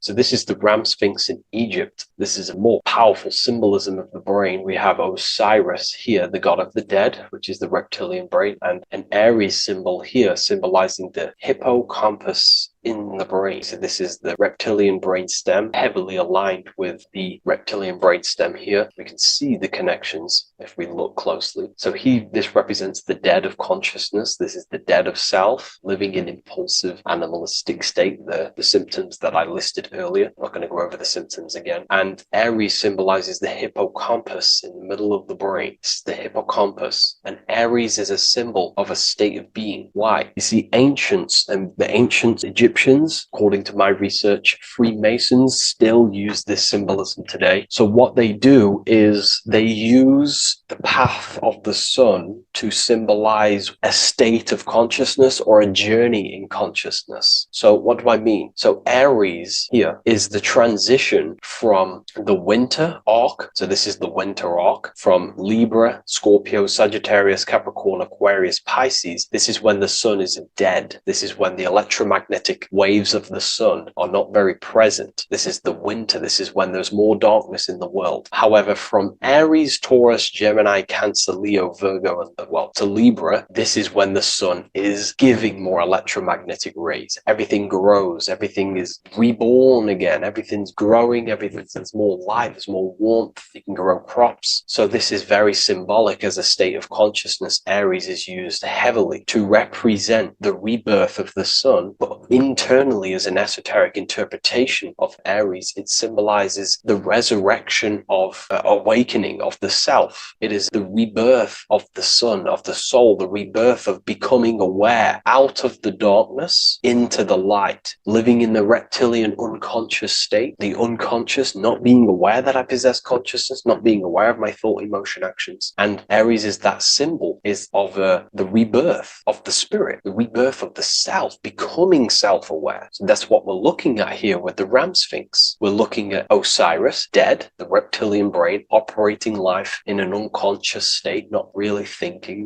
not self-aware of thought, emotion, actions, not aware of the soul, not aware of good and evil, not aware of the laws that are in the heart of love, not aware that there's always an intelligence in the heart telling us what's the right thing to do at all times, not aware of anything, just simply reacting to the world. But then we have a symbol of Aries above, which is the resurrection of self. So again, this is symbolizing by the Egyptians to me and my research, going from darkness to light. This is the resurrection of consciousness when we start to deepen our self-awareness, which is ultimately what I'm doing to you in these videos. Hopefully I can awaken some people's minds and make people think deeper. And that process of internally what's happening within you that's what Aries represents when you're starting to say, wow, my mind's going deeper and deeper into the self, and I'm realizing more. That is what Aries symbolizes. When the sun returns, it's also a symbol of a sacrifice, because obviously when the sun returns back to Aries, we're sacrificing the winter, when we're transitioning, and all transitions require sacrifice. So in Aries, the Jews celebrate the Passover. It's the Passover of the sun, and what do?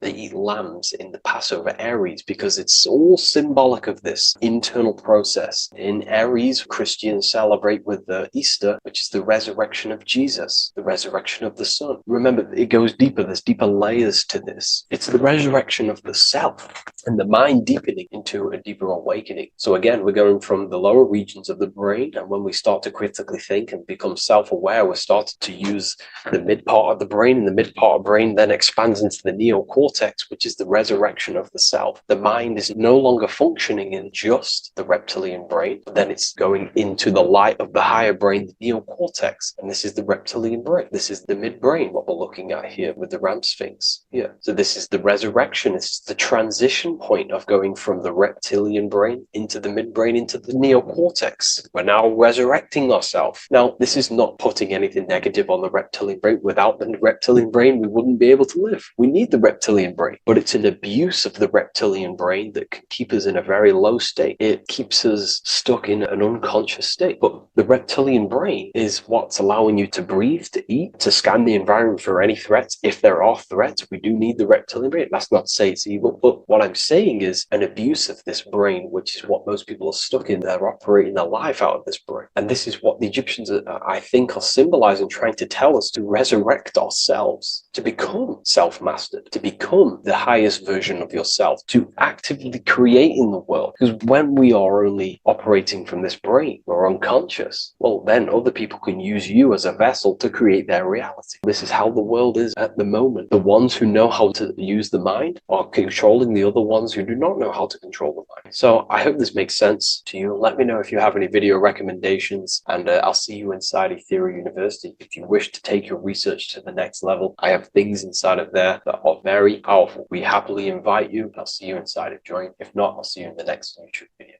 Is that you are eternal. You will never ever die. So when you close your eyes, you have an internal world. Internal world is mortal. It will never die. The inner voice, the inner thoughts, the inner emotions will never die. But the external world will die. So you have an inner and outer world. And the inner world is infinite, it's limitless, it can think anything, be anywhere in the world, be anyone. Imagination, thought, there's no infinite potential. In order to gain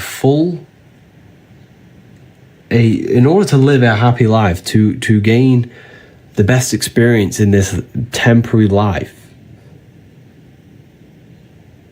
you have to master yourself, because you are a creator. That's what you are. You are literally God made human form. You are a creator. And if you are not creating, then you are living in an animal state. Okay? So in order to live this life to the fullest, you need to master yourself, not let the external world control your internal world, but let the internal world be commands and not reactions. So it's all about controlling the self, mastering the mind, learning truth, so you can actually gain the most out of this life. If you worship Jesus, but you don't work on your mind, you don't work on your emotions, you are nowhere near God. I'm sorry, I have to put that out there. You know, a lot of people think I can worship Jesus and I'll be close to God. You have to align your mind with God, with the God self. You have to align yourself with the God consciousness, the God frequency. So, the Freemasons always use the all-seeing eye.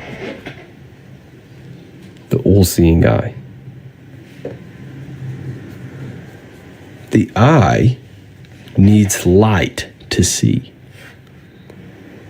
The eye needs light to see. How? I'll go over how in a second for you. Sorry about that. The eyes need light to see. So we have one eye, which represents the inner eye. So when we close our eyes, we have an internal eye, internal thoughts, internal vision, imagination. We have an internal vision. We have an internal thought, internal emotions. In order for our mind to perceive the self, it needs light. What's light? Information. Information is light. Why is information light? Because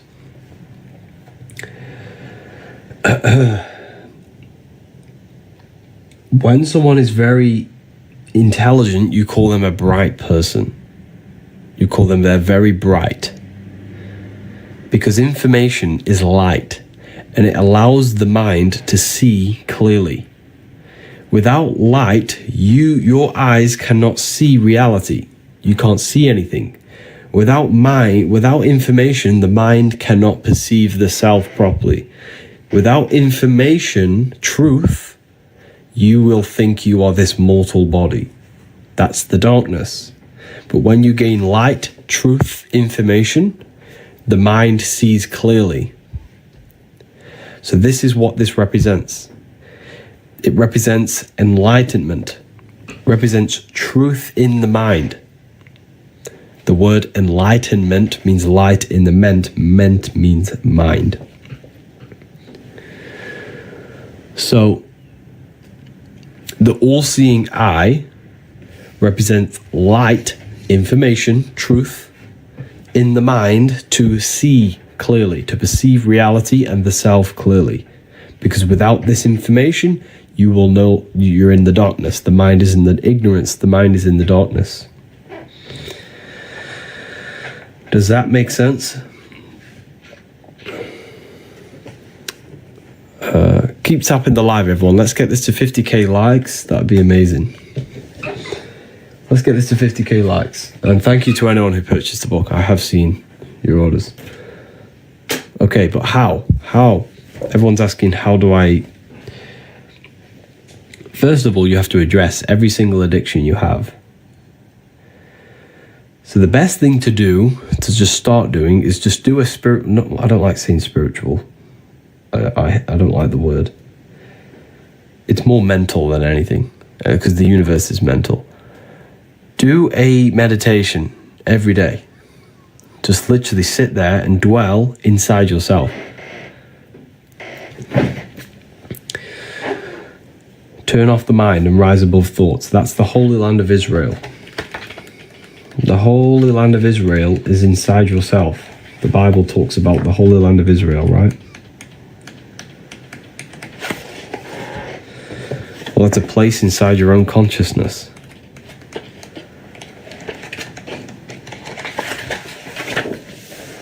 Israel, Isis, Ra, and El. How do you get to El? This is the Holy Land. The Holy Land symbol is an upward triangle and a downward triangle. The feminine downward triangle, the male upward triangle, combined. The combination of the two brains, the combination of the masculine and feminine. The way you align your brain hemispheres is how you reach the Holy Land. And you simply literally just do this by meditating. But when you meditate, you can literally just align your brain hemispheres. And you can also do this in various other ways. You can listen to 2 different frequencies at once. Because this ear is connected to this brain, this ear is connected to that brain. And when you place 2 different frequencies, the 2 brains work together to harmonize the frequency. So you actually sync the brain hemispheres. So you can actually do this by just holding your hands. This is why we pray. Okay, a lot of people in, Christianity, they do this. They pray to God. But what they're actually engaging in right here is an ancient form of meditation, of placing their hands together. Because when we place the hands together, the brain hemispheres are coming together now, and it's working as one system. See, and when we do this, when the brain hemispheres are not fighting each other, but coming together, we unlock El. We unlock the Holy Land. That's a place inside of our own consciousness that we can reach. So when you meditate,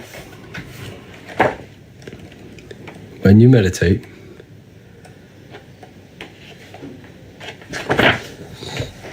need to turn off the activity of the 5 senses. Your 5 senses, your thought, emotion. Then you have your observation, you. You are the observer. The observer is you. This is the one who experiences your thoughts, who experiences, who is the one experiencing, when you're a bit depressed sometimes and we have these negative thoughts and we're a bit down, who's the one suffering? The body's not suffering. The mind is not suffering because the mind's what's producing the thoughts. That's the soul. The soul is what suffers. You are the soul, not this body. When you are suffering from a mental illness, who is the one suffering? Does that make sense? Does that resonate with you now? Have you really felt what the soul is? Because that is the best way for me to describe what the soul is. Yeah. That is the best way. Yeah. So the soul is the one who suffers from the mental illness. Or from the good, when you have good thoughts. The soul is what feels good. That's you. You are the invisible soul, right? So when you turn off the activity of the senses and the thoughts and the emotion, you would dwell in a place of just soul, of just pure awareness. And that is the Holy Land of Israel. So the Holy Land of Israel is not a real place on the land, but a place inside your own mind that you can go to by turning off everything. When your thoughts are racing, when you're stressed about bills, when you do all this and that, just turn it all off and dwell in the Holy Land, where pure love and pure peace is. So you can literally go there yourself. It's a holy land within your own mind, within your own skull. There's a beautiful place. A beautiful place you can go where there is no problems. And you can go in there every single day and every single night. And when you connect with that more, on a daily basis, you connect with this, the soul, you can literally unfold your purpose. You'll gain downloads, you'll gain information, not gain information, but you'll have realizations. And you can be easily more guided by your soul. and you're more in tune with yourself. You gain more intuition because you're in tune with yourself, with your soul. And the soul speaks to you through emotion. The soul speaks to you through emotion. Okay, so when you have negative thoughts, when you feel down, when you feel horrible, that is your soul telling you something, that something's not right. You're stagnant. I get it. When I don't make much progress, the soul is always craving progress. It always needs progress, and always, not progress, but learning. The soul doesn't want to be stagnant. It has to learn, it has to evolve. That's why it comes here. That's why the soul joins this world. To evolve. And when we become stagnant, this is when the soul cries out. This is why a lot of people suffer. This is why I suffered. We all suffer from this when we're very stagnant, when we don't make much progress in anything. You know? We're nearly on 50k, 34k, 15k off. Keep tapping the screen. What is the best frequency? There's many different frequencies for different things.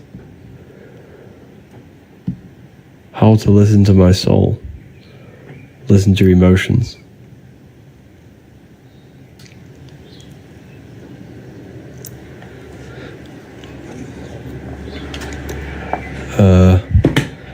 The book is the book that I've wrote myself.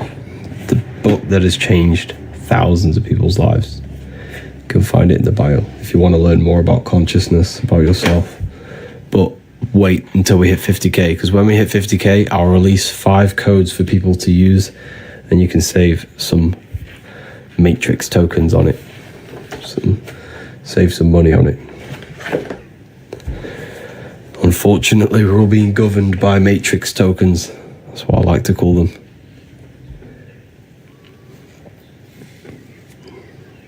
Why is money so important? It's just a system created. It doesn't really exist.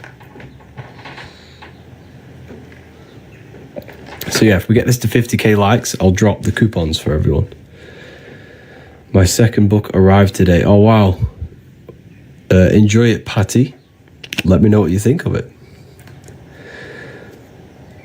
Why can't we buy volume 1? You can. There should be...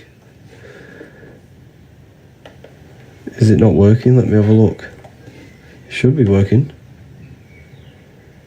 It's on my website. You just click there's a select button. You click the select button and click volume 1. Or you go to ebooks. You can find all the ebooks. Just click the select button. So we're 9k away. Keep tapping the screen, everyone. So how long do I need to abstain from fapping to astral project? You don't focus on astral projection just yet. You want to astral project, you got to learn how to meditate first.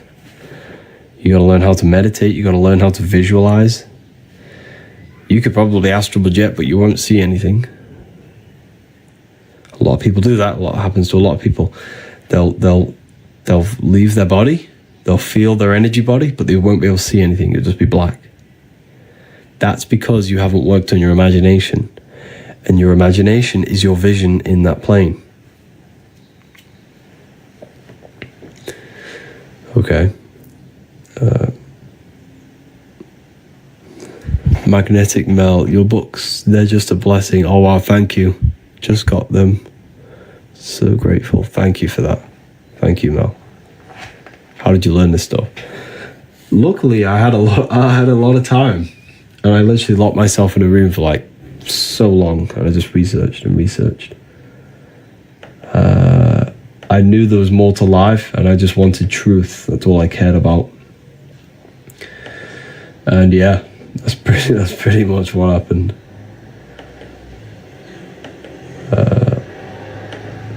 It's crazy. learned a lot in like 4 years. Keep tapping the screen, everyone. Oh, we've hit 50k on one live. Okay, who wants me to drop the code? And then I'll break down astral projection for you after, for the people who are waiting for that. It'll take me 2 seconds. Let me know in the comments if you want the code.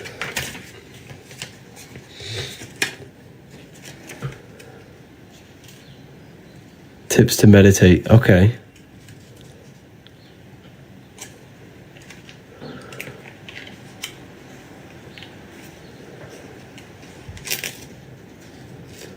Okay, amazing. So, there are 10 codes available. Spring 30. All caps. Spring 30. All capital letters. All capital letters will give you the code. Spring 30. Click the link in the bio. It'll take you straight there. You're going to save yourself 30%, so use this chance wisely. So, the people who are asking about astral projection. Divine being divine. Amazing. Amazing. So, the people who are asking about astral projection, where's the code? The code's here.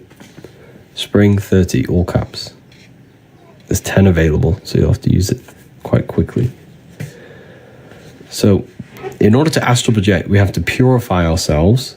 Not only purify ourselves, is gain control over ourselves. Why? Because, like I mentioned before, it happened to me when I first started astral projecting. I used to astral project. I used to get out of the body. I'd enter the spirit. You can feel it. It literally feels that. That is what you feel. This buzzing, light sensation. There's no weight. You're literally just light. It's so weird. It's the weirdest feeling you'll ever feel. But it's just a surge of energy. It's literally just an energy light body. You'll feel yourself leave and gravitate upwards. However, you won't be able to see.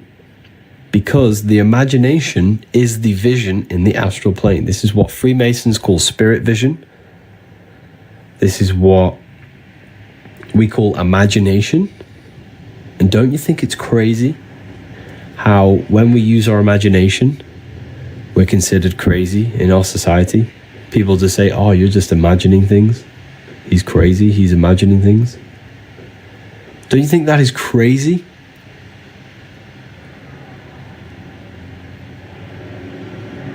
So, imagination is literally the vision in the astral plane, the life after death. It's inner vision. 3 codes have just been used. Thank you for Hubera, Janisha, and Khan. You all got your hands on the Book of Wisdom. And make sure to get the free book. No one thinks imagination is crazy. Yes, they do. When you say you're imagining something, they say, you know, you're just imagining things. Obviously, not everyone says that, but a lot of people do. They think the imagination is just something random, when in fact, the imagination is what has created this whole reality. Everything in this world was pulled out of the imagination first. Why is it so hard to sometimes visualize? Good question. That is because we've been trained our whole lives to not use it. So when you don't use something, you lose it. So I have a free book on my website. It's an ebook called Activating the Inner Eye. It's a free ebook. Go and download it. It's going to teach you. It's going to give you guides step by step. It's going to give you a simple thing to imagine. Then it's going to give you a more advanced. It's like a guide. It teaches you how to activate your imagination again. It's called Activating the Inner Eye. It's on the ebook section on my website. It's for free.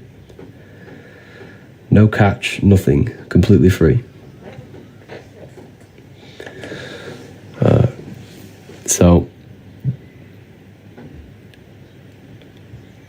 So this is why a lot of people can't. So in order to astral project, we have to first learn how to meditate and keep the mind in one specific thought or one specific attention. The mind must be addressed on one thing and one thing only for long periods of time.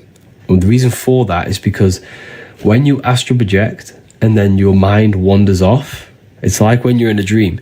When you're in a dream and your mind realizes you're in a dream, you wake back up. Or you think about a fear. As soon as you fear, you wake back up. You'll fall back into your body. So this is why you have to learn how to meditate, and you have to learn how to visualize. These are the two components to astral projection: meditation, visualization, and the third one is stillness. You have to learn to keep the body very, very, very still. When I say still, I literally mean no movement. That's a very powerful one as well.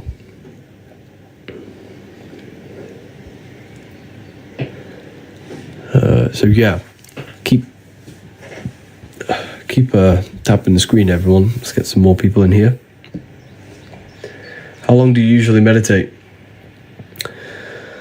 Depends. Normally do half an hour, but sometimes I do less. Half an hour is a good time, but sometimes you do longer. But it just depends on what you're trying to do. You can do meditations for visualization. You can do meditations to try to leave the body. You can do meditations for manifestation, to visualize. Why the body have to be very still? Because that's how you...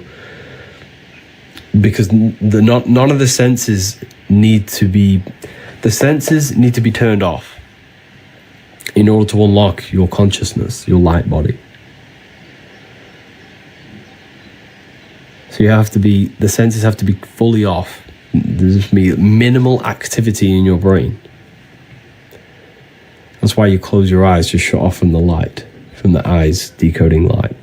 The brain works less. When you move, when you're very still, the brain works less. And when you stop, when the brain and the body's not working, you can unlock consciousness. The more I learn, I don't understand anything. Yeah, that is true. The more you learn, the less you know. That is very true. You're always a student. Everyone's always a student. It's crazy. But yeah, there are 2 codes left for the people who want the book. The book tells you a lot about astral projection. I teach you everything about it. So here is some artwork of it. Here's the Egyptians showing you astral projection. This is your etheric body. Etheric body is the ether. So here are Freemasons, the double-headed eagle with the crown. This is the double-headed god Janus. These are the Sumerians, double-headed. Why are they double-headed? Because they have access to their astral body and their physical body, and they can switch dimensions at will. That's when one becomes a god. One becomes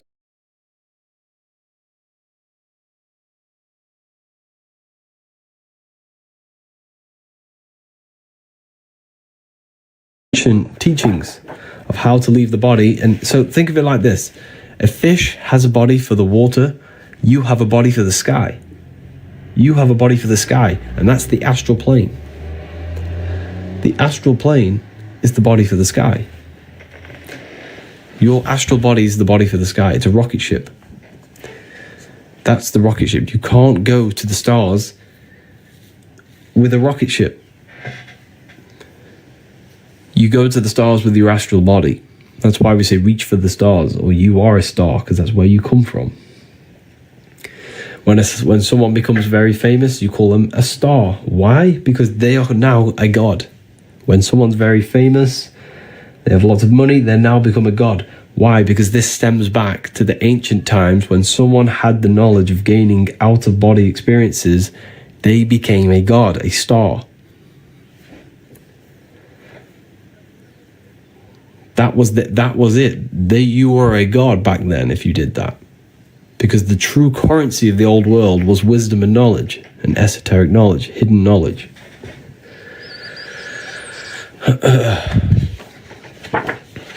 So, yeah.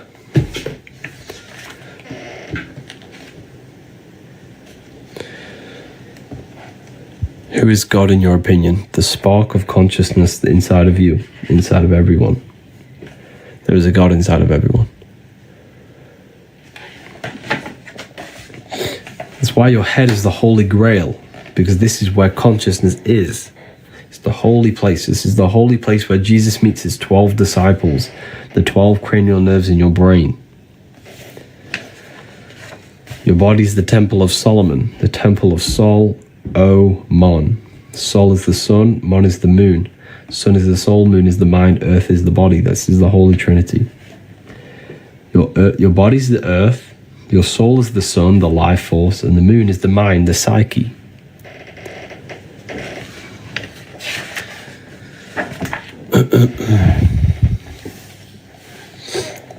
You think there is an afterlife? Yes, for sure. You die every single night. There is a... So the universe, right, is fractal. Let me explain this for you. The universe is fractal. All you have to do to unlock the secrets of the universe is to study the small versions. You just study the small and you see the bigger.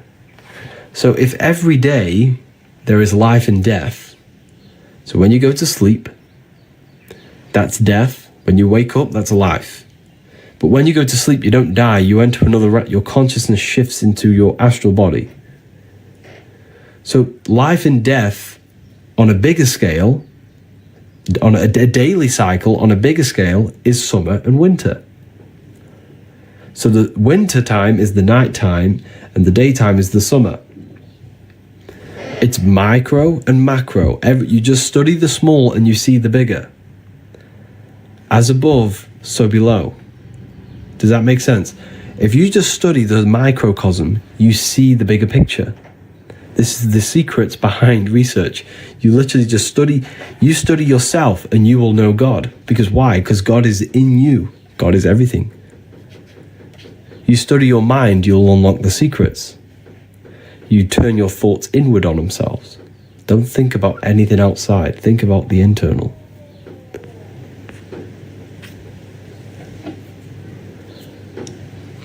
So we created ourselves. Yes, you chose to incarnate in this world. But what you must understand is that your body is the technology to experience this reality. Your body is a technology running a simulation of physical reality.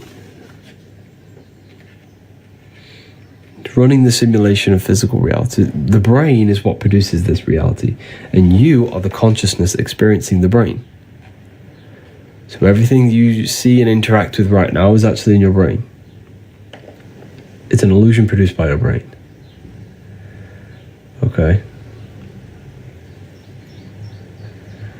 So, anyways. Why can't we remember? Our consciousness goes to the astral. You can sometimes when you dream. It's because you've lost this ability. Like I said, when you don't use something, you lose it. So every time you have a dream, write it down in detail and try and remember every aspect of it. And this will help remember your dreams.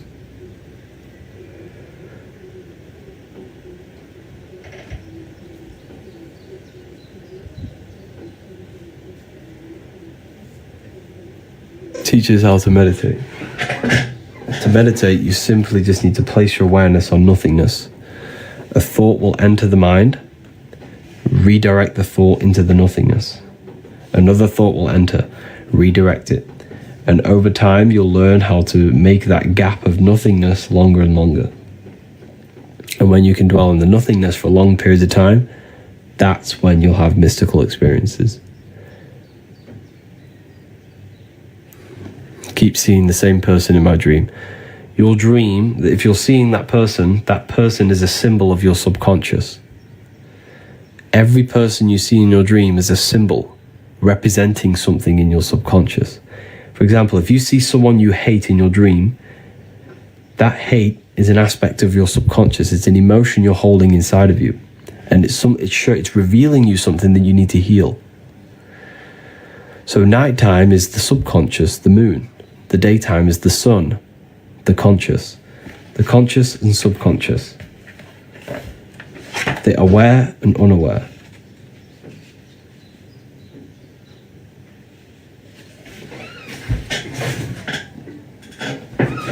The aware and the unaware.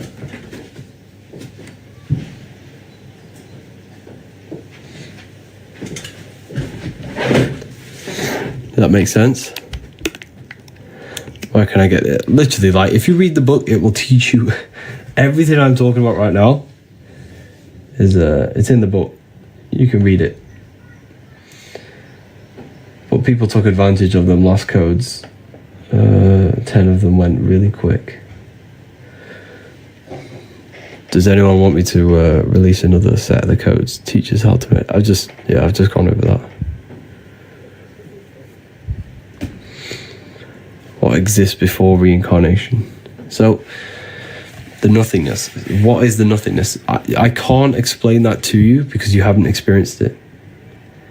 Like, it's like me trying to explain a color. You can't do it. I can't explain to you spirit, and I can't explain to you consciousness in words because it's beyond three-dimensional. When you go there and you turn off the mind, when there is no thought present in your mind, there is nothingness. That's what you have to try and achieve in meditation.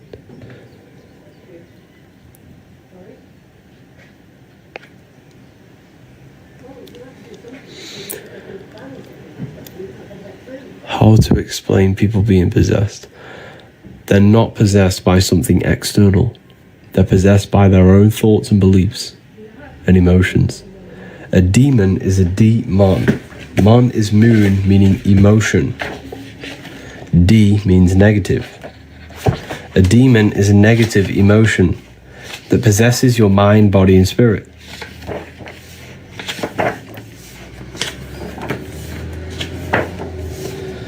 Where's it gone?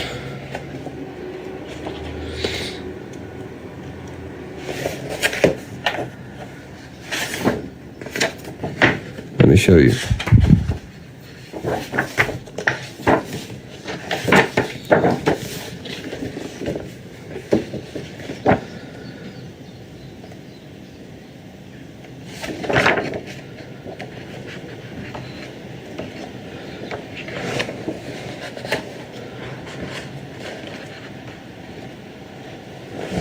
So yeah, demons are aspects of your own consciousness that you have created. Yes, you created your demons. And the reason for that is because the mind produces energy. So think of it like this. In order to visualize something, you need a thought. So the thought creates the imaginative dimension, the astral plane. Thoughts create the astral, astral creates etheric, etheric creates the physical. Everything begins in the mind, then it's manifested physically. So each dimension is a product of the above. In order to imagine something, you need a thought. In order for energy to come around, there needs to be imagination and thought. And then in order for the physical world, there needs to be ether, imagination, and thought. So think of it like this. If the whole world meditated at one time and thought nothingness, the world would not actually exist. Now, that's very difficult for you to understand.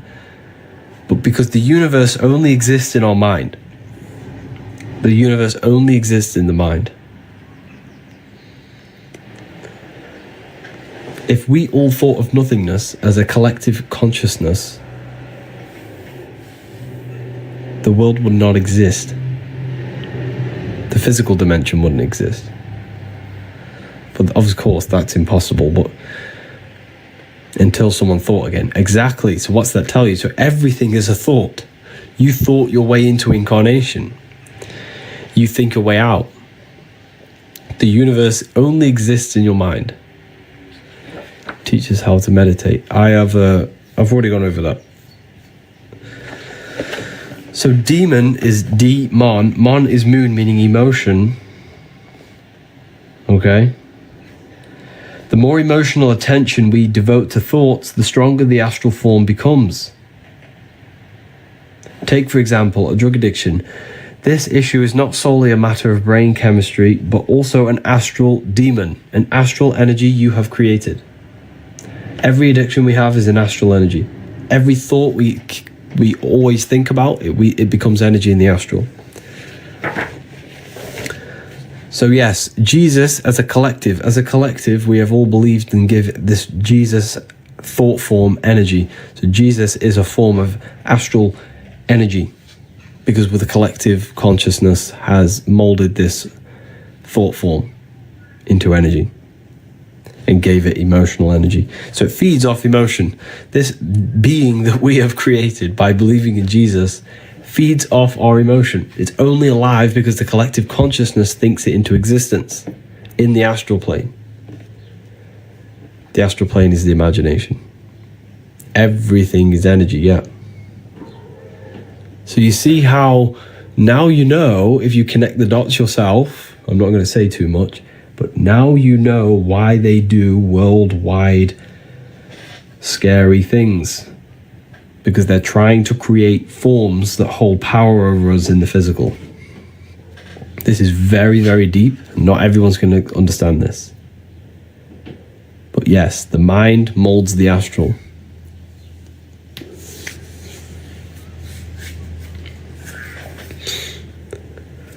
Thought forms, yes. Anyway, that's too advanced for a lot of people.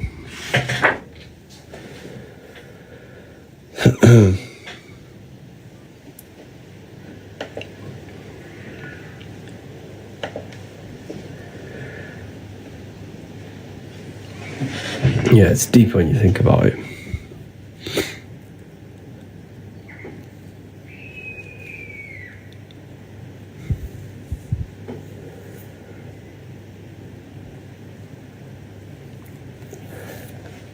What is ether?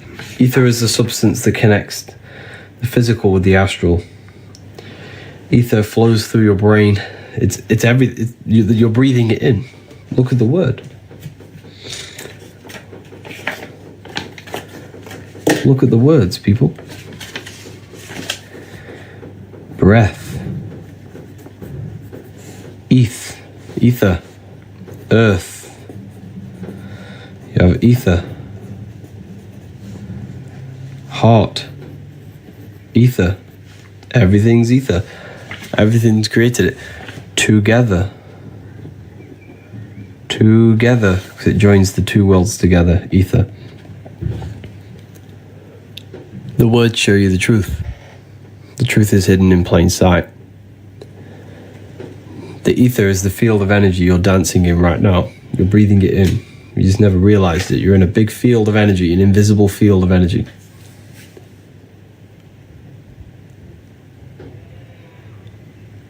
Satanic knowledge. Okay.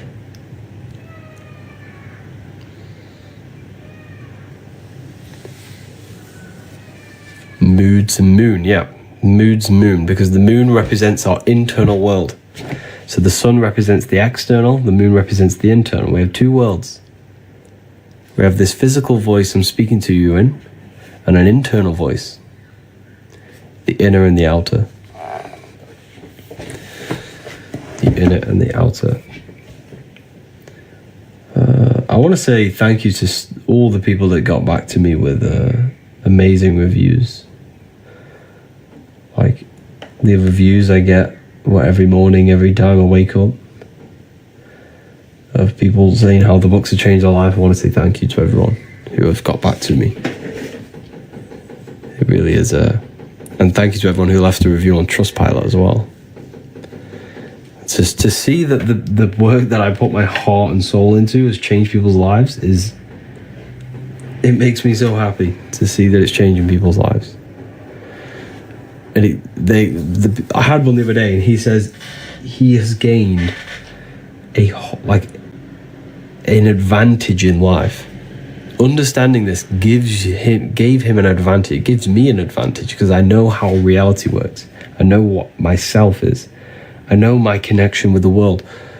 It's so important. You gain an advantage in life.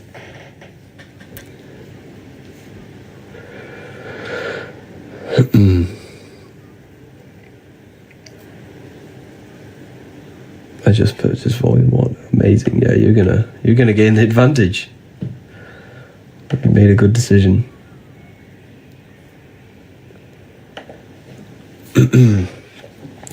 Keep tapping the screen, people. Let's get this to 100k likes. That'd be crazy.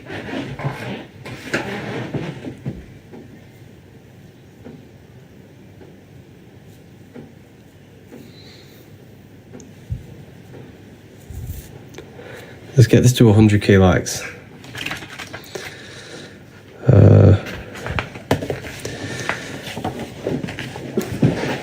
Look at this is all electromagnetism. Thursday, I'll receive my second book. Love it. Wow, amazing. He's giving free game to what people charged £1,000 for. Literally, the information I give you for free, like, people charge thousands of pounds to give you this information. There are courses on everything I've just said. Like, there are people charging thousands and thousands of pounds for manifestation courses it's crazy. Like, don't take it for advantage what I'm telling you.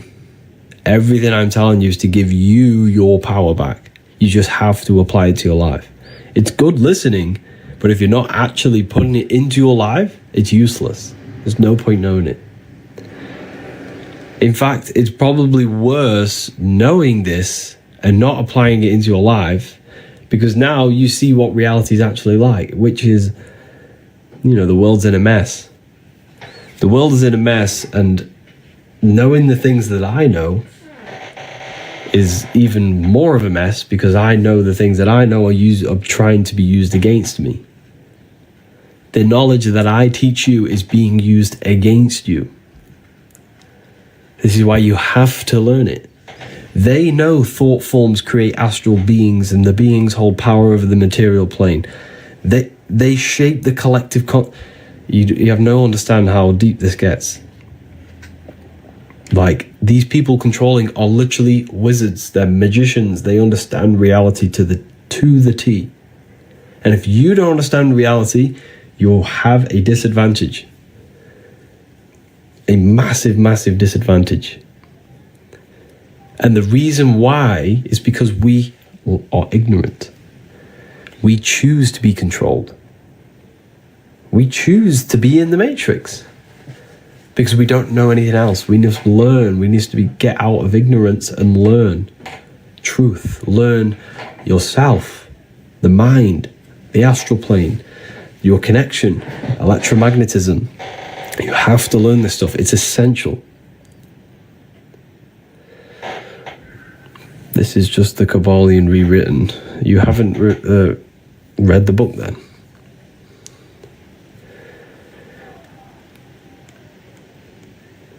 No, ether, melanin, all the way in Africa.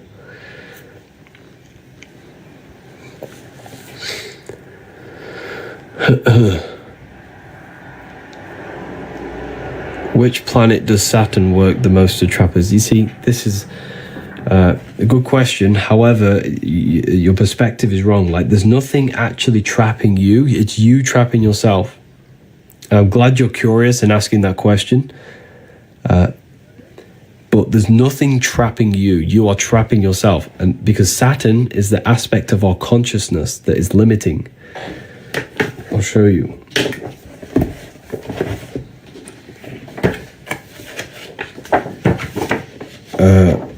I'll ask you. I'll show you.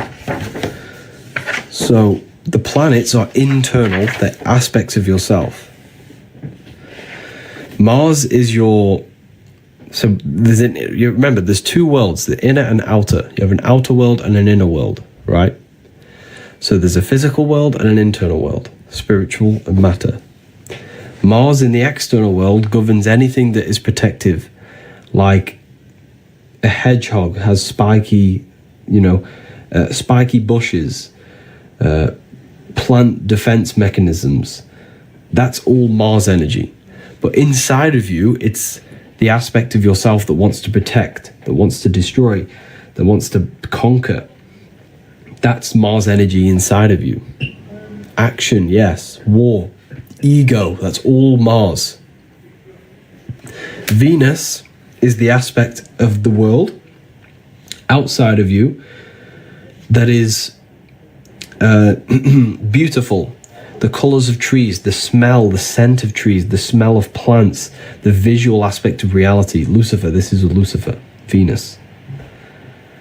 But internally, it's the aspect of yourself that wants to look good, that wants to be beautiful, that wants to dress nice. Okay, so we have these energies, these aspects of our mind, our consciousness inside that are internal. So Saturn is on the external world, roots, the foundations, roots, time, winter time. It's all ruled by Saturn. But internally, Saturn is limiting thoughts, limiting belief systems, self-contradiction, things that limit you and hold you back, discipline, yeah. So Saturn is being abused. That energy in our society is being abused because the system is very Saturnic.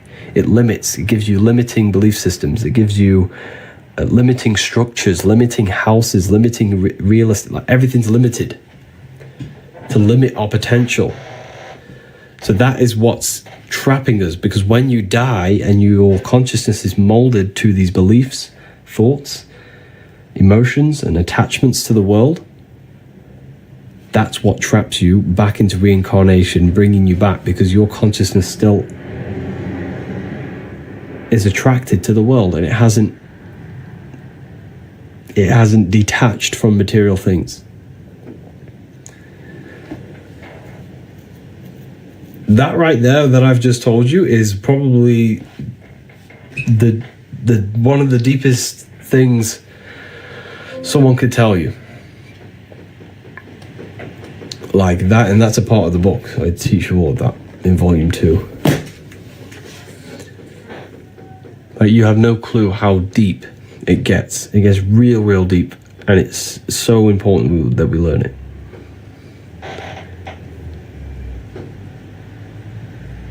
That's reincarnation. Yeah, so reincarnation is you attached to the world and you reincarnate yourself because your soul is not ready to move on. It's not ready to move on. But yeah, I'm going to release 5 more codes. I'm going to release 5 more codes for 5 more people. This is your chance to get the book and to learn about yourself and gain an advantage in life. I'm going to release 5 more. Let me just set this.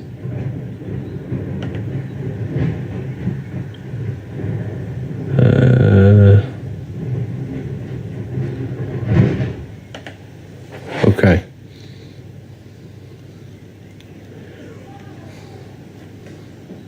Where do we order? So if you click the link, there is a bundle as well. So if you get the bundle, you already get some money off, and then you add the code on top. That's a little secret. These are the books that I wrote. I poured my soul into these books. Everything I know is pretty much in here.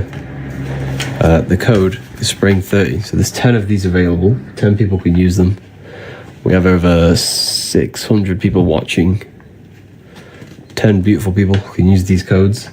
While you're at it, you may as well go get the free inner eye book, free ebook. It teaches you how to activate your third eye through imagination to reconnect with the 4th dimension. It's a free ebook. Go to the ebook section, add that onto your order. It's in the bio, revivalofwisdom.com.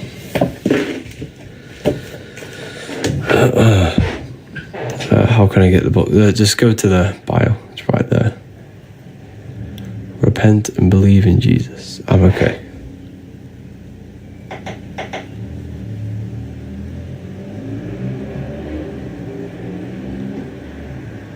To relive the same life over and over. No.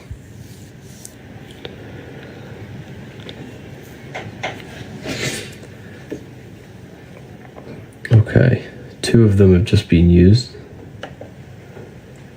That was quick.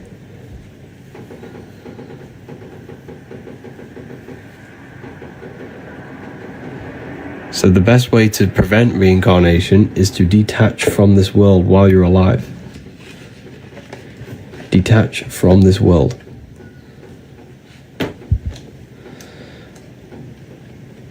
You have to detach from this world.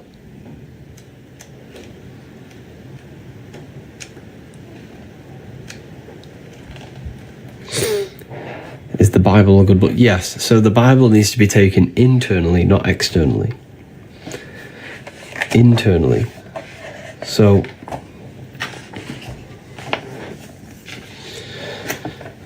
the story of Jesus is symbolic of a process that happens inside your own body, inside yourself. You're saying I should detach. Yes. So mentally and emotionally detach from the external world. That's occultism. Yes, the word occult just means hidden. Anything that's hidden. Your thoughts are occult. Your emotions are occult. Energy is occult. So if you've ever studied energy in science, you are an occultist. And it just means hidden. Okay? So Christ, oil. Jesus was in Nazareth. Then he goes down to Bethlehem, down the Jordan River. The Jordan River represents your spinal cord. Every religion has a sacred river, and that river is your spinal cord. Every religion. Every religion has a sacred river. The Egyptians, it's the River Nile. The Christians, it's the Jordan River. Every religion has a sacred river. Why? Because this is where the cerebrospinal fluid flows down your spine. So every single month is called cerebrospinal fluid, CSF. You can do your research on this. And it's released down your spinal cord. This is Jesus coming down the Jordan River from Nazareth to Jerusalem. Okay?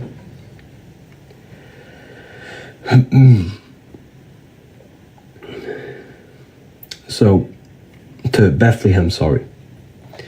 And then Joseph and Mary are waiting for Jesus' return. Joseph and Mary, Joseph, male, Mary, female. Pineal gland and pituitary gland in your brain. Because these are the 2 glands in your brain that secrete this fluid and push the fluid down the spine. So Joseph and Mary are waiting in Nazareth at the top of the Jordan River. And when Jesus comes back up the Jordan River, back to Nazareth, back to Joseph and Mary, what happens? He's crucified in a place called Golgotha, which translates to a place in the skull. So it's all about raising the cerebrospinal fluid down the spine and raising it back up through Kundalini awakening. You raise it up the 33 vertebrae on the back of your spine. This is why Jesus dies at 33. John 3:3. This is not a coincidence. Unless you are born again, you cannot see the kingdom of God. You're born again when you activate these brain cells in your brain. It feels like light entering your brain. I'm sure some people have had a Kundalini awakening. Okay. This is why the Freemasons have 33 degrees, because there are 33 vertebrae on the back of your spine. You have to raise the oil to your brain. To your brain. Okay. This is also found in Jacob's ladder. Jacob places his head on a rock and he sees a ladder up to heaven. He took a rock and he's laid his head on it. Jacob had a dream. He dreamt there was a ladder on the ground that reached up to heaven. The ladder is your spinal cord. He saw the angels of God going up and down the ladder. That's your spinal. There's electricity. Electricity is an angel that helps God. God is your consciousness in your brain. The angels are helpers of God. Electricity up and down the spinal cord, your nervous system.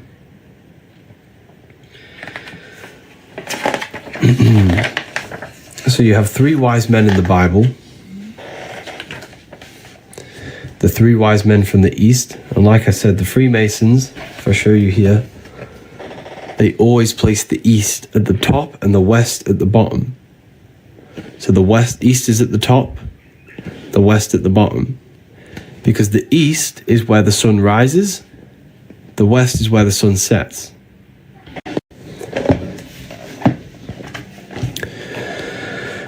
So the East represents the light. Where's the light of your body? The Bible tells you. The Bible tells you. Where is it gone? It's here somewhere. I'm sure it is. But the Bible says, the light of the body is the eye. And if thy eye be single, thy whole body shall be full of light. Just trying to find the verse for you. It's here somewhere. I just can't figure out where it is.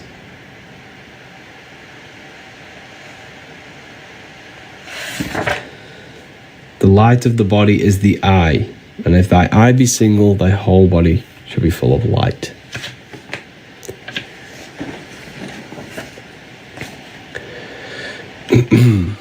So the East is where the light is, the eye, the mind, the mind's eye, the third eye, whatever you want to call it. The three wise men from the East are the three glands in your brain. You have the pineal gland, the pituitary gland, and the thalamus. Thalamus produces dopamine. The pineal gland produces melatonin, a hormone that rejuvenates red blood cells, slows aging, prevents systems from failure within the body. Pituitary gland releases serotonin, a natural mood stabilizer. These are the three wise men from the East who give presents to Jesus. They give presents to Jesus. So the Bible is speaking metaphorically about human anatomy and about your body. It's very, very powerful.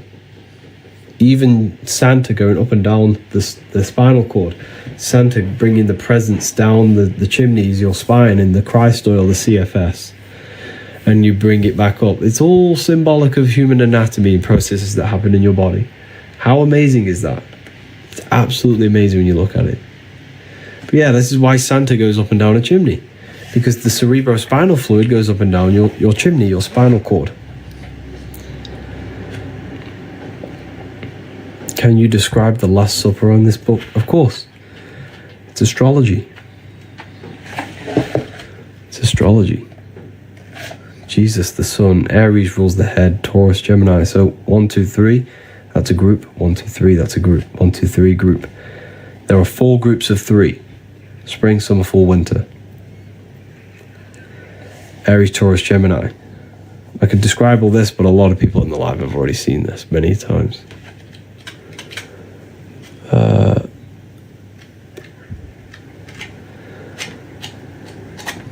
Like literally the whole thing is symbolic of astrology, numerology, human anatomy, and human psychology. That is what the Bible is about. It's about you. Not Jesus, it's about you. What's going on inside this body of yours and that mind. Why would it matter anything else? If something's not benefiting your understanding of this life, you know, first time here, wow, yeah, you've just heard a lot of information. Welcome. Welcome. So yeah, this is the astrology. Because if I show you this,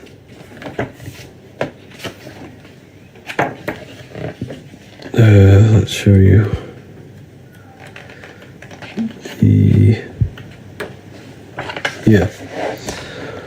So your body, this is the stars. These are the constellations in your body.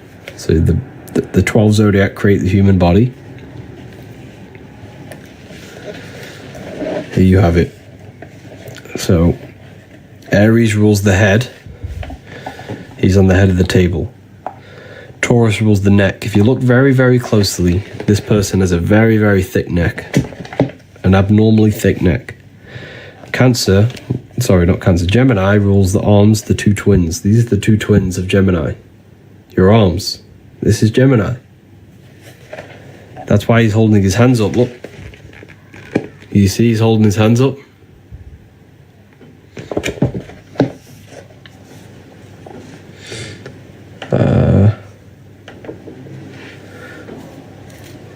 Holding his hands up. Then you have Cancer. If you look very, very closely, he has a knife in his hand, holding it backwards. It's like this. Very closely, he's got a knife there. Because Cancer's a crab. And they pinch.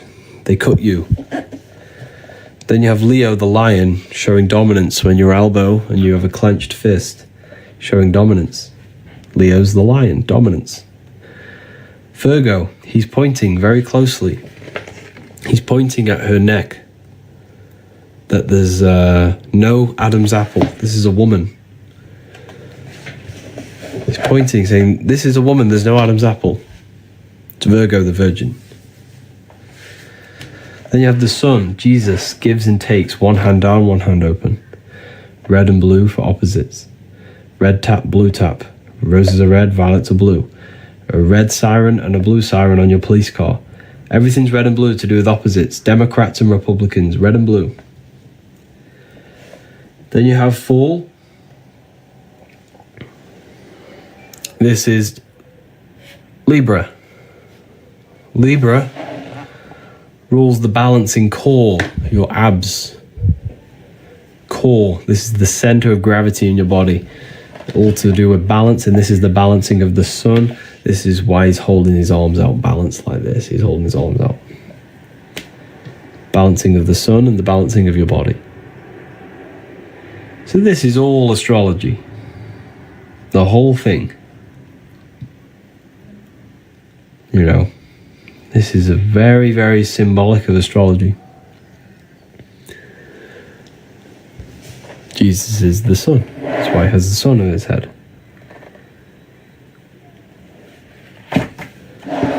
But yeah, it's very powerful when you learn about this stuff. Very, very, very powerful. Love, love, love your book. Thank you, Marcos.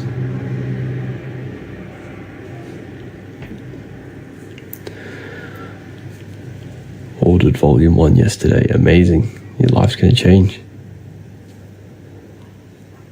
The 13th. The 13th is you. Jesus is the 13th. 4. 3 plus 1 is 4. You have fourfold. Mental, emotional, physical, spiritual. 4 bodies of consciousness. Air is the mind. Earth is your body. Water is emotion. Fire is spirit. They're the 4 elements. They correspond with your 4 bodies of the soul. Yep, I also love the books too. Thank you, Nick. Appreciate that. 100k likes, wow. On one of the lives. That's crazy. We are made of the Anunnaki. Yes, you are the Anunnaki. You are the Anunnaki. You.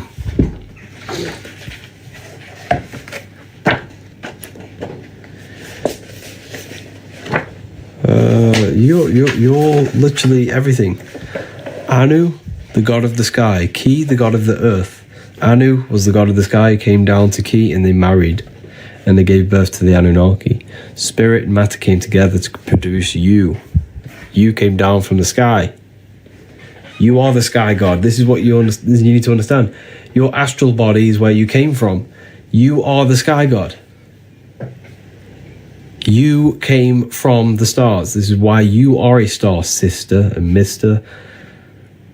fraudster. Stir means star. You are a star.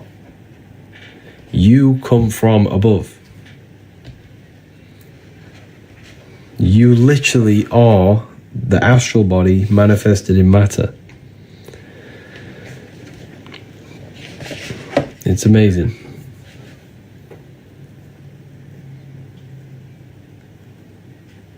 It really is amazing when you deep it. Truth mixed with lies. Okay. You think that. That's okay.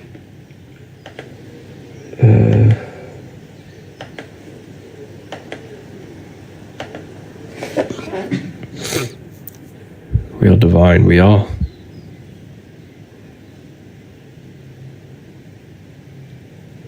Very divine.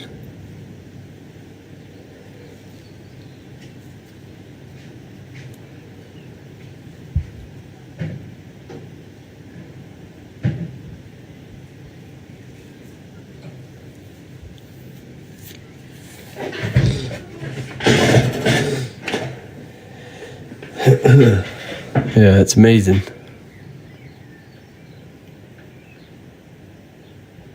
We're just here to remember, yeah.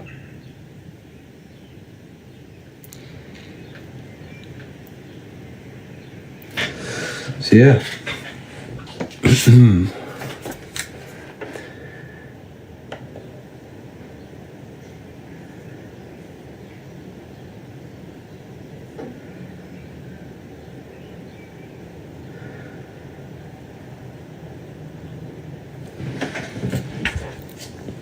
The number 7.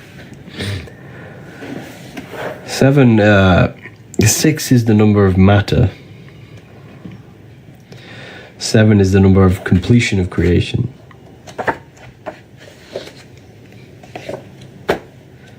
7 chakras, 7 days of creation, 7 visible planets.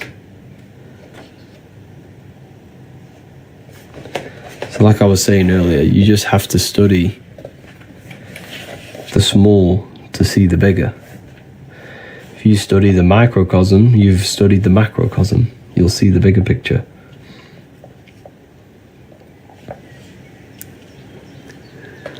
Sacred geometry, yeah. But geometry is one of the secrets about geometry. You know, we think geometry is something outside. We think geometry is something outside of us, right? But geometry is not outside of you. Geometry is your brain's codes on how to decode matter into reality. Why? Because everything you see is produced by your brain, not outside of you. Nothing is outside of you. It's what you need to understand. There is nothing outside of you. It's an illusion produced by your brain. The only thing that actually exists is the mind. And in essence, that doesn't actually exist if you turn it off. So this is why on computers you have 0 and 1. 0, nothingness. On and off. When you turn off the mind, the universe shuts off. There's nothingness. So, geometry, everything you see, is your brain's way of decoding. Geometry is not something separate from you. It is the brain's mathematical codes to decode energy into matter. You know.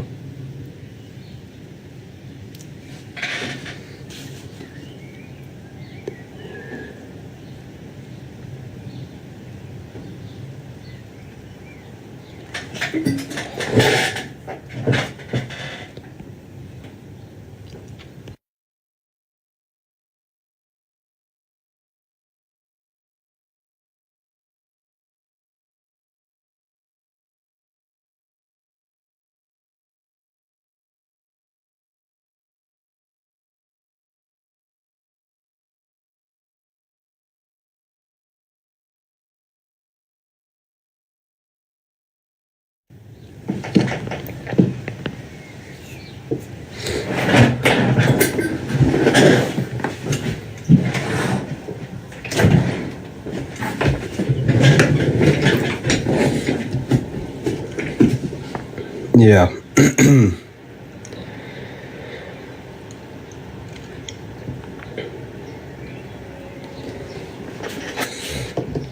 Very powerful, this knowledge. But yeah, there's a third book coming. I'm in the process of writing the third book, Book of Symbolism.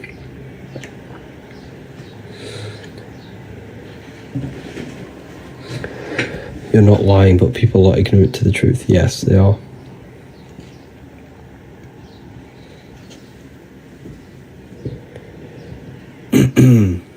Yeah, people are just ignorant. Harry, what about the masterclass? What about the masterclass? How about, can I decode chronic pain? I don't want to make comments on that stuff. I can get into trouble.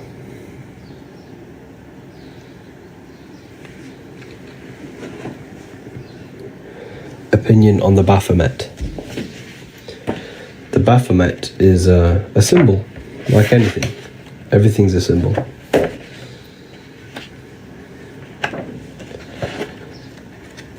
It's a symbol. Not a real figure. I just had the page somewhere.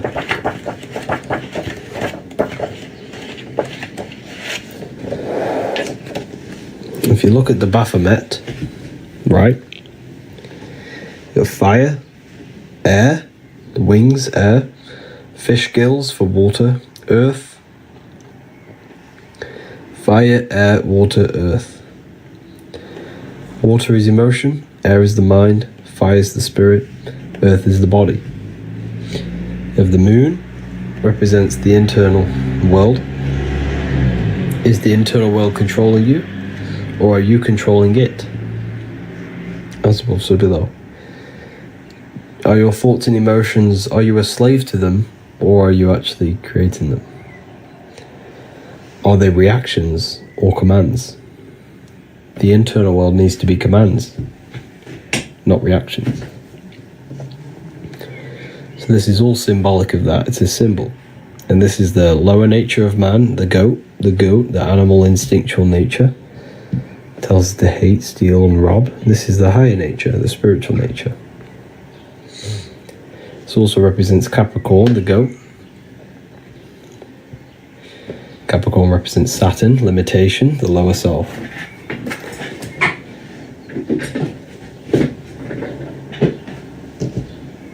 But yeah, Satan does not exist. It's a character within your own mind. It's an aspect of your own consciousness. A psychological symbol that represents a psychological process of destructive thoughts, destructive emotions.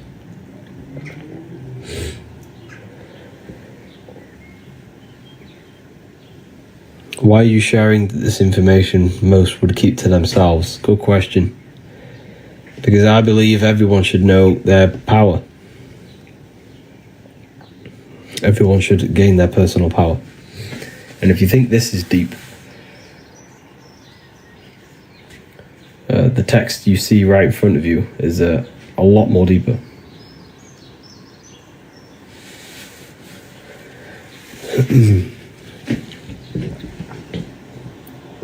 Television. Yeah, so televisions tell a vision. Tele means like communication or traveling.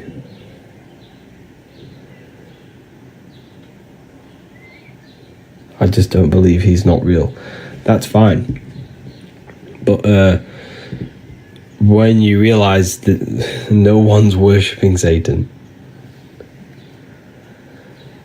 the Satan doesn't exist. Satan is it's just an aspect of yourself. The universe is mental. The only thing that exists is your mind. Therefore, the Satan is just an aspect of your own mind. He very much exists. He doesn't. You've never seen him. Satan does not exist. The Satan voice that tells you to do things is not Satan, it's your own mind. Or Lucifer, yeah. All is mind, yeah. Aspects of the self.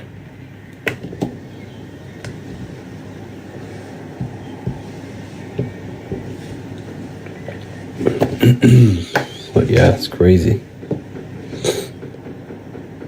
Repressed, rejected parts of the self, Satan. Yeah, exactly. Limiting beliefs, suppressed emotions, hate, anger.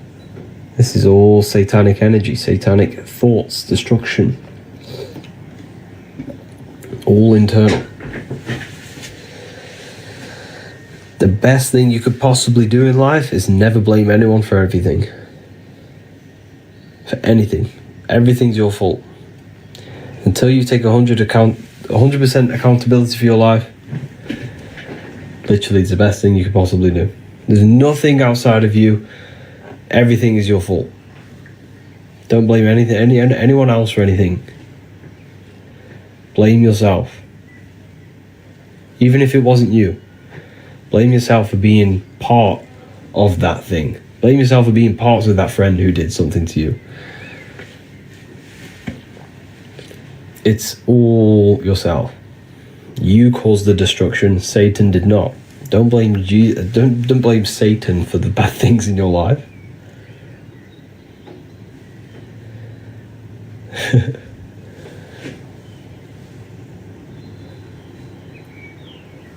We create everything in our reality. And that's like, you know, Satan's just a quick way to just deflect the negative things in your life. He contributes though. He doesn't. Who? This is the thing.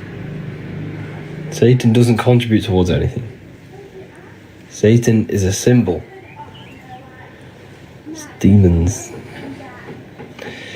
You have to, you know, everything's your mind. Your life is your mind pushed outwards. So it's just a materialization of your thoughts.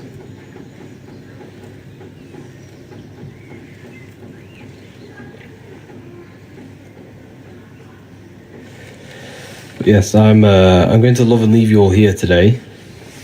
It's been a great conversation with everyone. If you want to learn more about consciousness yourself, you want to gain the advantage in life and not be left alone, left behind without this information, get yourself these books and learn more about yourself, gain the advantage in life. These books will change your life. The books that I wrote, they're in my bio. You can get this one in PDF. It's very affordable. Even if you get the PDF version, this will change your life.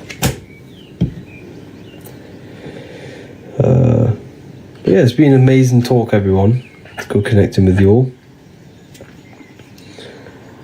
When's the Symbolism book out? The Symbolism book will be maybe a month or two. You wrote them. Yes, I wrote these books. My name here, right here. Harry B. Joseph. Harry B. Joseph.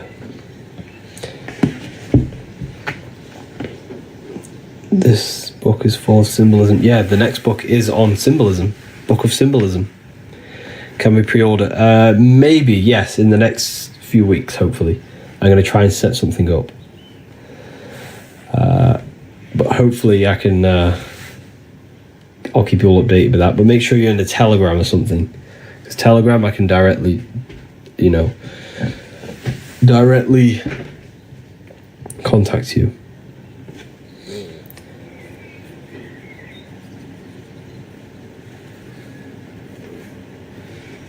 But yeah, thank you everyone.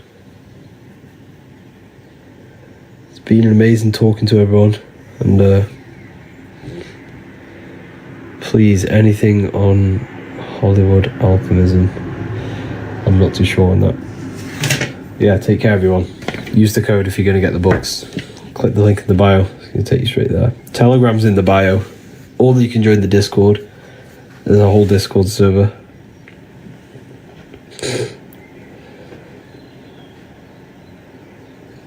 But yeah, take care everyone. Have an amazing day. Can't find your free ebook. It's on the ebook section. Click the select button. As soon as you go on the website, there's a select button. Click the select button, go to ebooks, and it will take you to the ebook section. There's a free book on how to activate your third.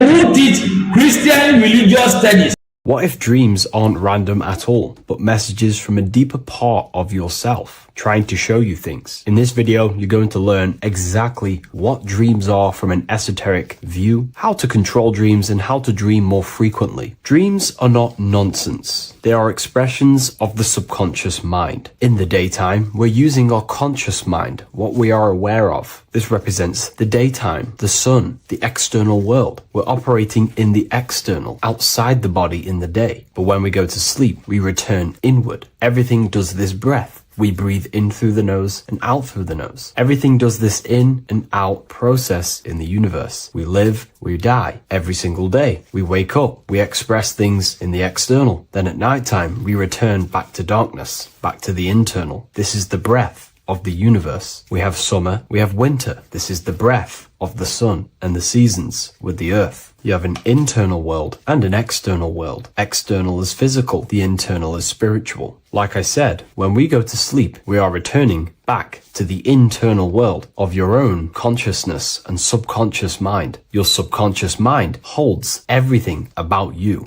Your memories, your traumas, everything you've ever learnt, your language, your name, your job, everything you identify with is stored within this vast network of the subconscious mind. It is your own personal consciousness. Therefore, when we dream, we return back to the subconscious mind, and we are in fact thinking, but in a subconscious way. The subconscious does not speak the same language as the conscious mind. The conscious mind uses language, thoughts, and all things that are very logical and very easy to understand. The subconscious is the complete opposite. It is very indirect, metaphorical, and symbolic. The subconscious communicates and works in symbols. Ultimately, symbolism is the language of consciousness. This is why in occultism and esotericism, it is filled with occult symbols, because symbols are used to communicate directly with the consciousness within the subconscious mind, and the subconscious mind is ultimately connected to the collective consciousness. We are all connected and tapping into the mental plane, where we receive thoughts, ideas, depending on what we attune our mind to. That's why we call it a mindset. But getting back on topic, the subconscious mind is your own personal network. It is like a net, an interconnected web of your thoughts, memories, traumas, emotional blockages, and all the things you identify with and have experienced in your life is stored within this network. It can be seen as a web. One example of the subconscious mind using symbolism is this next story I can tell you. Let's say I was in a very traumatic car crash as a young child. I experienced a lot of emotional trauma in that car, and that deeply impressed my subconscious mind with that trauma of emotion that I felt. Therefore, every time I see a car in my external world, that car is now a symbol that represents the state of consciousness I was feeling in that particular time of the traumatic car crash. The car is a symbol for a state of consciousness within my subconscious mind. Just like when you see a word, that word triggers what you believe that word to be in your subconscious mind. Symbols are the language of the subconsciousness. Therefore, when we dream, we are basically seeing symbols of our own personal subconscious mind. Our higher mind, which is basically our subconscious, the higher version of you that exists beyond your human thinking mind, communicates using symbolism. The higher mind does not speak human thoughts. Human human language. It speaks the language of symbolism. Therefore, when we dream, every event, every person, everything that happens, and everything you see is your own personal subconscious mind materializing within the plane of the astral plane. This is a dimension that sits just above the physical world that everything is pulled out of. For example, look around you. Everything you see around you was thought, then imagined. Imagination is the astral plane, and this astral plane sits above the physical world. As above, so below. These objects were thought, imagined within someone's mind, and then pulled into a physical reality. Therefore, the imagination is what you're experiencing within a dream. It is your subconscious mind thinking and materializing within the imaginative plane. For example, let's say you are a Christian, you believe in Jesus your whole life, you have lots of emotion towards Jesus. This deeply impresses your subconscious mind. You believe in him so much, you go to sleep, you have a dream that you meet Jesus. You did not meet directly with Jesus. You met with your own belief. It was your own belief materializing within the imaginative plane and revealing itself to you. Dreams are materializations of your memories, your subconscious beliefs, traumas, and anything that could be inside the subconscious mind. It is your subconsciousness revealing itself to you in a material form. Let's say you have a nightmare. There is a big dark figure chasing you and you are running away in fear, away from this dark figure chasing you. That dark figure is not an external entity. It is not a spirit or a jinn or a demon. It is in fact an aspect of your own mind. It is a symbol that represents maybe a fear, a trauma, or something you are running away from internally, inside your subconscious mind. Something that you are not addressing, but something that is fearful, something that can be controlling you on a subconscious level. Let's say you have a fear to address something in your personal life. You want to address someone who is getting on your nerves at work. You continuously put this off and you fear doing that situation. Over a long period of time, this can slowly control you subconsciously. You start to avoid the person, avoid any contact. It is subconsciously controlling you. This is not the best example, but you can see what I mean. Hidden fears and traumas in the subconscious mind can subconsciously control your actions and ultimately lead you to low states of consciousness, keep you from reaching your higher potential, and ultimately create blockages within your own consciousness. That figure in the dream is a materialization of something that you are fearing and running away from and not addressing. This is why people always have dreams of traumas that they have experienced as a child or when they were younger, or maybe from a year ago or two. It's because that emotion is deeply impressed in the subconscious, and the subconscious is always trying to reveal things to you, communicate to you that you need to change, purify, and maybe heal within your own consciousness. This is how the higher self communicates to you through the language of symbolism. Once you understand this, dreams can become a very powerful tool, not just entertainment at nighttime. Your consciousness never rests. Your consciousness is eternal. It is the very spark of the divine. Your body needs rest. Your consciousness is not physical. It does not need rest. So this is a way you can identify what your dreams are trying to show you is by writing them down. A dream journal. Every single dream that you have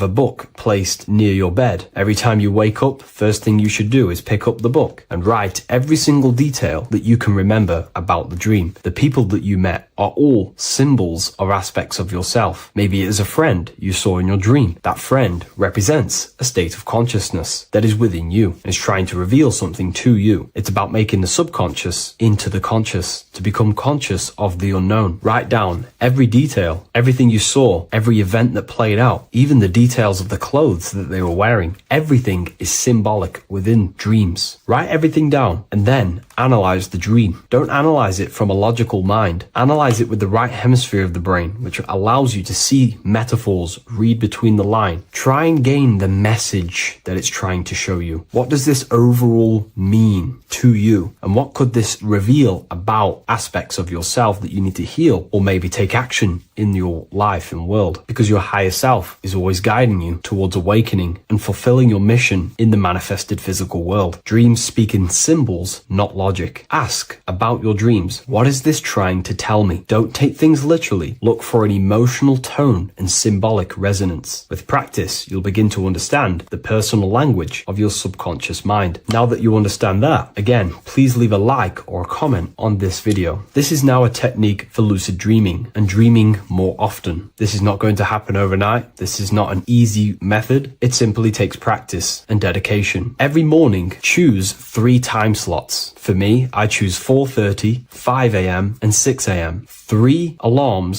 that are going to go off at these 3 times, half an hour apart from each other. Each time you wake up, stay awake for 5 to 10 minutes. Turn off the alarm.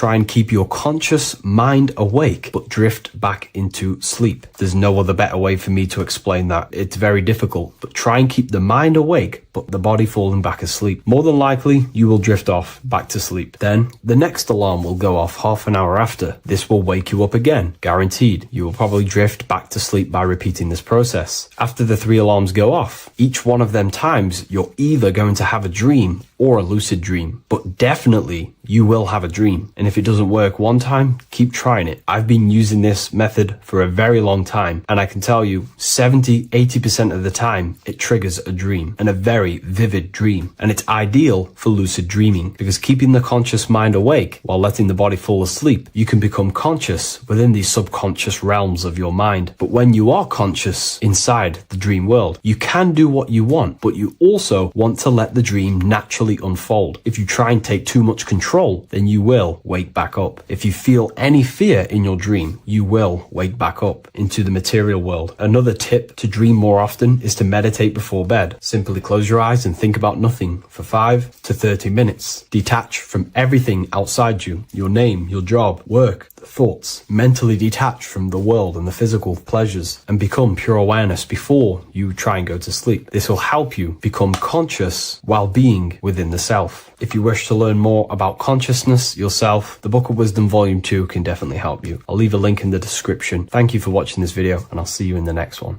Neo is plugged into the matrix on the back of his neck. And if we look at the human brain, the back of the neck is the reptilian brain stem. And when one operates their life out of the reptilian brain stem, they are unaware, unconscious. They are consciously dead, because the reptilian brain does not really critically think. It acts on instinct, fight or flight mode. This is considered in the occult spiritually dead. When one is taking actions without intention, simply very reactive to life. They're not living, they're simply experiencing. When you're walking down the street and you see someone, and in your mind you think me versus them versus me, that is an animalistic way of thinking. I used to be trapped in this way of thinking, always thinking of fight or flight, always judging people, always reacting to the world, never consciously creating and commanding with intention in the world. This could be considered the matrix, when one lives unconsciously, simply surviving in the world. Another symptom of living in the reptilian brain could be obsession, a constant need to assert your power over others to feel safe or superior. Views relationships as power hierarchies, not as mutual connections. It could be a conquest for sex, lust, seeking validation through sexual activity. Sex becomes a tool for dominance, escape, and self-worth. Intimacy is avoided. Pleasure is pursued without emotional depth. Seeking pleasure all the time. This is all to do with the reptilian brain. Seeking safety. It could be compulsive eating or food hoarding, driven by craving and not actual hunger. Eats to soothe fear or emotional discomfort, often unconsciously. This is the unconscious. Fear-based decision-making. Every choice is shaped by perceived threat or insecurity or fear within the subconscious mind. Long-term vision is sacrificed for immediate safety and gratification. All the reptilian brain. Territorial behavior overacts when personal space, possessions, or status is threatened. Acts as though survival depends on ownership or status. Addiction repeats patterns to feel safe, even if they are harmful. Avoids anything unfamiliar or unpredictable. Low empathy. No empathy or emotional care for one another and for fellow beings in the world. Sees people as threats, tools, or competitors. This is all to do with the reptilian brain. Intense intense jealousy or possessiveness, sees others as rivals or objects to control, cannot tolerate perceived threats to loyalty or status, quick to be angry, slow to reflect, reacts with rage, withdrawal when challenged, lacks emotional regulation or deep self-awareness. So this is considered, this brain could be considered the matrix, hence why Neo is plugged into this brain. He's operating the life out of this brain, unconscious, simply navigating life like an animal. I was in this state, and you can only really realize this when you come out of this brain and you start to function from the higher regions of the brain, which we will discuss very soon. And my life was chaos, because there was chaos operating internally. I was never thinking about the future. I was always operating life out of fear, out of lack, never had care for another person. When you operate life out of this brain, the matrix, things outside you, can easily control you. This is why they keep us in a constant state of fear. So we operate life out of this, so we never gain full control over our reality, over our actions, over our thoughts. So Neo is called Neo, and he works at a place called Meta Cortex, very symbolic of the neocortex, the higher region of the brain. Now, this brain makes you human. It ultimately allows you to hold control over the animal urges, okay? The neocortex is the brain that allows you to have self-mastery, that allows you to control your urges, your instinctual survival urges. So humans can overcome their reptilian animalistic state and start to operate their life in a conscious mastery state. And Neo is plugged out of the reptilian brain, and he starts to use his neocortex, the human brain. This allows one to learn to have self-control, allows one to create, allows one to think about others. It allows one to critically think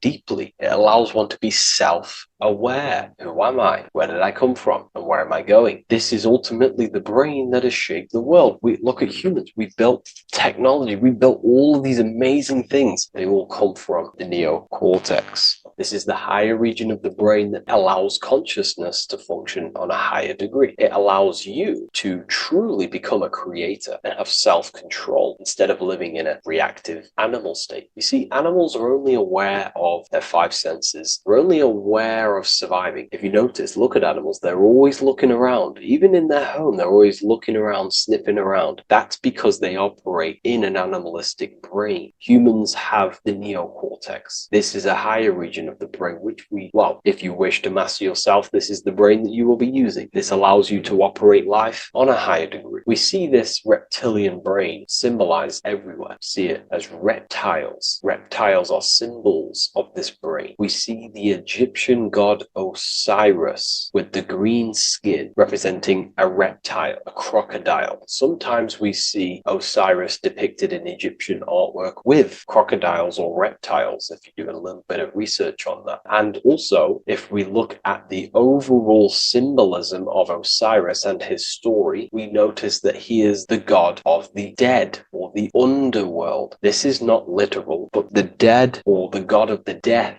the god of the death of self, the dead of consciousness, because you are a divine being with limitless potential to create. And ultimately, to create, we have to master our reptilian brain. But when we function from this reptilian brain, we are dead to our higher powers of creation, of imagination, of actually gaining control and operating life from the higher mind, operating life as the divine being as you are. But if you operate life in Osiris, he is the god of dead. You are spiritually and consciously dead. You act unconsciously. You are dead, not physically, but mentally and spiritually. So what we're looking at here in the Egyptian artwork is the reptilian brainstem. We have the left hemisphere and the right hemisphere of the brain. Notice a curve. The feminine body is very curvy. This represents feminine. The masculine body is very liney. So if we study geometry, we know that lines are masculine, hence why the word masculine line, and the feminine body is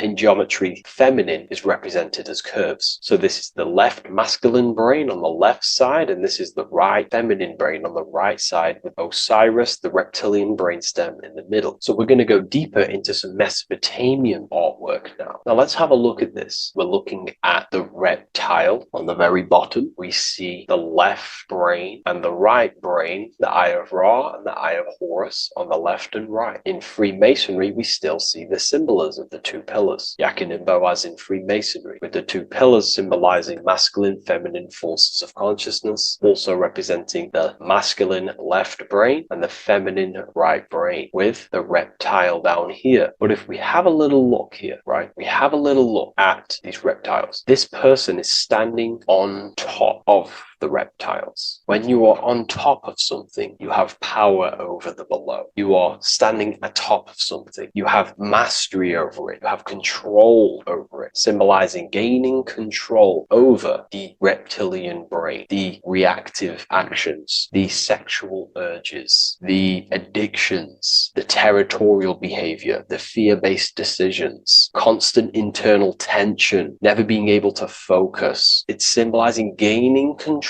over these internal qualities that happen within us, in our mind, because the universe is mental. And if we do not gain control over this brain, it will dominate our mind, which will ultimately dominate our actions and destroy our life and live in an unconscious state. So this is basically instructions in this ancient Mesopotamian artwork of becoming self-mastery, to operate on a God consciousness level. So we have a person symbolizing your awareness, the internal you, having mastery over the reptilian urges, the reptilian brain, the reptile thinking. We have a person, a face in between, and it's standing in between these pillars, symbolizing balance of the brain hemispheres. Because the face, we see the eyes in the middle, we see the person is you, your consciousness, standing in the middle pillar. It's representing seeing reality as neutral. Everything in the world is neutral. It's the mind's perception that gives it a positive or negative charge. When we adapt this mindset, this view of reality, this knowingness of reality, we see the world for what it truly is. And if you see things as neutral, it allows one to transform the situations in your life accordingly, instead of simply choosing a side. This is a major problem in society, and this was a problem within myself also. We like to choose sides, and choosing sides can keep your consciousness locked in a certain mindset, in a certain belief. And belief is what is ultimately destroying humanity. It's about knowingness, and knowingness is in the middle. We want to seek to know things. Knowing things allows you to go out there, directly experience it, and know it for yourself. For example, I know I'm not on a spinning global ball flying through space. Why? Because my senses tell me I'm not doing that. My senses tell me I'm not going 1,000 miles per hour and 360,000 miles per hour through space while spinning around the sun. I know that because I know myself. I know I'm not my body because I've had direct mystical experiences beyond the physical body. So we should seek to know things, and that's what we call gnosis, direct knowledge obtained through direct experience, knowingness. And that is a middle pillar quality. So in Freemasonry, we see the middle pillar. The matrix is designed to give you two wings all the time: Democrats, Republicans, feminism, and then there's another side. There's always two sides that they're giving you because they want you locked in either way, which is seek the middle pillar, seeing things as neutral, seeing things as the middle pillar, seeking direct experience, gnosis. And this aligns with the brain because the brain gives us these two perceptions also. The right brain sees the woods, the whole woods, but the left brain sees the individual trees and branches and leaves. If we're too left hemisphered, we're going to see everything as divided. If you're too left hemisphered, you're only going to see yourself. You're only going to think about me, myself, my ego, my consciousness, my life. And I'm only going to operate in the world, take actions only towards me without considering the collective, which is the right hemisphere quality. The right hemisphere allows you to see the bigger picture, how we're all connected. We're all one family of consciousness. We're all one being separated in different bodies, one consciousness operating in different bodies. So it's about aligning these perceptions of the brain and standing living in the middle and also conquering the reptilian brain. This allows us to operate in the world and see the world for what it truly is and operate from a place of balance. We also see some more symbolism in Egypt of the ram sphinx in Egypt. Ram sphinx. Please leave a comment and please leave a like and a subscribe onto the YouTube if you like my content. Smash that like button and we'll get straight to this. So this is the ram sphinx in Egypt, also symbolizing the brain. This is my research. These are my conclusions. You can take this with a pinch of salt and go out and do your own research. This is what makes sense to me based off my information I've gained, my symbolism that I can read. So take what you can from it. I'm not here to obstruct anything. I'm not here to place anything in your mind. I'm simply here expressing my research. Never take anything off anyone as solid truth. I've never have said everything I say is solid truth. This is my research. If the research aligns with you, that's great. Maybe it doesn't with some people, that's fine. Simply take things with a pinch of salt, go out and collect as much research and information from many different sources and place together your own understanding of symbolism and your own perspective on reality. But like I say, seek to know and not believe.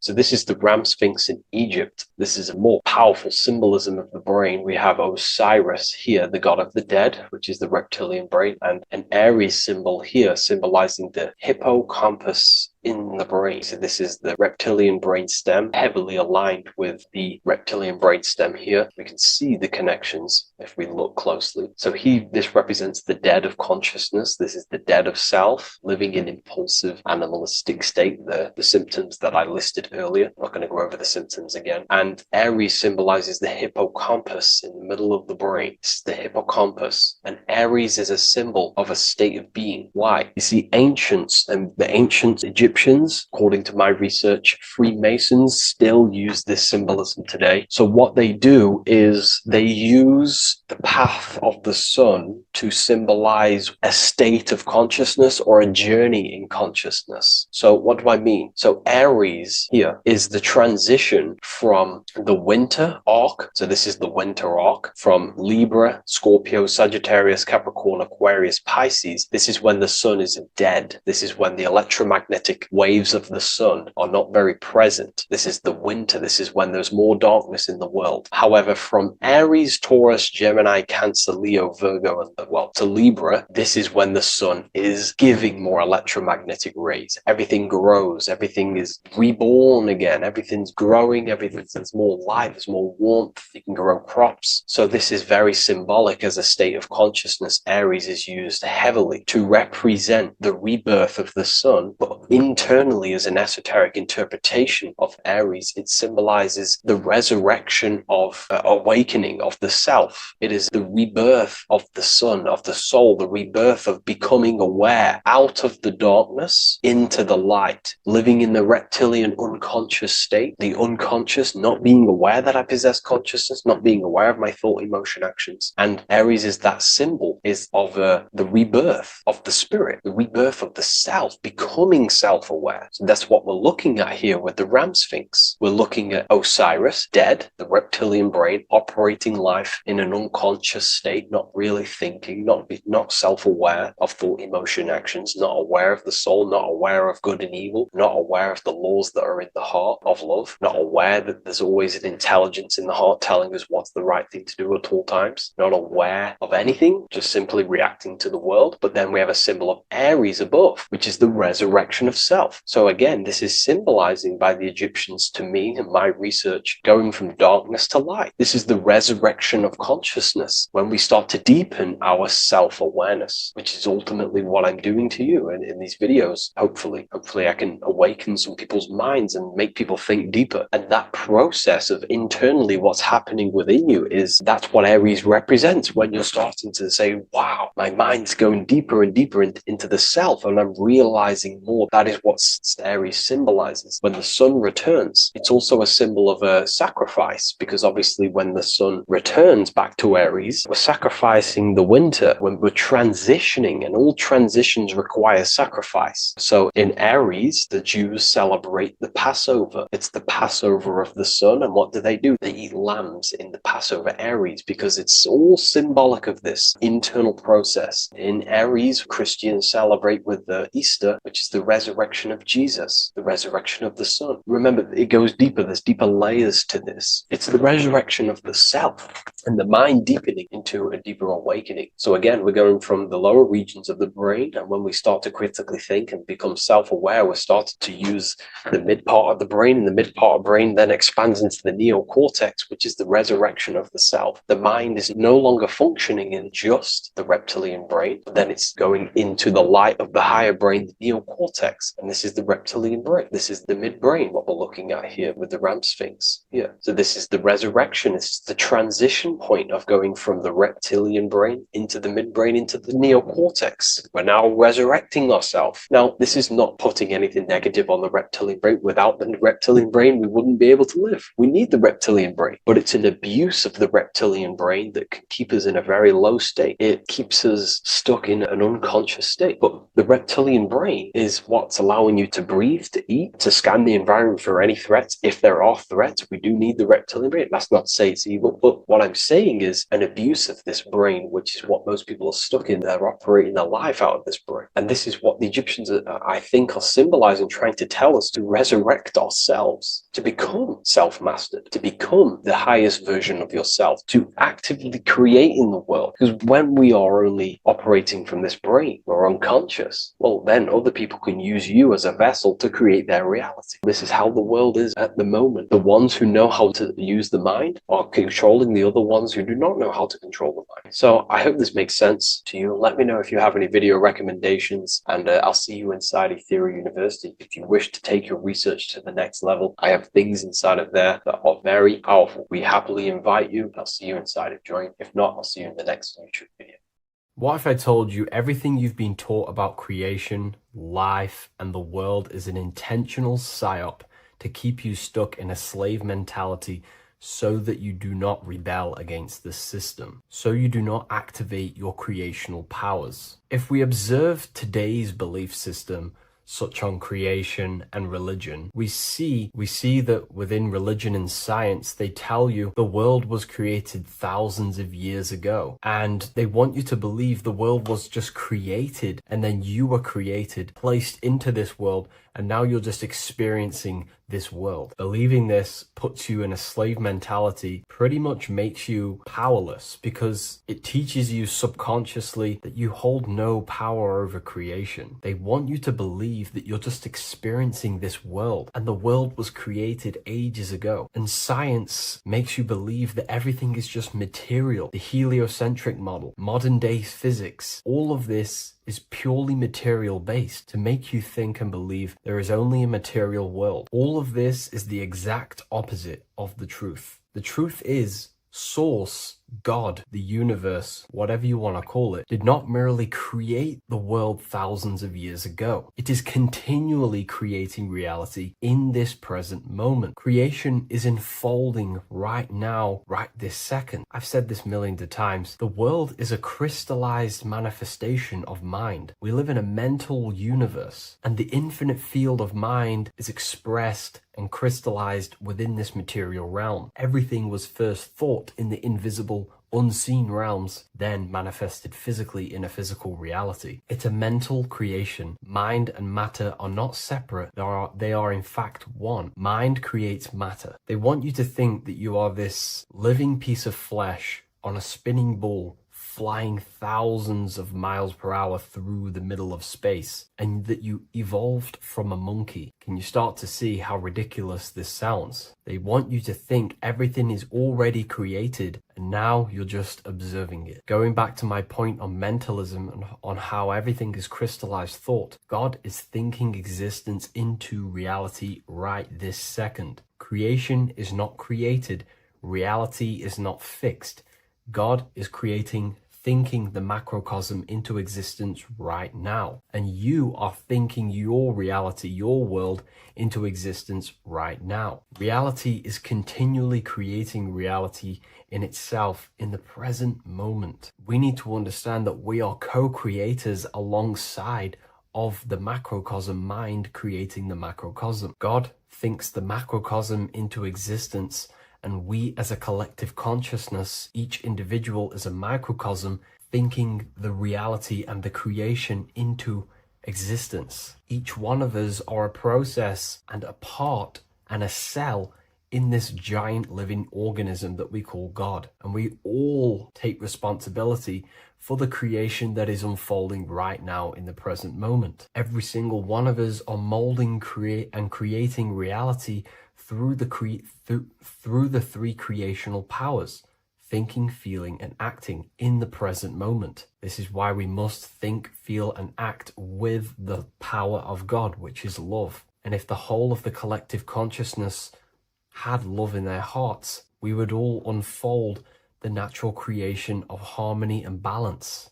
You have been granted the ability to alter the energetic dynamics and the higher planes of consciousness, such as the mental, the astral, the etheric, and mold them into a physical reality in this present moment. I think this is why the present moment is spelt present, which is another word for a gift. The present moment is your gift. Life is like a live stream of consciousness. The word live and live are the exact same word, just pronounced differently. Living as if living life, and live as in a live call or a live lecture. We are tapped into this life source consciousness, and it flows like a stream continuously through us in the present moment. And that creational consciousness is always unfolding your reality in the present moment. And you are directing this creational force flowing through you in the present moment through thought, emotion, and action. Living unconsciously, thinking, feeling, and acting unconsciously creates a reality without intention. But the truth is, these life creational forces are flowing through you in this present moment, just as God is flowing reality into existence in the present moment. And we are co-creators of this, creating reality through this same power. Very difficult for me to actually explain this in words. It's a difficult concept to get into words, but I hope you can understand this. Is that reality is not fixed, it's malleable and flows like a stream. And you are unfolding this stream through thought, emotion, and action. So when you become conscious, which means simply actively observing yourself, you can actually gain control over your reality through the three ways: thought, emotion, and action. These are your three biggest gifts in life. You hold the ability to mold a whole world, not the world as in the macrocosm, but you yourself are a whole world. Your life is your world, and you can do whatever you wish with it. But the mainstream media constantly bombards you with these false belief systems to give you a slave mentality, so you lie unconscious. However, the elites know this. This is why they mass manipulate people on a mental level to make them believe a certain thing, so they can control each individual's creational power and use the individual as a vessel to push them towards their creation that they want to create, which is the New World Order. Because people are unconscious, they are unconsciously creating the reality of someone else's agenda. We all need to wake up and realize that we are all the masters of our own world and reality, and that creation is not fixed. We are all collectively building this building project we call Earth in the present moment. Therefore, no one is going to come down and save us. We have to save ourselves. We have to become conscious of this. We have to use our guiding forces that guide our soul through this life. And the guiding forces that help guide our soul through life are simply the intuition and imagination.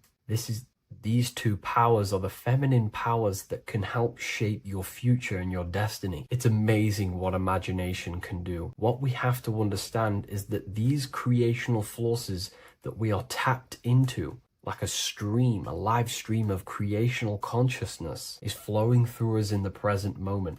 and we're constantly directing this creational force, unconsciously or consciously. And what's amazing with the imagination is that it holds the ability to shape your future. Going back to the stream of consciousness that flows through us, this is the power that gives you what you are. The universe responds to what you are, not what you want. The universe, God, subconscious mind, whatever you wish to call it, I like calling it the subconscious mind, is the infinite intelligence working behind the scenes, trying to create everything you think, feel, and act. It's unfolding everything. The universe is the power that wants to give you what you are. If you think negatively all the time, your subconscious will respond to that and will create that reality. The subconscious doesn't respond to things that you want. It responds to the truth actions that you place into it. And the imagination is the ability to vision and live in that experience in the mental and astral plane. And what's amazing about the imagination is that when you imagine a reality, you imagine existing there, that you place your five senses there, what that does is place that reality into your subconscious mind, and then your subconscious mind works behind the scenes to try and make that a possible reality.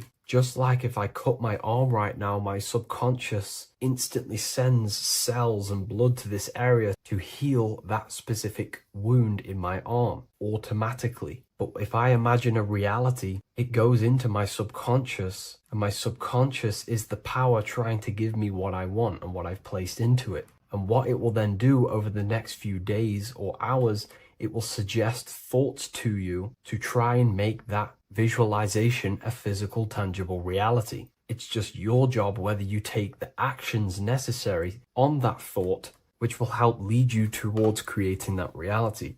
Think of your subconscious like a power generator, and whatever you place into this power generator, it just amplifies behind the scenes. However, it won't create the reality if you don't take the actions that the subconscious suggests to you. So I know this isn't one of my typical videos, but I just had this thought and revelation within my mind that I thought I needed to share, because this is important that we understand to help us get out of that slave mentality and reaction experiencing mentality to becoming a conscious co-creator with the creational forces of God. And if the world could wake up to this message, we could all shape the destiny of this world and creation. So I hope please leave a like, a comment, and a subscribe, and share this video to a friend or a family member, and I'll see you in the next video.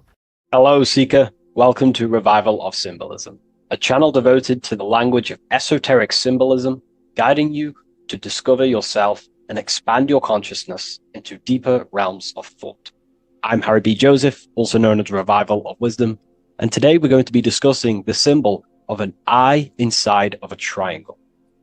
So the first thing we need to understand about symbolism is that symbolism is a subconscious language. We don't just look at these symbols and get a basic understanding.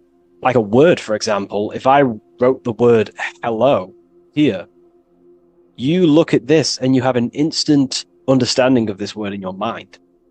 It has no deeper meaning, or veil, what we like to call it. There's no deeper meaning of this beyond a veil. It's simply just a very logical thing to do and understand. But symbolism, on the other hand, goes deep within the subconscious mind. It forces the individual to go inward on themselves. This is why symbolism is so powerful. It makes you turn inward. When you look at this eye in a triangle, you're not just looking at a word, you're looking at a picture. And this forces you to go inward so you can start to try and figure out what this symbol means. You start to think critically. You also start to follow the chains of thought. This is very important inside the occult. Symbols have many layers and veils of meaning. They don't just have one layer or meaning. On the surface level, it has a surface level understanding. But then as you follow the deeper chains of thought, you start to unveil and unravel its deeper meaning.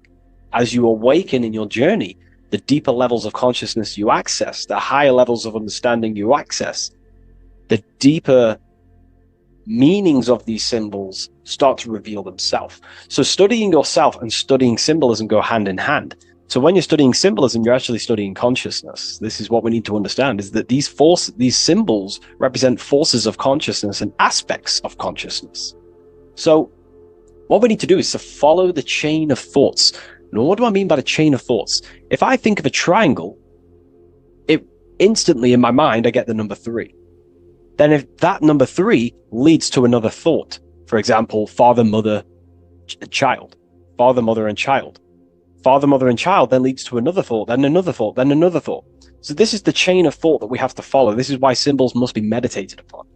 We meditate upon symbols to unravel the deeper meanings of these, so we can unlock deeper levels of awareness.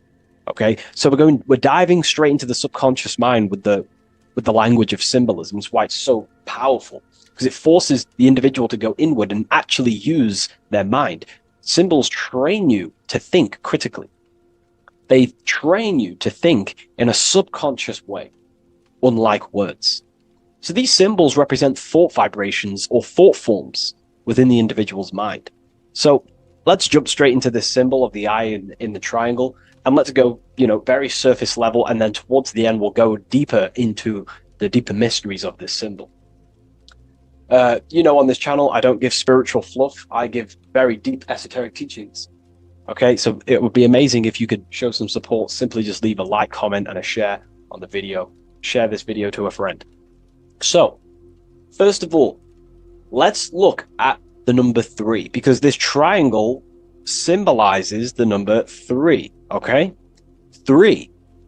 We have a father, we have a mother, and together they unify to create a child. So that's a triangle. So, what does this actually represent? Father, mother, child. In order for creation, it takes 3 steps. We are born, we grow, we die. So this is how creation unfolds in a 3-step process. In order for you to have a child, you must have 2 people and then give birth to another. Number 3. Then when you are given birth, you give birth, you grow, you die, then you return back to your original state. So the number 3 symbolizes this transformation or creation itself, how creation is a 3-fold. We see this in Brahma, Vishnu, and Shiva. Brahma, the creator, you have the creator god, the preserver god, and the destroyer god. This is symbolizing the number 3. And inside the Christian tradition, we have Father, Son, and Holy Spirit. We're going to dive deep into that as well. But it simply just represents the 3-fold of creation, how creation is a 3-fold process. Okay? So let's go a little bit deeper now. That's more exoteric. That's an external teaching. I've just taught you something that's very external. But what does this represent to the internal, to the esoteric? The number 3 is the 3 forces of the soul. The 3 forces of the soul. The soul thinks. It thinks. We have a mental field. We have a mind. All around us is a field of mind. We don't just have a mind. All around you is a field of thought and a field of mind. Okay, this is what we have to understand. A lot of people just think they have a mind. Your mind is attuned to the mental plane, and the mental plane is surrounding you. There are thought forms surrounding you. There are ideas. There are, all of these things in the mind that exist in an infinite field made of mental matter. Mental matter. So the soul thinks. The soul feels. It has feeling. We have emotion. And the soul takes actions. So the soul has 3 ways it expresses itself. Consciousness expresses itself through mentalism, through emotionalism, and through actions. This is how the soul is creating, through 3 different dimensions. Before you take a physical action, you don't just take the action. You first think, you feel, then you act. You only take action on what you feel, what you have a love towards, what you have a care towards. This is what the Freemasons call the generative principle. It's about, this is what generates your reality, your feeling. Because you can think infinite thoughts, but if you don't care about them, you don't take action on them. As soon as you have a care about a specific character of thought, your body then takes an action. Okay? So this is representing the 3 expressions of the soul. Now, the number 3 is actually the number 1. Because this is all one line, remember. This is all interconnected. And here we have the number 1. in the middle, one eye. We'll go deeper into that.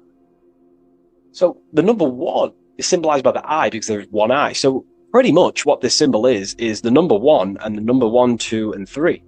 So it's 1 and 3.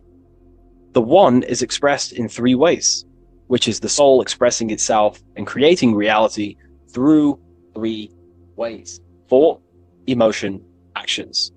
Okay? These are all actually one force. These are all one force. When we think, we feel, we act. When we act, this gives birth to a new thought and feeling. They're all one. They're all interconnected. So if I take an action, that can lead to a different thought. Or if I think, if I start to feel something, I don't know, hate, that then gives birth to a different thought or a different action. So you can see how each body of consciousness is actually affecting each of them. If we have an unhealthy mind, this will affect having an unhealthy emotional state and an unhealthy body. Because what we think, the mind holds power over the body. Every single thought commands 50 trillion cells in your body. Think of that for a second.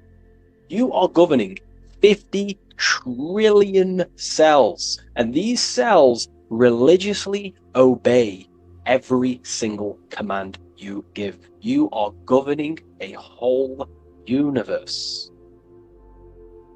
50 trillion living conscious cells. Okay? Think of that for a second.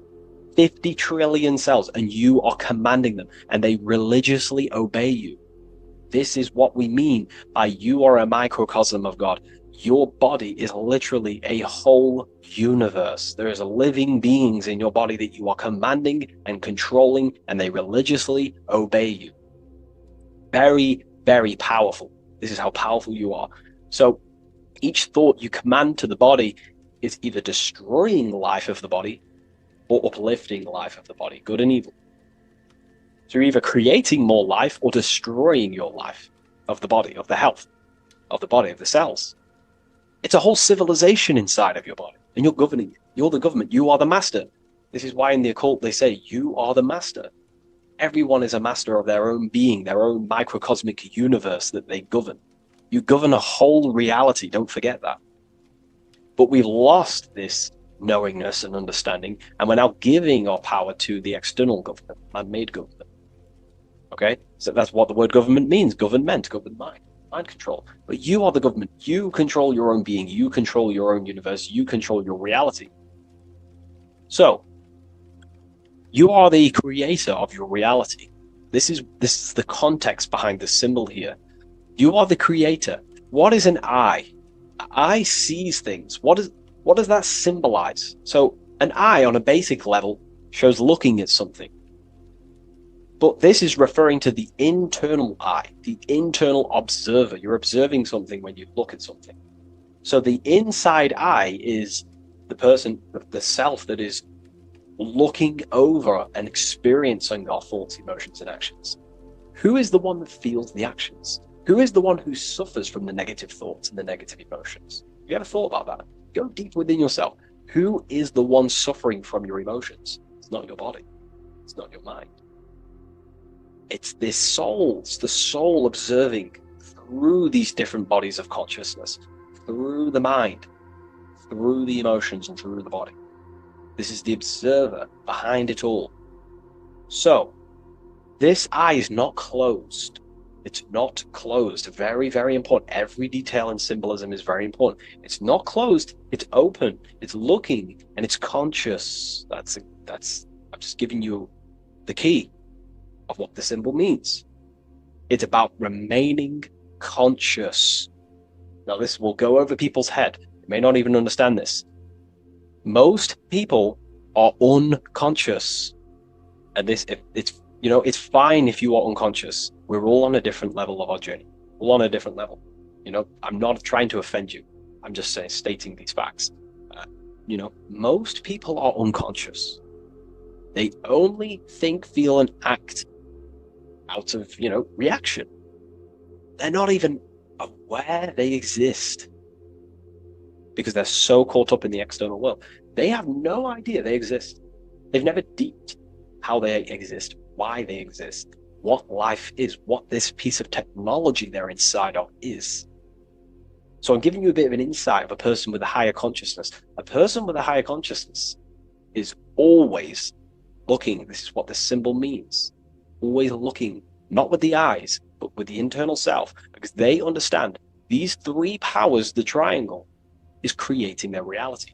Thought, emotion, action. Person with a higher consciousness who knows mastered themselves is someone who is always looking and observing their thoughts and emotions and the actions they take in the world.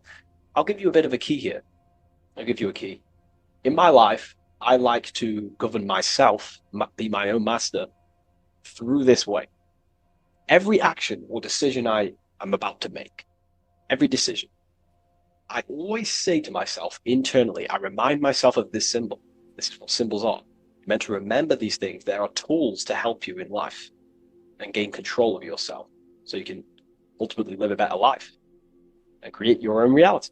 I remind myself, if I take this action, what is the effect that's going to come from this action?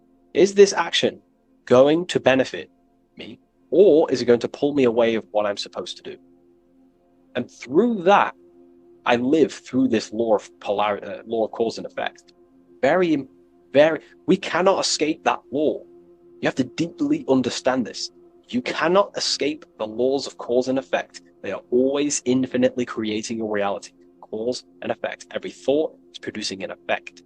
Every emotion is producing an effect. Every action is producing an effect. Therefore, you must keep this in mind and stay looking. This is what the symbol means. It means stay conscious. Always look over your thought, emotions, and actions. Always look over them. Because if you are not looking at your thoughts, emotions, and actions, and you're living, you're thinking, you're feeling, and acting unconsciously, subconsciously, without conscious awareness, you're unknowingly creating your reality. You can reach a level of mastery. There is a level of mastery. I'm not fully there yet. I'll openly admit that. But it's a goal in mind. There is a level of mastery that one can achieve where they are conscious of every single thought, every single action, every single emotion they feel throughout their day. Very, very difficult because we think around 7,000 thoughts a day, But this is ultimately the goal of mine anyway. It's completely up to you what you do. I'm just giving you this insight that's helped me in life. So it's about being conscious. This is a very overlooked thing in today's world. Most people are unconscious, that they're walking around as zombies. They don't even realize they think. They don't even realize they have a mind. They think their mind is their brain. If the mind was the brain, then how can the mind go in the past, present, and future? Which means it exists outside of time, but the body remains in the present moment. If the body remains in the present moment, that means it exists underneath time, underneath the law of time, but the mind transcends it, which means the mind operates outside of time, space, and matter. So, that is a key. You are a higher dimensional being manifesting in a physical form, and you're looking into the world. This is also another veil of the eye. The eye symbolizes your higher dimensional being. You have no true form. This is one of the biggest secrets. You have no true form. You form what you think, feel, and act. In the astral plane, you become what you think about. You can become an owl. You can become an owl with goat heads or, T-Rex arms. You can be anything you wish. Anything you think about, that's the form you take in the astral and imagination. But beyond the very causal plane, the higher dimensions, you are formless. You are nothingness. But that formless is connected to God. That is the unmanifest. That's the source of all creation.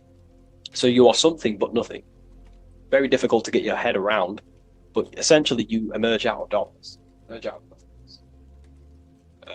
Okay, and that's what the mental plane is. The mental plane is kind of like the first dimension that basically expands into infinite realities. The mind can think anything. There's nothing impossible in the mind. Nothing. But there are things impossible in the physical plane, because the physical plane is more dense and it's governed by more laws.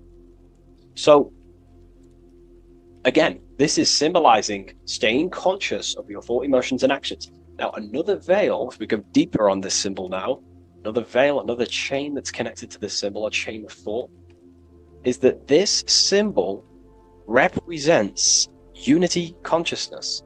Person who thinks, feels, and acts in unity. Their soul is operating in one force.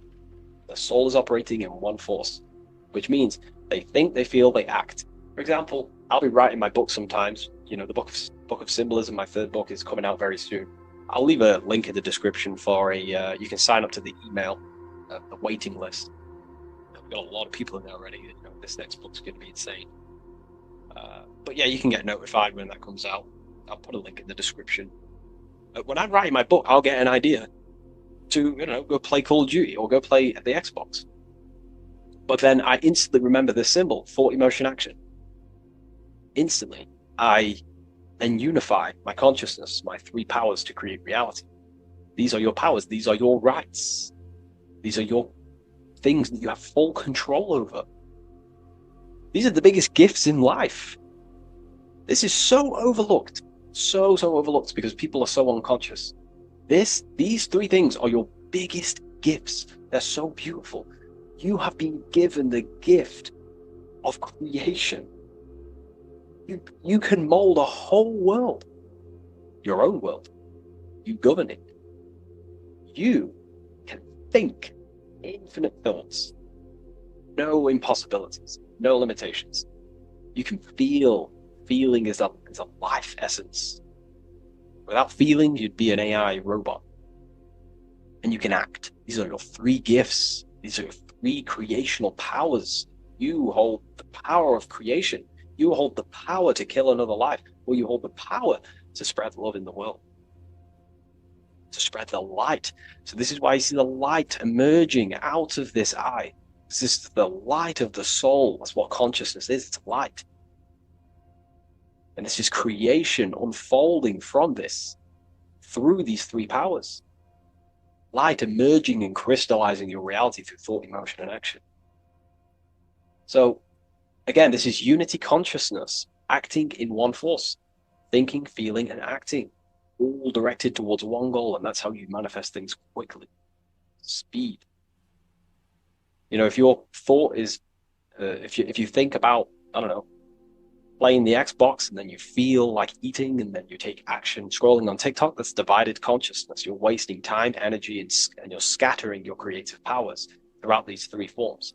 But once you unify them, which is the I, the number one, you unify thought, emotion, and action. You direct your thought, emotion, and action all towards one goal. You quickly create these goals.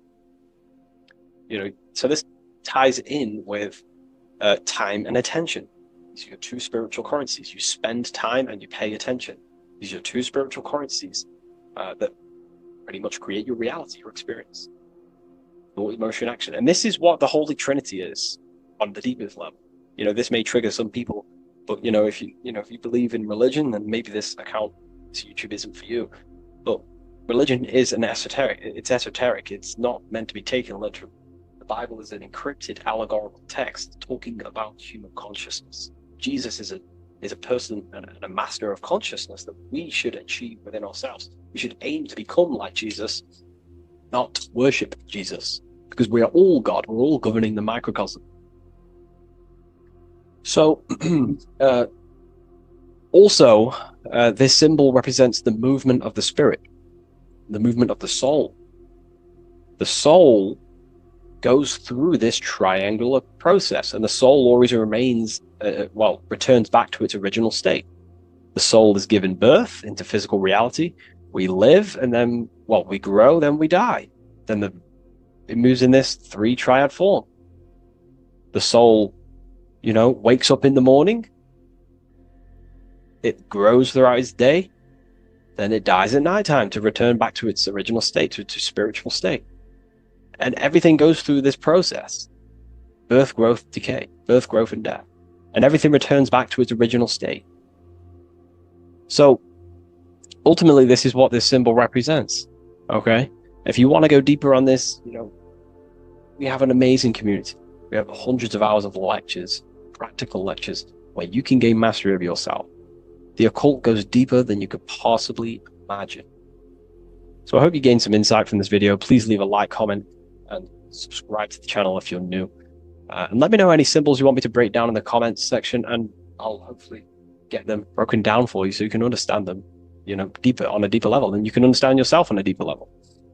So yeah, all the links in the description for everything that I mentioned, the community, and the Book of Symbolism waiting list. And I'll see you in the next video. Take care of yourself, everyone.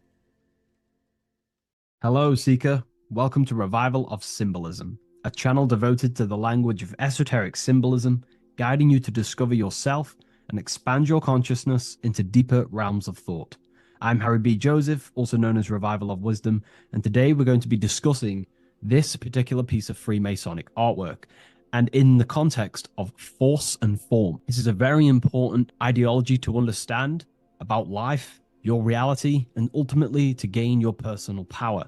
So if you want to gain your personal power, you have to understand force and form, which is one of the most basic understandings and teachings within the occult schools of thought. So if we look at this piece of artwork that we have here on this Freemasonic drawing or painting, whichever it is, we see in this context force and form. Now, there is a lot going on in this piece of symbolism. There's so much more than just force and form. However, in this video, we're just going to be breaking down the force and form aspects so you can gain an understanding. Here at the very top, we have light rays. This represents force. Here below, you have the physical manifested plane, form, force and form. All creation is force and form. It is the interplay of force and form. Force is the invisible energy that moves, and form is the pattern that contains and directs that movement. Force without form is chaos.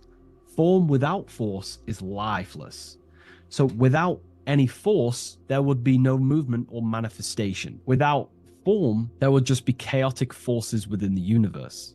So force and form are the opposites in duality, force and form, okay? So without any force, which is your spiritual life force, your consciousness, which is force, your body wouldn't even exist, because your body is the formation of the spiritual forces.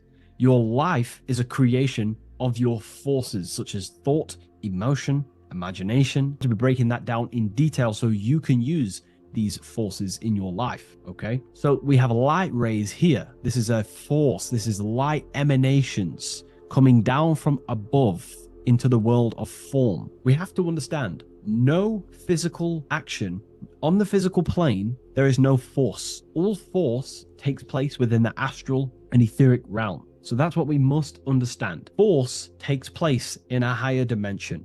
What you see in the material realm is the formation of that force. So every movement in the material is made manifest through the invisible forces. When you take an action, there is a reason why you are moving the body. And for me, for example, I've written the new Book of Symbolism, and it's out November 17th. The force that driven me to build that, to take the actions to build that, is a force, and that is an emotion or a desire. So that we all have a desire, which is the force that moves us. And that desire is not a chemical reaction within your nervous system. That desire is, in essence, a spiritual force that takes place within the astral plane. So we have mental, we have the mental plane. Below you have the astral plane. Below that you have the etheric plane. And then below that you have the physical plane. All creation begins in the mental plane, what we think about. But then if we have a desire about a specific thought, we have a specific emotion towards a specific thought, such as, I don't know, making money. We all have a desire to make money, right? That desire then focuses down the mind, because you can think any thoughts you wish, but if you do not have a desire or an emotion towards it, the mind will not be narrowed down to one specific thought. So then that thought has an emotion or desire behind it, which then manifests itself. The thought descends into an astral form. The thought takes the body of an astral desire or imagination. That imagination and desire feeds the human heart. That human heart feeds the force through the physical brain, through the nervous system, and then allows the body to take physical actions. So each one of us has forces. So it's very, very important that these forces, such as desires, are not random and they are controlled. Because if you desire many different things, you are uncontrolled, you will have many issues in your life. You will have, if you have uncontrolled desires of lust, uncontrolled desires of vanity, uncontrolled desires of low pleasurable things of the flesh, your desire will not be controlled. Therefore, your force is scattered. So in order to gain self-mastery and to get what you want out of your reality, you have to control your desires, your force. So you have force and form. This is why down here you have people taking physical actions. You have, people running around taking action. And up here you have the forces. So it is the astral forces that is in constant rotation and interplay with the physical material realm, force and form. Force originates in the higher planes of consciousness and descends through the mental and astral into the physical. Within the mental plane, force takes the shape of thought. Thought is the first outline of form, the archetype that gives structure to creative currents. When one conceives an idea, the pure spiritual energy flowing through the consciousness becomes clothed in mental matter. This mental form is the mold through which all subsequent energies must pass. It defines the direction of movement and determines the quality of the outcome. Within the astral plane, the same force becomes emotion, desire, and vitality. Here, the mental pattern receives life. The astral body, being composed of the substance of feeling and magnetism, fills the thought form with motion and color. Force in the astral plane is dynamic, fluid, and responsive to rhythms of desire.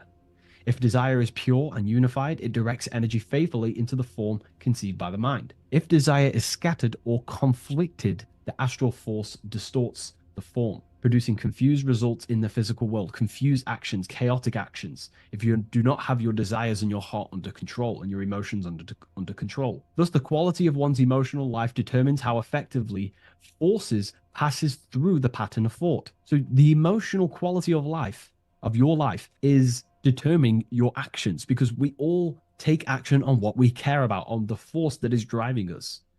So we must unify our heart with the higher mind, with higher thought, thoughts that are not selfish, thoughts that are not egotistical. In the mental plane, there are three subplanes. We have higher mental plane, lower, middle mental plane, and lower mental plane. Higher mental plane is higher thought. This is what people call the higher mind. A lot of people say the higher mind, but they don't know truly what it is. A lot of spiritual people will just throw these words around. The higher mind is simply the mind that exists within the higher mental plane where higher thoughts take place. Thoughts that are guided with love, that are guided with selfishness, without being selfless, thinking with, without being egotistical. For example, if you think, how can I make money? How can I gain? How can I do all this stuff? And you're thinking how to make money for yourself, for personal gain. That's a selfish thought, and that will manifest in the lower mental plane. If you want to become more of a powerful mind and gain your personal power, you want to think in a different way to penetrate the higher mental plane, because the lower mental plane, most minds in the collective consciousness operate in the lower mental plane, because that most people think unconsciously. Therefore, their minds are not trained to think in the higher mental plane. So most people dwell in the lower mental plane. This is where all the lower thoughts are. There's not very good ideas because the collective consciousness is there. Once you start to raise your mind, you then start to learn to think differently. Instead of thinking, how can I make money? How can I gain? How can I, get this? Think differently. Think on a collective scale to penetrate the higher mental plane. Think, how can I benefit the world? How can I do something that's going to benefit people? Because money will come as a side effect of that. That's just one example. So when you shift your mindset to use the higher mental plane and train your mind, you're gaining willpower. You're also penetrating the higher mental plane where better thoughts are.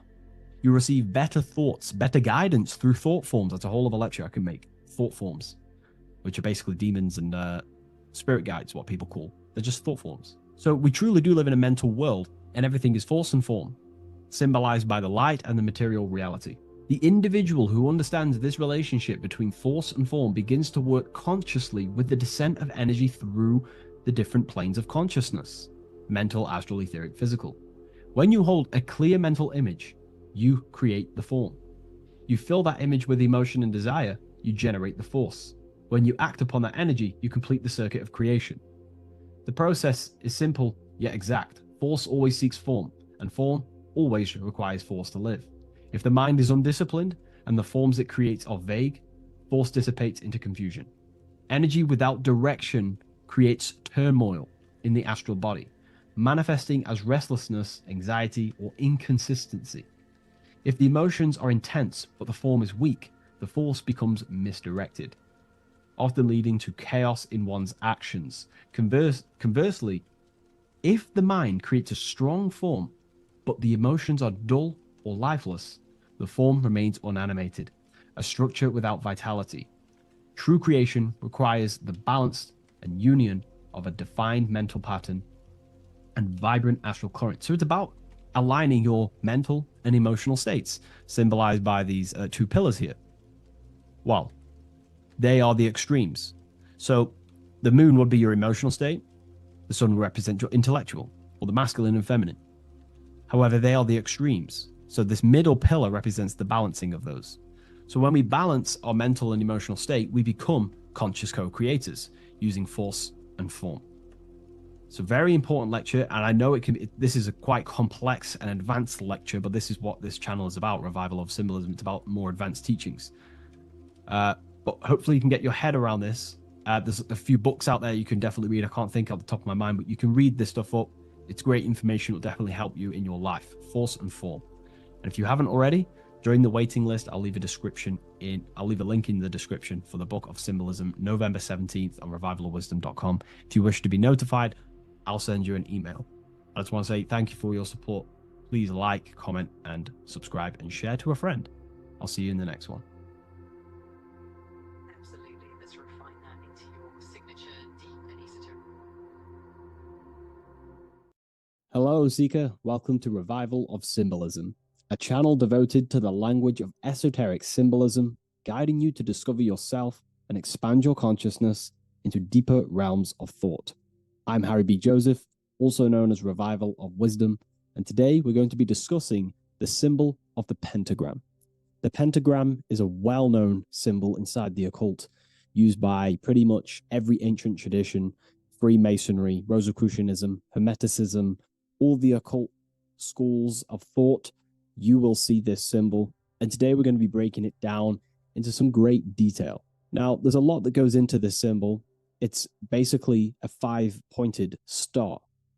Now, if you notice that the star is one line continuously, you can draw this symbol continuously with one line without taking your pen or pencil off the piece of paper. So it's actually symbolizing one, and one expressing through 5 ways. So if we look at this symbol and each one of their points, we're looking at the 5 elements that create life, the universe, or creation itself. So the element of spirit simply represents the divine, the unseen world, the things that we can't really put our hands on, we can't feel, touch, taste, or see, but they hold influence over the material plane. So spirit covers a large category of things such as spiritual forces that drive physical existence. So it's one of the elements. Now, what are the elements? Well, they make up the entirety of physical creation. Air, water, earth, fire. These are the 4 tangible that we can see, feel elements that make up physical creation. They create the whole universe. However, the spirit is the invisible forces, the invisible element that creates the visible, tangible world. Before you take a physical action, there is a force inside of you that moves the body. There is an intention, which is a spiritual force, an invisible, intangible force that makes a physical action be taken in the world of manifestation called Earth. This is the element of the divine. The divine comes down creating the world. Okay, so as I previously mentioned, how this pentagram is one line. It's a one continuous line. So if we draw this pentagram together, let me make this a little bit thicker for you. If we draw this pentagram together, it goes from spirit to fire, to air, to water, to earth, back to spirit. So it's one continuous line, and the elements are always in their proper place.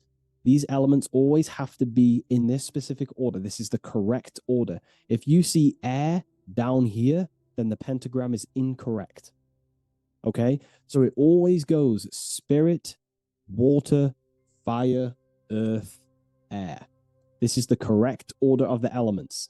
Now, this is highly symbolic, which is what we'll break down in just a minute. But before we go into the deeper aspects of this, I will explain pretty much what it means on a basic level. So we'll come back to this drawing. So spirit is on the top. which means spirit over or more superior or more dominated over the earthly elements. Now, what does this mean to an individual, to yourself or me?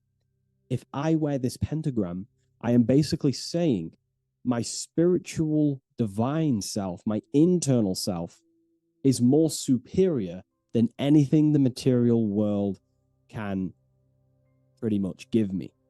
My spiritual journey is more superior. My spiritual self is more dominant over the earthly world and the material things. Okay? Now, not many people are like that in today's society. Most people chase the material things, which means they're ignorant of their spirit. They're ignorant of their divine nature. They're ignorant to consciousness and their internal world. They have no connection with their internal world. All of their thought, emotion, and action, their three creative powers, is totally expressed only on material gain and external things. However, if you see an upright pentagram, you're seeing someone who is basically saying, my spiritual nature is more important than my earthly nature. My spirit comes first before anything material. And ultimately, this is how you become more happy and fulfilled in life, by chasing, well, not chasing, but putting your spirit first, putting your internal world first. You know, seeking the things that are untangible. For example, knowledge.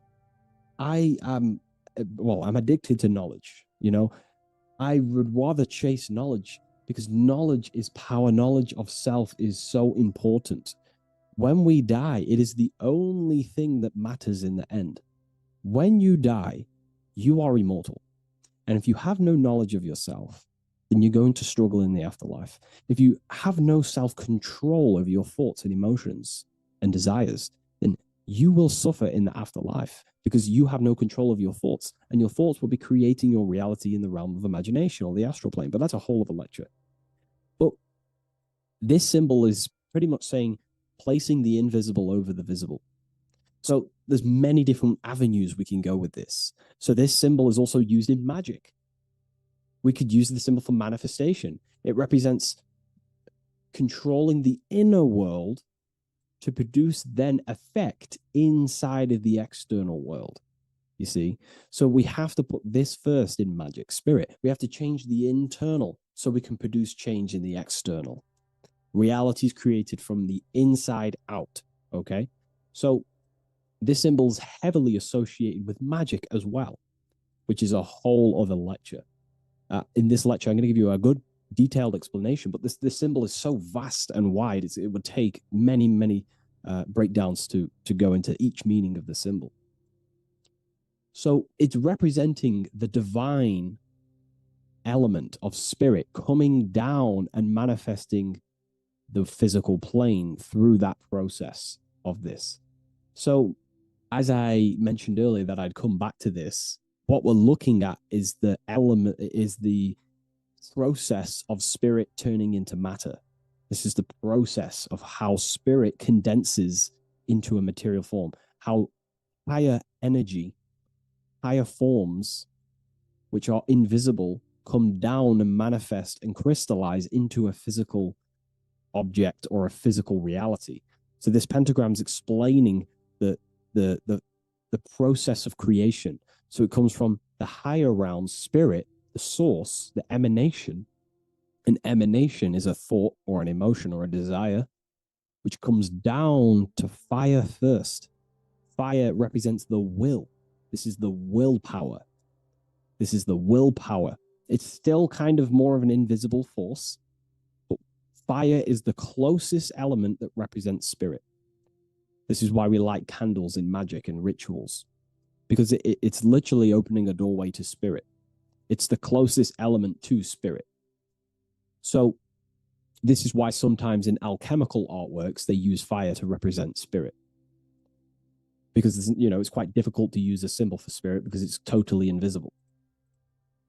So it goes down to fire first, the will. Then it goes up to the air, which represents intellect, the intelligence of the mind. This is thinking mind. intellect, logic. Then it goes down to water. This is emotion. This is intuition. And then it goes into the earth, which is physical body action. Okay? So spirit represents an emanation. So an emanation is something descending out of the void, out of the nothingness. And the first thing that descends is will, then intellect, then emotion, then a physical action. Then everything returns back to spirit from earth. So it's showing you how spirit manifests into matter. It's also showing you the macrocosm, how the world is created. So ultimately, it's a symbol of the microcosm also. It's a symbol of you. If you put your body outwards, you would see your body in this 5-pointed star shape. So it's a symbol of the microcosm, because you yourself are a microcosm. You contain all of the elements: spirit, fire, earth, water, and air. You breathe air, you drink water, fire in your nervous system, which is electricity, and earth is your physical body. So you are a microcosm of the universe. And this is what the circle, when we see the circle around, this is representing the macrocosm, the circle. So why are you a microcosm? Because you know how the sun changes the earth with its different electromagnetic rays, depending on how far away the sun is to the earth when it's rotating. Well, depending on what model you believe anyway, the electromagnetic rays produce change on the earth. So when the sun is further away from the earth, or whatever model you believe, when the sun is further away, then the electromagnetic rays of the sun are weaker, which means that's what the winter is. The winter is the death and the death of the electromagnetic rays of the sun. We still get sun, but it's just not as powerful as summertime. So nature dies. But then when the summer comes back around, the sun is closer, it produces higher amounts of electromagnetic life force rays, which increases the growth again in the summertime. But this is also not only happening on the earth, it's happening within the body. The body goes through this rhythm. The same rhythm that the external world goes through, your body's going through this rhythm. So these changes in the cycles not only change the earth, they change consciousness. These cycles happen within you. They happen within your body, your cells, your nervous system, your brain, your psyche, your emotions, your intellect is all affected through these cycles of the sun. So this is why you are a microcosm of the macrocosm. Your mind is cut out of the same fabric of God's intelligence, of God's mind. The same power of thought God used to manifest the world, to think it into existence, the same power you use to think your world into existence. You are truly a microcosm containing all the 5 elements, all the same powers of God, but just in a smaller version. It's a symbol of the microcosm. It's a symbol of the macrocosm also. It's a symbol of how spirit manifests into form. And this is why it's associated with magic, because you can use these elements in magic, this process of how spirit becomes matter. So there's so much that goes into this. And I actually broke this down inside the new book, the Book of Symbolism, on these 2 pages here.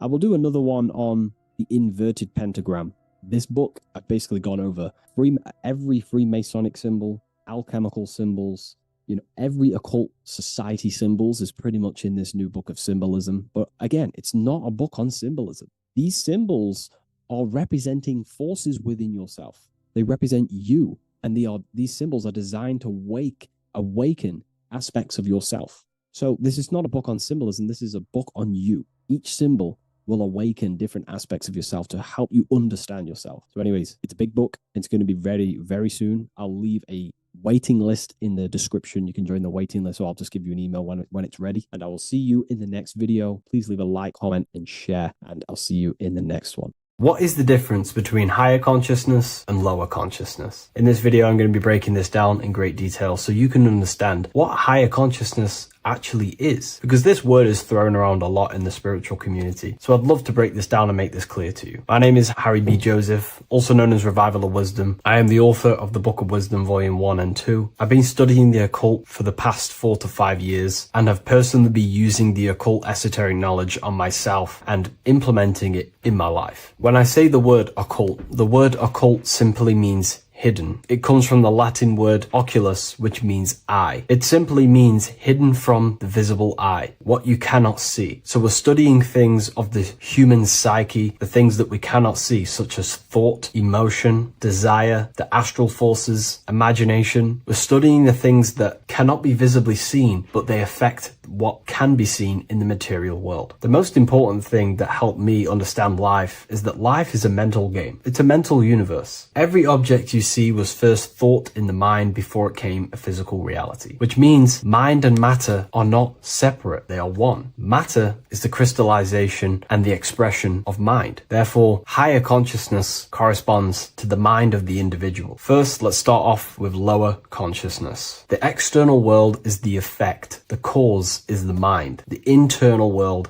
expresses the external world. Realities created from the inside out. Lower consciousness simply means they're not aware of their internal world. They have no connection with their internal world. They act unconsciously. They are unconscious to their thoughts, what's going on inside their mind. They are unconscious of their hidden desires that drive their physical actions. They are unconscious. This is what in the occult they say spiritually dead, symbolized as a grave or a casket. Someone who is not aware of their internal world and they exist within the darkness. They think, feel, and act unconsciously. They have no awareness of their internal self. They think imagination is just a fantasy, which I don't blame them, because imagination in the modern world is painted to be some fantasy thing. Oh, you're just imagining things. But in the occult, this is a very powerful faculty of the mind. The imagination is the dimension that sits just above the physical plane, that pretty much all thoughts manifest there before it materializes in the material reality. Low consciousness simply means they are in reactive consciousness. The individual reacts to the effects that they have created through the cause of their mind, thoughts, emotions, and actions. If something bad happens in their external reality, their mind starts to think about reacting, complaining,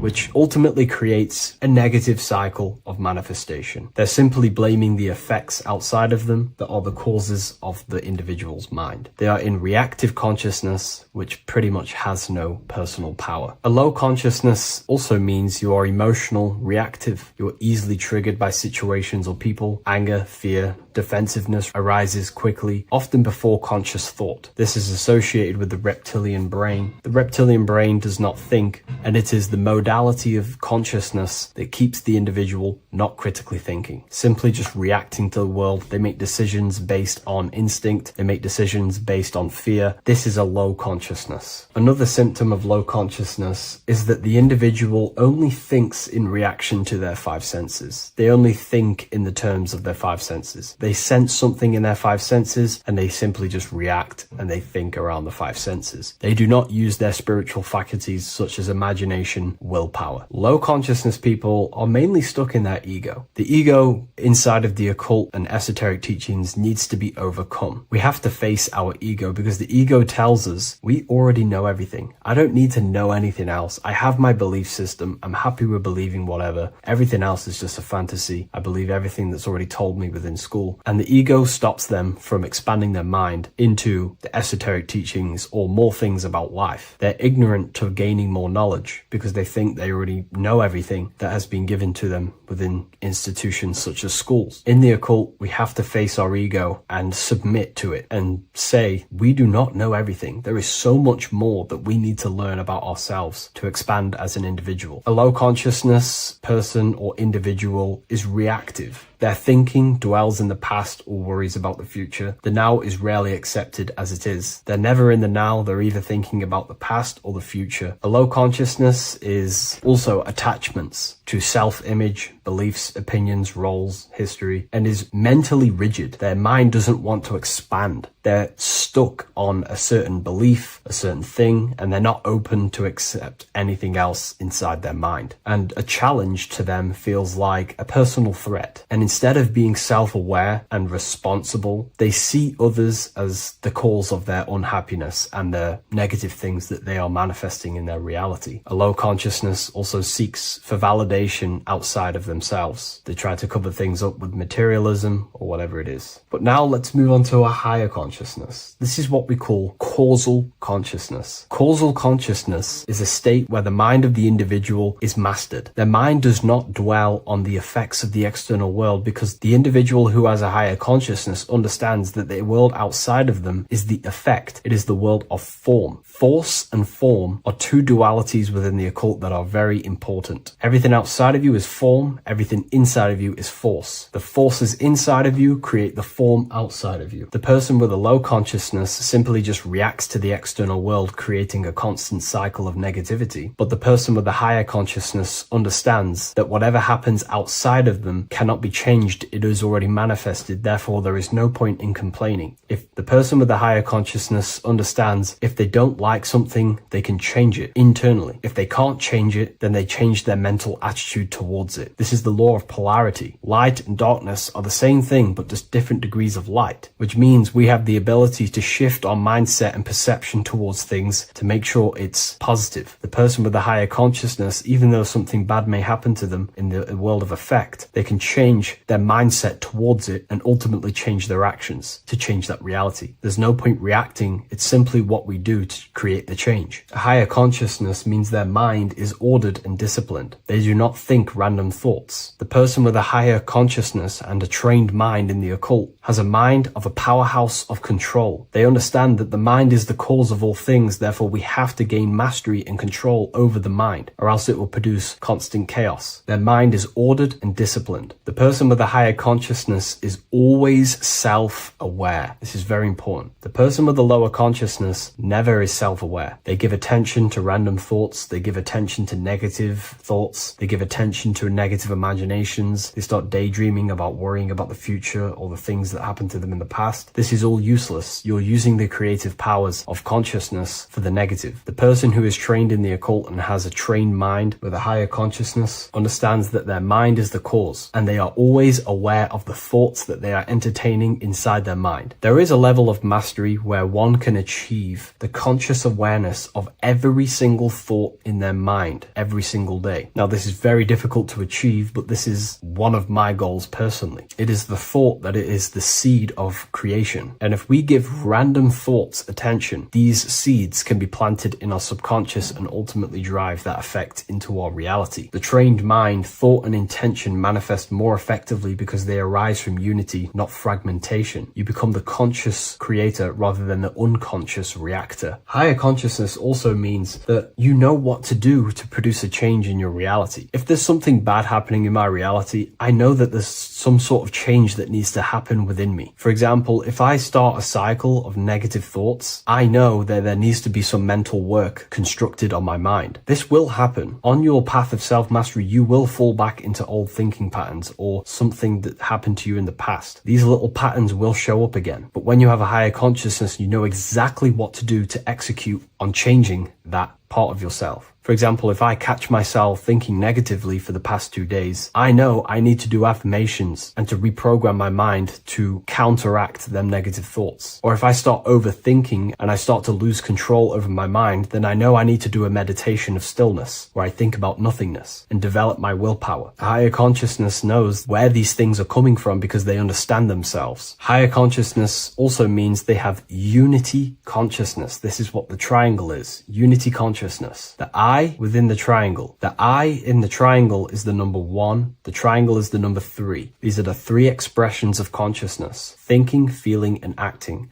And they are one force. If they have a goal in mind that they want to create, a desire in their heart to manifest, they unify all 3 forces of consciousness towards that goal. They think, feel, and act. A person with low consciousness is divided within their own consciousness. They think about creating a business, they feel like they're hungry, and they act scrolling on TikTok. This is what you call divided consciousness. And this is what creates chaos in reality. Their 3 forces and 3 expressions of consciousness are not working together. When we align thinking, feeling, and acting all towards one thing, you can quickly start to generate realities and create worlds. So a person with a higher consciousness will be working, they may get the thought of playing video games, but then they remind themselves of think, feeling, and acting and get back focused on whatever they're trying to create. A person with a higher consciousness will pause before reacting. There is a stillness between stimulus and action where awareness chooses rather than reflex responds. A person with a higher consciousness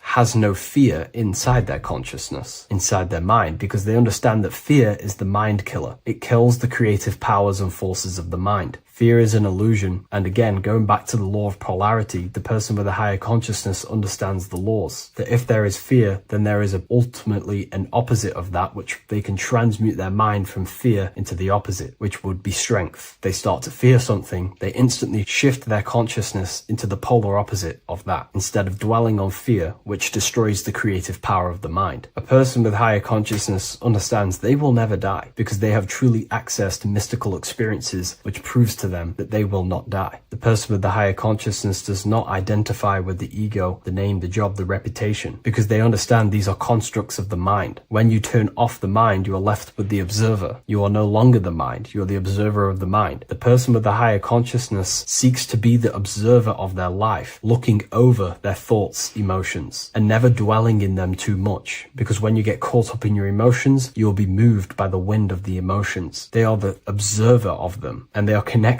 with their soul. They are connected with the observer. The person who has low consciousness is constantly in battle with their thoughts, emotions, and the things that are happening outside of them. Their emotions blow them away like the wind or the seas of the ocean. But the person with the higher consciousness understands they are the observer. They can watch over them. They are like a bird looking over the earth. Now, I'm not saying this is easy to gain this level of mastery, but now you can start to understand the mind of a person who has a higher consciousness and aim to become this person to ultimately live a better life. Higher consciousness is not this mystical, magical thing with, most spiritual teachers will paint in your mind. It's simply just self-control. And when you have control of yourself, life becomes a lot better. Instead of being caught up within the battlefield within your own mind and emotions, living in reaction and complaining in a negative state of mind, the person with the higher consciousness also understands that their dreams are showing them messages from their subconscious mind. Every person, every event, everything that was said, everything that happens in your dream is a materialization of something that's going on inside your subconscious mind. If there is a person chasing you in your dream and you are in fear running away, this means that the subconscious is showing you something through the allegory or symbol of that person chasing you. There's something inside